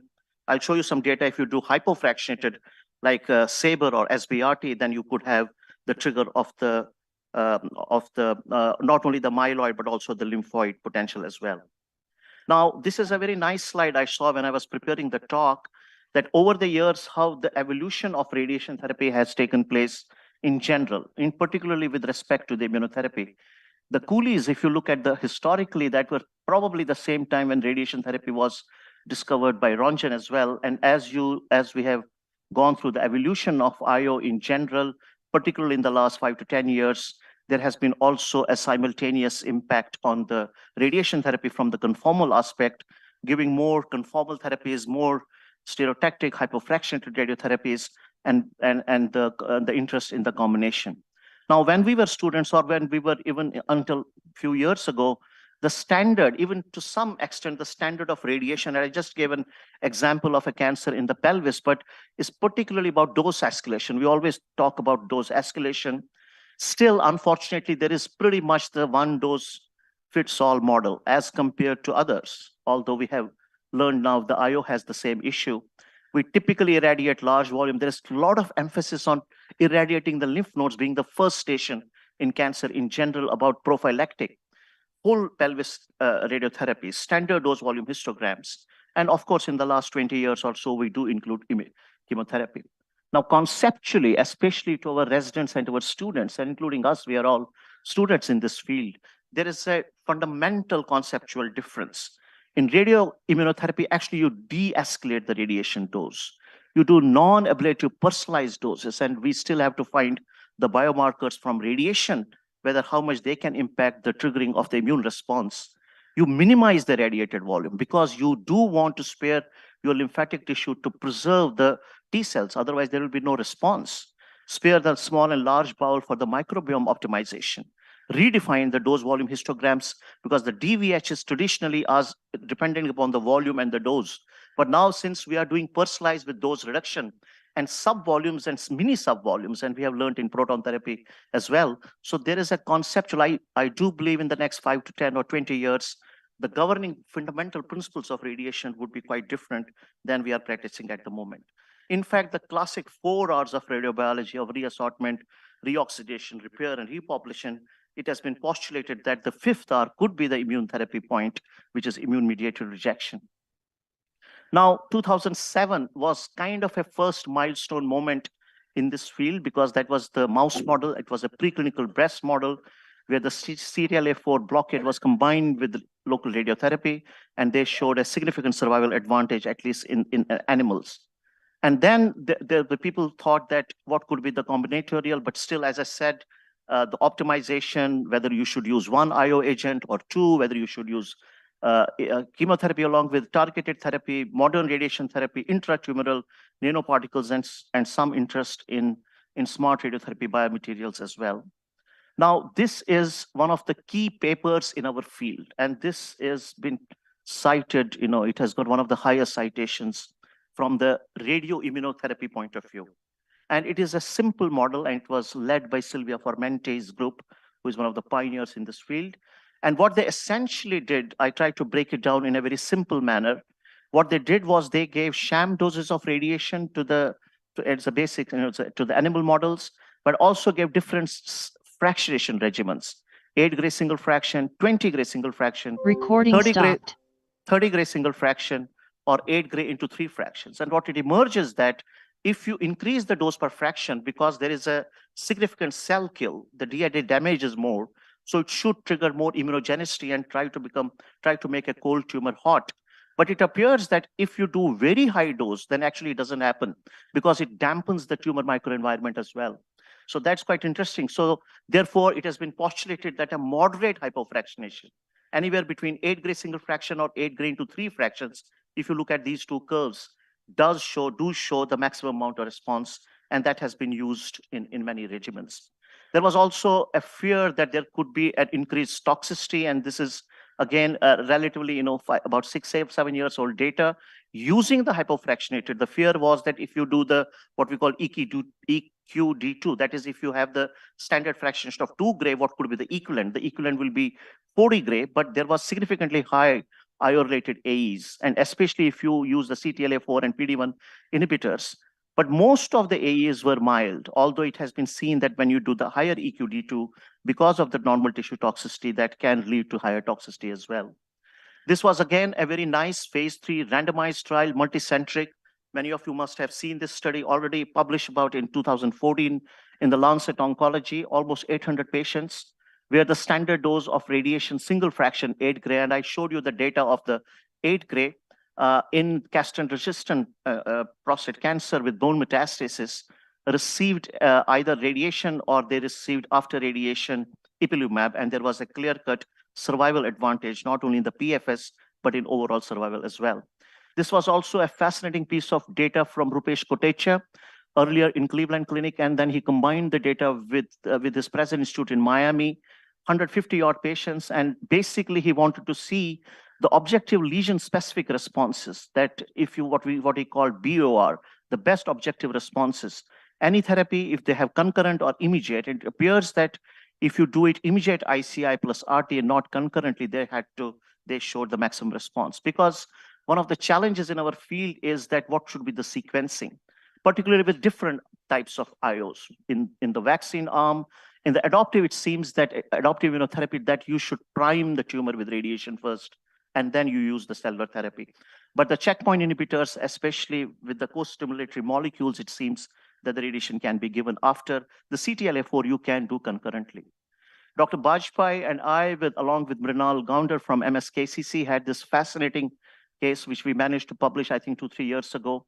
It's a single case, but got published in the British Medical Journal, that this was a very rare case of refractory malignant melanocytic schwannoma with Carney complex. There was some data from earlier in a case report from NEGM, and that just shows the sequence as to how it is. But we did radiation in this case with a spinal tumor in the melanotic schwannoma, multiple recurrences, and we could demonstrate that was treated very well, and she had a very protracted long-term disease. Eventually she passed away, but she survived for almost 4 to 5 years.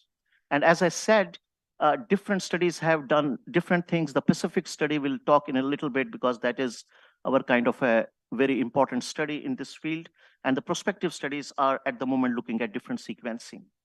However, I have to say that the emphasis on radiation still has not caught in the minds of the general immuno-oncologists and medical oncologists. So it is my plea that you have to combine the two, because as I tried to tell you, that there is some exciting exploratory data backed by clinical data as well. Vast majority of the data that is present is with SBRT, and there are indications for that. And vast majority are that actually in metastatic and refractory setting. What we need to is to bring the pendulum forward to try to put them in adjuvant in non-metastatic disease. And unfortunately, as early as in 2020, there were less than 1% of the phase 2 phase trials which were open for non-metastatic disease. Vast majority were still restricted to metastatic setting. Everyone knows about the importance of the Pacific trial, because this was a very well-conducted trial and showed a significant survival advantage, became the standard of care. The practicality is still an issue in different countries, but at least as a real pure basis on generating real evidence was pretty impressive. And this was a vast meta-analysis done, including the Pacific trial cohort, which showed a significant advantage. This leads me also to explore other things. For example, CAR T cell therapy, along with the cellular imaging and radiotherapy. I just mentioned both in the hematological malignancies, in lymphomas, but also being explored in the solid tumors to some extent, that particularly as a promising priming study before the CAR T cell therapy. And we have to look out for this space for the real data to emerge. Even ovarian cancers. I remember in early 90s when I was a student in PGI Chandigarh, Dr. Firoza Patel, we did used to do this whole abdominal radiotherapy. The Dembos technique, it had some advantages, and it appears that it has started to come back. And it was quite exciting when I saw it, both from the SBRT when you have small burden disease, but also as a low dose fractionated whole abdominal radiotherapy to reprogram the tumor environment. And there are already at least 2 clinical trials which have already started in even as difficult and as rare cancers, where practically radiation has practically no role, and potential paradigm shift. And I just come back again to Durham Only point I want to make is that actually speaking, in the Durham term, there was a significant higher pneumonitis. And we didn't know why. Was it because of the combinatorial approach, but also it could be because of the low dose radiation bath. And that brings me to the final point of my presentation as to the modern radiation. And I work in the proton center in the last 5 years. So we have renewed interest in proton beam therapy because it's highly conformal. As you can see, the whole lung, you literally give the lung bath in the low dose intermediate dose, whether that could lead to the pneumonitis, not only the combination of the durvalumab with radiation concurrently. And therefore, if you can limit the doses to the surrounding structures and also spare some of the mediastinal nodes and some of the other lymph node structures, whether that can make a difference. So therefore, we actually published recently some review article also on it. Essentially, it can spare significant amount of normal tissue, and then it can make some difference. And also because it's a charged particle, it has a higher radiobiological equivalence, and maybe there is a more immune response as well. We just discussed about the sarcomas, and I can tell you in SFTs, the solid fibrous tumors, they were called hemangioparasitomas in the brain, and now we call them SFT as per the WHO 2021 classification. And also in anaplastic refractive meningiomas, what is called a Panama study is ongoing in Europe. We are using avelumab with proton radiotherapy as to in these difficult tumors, their prognosis and survival is very poor. And finally, there is also renewed interest, at least in our field, about lymphopenia. All of us know, all years or decades, we knew that the absolute lymphocyte count has some impact on the overall outcome and cure of the cancers, including solid cancers. Because the proton has the ability to reduce the doses to the surrounding structure, including the circulating blood cells, if you treat a large volume of radiation, for example, para-aortic roads, or for example, esophagus. And this is a phase 2b trial, which is actually a positive trial. It didn't meet the primary endpoint of overall survival, but there was a significant improvement in lymphopenia in the PBT, the proton arm, versus the photon IMRT arm from the MD Anderson. So this has been now the next trial from MD Anderson from Steve Lim is using as a phase 3 design of proton beam therapy, looking at lymphopenia, but also using the immune checkpoint inhibitor in a concurrent fashion, whether that can make a difference or not in esophagus.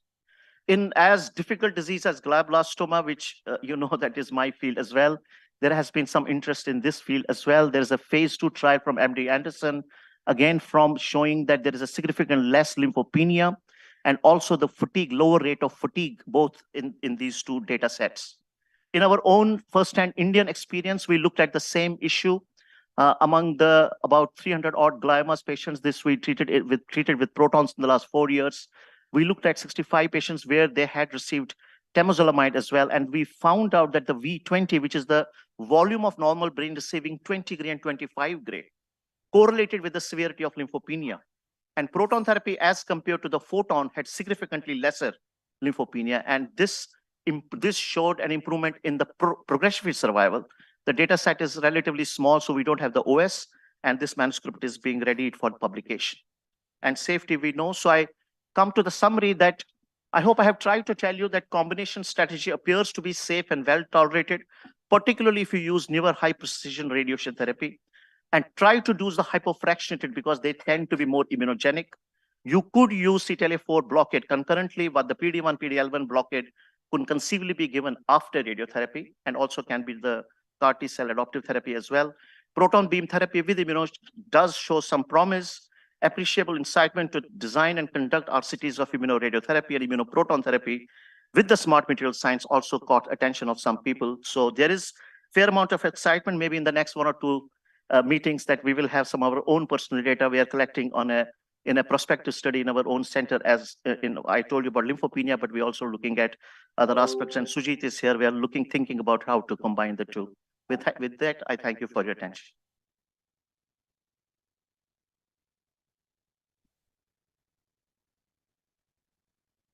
रोशनी ने पहले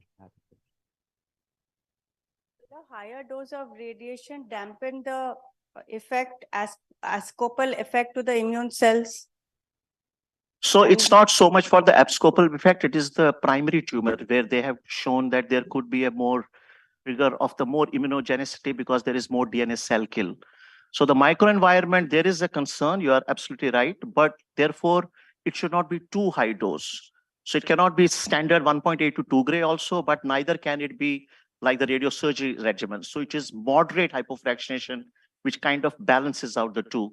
And that was the preclinical model, but that has been also replicated by the clinical data.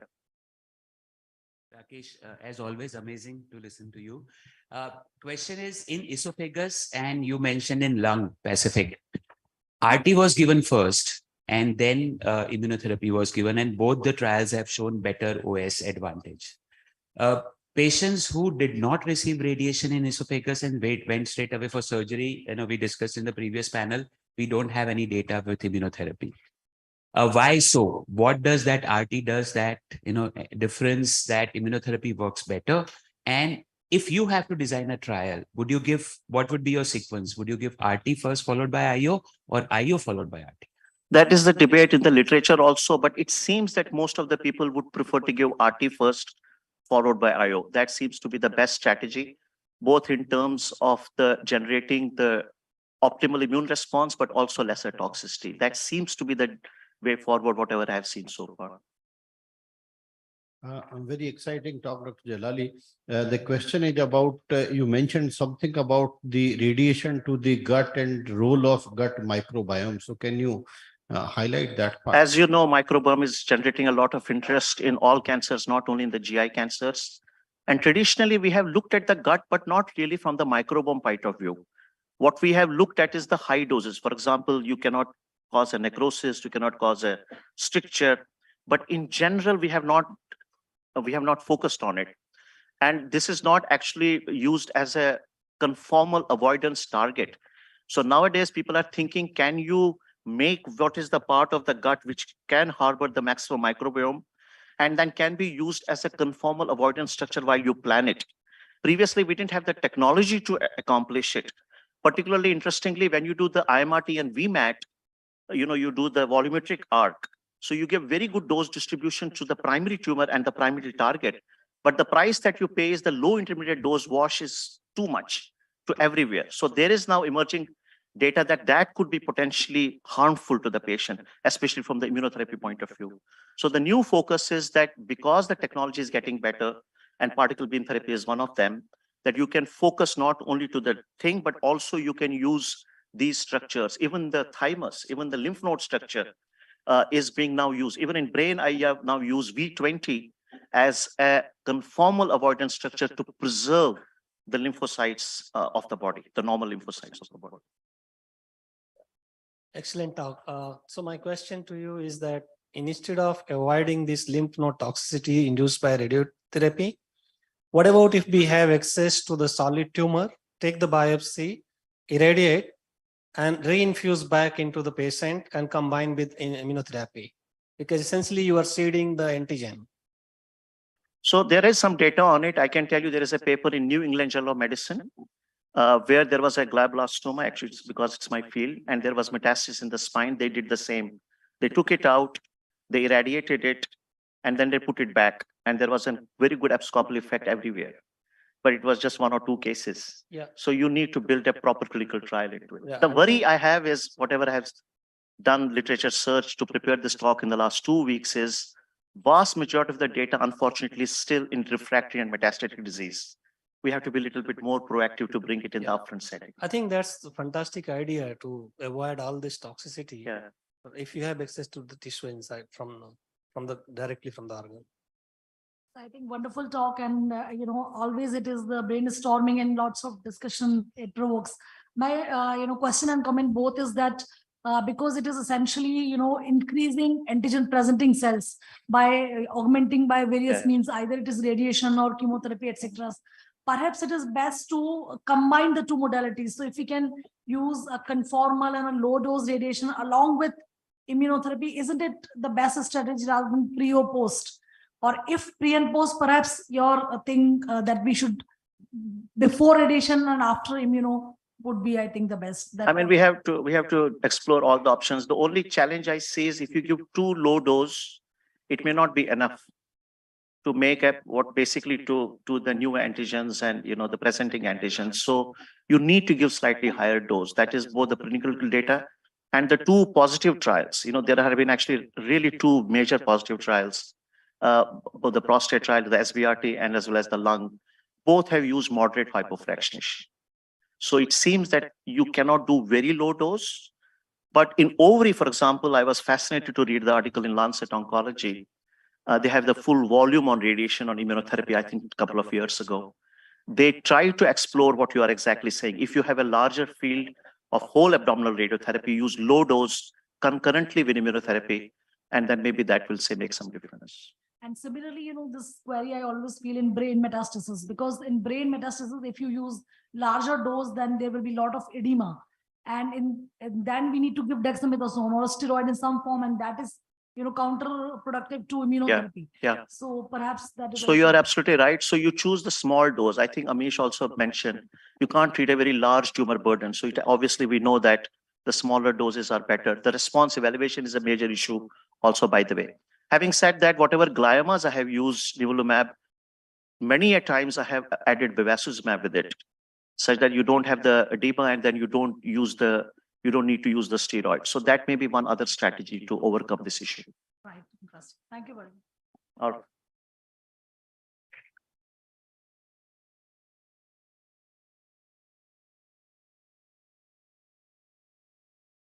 Thank you, chairpersons. Thank you, Dr. Professor Jalali, for excellent insight into a complex topic. Thank you so much, sir. Next, we will be having a panel discussion. Dr. Banavali's talk will be a bit late. We will be having a panel discussion, and to moderate this panel, may I request Dr. Purvish Parikh, sir.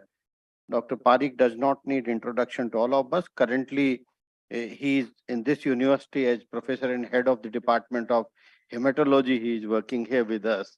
And with this, may I request you to please come forward. Should I call the panelists? Dr. Professor K. Govind Babu, he is one of the senior most person and many of us go training under him. He is senior medical oncologist and currently at St. John Medical College, Bengaluru. Dr. Ramvat Dev, he is senior consultant medical oncologist from Vizag. Yeah, please come, sir. Dr. Atul Sharma. Dr. Atul Sharma has been introduced to each professor and head of medical oncology at AIMS Delhi. Dr. Bhavna Parikh, senior medical oncologist from Mumbai. Dr. Chirag Desai, senior medical oncologist from Ahmedabad. Dr. Ankur Punia is senior medical oncologist and faculty in Department of Medical Oncology at Mahatma Gandhi University, Jaipur. Dr. Ajay Yadav. Dr. Ajay is here. And Dr. Kamal has joined us online. He is senior medical oncologist from Bangladesh. This is the panel. Thank you very much, Lalit, for inviting me and giving me this wonderful opportunity. Earlier, around lunchtime, I was thinking that the session is now 1.5 hours late. So I was sweating. I said, how will I finish my 73 slides? And so I reduced them to about 30, 34. And now I'm sweating because there are only 34 slides and the session is on time or ahead of time. But I'm sure that we will have some very interesting discussions. The whole conference is on immuno-oncology. And I'm supposed to be discussing what is happening in the real world. So far what we were discussing was not in the real world. Is that what you're saying? Jyoti, please tell me. Welcome, Professor Kamaluddin, for joining us virtually from Bangladesh. It's always a pleasure to be part of your academic sessions, and now we are honored that you are part of our session. Thank you, sir. It's an honor to be with you, sir. All right. Since we are talking about the real world, even before going into immuno-oncology, I'm going to throw a googly at you about the large number of generic oncology products which are available from Bangladesh. And many of our patients are using them. So I wanted to ask you that products from Everest and Beacon, do you use them in your practice and are they useful, beneficial to your patients? Sir, it is a question that every patient asks me that shall I use it? My answer is that if you want, you can, because I have no scientific data in favor of that or against that. So my answer is very simple. If you can afford the original one, buy it. If you cannot, then you can try it. The responsibility goes to the manufacturer, not to us. All right. So it's a balancing buying and trying. Excellent. Excellent. How do I move to the next slide? Mouse. Okay. So panelists are already discussed. Now, why this topic is very important. If you look at the global pharma market, it is $360 billion. And out of this, 90 billion represents the top 15 cancer drugs. And in these top 15 cancer drugs, 3 of them are immune checkpoint inhibitors. So this is what is at stake when we are going to discuss what happens in the real world. So Govind, let us look at the positive aspect of it. And this is your patient, so I will request you to go through the details, please. Right. So this is a 52-year-old male who was operated for a parotid adenocarcinoma, came with recurrence after 6 months, and he had got radiation also after surgery. So when he came, we started him on chemotherapy. I gave him nab-paclitaxel, carboplatin, and because it was a head and neck, we consider this also as a head and neck tumor, and I had some experience with nimetuzumab earlier, so I gave him nimetuzumab. After 3 cycles, his response was partial, so I continued with that. But by the time we finished 6 cycles, he had progression on this. So we got, during this time, we had got his PD-L1, TMB, and MSI, everything was negative. But I told him that we have exhausted most of everything, and something that can be used is immunotherapy, but since all your markers are negative, I'm not sure if it will work. He is pretty well off, so he said, I'm ready to take whatever you tell me. I told him, I'm not telling you to take it, but this is an option that you have. So I started him on pembrolizumab, and as you can see, he had a very good response at the end of 3 cycles. And he has now finished 2 years of pembrolizumab and is in complete response. In between, he went to Singapore to take an opinion. And during this time, we actually did a lot of literature search, but there was no activity of this drug in this particular tumor type. So I couldn't find anything. And the medical oncologist in Singapore also had seen him after he had 6 months of pembrolizumab. So they told him, since you are responding, please continue. So that's what has happened. He's finished 2 years of pembrolizumab now, and he's so reluctant to stop. He says, I want to continue. All right. So that is a problem now. So Govind, this is a classic example of treating patients beyond standard of care. That's right. Correct? Yeah. And I think that is very important for us to understand. Atul, let's go to your case. Can you just share the details and discuss with us? Hi, good evening once again. So this was a young girl, 20-year-old lady who visited us sometime in April 2015. So 2016, she came to us. Prior to that, she was treated at one of the center in the Kerala. Unfortunately, her both parents died of malignancy, and she was detected to a classical Hodgkin's nodular sclerosis with IPS of 4/7. She was treated with the 6-cycle ABVD. Probably they did not do interim PET or probably this thing, but ultimately at the end of the 6 cycles, she unfortunately had progressive disease, which has proven histological. Can we go back to? Sorry. No problem. Anyway, I remember the case. So few months later, since I treated one of our parents, so she came to us, self-referred, and we probably told her extensive discussion because she did not have good social support also. So we started her on the salvage chemotherapy and counseled her about autologous stem cell transplant. She was a bit reluctant for that. We gave her salvage chemotherapy.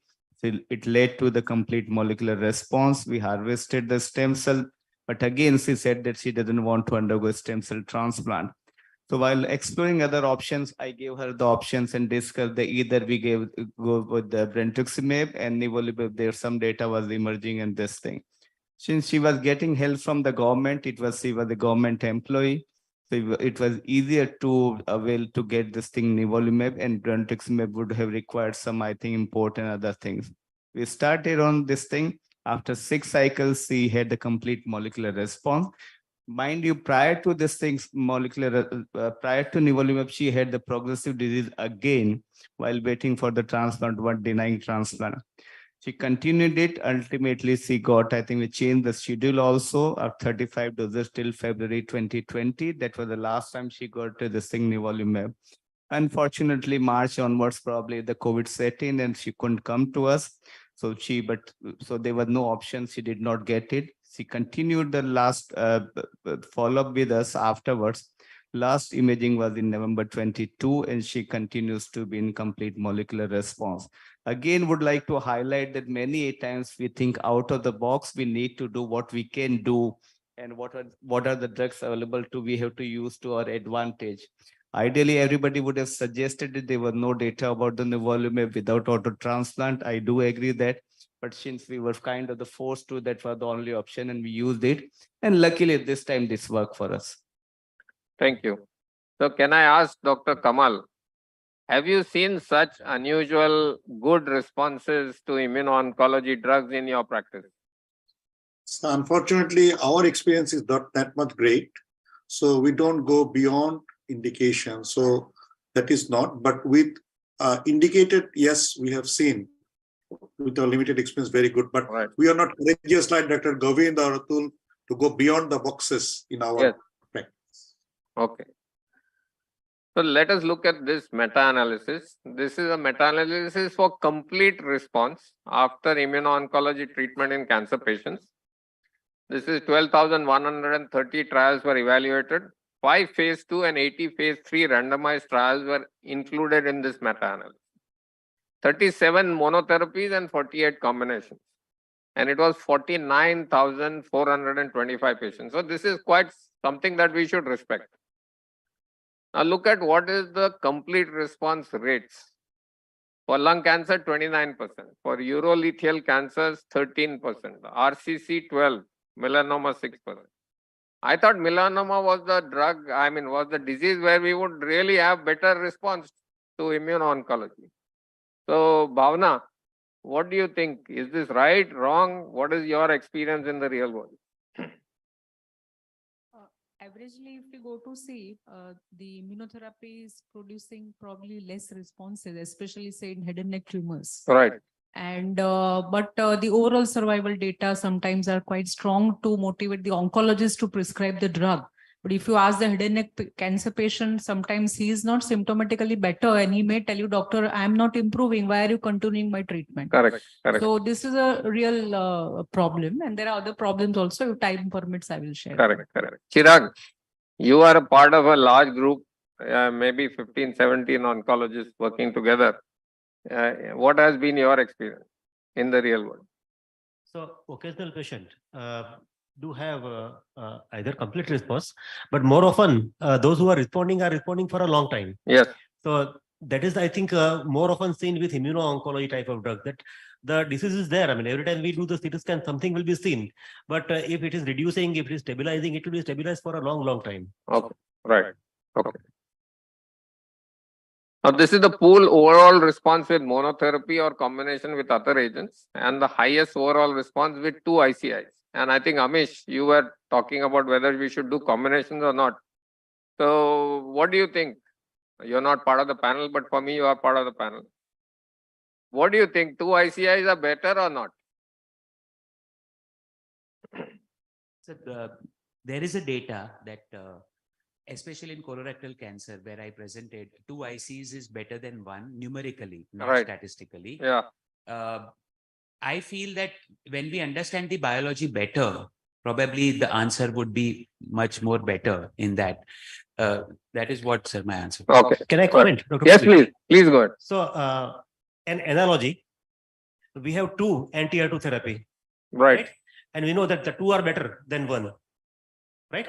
But we have a very good biomarker, that is HER2. Imagine giving anti-HER2 therapy without HER2 positivity. And then we will keep on debating whether 1 is better or 2 are better. Right. So we need to have we desperately need a good biomarker for immunotherapy. Chirag, I think you've seen my slides. Okay.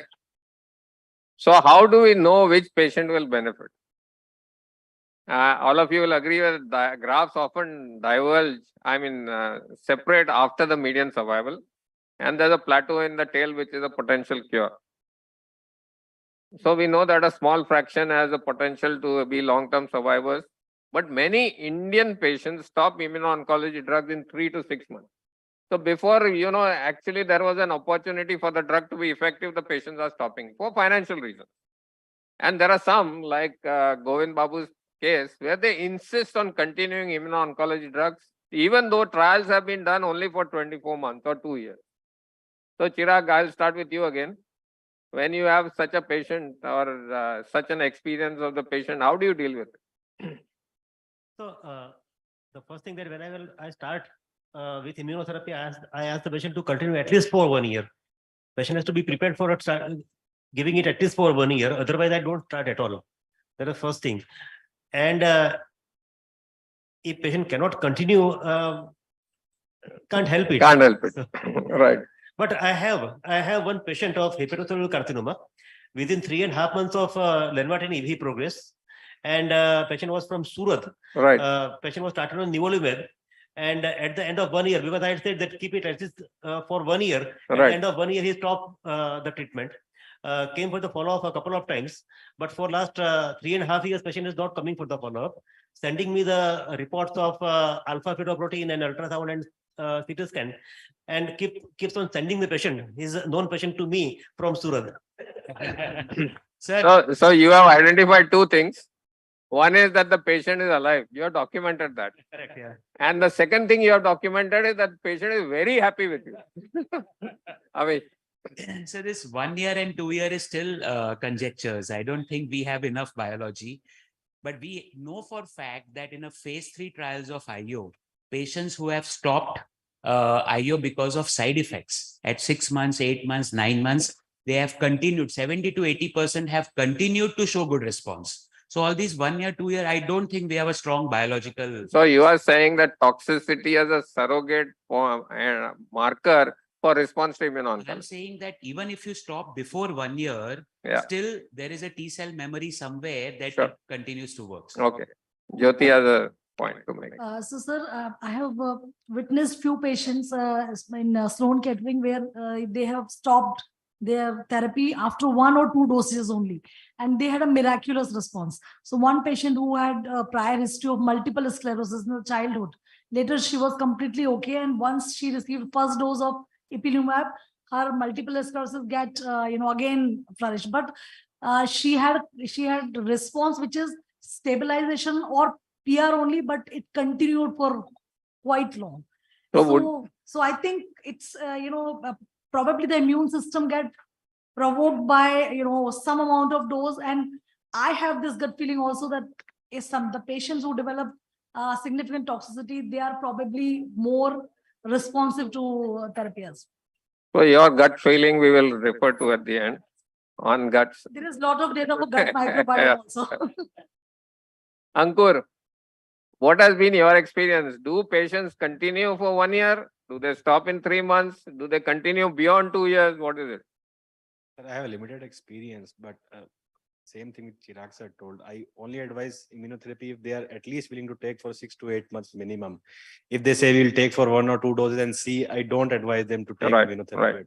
at all. Ramavat, do you agree with that, or your experience has been different?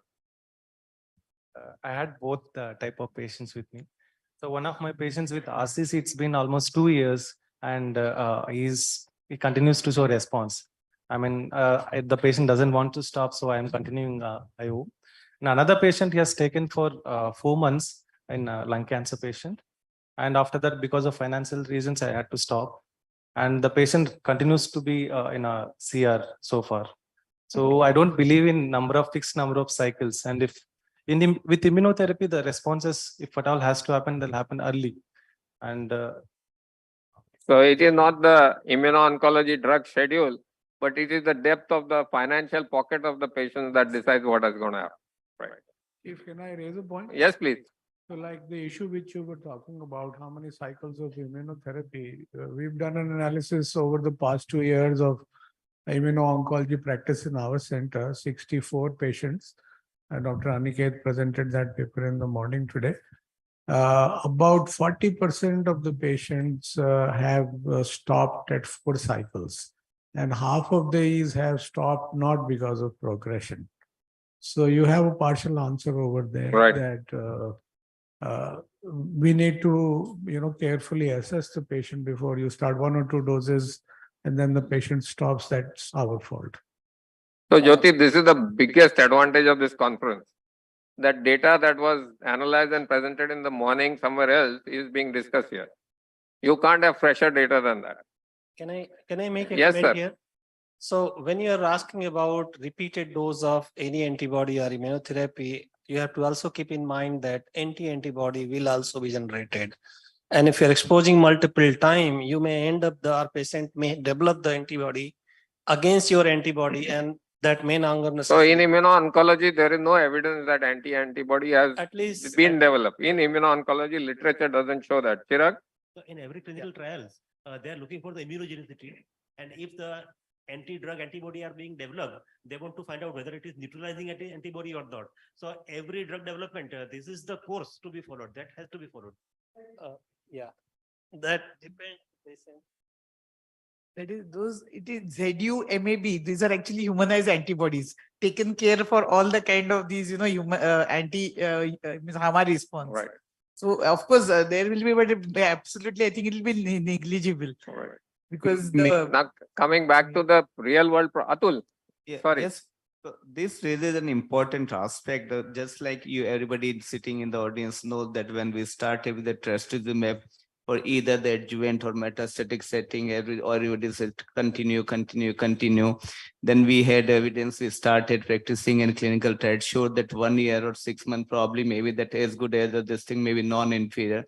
So this is the time that maybe that we start some evidence either here or somewhere that we can do away with the indefinite period of the immuno-oncology drugs and may we have a finite time. So Purush, there are some data presented in the last ESMO on neoadjuvant in locally advanced head and neck cancers. There were 2 trials, one with single dose and another one with 2 doses. Yes. So they've shown the complete pathological response of 1 dose to second dose has increased from 38% to 64%. So there is evidence that even lesser doses Will work. Yeah, but Right. in a metastatic disease, it's difficult to decide. Sure. I'm told that there are only 6 minutes left. So we have a problem with PDL1, right? We don't know how to interpret, and different labs give a different heterogeneous expression. So we were looking at biomarkers beyond PDL1. So what is the opinion of tumor mutation burden? I want the panelists to just say they believe in it or they don't believe in it. Those who believe in it, raise your hand. 1, 2, yeah. Those who don't believe, raise your hand. 1, 2, 3, 4. So many people don't believe. So let us look at this. This is an important indicator of immunogenicity, can predict response to immunotherapy, and there is a correlation which people agree or do not agree. But if you look at this 1008 samples for 5 important scores, clonal tumor mutation burden is the most important. Yet many of us question the predictive value of tumor mutation burden. So this is another evidence that shows this liquid biopsy. 20 patients, higher ctDNA tumor mutation burdens, shorter progression-free survival, shorter overall survival. And this is again just published earlier this month, January 2023. So would you use liquid biopsy or ctDNA for tumor mutation burden in your patient? Again, I'll ask to raise your hand. Those who would use, raise your hands. Those who will not use, raise your hands. So those who believe in tumor mutation burden will do the ctDNA, and those who do not will not use. Amish. I think the concept is coming that in case if you decide to stop immunotherapy, then probably ctDNA, regular monitoring for TMB would help you. Sir, can I add something? Yeah. So basically our challenge, it still remains the biomarkers themselves, and we have different biomarkers for different tumors. Not only that, the cutoff points are different. Example, esophageal malignancy. We have to see CPS score of more than 5. I want to use nivolumab in first line. Right. And I can avoid doing it if I want to use for second line. Similarly, similar thing for Pemro, but we can use Pemro if the TMB is high or MSI high, and so many. So there is also, I personally feel maybe still we are waiting for the exact biomarker. So that's Absolutely right. Absolutely. Maybe I would like to add here. So Please. we are trying to kill the tumor cells, so do the tumor cells want to survive, right? They want to give us hard time that we will not die so easily. That is fact So of here nature. the question is coming, when the repeated dose of immunotherapy is given, the system generate a, pool of epigenetic marker, long non-coding RNAs. And Is your these- point related to biomarkers? Yes. Okay. So this long non-coding RNA and their increased frequency in NSCLC, and we have seen in the NSCLC and CRC. So that is going to be a negative, they are associated with a negative prognosis. And this also correlate positively towards the insensitivity of the patient for the chemotherapy or immunotherapy. So that's what Perfect. I would like to add. Okay. Jyoti, coming back to your gut feeling. This is an example of breast cancer.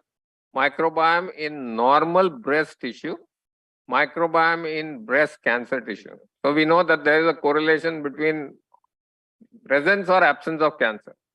But microbiome is also important for altering the response to immuno-oncology drugs. And there are 3 bacterial species which increase the effectiveness of immune checkpoint inhibitor. So again, I'm going to ask the panel, do you believe that this should be further studied to increase the benefit in your patients? If yes, raise your hand. Oh, wow, almost a consensus. Great. This is something that I had used 3 years ago, CAR T cell therapy. But now let's talk about tackling the toxicities, which is very important in the real world. So Ramawat, can you share the details of your patient, please? So this is a 63-year-old male smoker presented with shortness of breath and cough. Evaluation was found to have a CA lung, stage 4, and adenosquamous histology. We have done NGS for mutations, and it was no targetable mutations. And PDL1 we have done, and TPS it was 1. And we have started the patient on Taxol Platinum plus pembrolizumab. And post 4 cycles, and we have done a response evaluation, patient had achieved a complete CR with this therapy. And unfortunately, before the 5th cycle, patient had come to us with shortness of breath.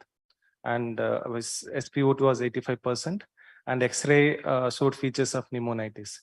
And so we immediately started the patient. So we had suspicion whether it could be because he's a smoker and had the features of COPD, could be COPD exacerbation, or it could be infection, or it could be toxicity because of immunotherapy which we are using.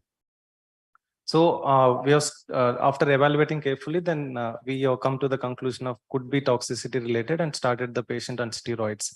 And after 3 doses of steroids, patient saturation improved and shortness of breath decreased. And so after 1 week, we have discharged the patient. So this has happened last month. So far the patient is doing very well. So my point over here is we need to have a very high index of suspicion for immunotherapy induced toxicity and start immunosuppression immediately so that we can see the response. Perfect. Dr. Kamal, I'm going to come to you for the last word. What has been your experience of toxicities with immuno-oncology drugs? So, sir, as I heard to this story, that we had toxicity, but sometimes we cannot differentiate whether it was infection, whether it was the disease itself, or immunotoxicity. So what I did the same thing. I had one experience similar, and I gave steroid, and the patient was saved, but I'm not sure whether it was due to disease or whatever it is, but he responded to steroid. Excellent. So my time is up, and so I have to end here. Thank you very much, my esteemed panelists, not only for your presence here and the intense discussion, but also sharing in advance some of your experiences, which I could incorporate into the slides. Thank you, Kamal, for joining us from so far away. And I hand over back to the organizers for the next session. So thank you, sir. One short Good to see you all virtually. Re-challenging the pulmonary toxicity, how to decide and all. So that is When the she comes biggest for thing. next I'm not planning to restart the patient because patient had achieved CR, and I'm. So with this, we end this panel. Dr. Roshni, you want to say something, or you just okay? So the next will be a keynote lecture, and to chair this keynote lecture, may I request Dr. Jyoti Kode. She has been introduced in the morning. She is senior scientist at ECTRAC Tata Memorial Hospital, Mumbai, and along with her, Dr. Rakesh Jalali. Dr. Rakesh Jalali has also been introduced. So over to you, sir.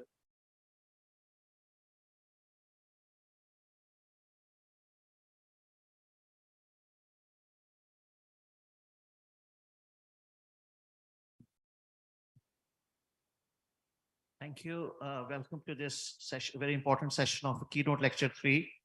So it's my pleasure to introduce you to the speaker, Dr. Pooja Advani. Dr. Advani is a senior consultant of medicine at the Mayo Clinic. She is a breast medical oncologist, director of the Robert and Monica Jacobi Center for Breast Health at Mayo Clinic, Jacksonville, USA. And she's going to talk today to us to deliver this prestigious keynote on strategies for potentiating immunotherapy efficacy. Thank you so much, Dr. Advani, for joining us, and we really appreciate your time. We look forward to your talk. Please go ahead.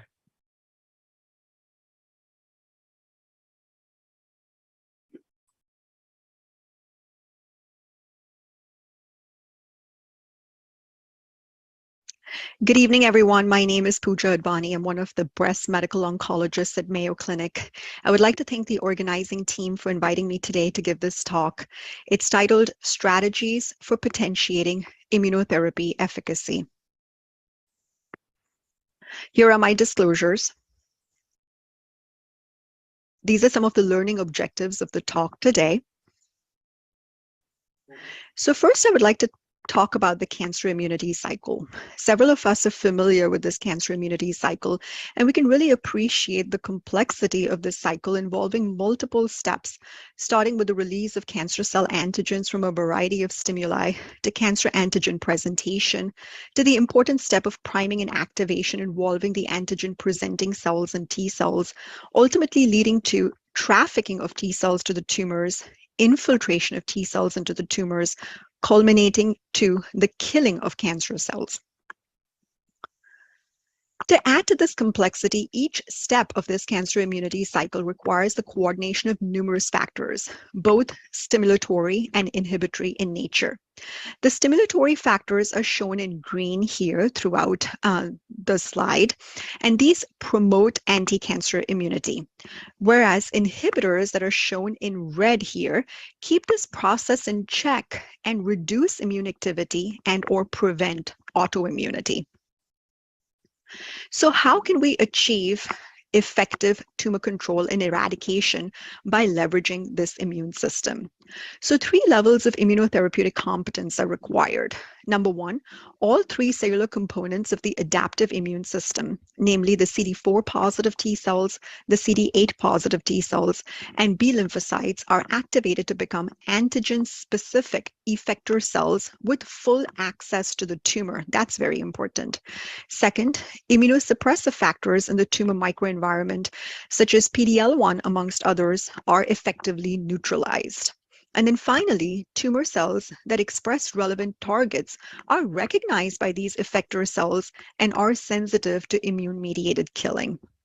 Thus, combination therapies targeting multiple steps of this cancer immune cycle are necessary to achieve long-term efficacy in a large number of cancer patients.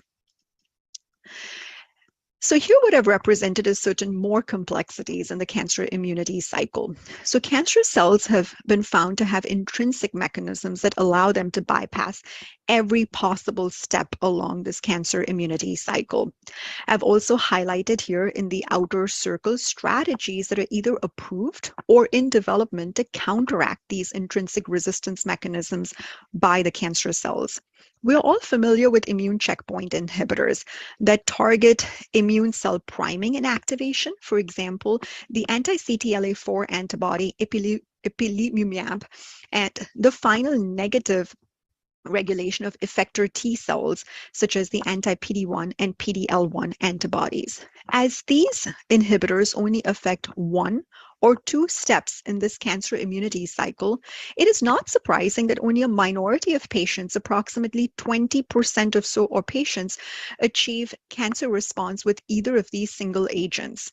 Slightly higher response rates have actually been observed with the combination of anti-CTLA-4 and anti-PD-1 or PD-L1 antibodies, for example, in the treatment of melanoma, albeit at the cost of slightly higher immune-mediated toxicity.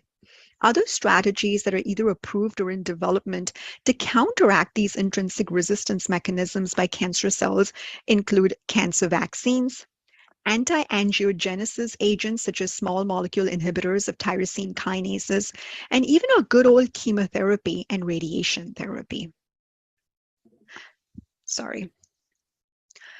So what is the rationale of combining chemotherapy with immunotherapy? Number 1, it causes debulking of tumors. So it decreases the contribution of tumor cells to the immunosuppressive tumor microenvironment and also decreases the volume of cancer cells that need to be eliminated by the immune system. Second, it induces immunogenic cell death. Third, chemotherapy can actually increase the antigenicity of cancerous cells by inducing apoptosis. So after tumor cell death, the antigen-presenting cells engulf the dying tumor cells and then present the tumor neoantigens to immune cells.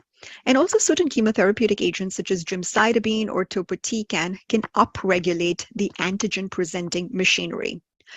Chemotherapy can also deplete immunosuppressive cells, such as T regulatory cells and myeloid-derived stem cells. Modulation of gene expression can also be achieved by certain anti-neoplastic agents, for example, the HDAC inhibitors such as vorinostat or panobinostat that are epigenetic modulators. These in turn upregulate the antigen-presenting machinery and can also affect aspects of the innate immune system, such as the NK cells. And finally, we found in certain diseases such as non-small cell lung cancer and Hodgkin's lymphoma that the combination of immunotherapy with chemotherapy can restore the sensitivity of the cancer cells to chemotherapy. This slide highlights the large number of FDA-approved combinations of immune checkpoint inhibitors with either chemotherapy alone or with chemotherapy with small molecule inhibitors of tyrosine kinases. So what's the role of chemoimmunotherapy in triple-negative breast cancer? For those of us in the audience that see breast cancer patients, we're all very familiar with the Keynote 522 clinical trial. So in this study, high risk, which is defined as clinical stage 2 or 3 triple-negative breast cancer patients at diagnosis, irrespective of the PD-L1 status, were randomized or randomly allocated to receive pembrolizumab in combination with chemotherapy versus placebo plus chemotherapy. And here the chemotherapy consisted of a combination of carboplatin and paclitaxel, followed by an anthracycline with cyclophosphamide. Following surgery, the patients continued either pembrolizumab or placebo, depending upon the group they were assigned to in the neoadjuvant phase. The primary endpoint of this study was achievement of pathologic complete response and event-free survival. Here we can see that in the Keynote 522 study results that a higher proportion of patients that received pembrolizumab plus chemotherapy achieved RCB 0 or pathologic complete response compared to patients that received placebo plus chemotherapy, with a delta difference of 7.2%, effectively 64% of PCR in combination of pembrolizumab plus chemotherapy. Additionally, we can also see here that when we look at the event-free survival, the combination of pembrolizumab plus chemotherapy denoted in this blue line achieved a higher event-free survival in patients with RCB 0, RCB 1, and RCB 2 categories, but the very small sample size in RCB 3 limits interpretation of the event-free survival results in this small group. Additionally, in the metastatic triple-negative breast cancer setting, the combination of immune checkpoint inhibitors and chemotherapy has also gained FDA approval based on the promising results of Keynote 355 clinical trial. So this is a trial that was conducted in the first-line untreated metastatic triple-negative breast cancer patients that were then randomized to receive immunotherapy with pembrolizumab plus chemotherapy versus placebo plus chemotherapy. And here chemotherapy was either nab-paclitaxel, paclitaxel, or gemcitabine plus carboplatin. And the primary endpoint of this study was analysis of survival outcomes, both progression-free survival and overall survival in the intent-to-treat population, so the entire population enrolled in this study, as well as pre-specified PD-L1 combined positive score groups. And what we found in this study is that both the median progression-free survival and the overall survival was increased in patients that received the combination of immunotherapy with chemotherapy, but specifically those that had a PD-L1 combined positive score or 10 or more. And hence, for this indication, the combination of pembrolizumab plus chemotherapy has gained US FDA approval for the frontline or first-line metastatic triple-negative breast cancer patients. So what about the combination of immunotherapy with radiation therapy? Now, radiation therapy has the ability to potentiate anti-cancer immunity by a variety of mechanisms, such as inducing MHC class I expression and enhancing tumor antigen presentation, inducing immunogenic cell death, enhancing uptake and antigen presentation by downregulating CD47 on the cancerous cell surface, and CD47 is a do not eat me cancer signal, Radiation therapy can also increase the antigenicity of tumors, just like chemotherapy, by modifying DNA and proteins orchestrated by the reactive oxygen species. It can also activate aspects of the innate and adaptive immune response via the STING pathway and upregulate the expression of type 1 interferon pathway. On the flip side, we have also found studies that have reported that radiation therapy can actually inhibit anti-cancer immunity. And how can it do that? It can cause infiltration and aggregation of myeloid-derived stem cells. It can promote the expression of transforming growth factor beta, promoting the recruitment of T regulatory cells and reducing the infiltration of the effector CD8 positive T cells. It can also cause dysregulation of tumor blood vessels and induce tumor-associated macrophages, cancer-associated fibroblasts, all of which coordinate to cause an immunosuppressive microenvironment in the tumor. This is another way to look at the already complicated interaction of the tumor and its microenvironment. So in general, when we think about cancers or tumors, we think about it as either immune hot, immune cold, immune suppressed, or immune excluded. So what are immune hot tumors? These are tumors that are characterized by high T cell infiltration, expression of PD-L1, high tumor mutation burden, and increased interferon gamma signaling. So what are certain strategies that are novel that have leveraged this hot tumors? So the first one is the ex vivo amplification of tumor infiltrating lymphocytes followed by adoptive cellular transfer into the patient given with or without PD-1 blockade. And this strategy has been explored in non-small cell lung cancer, melanoma, and now breast cancer. The other strategy is the combination of anti-PD-1 antibody with IL-2 that is being done in melanoma. There are several other strategies that are also highlighted here in this slide for your reference.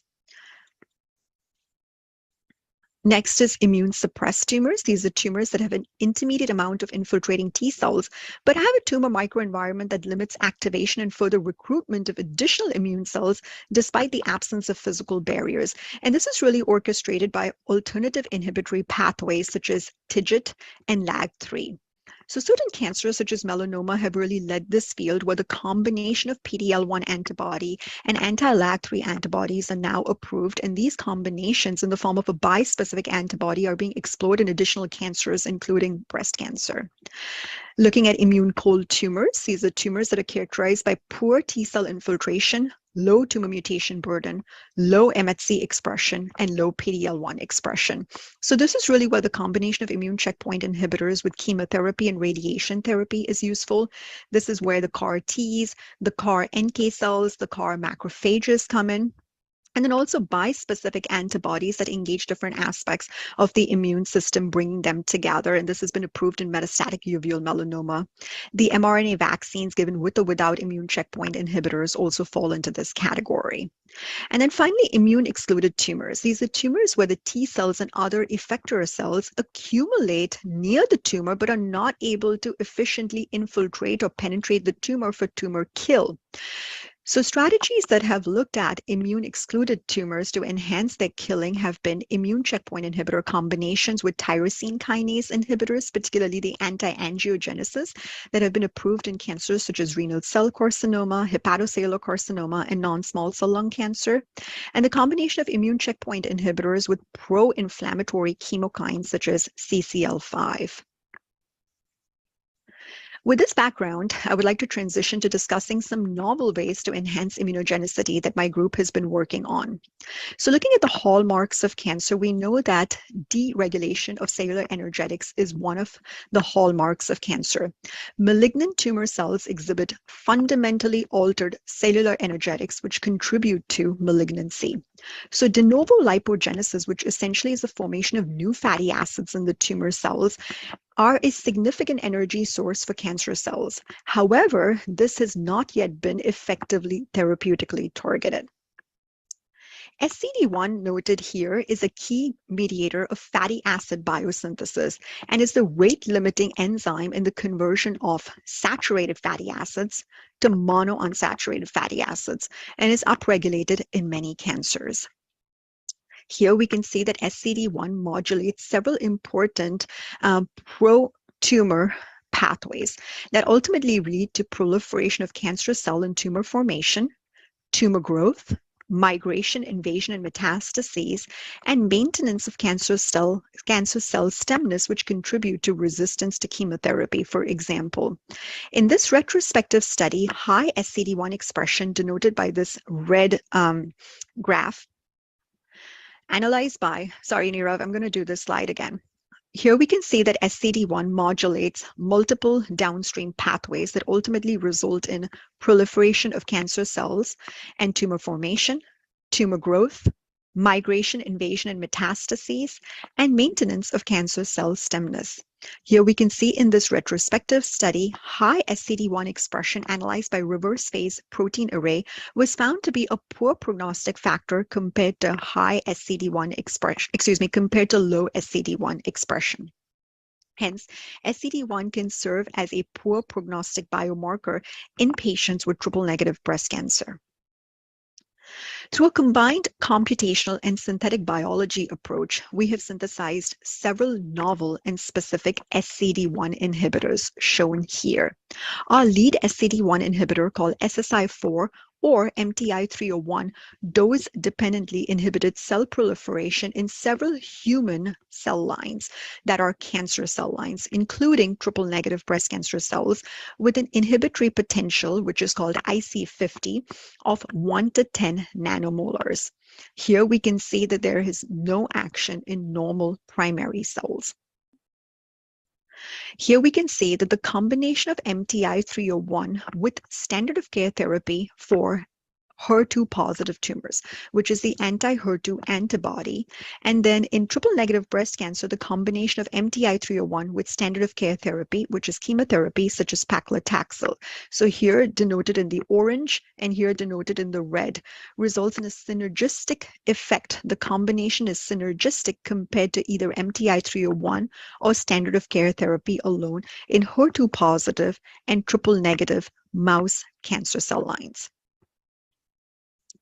We have also shown that MTI-301 causes endoplasmic reticulum stress. This is shown by upregulation of ER stress proteins such as BIP and CHOP on this Western blot in EO771, which is again a murine or mouse triple-negative model.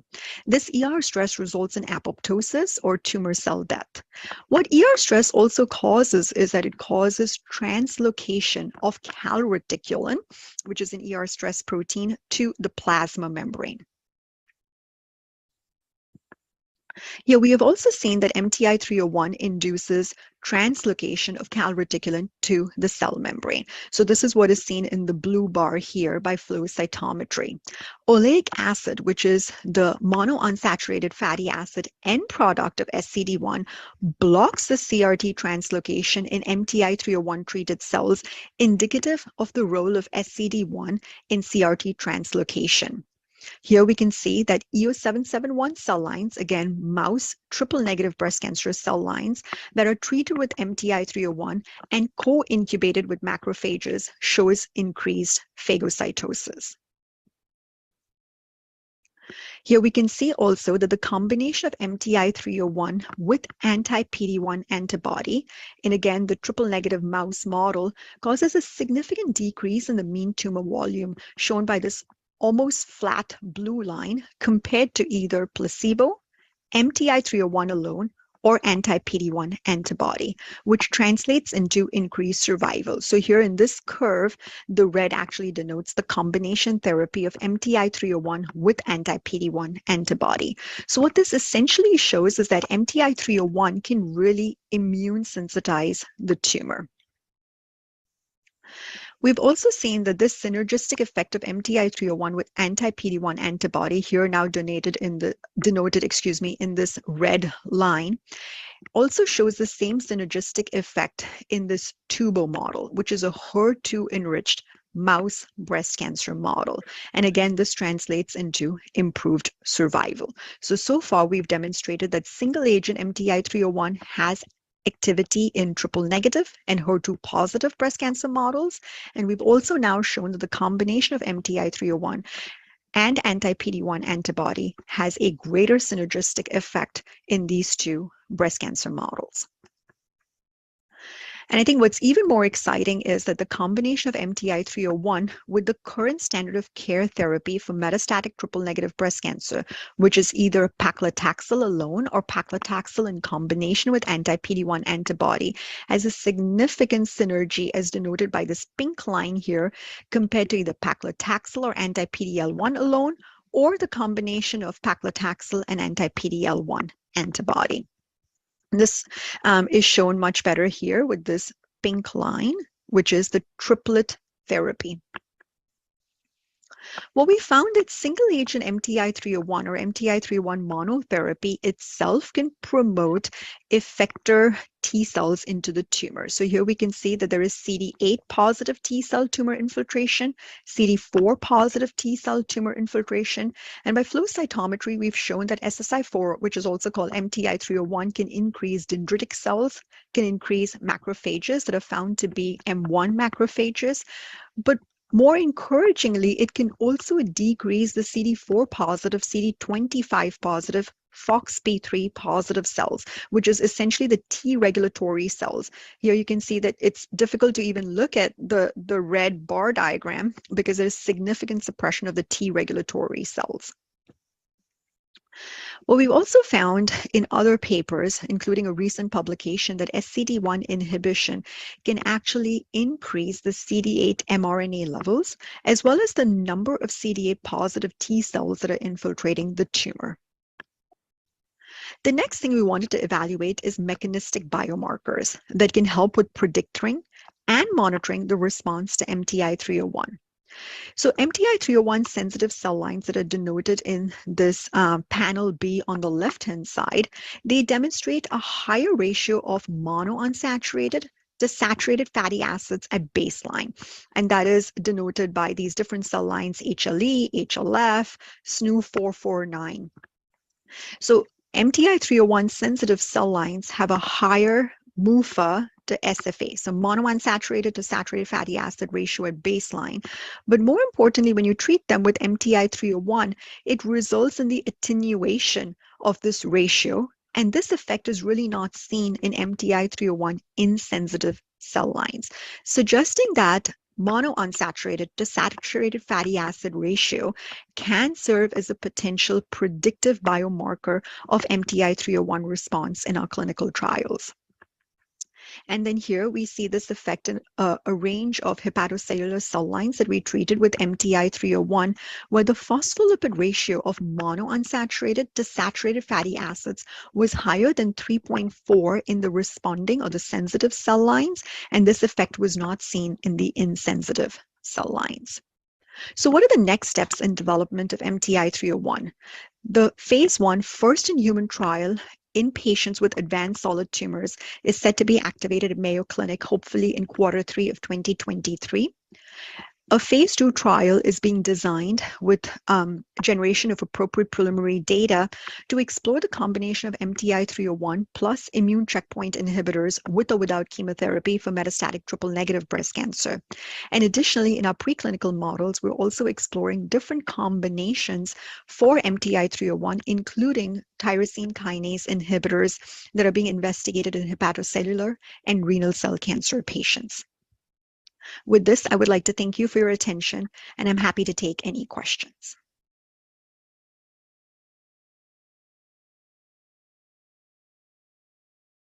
So, Dr. Pooja, that was really, wonderful, what do you say, summary of how the tumor microenvironment has got immune cell and tumor cell crosstalk.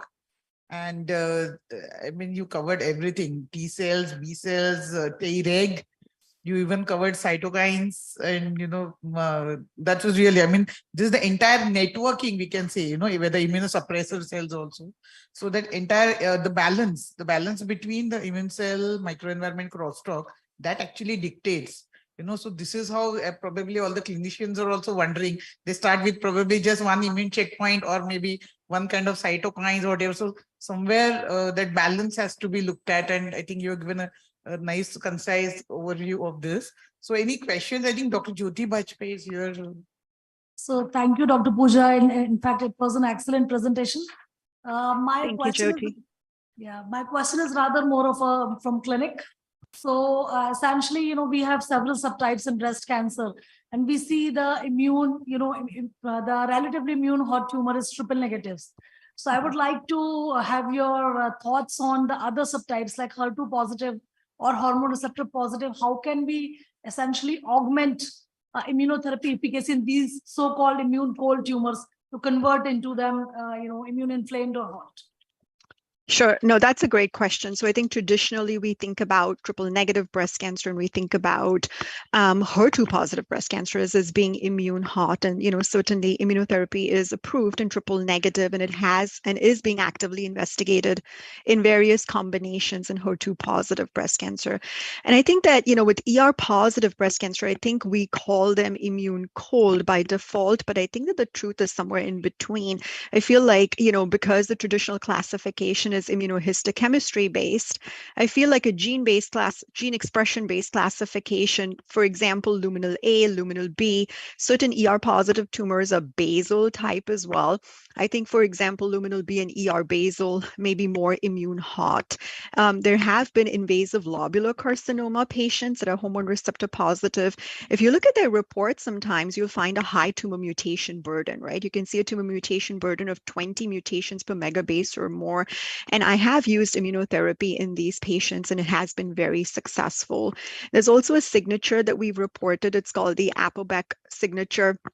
And we found that that signature is also predictive of response to immunotherapy in patients that, are hormone receptor positive. So I think that, like the theme of the talks that I caught today, when I joined, is really we don't have a perfect biomarker. And yet we're basing whether tumors are immune hot or immune cold based on these legacy biomarkers, right? Like PD-L1 tumor mutation burden. I think there's a lot more work that needs to be done to understand which subset of hormone receptor positive patients can still be immune hot.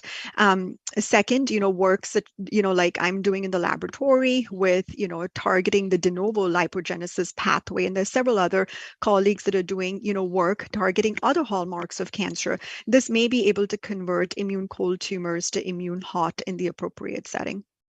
Thank you very much. Thank you. There was one question here. Yeah. So it's a nice work, Pooja. So my point here is, so you have discussed a little bit about the lipids at the end, you connected the lipid and its impact on a skewing anti-tumor immunity. So my question is that, there are other kind of lipid like ceramides, phosphoceramides, C20 ceramides, and the sphingolipid. Their rheostat also, dictate the CD8, CD4, and TAM. So my point here is, did you also try and check with using the adaptive cell transfer, which cell is basically dictating the impact of these lipid modulation on cancer immunotherapy? No, we actually did not. And a lot of, like the work that we have done is more of de novo lipogenesis. So fatty acids that are being synthesized within the cells, cancer cells, in order to, survive, more so than cell surface, phospholipids. Although that work is ongoing, I think you have an excellent point. I think the first principle that we were trying to establish here is how to connect, ER stress and calreticulin translocation, to increasing the immunogenicity of the tumor cells, because we've seen both of these, and now the work that we're doing is trying to connect these. So as next steps, we're doing macrophage depletion assays and, depleting various aspects of the T cells, because like I showed, what we found is that it's not just increase in the effector CD8 positive T cells, but we're seeing upregulation of dendritic cells, and we're seeing downregulation of T regulatory cells. And as you know, the T regulatory cells are not that many, but they exert a significant immunosuppressive effect. So even if we see a small decrease in that is not only statistically significant, but can have a positive impact on tumor cell kill. So there's a lot more work, mechanistic work, that is ongoing. So if you talk of the ER stress, then you can probably use metformin also, right? Because metformin is also very important ER stress modifier, particularly EIF2, transcription factor. Yeah. Yes, absolutely. I think there's a lot of work to repurpose existing drugs. So metformin is one of them. The other thing we're trying to combine it with is BCL2 inhibitors, because finally ER stress leads to apoptosis. So yes, the combination work is also ongoing, like I mentioned. And I think all of that is primarily to inform, phase 2 clinical trial design. Thank you. Is there any other question or comment? Very brief. Yeah, Dr. Pooja, just because you had mentioned that CAS and STING signaling pathway. So you think because the inflammasome pathway, have you looked at it? No, we haven't looked at that in our work with the inflammasome because that's not really a focus of our work. What we're trying to look at, though, is alternative mechanisms of cell kill, such as ferroptosis. That's one thing that we're planning to look at as well. Okay, I think we have to close now. Thanks again very much, Dr. Thank you Advani, so for your much. very informative talk and your time. Hope to see you in person next time. Yes, that sounds good. I love all the sessions I've heard so far. Very informative. Thank you. All right, thank you. So with this, we come to end of this keynote lecture. I thank Dr. Pooja Advani. I thank Professor Jalali. And I thank Dr. Jyoti for excellent chairing this session. Thank you so much, sir. Thank you. So we will have next the important oration of the Immuno-Oncology Society oration for this conference. And to chair the first oration, may I request Dr. Jyoti Bajpai, who is the Secretary of Immuno-Oncology Society of India, and Dr. Hemant Malhotra, sir, who is the organizing chairman of this conference. Over to you, sir.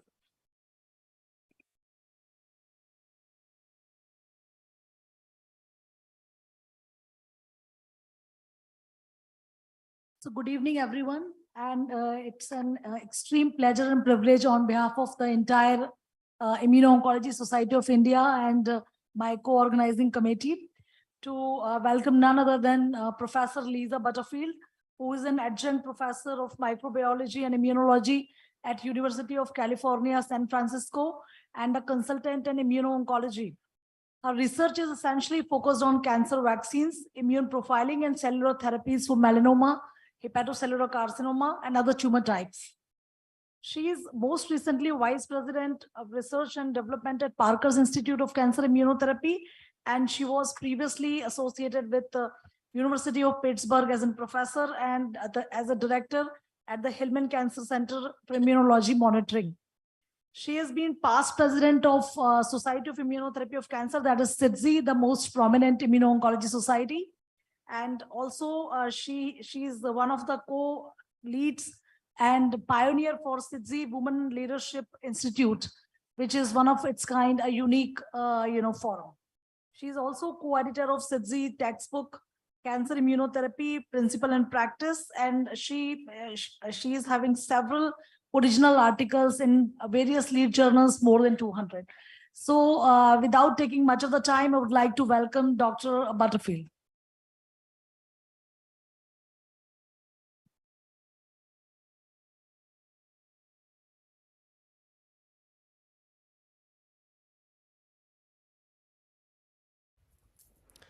Hello, everyone. This is Lisa Butterfield from University of California, San Francisco, and I certainly appreciate the opportunity to present some data for all of you on some recent work thinking about how immunotherapy can be applied to solid tumors and particularly utilizing cancer vaccines.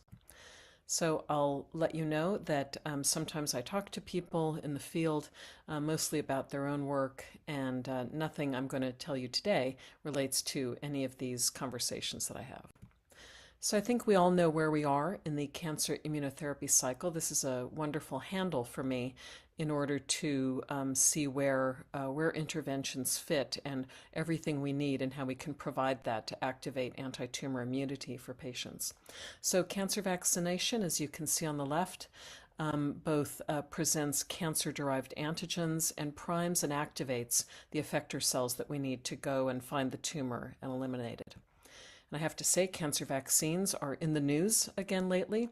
I was really delighted to be part of this piece for National Geographic on cancer vaccination with a number of my colleagues. So this is how you know that the area of your research is showing some promise. I'll also point out that there's a recent study that came out only a few months ago that's a very long-running phase 3 study, and you can see that here patients, and this is glioblastoma, these are brain tumors, both newly diagnosed and recurrent, and those patients who received a dendritic cell vaccine did do better than those patients who did not. So you can see this came out in JAMA Oncology. And what this reminds me very much of is the one cancer vaccine that's been approved by the US FDA. And that's, again, not for melanoma, where so much of this work has happened, and one of the stories I'll tell you today, but also in the cold tumor castration-resistant prostate cancer. Of course, this is not the immunotherapy Kaplan-Meier curve that we want. We don't want the arms to ever cross, and we want patients, a high percentage of patients to be cured, essentially, and to never recur again. And so my colleague Larry Fong, in particular at UC San Francisco, is working to improve on this platform, a cellular vaccine with anti-CTLA-4 and IL-7 in a neoadjuvant setting. So there are a lot of ways to vaccinate someone against anything, and these are shown here. You can give peptides to your target antigen proteins. We've learned a lot from the infectious disease field, but you can see a lot of these different ways to deliver antigen and try to direct an immune response. And that includes the vaccine effects of just ablating tumor by a number of standard of care therapies, but we also need to know how to combine them, what the best sequence is, and to combine them in a way that does not kill the immune system that we're trying to activate. And when you think about these, a number of these approaches require the host antigen presenting cells, the host dendritic cells in the patient to be functional and to be able to respond. So when we kill tumor, when we deliver peptides or DNA or tumor lysates, these require the host antigen presenting cells to take up those antigens and do the rest of the work to prime anti-tumor immunity. So the other thing I want to highlight here at the outset is that one of the key mechanisms of action in cancer vaccination or adoptive cell therapy is epitope spreading, and we can initiate an immune response against antigens in the tumor, but without the tumor being broken open, additional antigens being released, and additional rounds of effector cells and additional specificities, additional antigens being recognized, I don't think we're ever going to get where we want to get. Because if I direct a vaccine towards MART1 in melanoma or alpha-fetoprotein in hepatocellular cancer, those are not expressed by 100% of the tumors, nor are they required. They are not drivers of that cancer. And what are the effective T cells that are really killing the tumor are those neoantigen specific T cells and not shared antigen specific T cells. I don't think we have that complete answer yet. So but having this mechanism that operates in autoimmunity operating in cancer is, I think, also an important mechanism of action for us to work on. So I'll tell you two stories, and one of them starts with this clinical trial, and this was published now 4 years ago, heavens. And this was a study conducted at the University of Pittsburgh when I was there, and taking a number of lessons learned from early studies. We leukapheresed late-stage melanoma patients, and we created dendritic cell vaccines, autologous dendritic cell vaccines. We genetically engineered them, you can see on the bottom, with an adenovirus encoding 3 full-length antigens, tyrosinase, MART1, and MAGE-A6. And these 3 antigens were expressed at very different levels. High levels of tyrosinase, intermediate levels of MART1 because of the construct CMV driving tyrosinase and IRIS driving MART1. But then in the E3 region, RSV driving MAGE-A6, which really had vanishingly low amounts of antigen. So we embedded a lot of questions in this trial, and one of them was about antigen dose in the dendritic cell. We kept the schedule and dose of dendritic cells the same as we knew had worked in previous trials to immunize pretty much everyone. We improved the vaccine based on in vitro studies, and we did a lot of immune monitoring. So everyone got their autologous vaccine, the same dose and route, intradermal, every other week.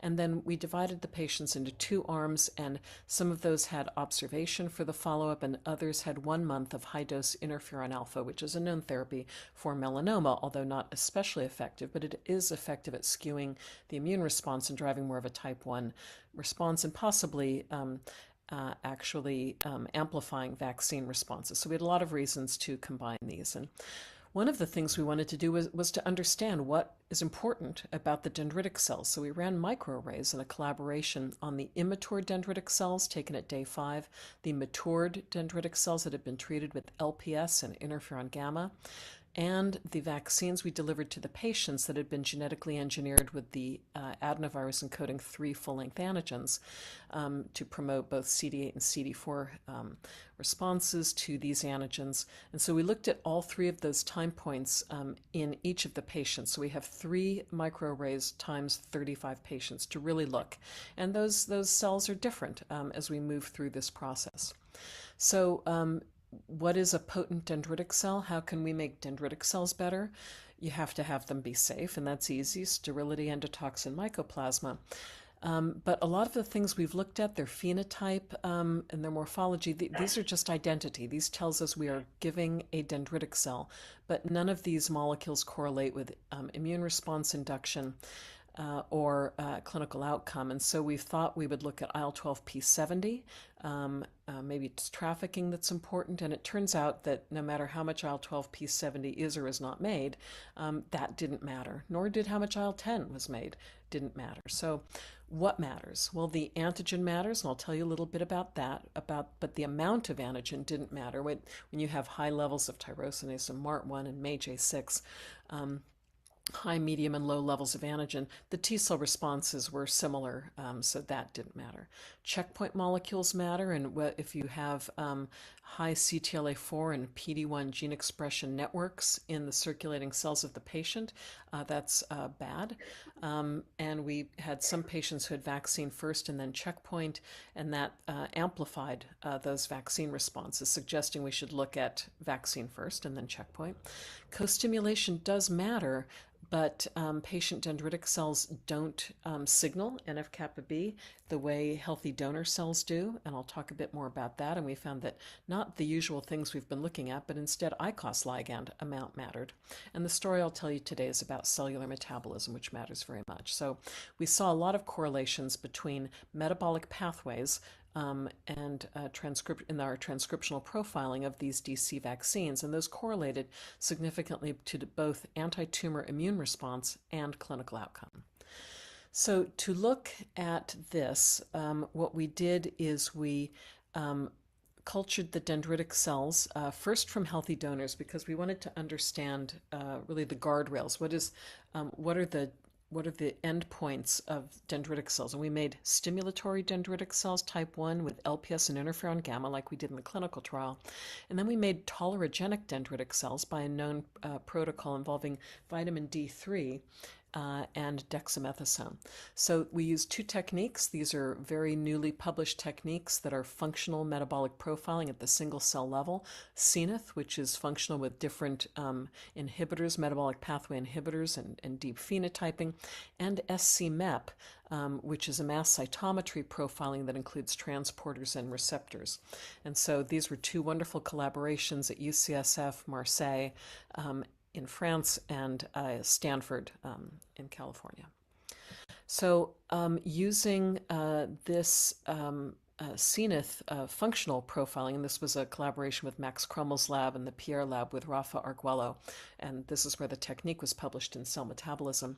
We can sort the cells by phenotype, and you can see we looked early on in maturation and later on, and we can see these phenotypes changing. And on the right, in that heat map, you can see key transcription factors, mTOR, phospho-AMP kinase, changing as we mature these dendritic cells towards being inflammatory or tolerogenic. And you can also see at the bottom, in the blue and red, for example, mitochondrial dependence goes up and glycolytic capacity goes down in these healthy donor cells.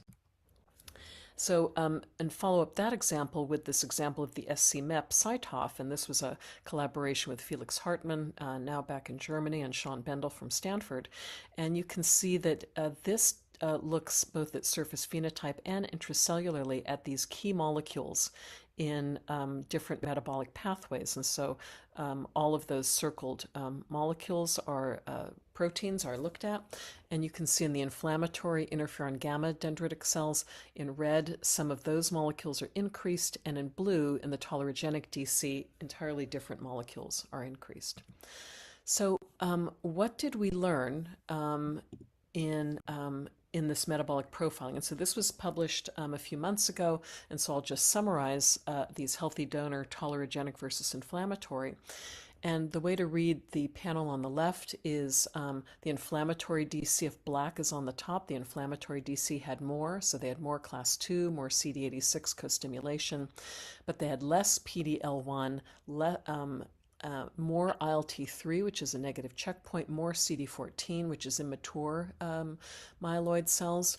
So you can see the differences phenotypically in these two pathways. But in terms of metabolism, what you see is that tolerogenic myeloid-derived dendritic cells are very skewed towards uptake of glucose, secretion of lactate, which is an immune suppressive molecule, and they reduce, in blue on the bottom, these important molecules for DC function and increase some of these negative regulators that you can see. So this gave us guardrails of what a tolerogenic dendritic cell looks like, what an inflammatory dendritic cell looks like, and that allowed us to then go back to the melanoma patients. So here we went back to the melanoma patients and we looked at those data from their microarrays, and again we saw on the left very important differences, and here we've been able to compare similar data from healthy donors that had interferon gamma LPS with our melanoma patients who had interferon gamma and LPS differentiation. And you can see oxidative phosphorylation is changed much more in healthy donors. Lipid metabolism increased more in patients. And on the top right in blue, you can see the difference in healthy donors and melanoma patients of the transcriptional pathways that they are regulating. And the lesson here is that melanoma patient dendritic cells, despite being taken out of the patient, cultured in nice medium with nice cytokines away from the tumor, are still very dysfunctional metabolically. So then we looked on a population basis with the seahorse, and and this is an extracellular metabolic flux. So this is the entire population of dendritic cells, and this looks again functionally, just to make sure that we were looking at an important functional pathway. That if you look at healthy donors versus patients who did well, and that's green and red, versus patients who did poorly, which is blue and gray, these are patients who had progressive disease in gray, or started with no evidence of disease but recurred in the dark blue, as opposed to patients who had partial responses, more than half of their tumor went away, or green, stable disease for more than 6 months, or who were expected to recur, NED1, and who didn't recur.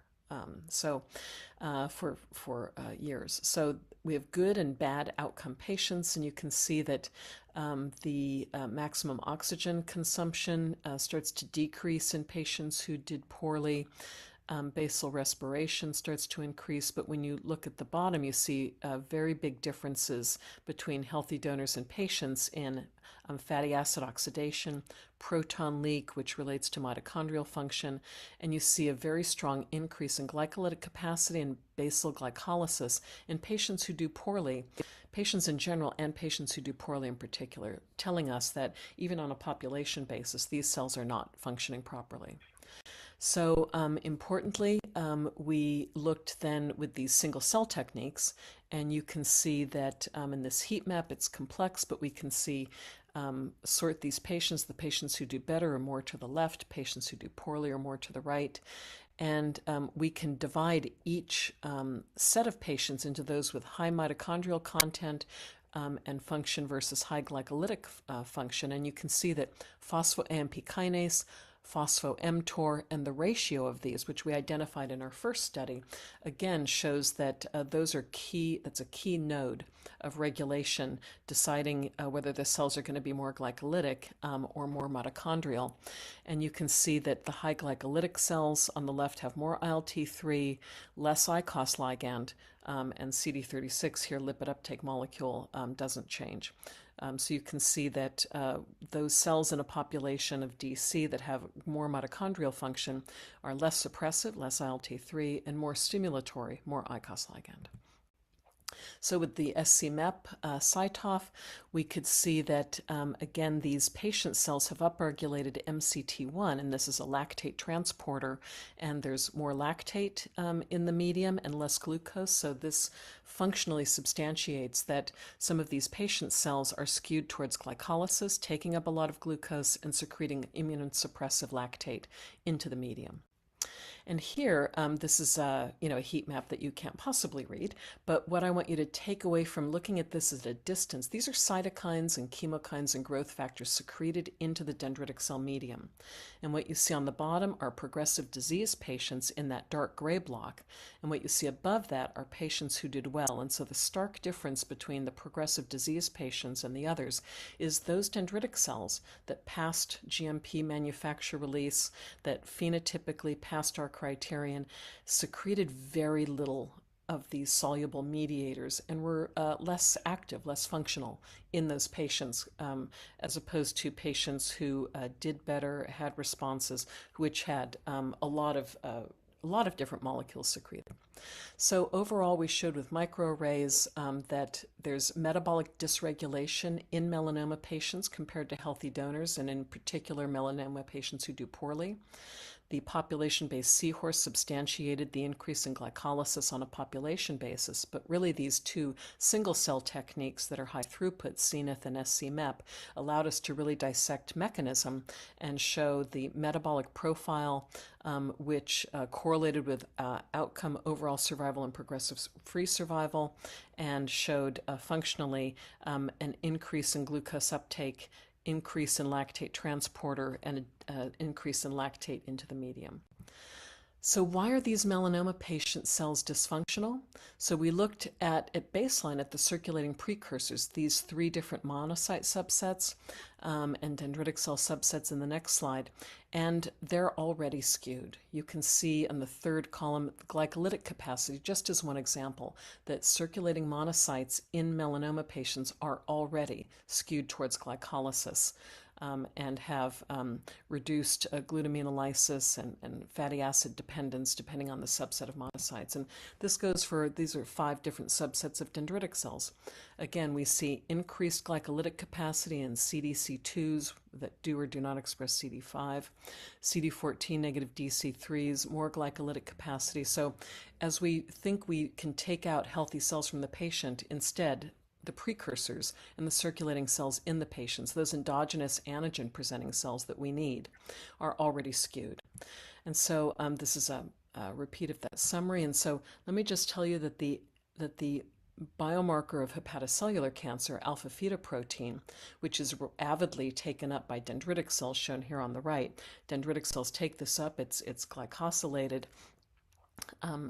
But dendritic cells that have been exposed to alpha fetoprotein don't look good. Ovalbumin, not a tumor antigen, those dendritic cells look fine. Normal cord blood derived AFP makes dendritic cells a little unhappy, but if they've been exposed to tumor derived AFP, they look terrible.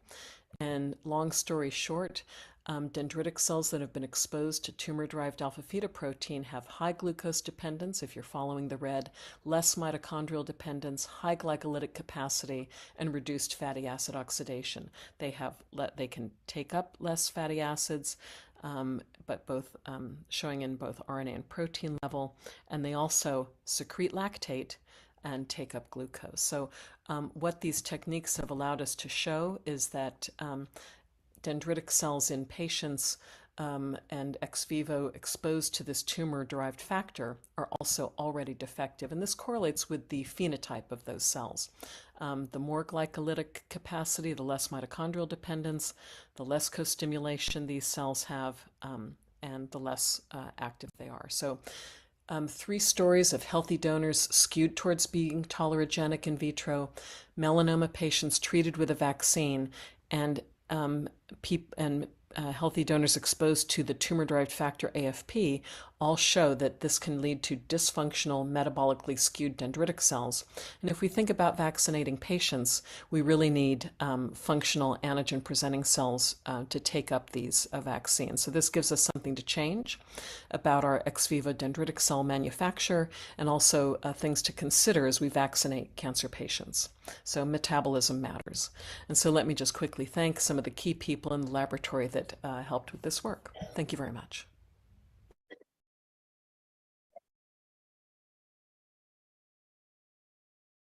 So unfortunately, due to some timing issue and due to some connectivity issues, Dr. Butterfield is not able to connect live to us. And because this is an oration, we would have wanted to, do a, kind of virtual ceremony and hand over her oration plaque to her, which unfortunately we're not able to do. But the plaque is ready with us, and we will certainly send her our, sincere thanks, and we will send her the soft copy and the hard copy of the oration plaque. And with that, we close this oration, and she can't hear your applaud, but still, let's give her a big applaud. And we will certainly send her the soft copy and the hard copy of the oration certificate. Right, Jyoti? Thank you very much. We close the session now. Thank you so much, sir. May I request you to please be the chairperson for the next session, which is of Dr. Shripad Banavli, sir. So he is online, and may I request him to please introduce him and then start the session. So, Dr. Banavli, are you connected? Are you online, sir? Yeah, I'm. Can you hear me? Yeah, we can hear you. But we would like to see you also. Okay, great. We can see you now also. And we can see the nice plant in the background also. So I don't think Dr. Banavli needs to be introduced to anybody. But I would like to convey to you that he is my teacher, and he's a very, very reverend person for me. He is presently director of academics at TMH, and he is one of the pioneers of metronomic treatment in our country, and all of you know that. And that is something which is very close to immunotherapy. When you give continuous low dose chemotherapy, it doesn't work on the cytotoxicity principle. It works on the immune modulation and immune stimulation principle. And I think there's nobody better than Dr. Banavali to tell this to us and to explain this to us. Shripad, your video is frozen. Yeah, that's what I'm also seeing. But Yeah, I so don't know. have you emailed your presentation to us? No, I have it here actually. So maybe you can email the presentation to us, and then even if the video doesn't work, we'll be able to run the slides from here. Can we do that if we have the email PPT? So, Sir, you can probably start sharing your presentation, and maybe you can switch off your video. So if there is a bandwidth issue, perhaps we can hear your audio and you may share your slides at your end.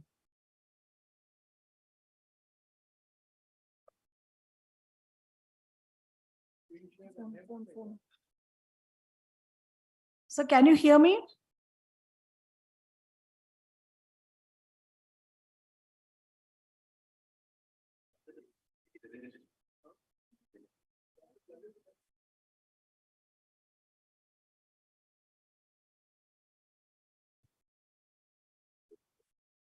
So please call him and tell him to email his presentation to us, and maybe he can, I think he's going to try to reconnect again, and maybe it will work this time.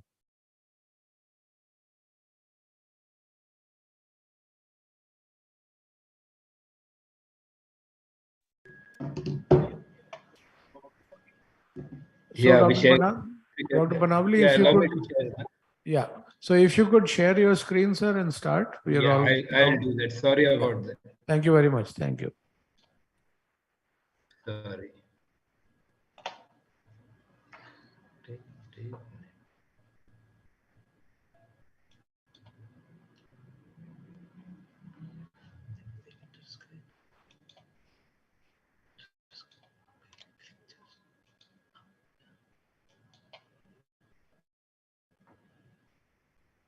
Can you see the? We can't see this. Okay, yes, we can, sir. If you could make it at show, then we are ready to go. Yeah, can you Okay, see sir. now? Yeah, we can see and we can hear you. Okay, Please great. go ahead, sir. Thank you. Yeah, sorry. Actually, I really missed this meeting, but because of some miscalculation, I could not attend this meeting physically. But thank you, Dr. Heman, Dr. Lalit, Dr. Jyoti, for giving me this opportunity to talk on a subject which is, as you know, very close to my heart. And I also, after a long time, saw Dr. Pooja Advani. I don't know if she's still there. She was with us for some short time at Tata also. So nice seeing Dr. Pooja. So, I'll be talking on a subject called metronomic chemotherapy plus immunotherapy, whether it has synergistic effect. And I was very interested in this topic because, maybe I'll show it in these slides.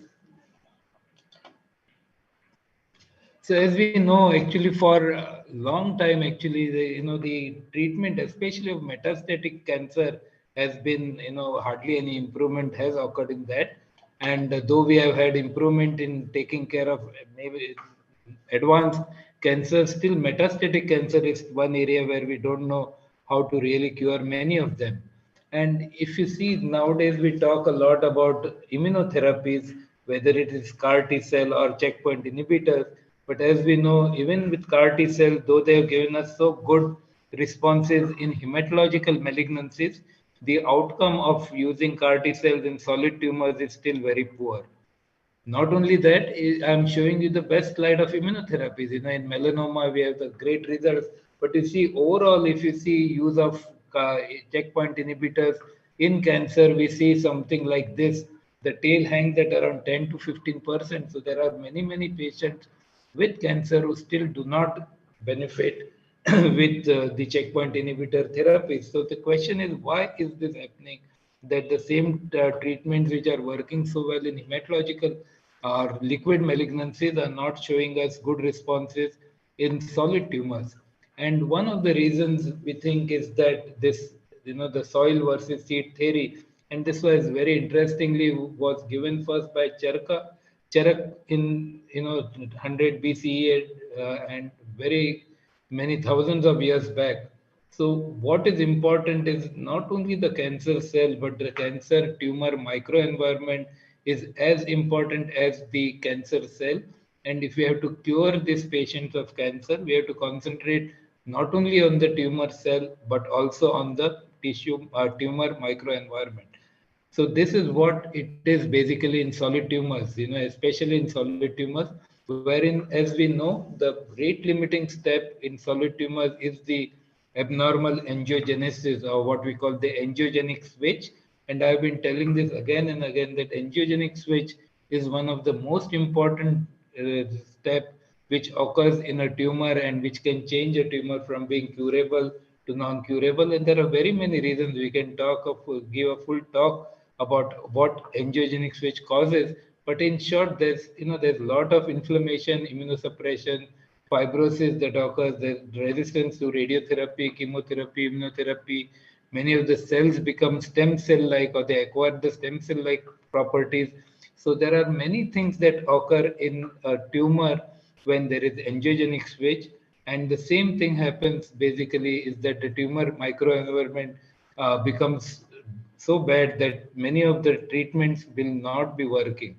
So recent advances in cancer immunology has led to a better understanding of the role of tumor microenvironment, not only in tumor initiation and progression and metastasis, but also how we can use or change the tumor microenvironment and improve the outcomes of patients with cancer. So there are many reviews. I'm just putting here in short time. I cannot discuss all this thing, but there are good reviews out there which, if we can read, gives us a lot of insights into what happens in the tumor microenvironment and what makes these tumors not amenable to therapy. That was one. And as we know, now we are concentrating a lot not only on the tumor but also on the tumor environment and seeing how we can target the tumor environment so that we can improve the outcomes. So like, for example, in this slide, you can see targeting the extracellular matrix, targeting the tumor cell-derived exosomes, targeting the chronic inflammation, avoiding neovascularization, targeting hypoxia. So there are so many things that are there in the tumor microenvironment, and people are targeting various ways the microenvironment so that we can improve the outcome. So this is another good review wherein the tumor environment modulation enhances the immunogenic benefit of chemoradiotherapy. So this review article shows us how we can improve the immunologic outcomes of the therapies that we use in cancer. And this is where the metronomic therapies comes. As you know, the metronomic therapies, initially we thought they are only anti-angiogenic, but now we know that the metronomic therapies not only target the angiogenesis, but also they target the cancer cells, the entire tumor microenvironment, and very importantly, they modulate the immune system also. And these properties of metronomic therapies, when taken together, can help us improve the outcome of the tumors. And this is very important slide because when we talk about immunotherapy, we only talk about CAR T cells, the dendritic cell vaccines, the checkpoint inhibitors, but all of these are what I say is a part of the immunostimulatory effect. But there is a very, very important immunosuppressive immunity which is there in every tumor. And unless we take care of the immunosuppressive immunity, the immunostimulatory immunity may not work. And the question which Dr. Jyoti asked, how we can make the tumor cold to hot, this is the other part of it. Many of these tumors are already hot in the sense there is a lot of inflammation there, a lot of microenvironment changes, which if they are there actually will be harmful for the immunotherapy to work. And what we have to do is see how we can change this immunosuppressive immunity to immunostimulatory immunity, and that will help us improve the outcomes or improve the effects of the many of the checkpoint inhibitors and other immune therapies. So this is another review which is shows the immunomodulation of tumor microenvironment turning foe into friends. So that I'm just putting this out here so that somebody interested can go back and read these reviews and get some ideas about that. So this is what it is. Basically, there is always the immunity is always stimulatory and suppressive. And what this shows is that if you decrease the suppressive immunity, the positive immunity or the stimulatory immunity will get upper hand and may work better. And there are many cells in the tumor which are basically, immunoinhibitory. For example, this shows that if this is a good review by Dr. Jain, who has done, Rakesh Jain, who has done a lot of work on tumor microenvironment. And what it shows is that basically there is a lot of neoangiogenesis in the tumor, and there are a lot of inhibitory cells in the sense you have the M2 like TAMS, the T regulatory cells, the myeloid-derived stem cells. So there are many inhibitory cells in the tumor microenvironment. So when we give metronomic therapies, many times what happens is that it changes this. Because of the anti-angiogenic effect, the endothelial cells or the vessels become much better. There is less leakage from the cells, so there is decrease in the interstitial pressure. There is change in basically the increase in the effector immune cells in the microenvironment. There is more M1-like tumor-associated macrophages, which are helpful as compared to the M2-like TAMs, which are harmful to the tumor immunity. So all these changes occur in the tumor microenvironment, and when this occurs, theoretically, the immune therapies will work better. So this was the idea or the theoretical points which were raised many years back, even before we started using this in the clinic. But as you can see here, this is, I'm starting with the CAR T cells because as I told, in solid tumors, the CAR T cell effect is not that much.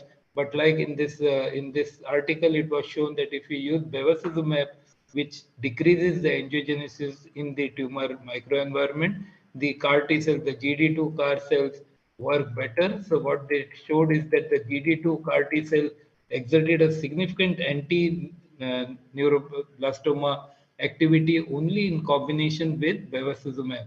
So when combined with bevacizumab, the GD2 CAR T cells massively infiltrated the tumor mass where they produced the interferon gamma, which in turn induced expression of CXCL10 by neuroblastoma cells, and the interferon gamma and possibly other cytokines upregulated the neuroblastoma cell expression of PD-L1, while tumor infiltrating GD2 CAR T cell express PD-1. So basically, what it shows that if we use bevacizumab and further if we add the the checkpoint inhibitors, we may get a better effect of the CAR T cell in these tumors.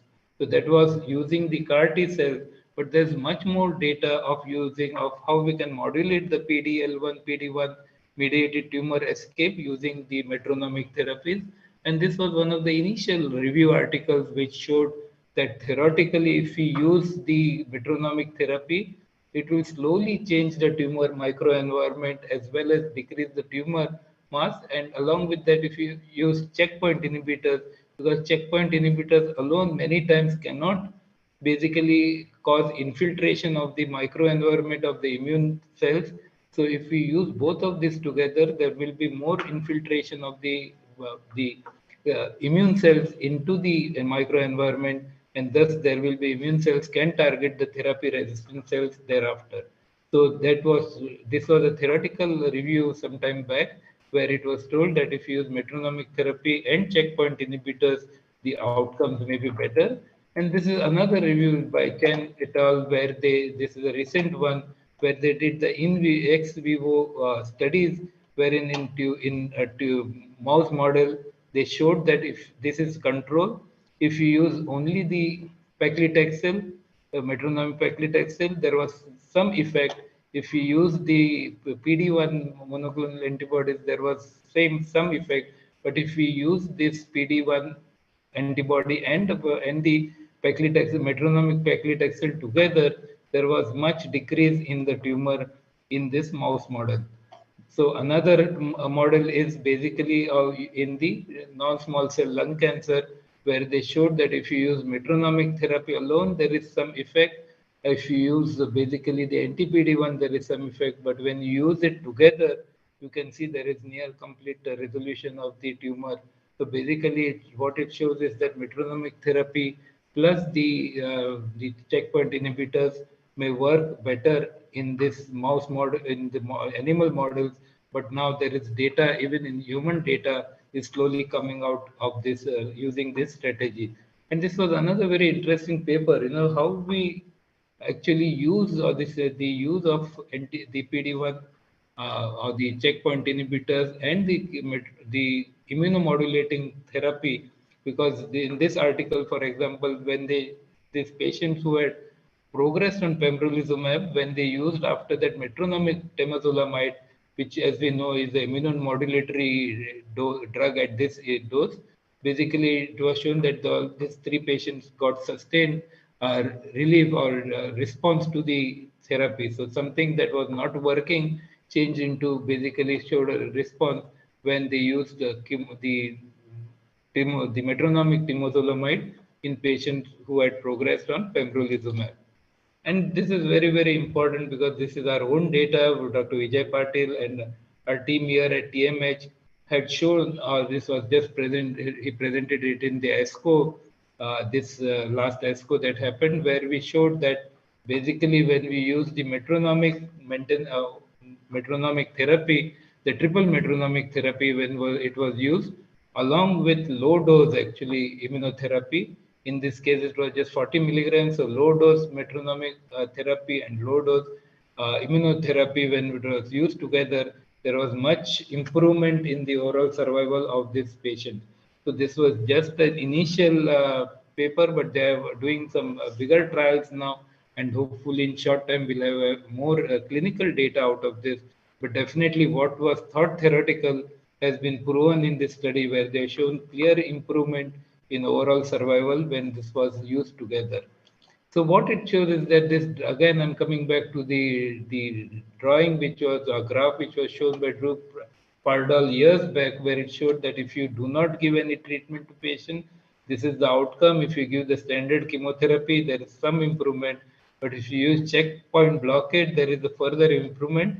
But if you use the checkpoint blockade along with metronomic therapies, maybe this is what we will get, and the outcomes will be much better and much sustained. So I personally think that along with the, after the standard therapies for many of our cancer, which should be for a very short time, 4 or 6 cycles of standard maximum tolerated dose-based therapy, followed by maintenance therapy, either using the checkpoint inhibitors or checkpoint inhibitors, along with basically metronomic maintenance therapy, what we call. If we do that, we may get much sustained and long-term responses, not only in advanced cancer, but also in many of our metastatic cancers. And that is what we hope to do in the near future.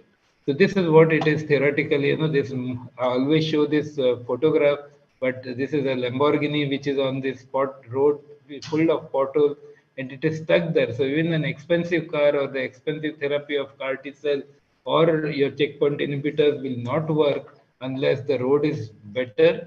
And that is why when you use the metronomic therapies and smoothen the road, then this Lamborghini will work much better. So this is what we hope to do in the near future, where we use more and more combinations of metronomic maintenance therapies along with checkpoint inhibitors and try to cure many more patients with advanced cancer. Thank you very much. So thank you very much, sir. Indeed, it was a phenomenal talk as always. And again, a topic too close to my heart as well. So metronomic along with immunotherapy. So house is open for 1 or 2 questions. Roshni. Roshni, can you please come forward? Dr. Roshni has a question, sir. So you already used oral metronomic chemo and triple negative breast cancer, right? So maybe the next way to go is to combine it with immunotherapy. And what was your experience of metformin? At present, we have more than 90% outcome of patients with advanced cancer.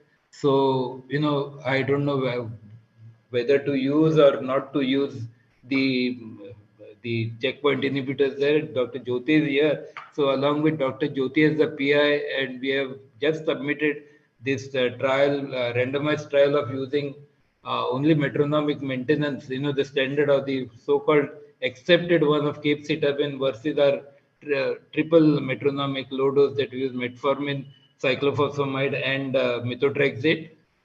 As a randomized trial, we submitted it to ICMR and waiting for a positive reply. So if that happens, it will be a multicentric trial, randomized, because I have the data which is of 2 institutions, one at Derwan and one from Kokilaben Advani, Kokilaben Dhirubhai Ambani Hospital, where we have more than nearly 250 patients, where we have a combined outcome of more than 92% over the more than 5 years now, more than nearly 6 years now, median follow-up. So I don't know whether to add checkpoint inhibitors there, but even without that, we have good results. So we are waiting for this trial to occur. Dr. Lalit, please. Yes, sir. Very good talk, sir. I wanted to ask about the role of immune checkpoint inhibitor in pediatric cancers. Yeah, what happens is many a times where the outcomes are so good in most of the pediatric cancer, it is not used. So there is very limited data of use of checkpoint inhibitors in pediatric. But for example, in Hodgkin's and all, it is coming up. Given some time, what happens, as you know, all the phase 1 and phase 2 and initial phase 3 trials are done in adult patients. And when the patent comes to near expiry, then people had put in trials for pediatrics so that they can get extension of the patent. So there are still very few trials in pediatrics, but it will come slowly. It will come in pediatrics, except for Hodgkin's and where it is now become nearly a standard of care. This thing is still not much data in other tumors. Thank you, sir. Congratulations, sir, on a wonderful and thought-provoking talk.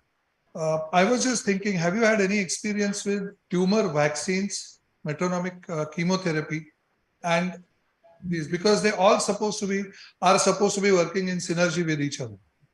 The tumor vaccines which have been tried I know there's no solid data which you can talk about, but they say that if you are going to use nivolumab or pembrolizumab along with it, it is supposed to increase the effect of tumor vaccines. Also, we have very clearly now seen in the head and neck trial by TMH that clearly these two can go together. So any thoughts on that? Can these three be combined, because they're pretty simple treatments that way? I have a lot of inhibition of using tumor vaccines per se, because the antigens keep on changing, as you know. It's not one antigen, there's so much newer antigens that get formed. And the other thing is you have to lay your hand. I don't have access to any tumor vaccine at present, so I have access to patients and metronomic therapy, so that's what I've done. Now we are slowly getting, now that we have shown low dose immunotherapy will work, now we'll be able to use more and more immunotherapy, checkpoint inhibitors in patients. So that will give us access to use of checkpoint inhibitors and metronomic therapies. Unfortunately, we do not have access to any tumor vaccines as of now. That I'm talking not only myself, but even at TMH. So we have really, theoretically, it may work like you told, lot of data. Just now we heard the talk of Lisa Butterfield. So basically, there's a lot of potential there, but I do not have access to that. So personally, I don't have any experience. Thank you. Good evening, sir. Good evening, As Sujit. usual, very Sorry after inspiring, a long time. very inspiring talk, sir. Sir, I have two questions. Suppose a patient of head and neck cancer, recurrent head and neck cancer, has been started on full dose immunotherapy and they have progressed. Is there a role of combination low dose immuno plus metronomic in second line setting? And second question, sir, was regarding the dose of bevacizumab, optimal dose. Now, the trials which are there in hepatocellular carcinoma, they have 15 milligram per kilogram dose with atezolizumab. Do we really need that much dose? Because the toxicity also goes increasing. So, Dr. Jain's paper says that even 5 mg per kg is fine. So, what is your take on that, sir? Yeah, great. Actually, I was going to use the same example, two examples. So we have seen in chemotherapy when the standard etoposide is the best example. Etoposide, it has failed. When we use metronomic dose of etoposide, it works wonders. So basically, chemotherapy we have data. Bevacizumab, I was privy to I had visited Dr. Jain's lab for some time, a few years back, and he showed me beautifully how low dose bevacizumab is entirely different than what we use, and we are using more and more higher dose. It is causing more problems than helping us. So you are right, low dose bevacizumab may be better. Actually, Vijay Patil had started a trial, but due to some reasons it is on hold. I don't know if it's still continuing, but he has a trial going on at TMH where he is using 2.5 in patients with brain tumors. So that one I know is doing a trial, but you are right, low dose is entirely different than high dose. Immunotherapy is entirely, we don't, like I told you, now we are laying our hands on immunotherapy, the access to checkpoint inhibitors, and you're right, high dose may work differently and low doses, but one thing I can tell you, 40 milligram is a better dose than 20 milligram. That is whatever initial data that we have. So maybe we cannot go lower than that because I'm giving indirect this thing. But you are right, low dose may work differently than the higher dose, and at least for both for the angiogenic agents and the metronomic and the chemotherapy, we have data to say that low doses works differently than higher doses. So time will tell us that. Thank you. But you can try that for sure. And I told you, I showed you the data of melanoma where the patients who had progressed on pembrolizumab, when they were added the metronomic therapy, they had complete response. So you can go and read that paper also. It's a thought-provoking paper, And we have seen this in clinic in Derwad. I have multiple examples where the standard have failed, and when we have gone back and changed the way we have used the combination, it has worked wonders. Especially, I have some data in CA cervix actually, which we may publish it shortly. Thank you, sir. So thank you very much. And with this, I think we should declare the end of the day for today. Very successful beginning. And thank you each and everyone for your tremendous contribution. And last but not the least, Banavli sir could join us in the cyberspace, although not personally, but it was a big boost. Thank you so much. Thank you. Thank you. Thank you. We Good would night. love to have you here, Dr. Banavli, but anyway, next time. you were there. So, like over to Dr. Lalit to wind up for the day and formally invite you for the dinner. So thank you so much. And with this, we conclude today's day one academics beautifully and almost on time. And I know it has been a very long, tiring day sitting on these student benches, but I really appreciate and hats off to all of you. So before we go for dinner, tomorrow EC meeting will be at 8:15 a.m. So those who are EC member of Immuno-Oncology Society of India, they will be attending that meeting. It will be on the fifth floor of this building only. So it will be on boardroom, 5th floor. You will get a separate message or mail for that as well.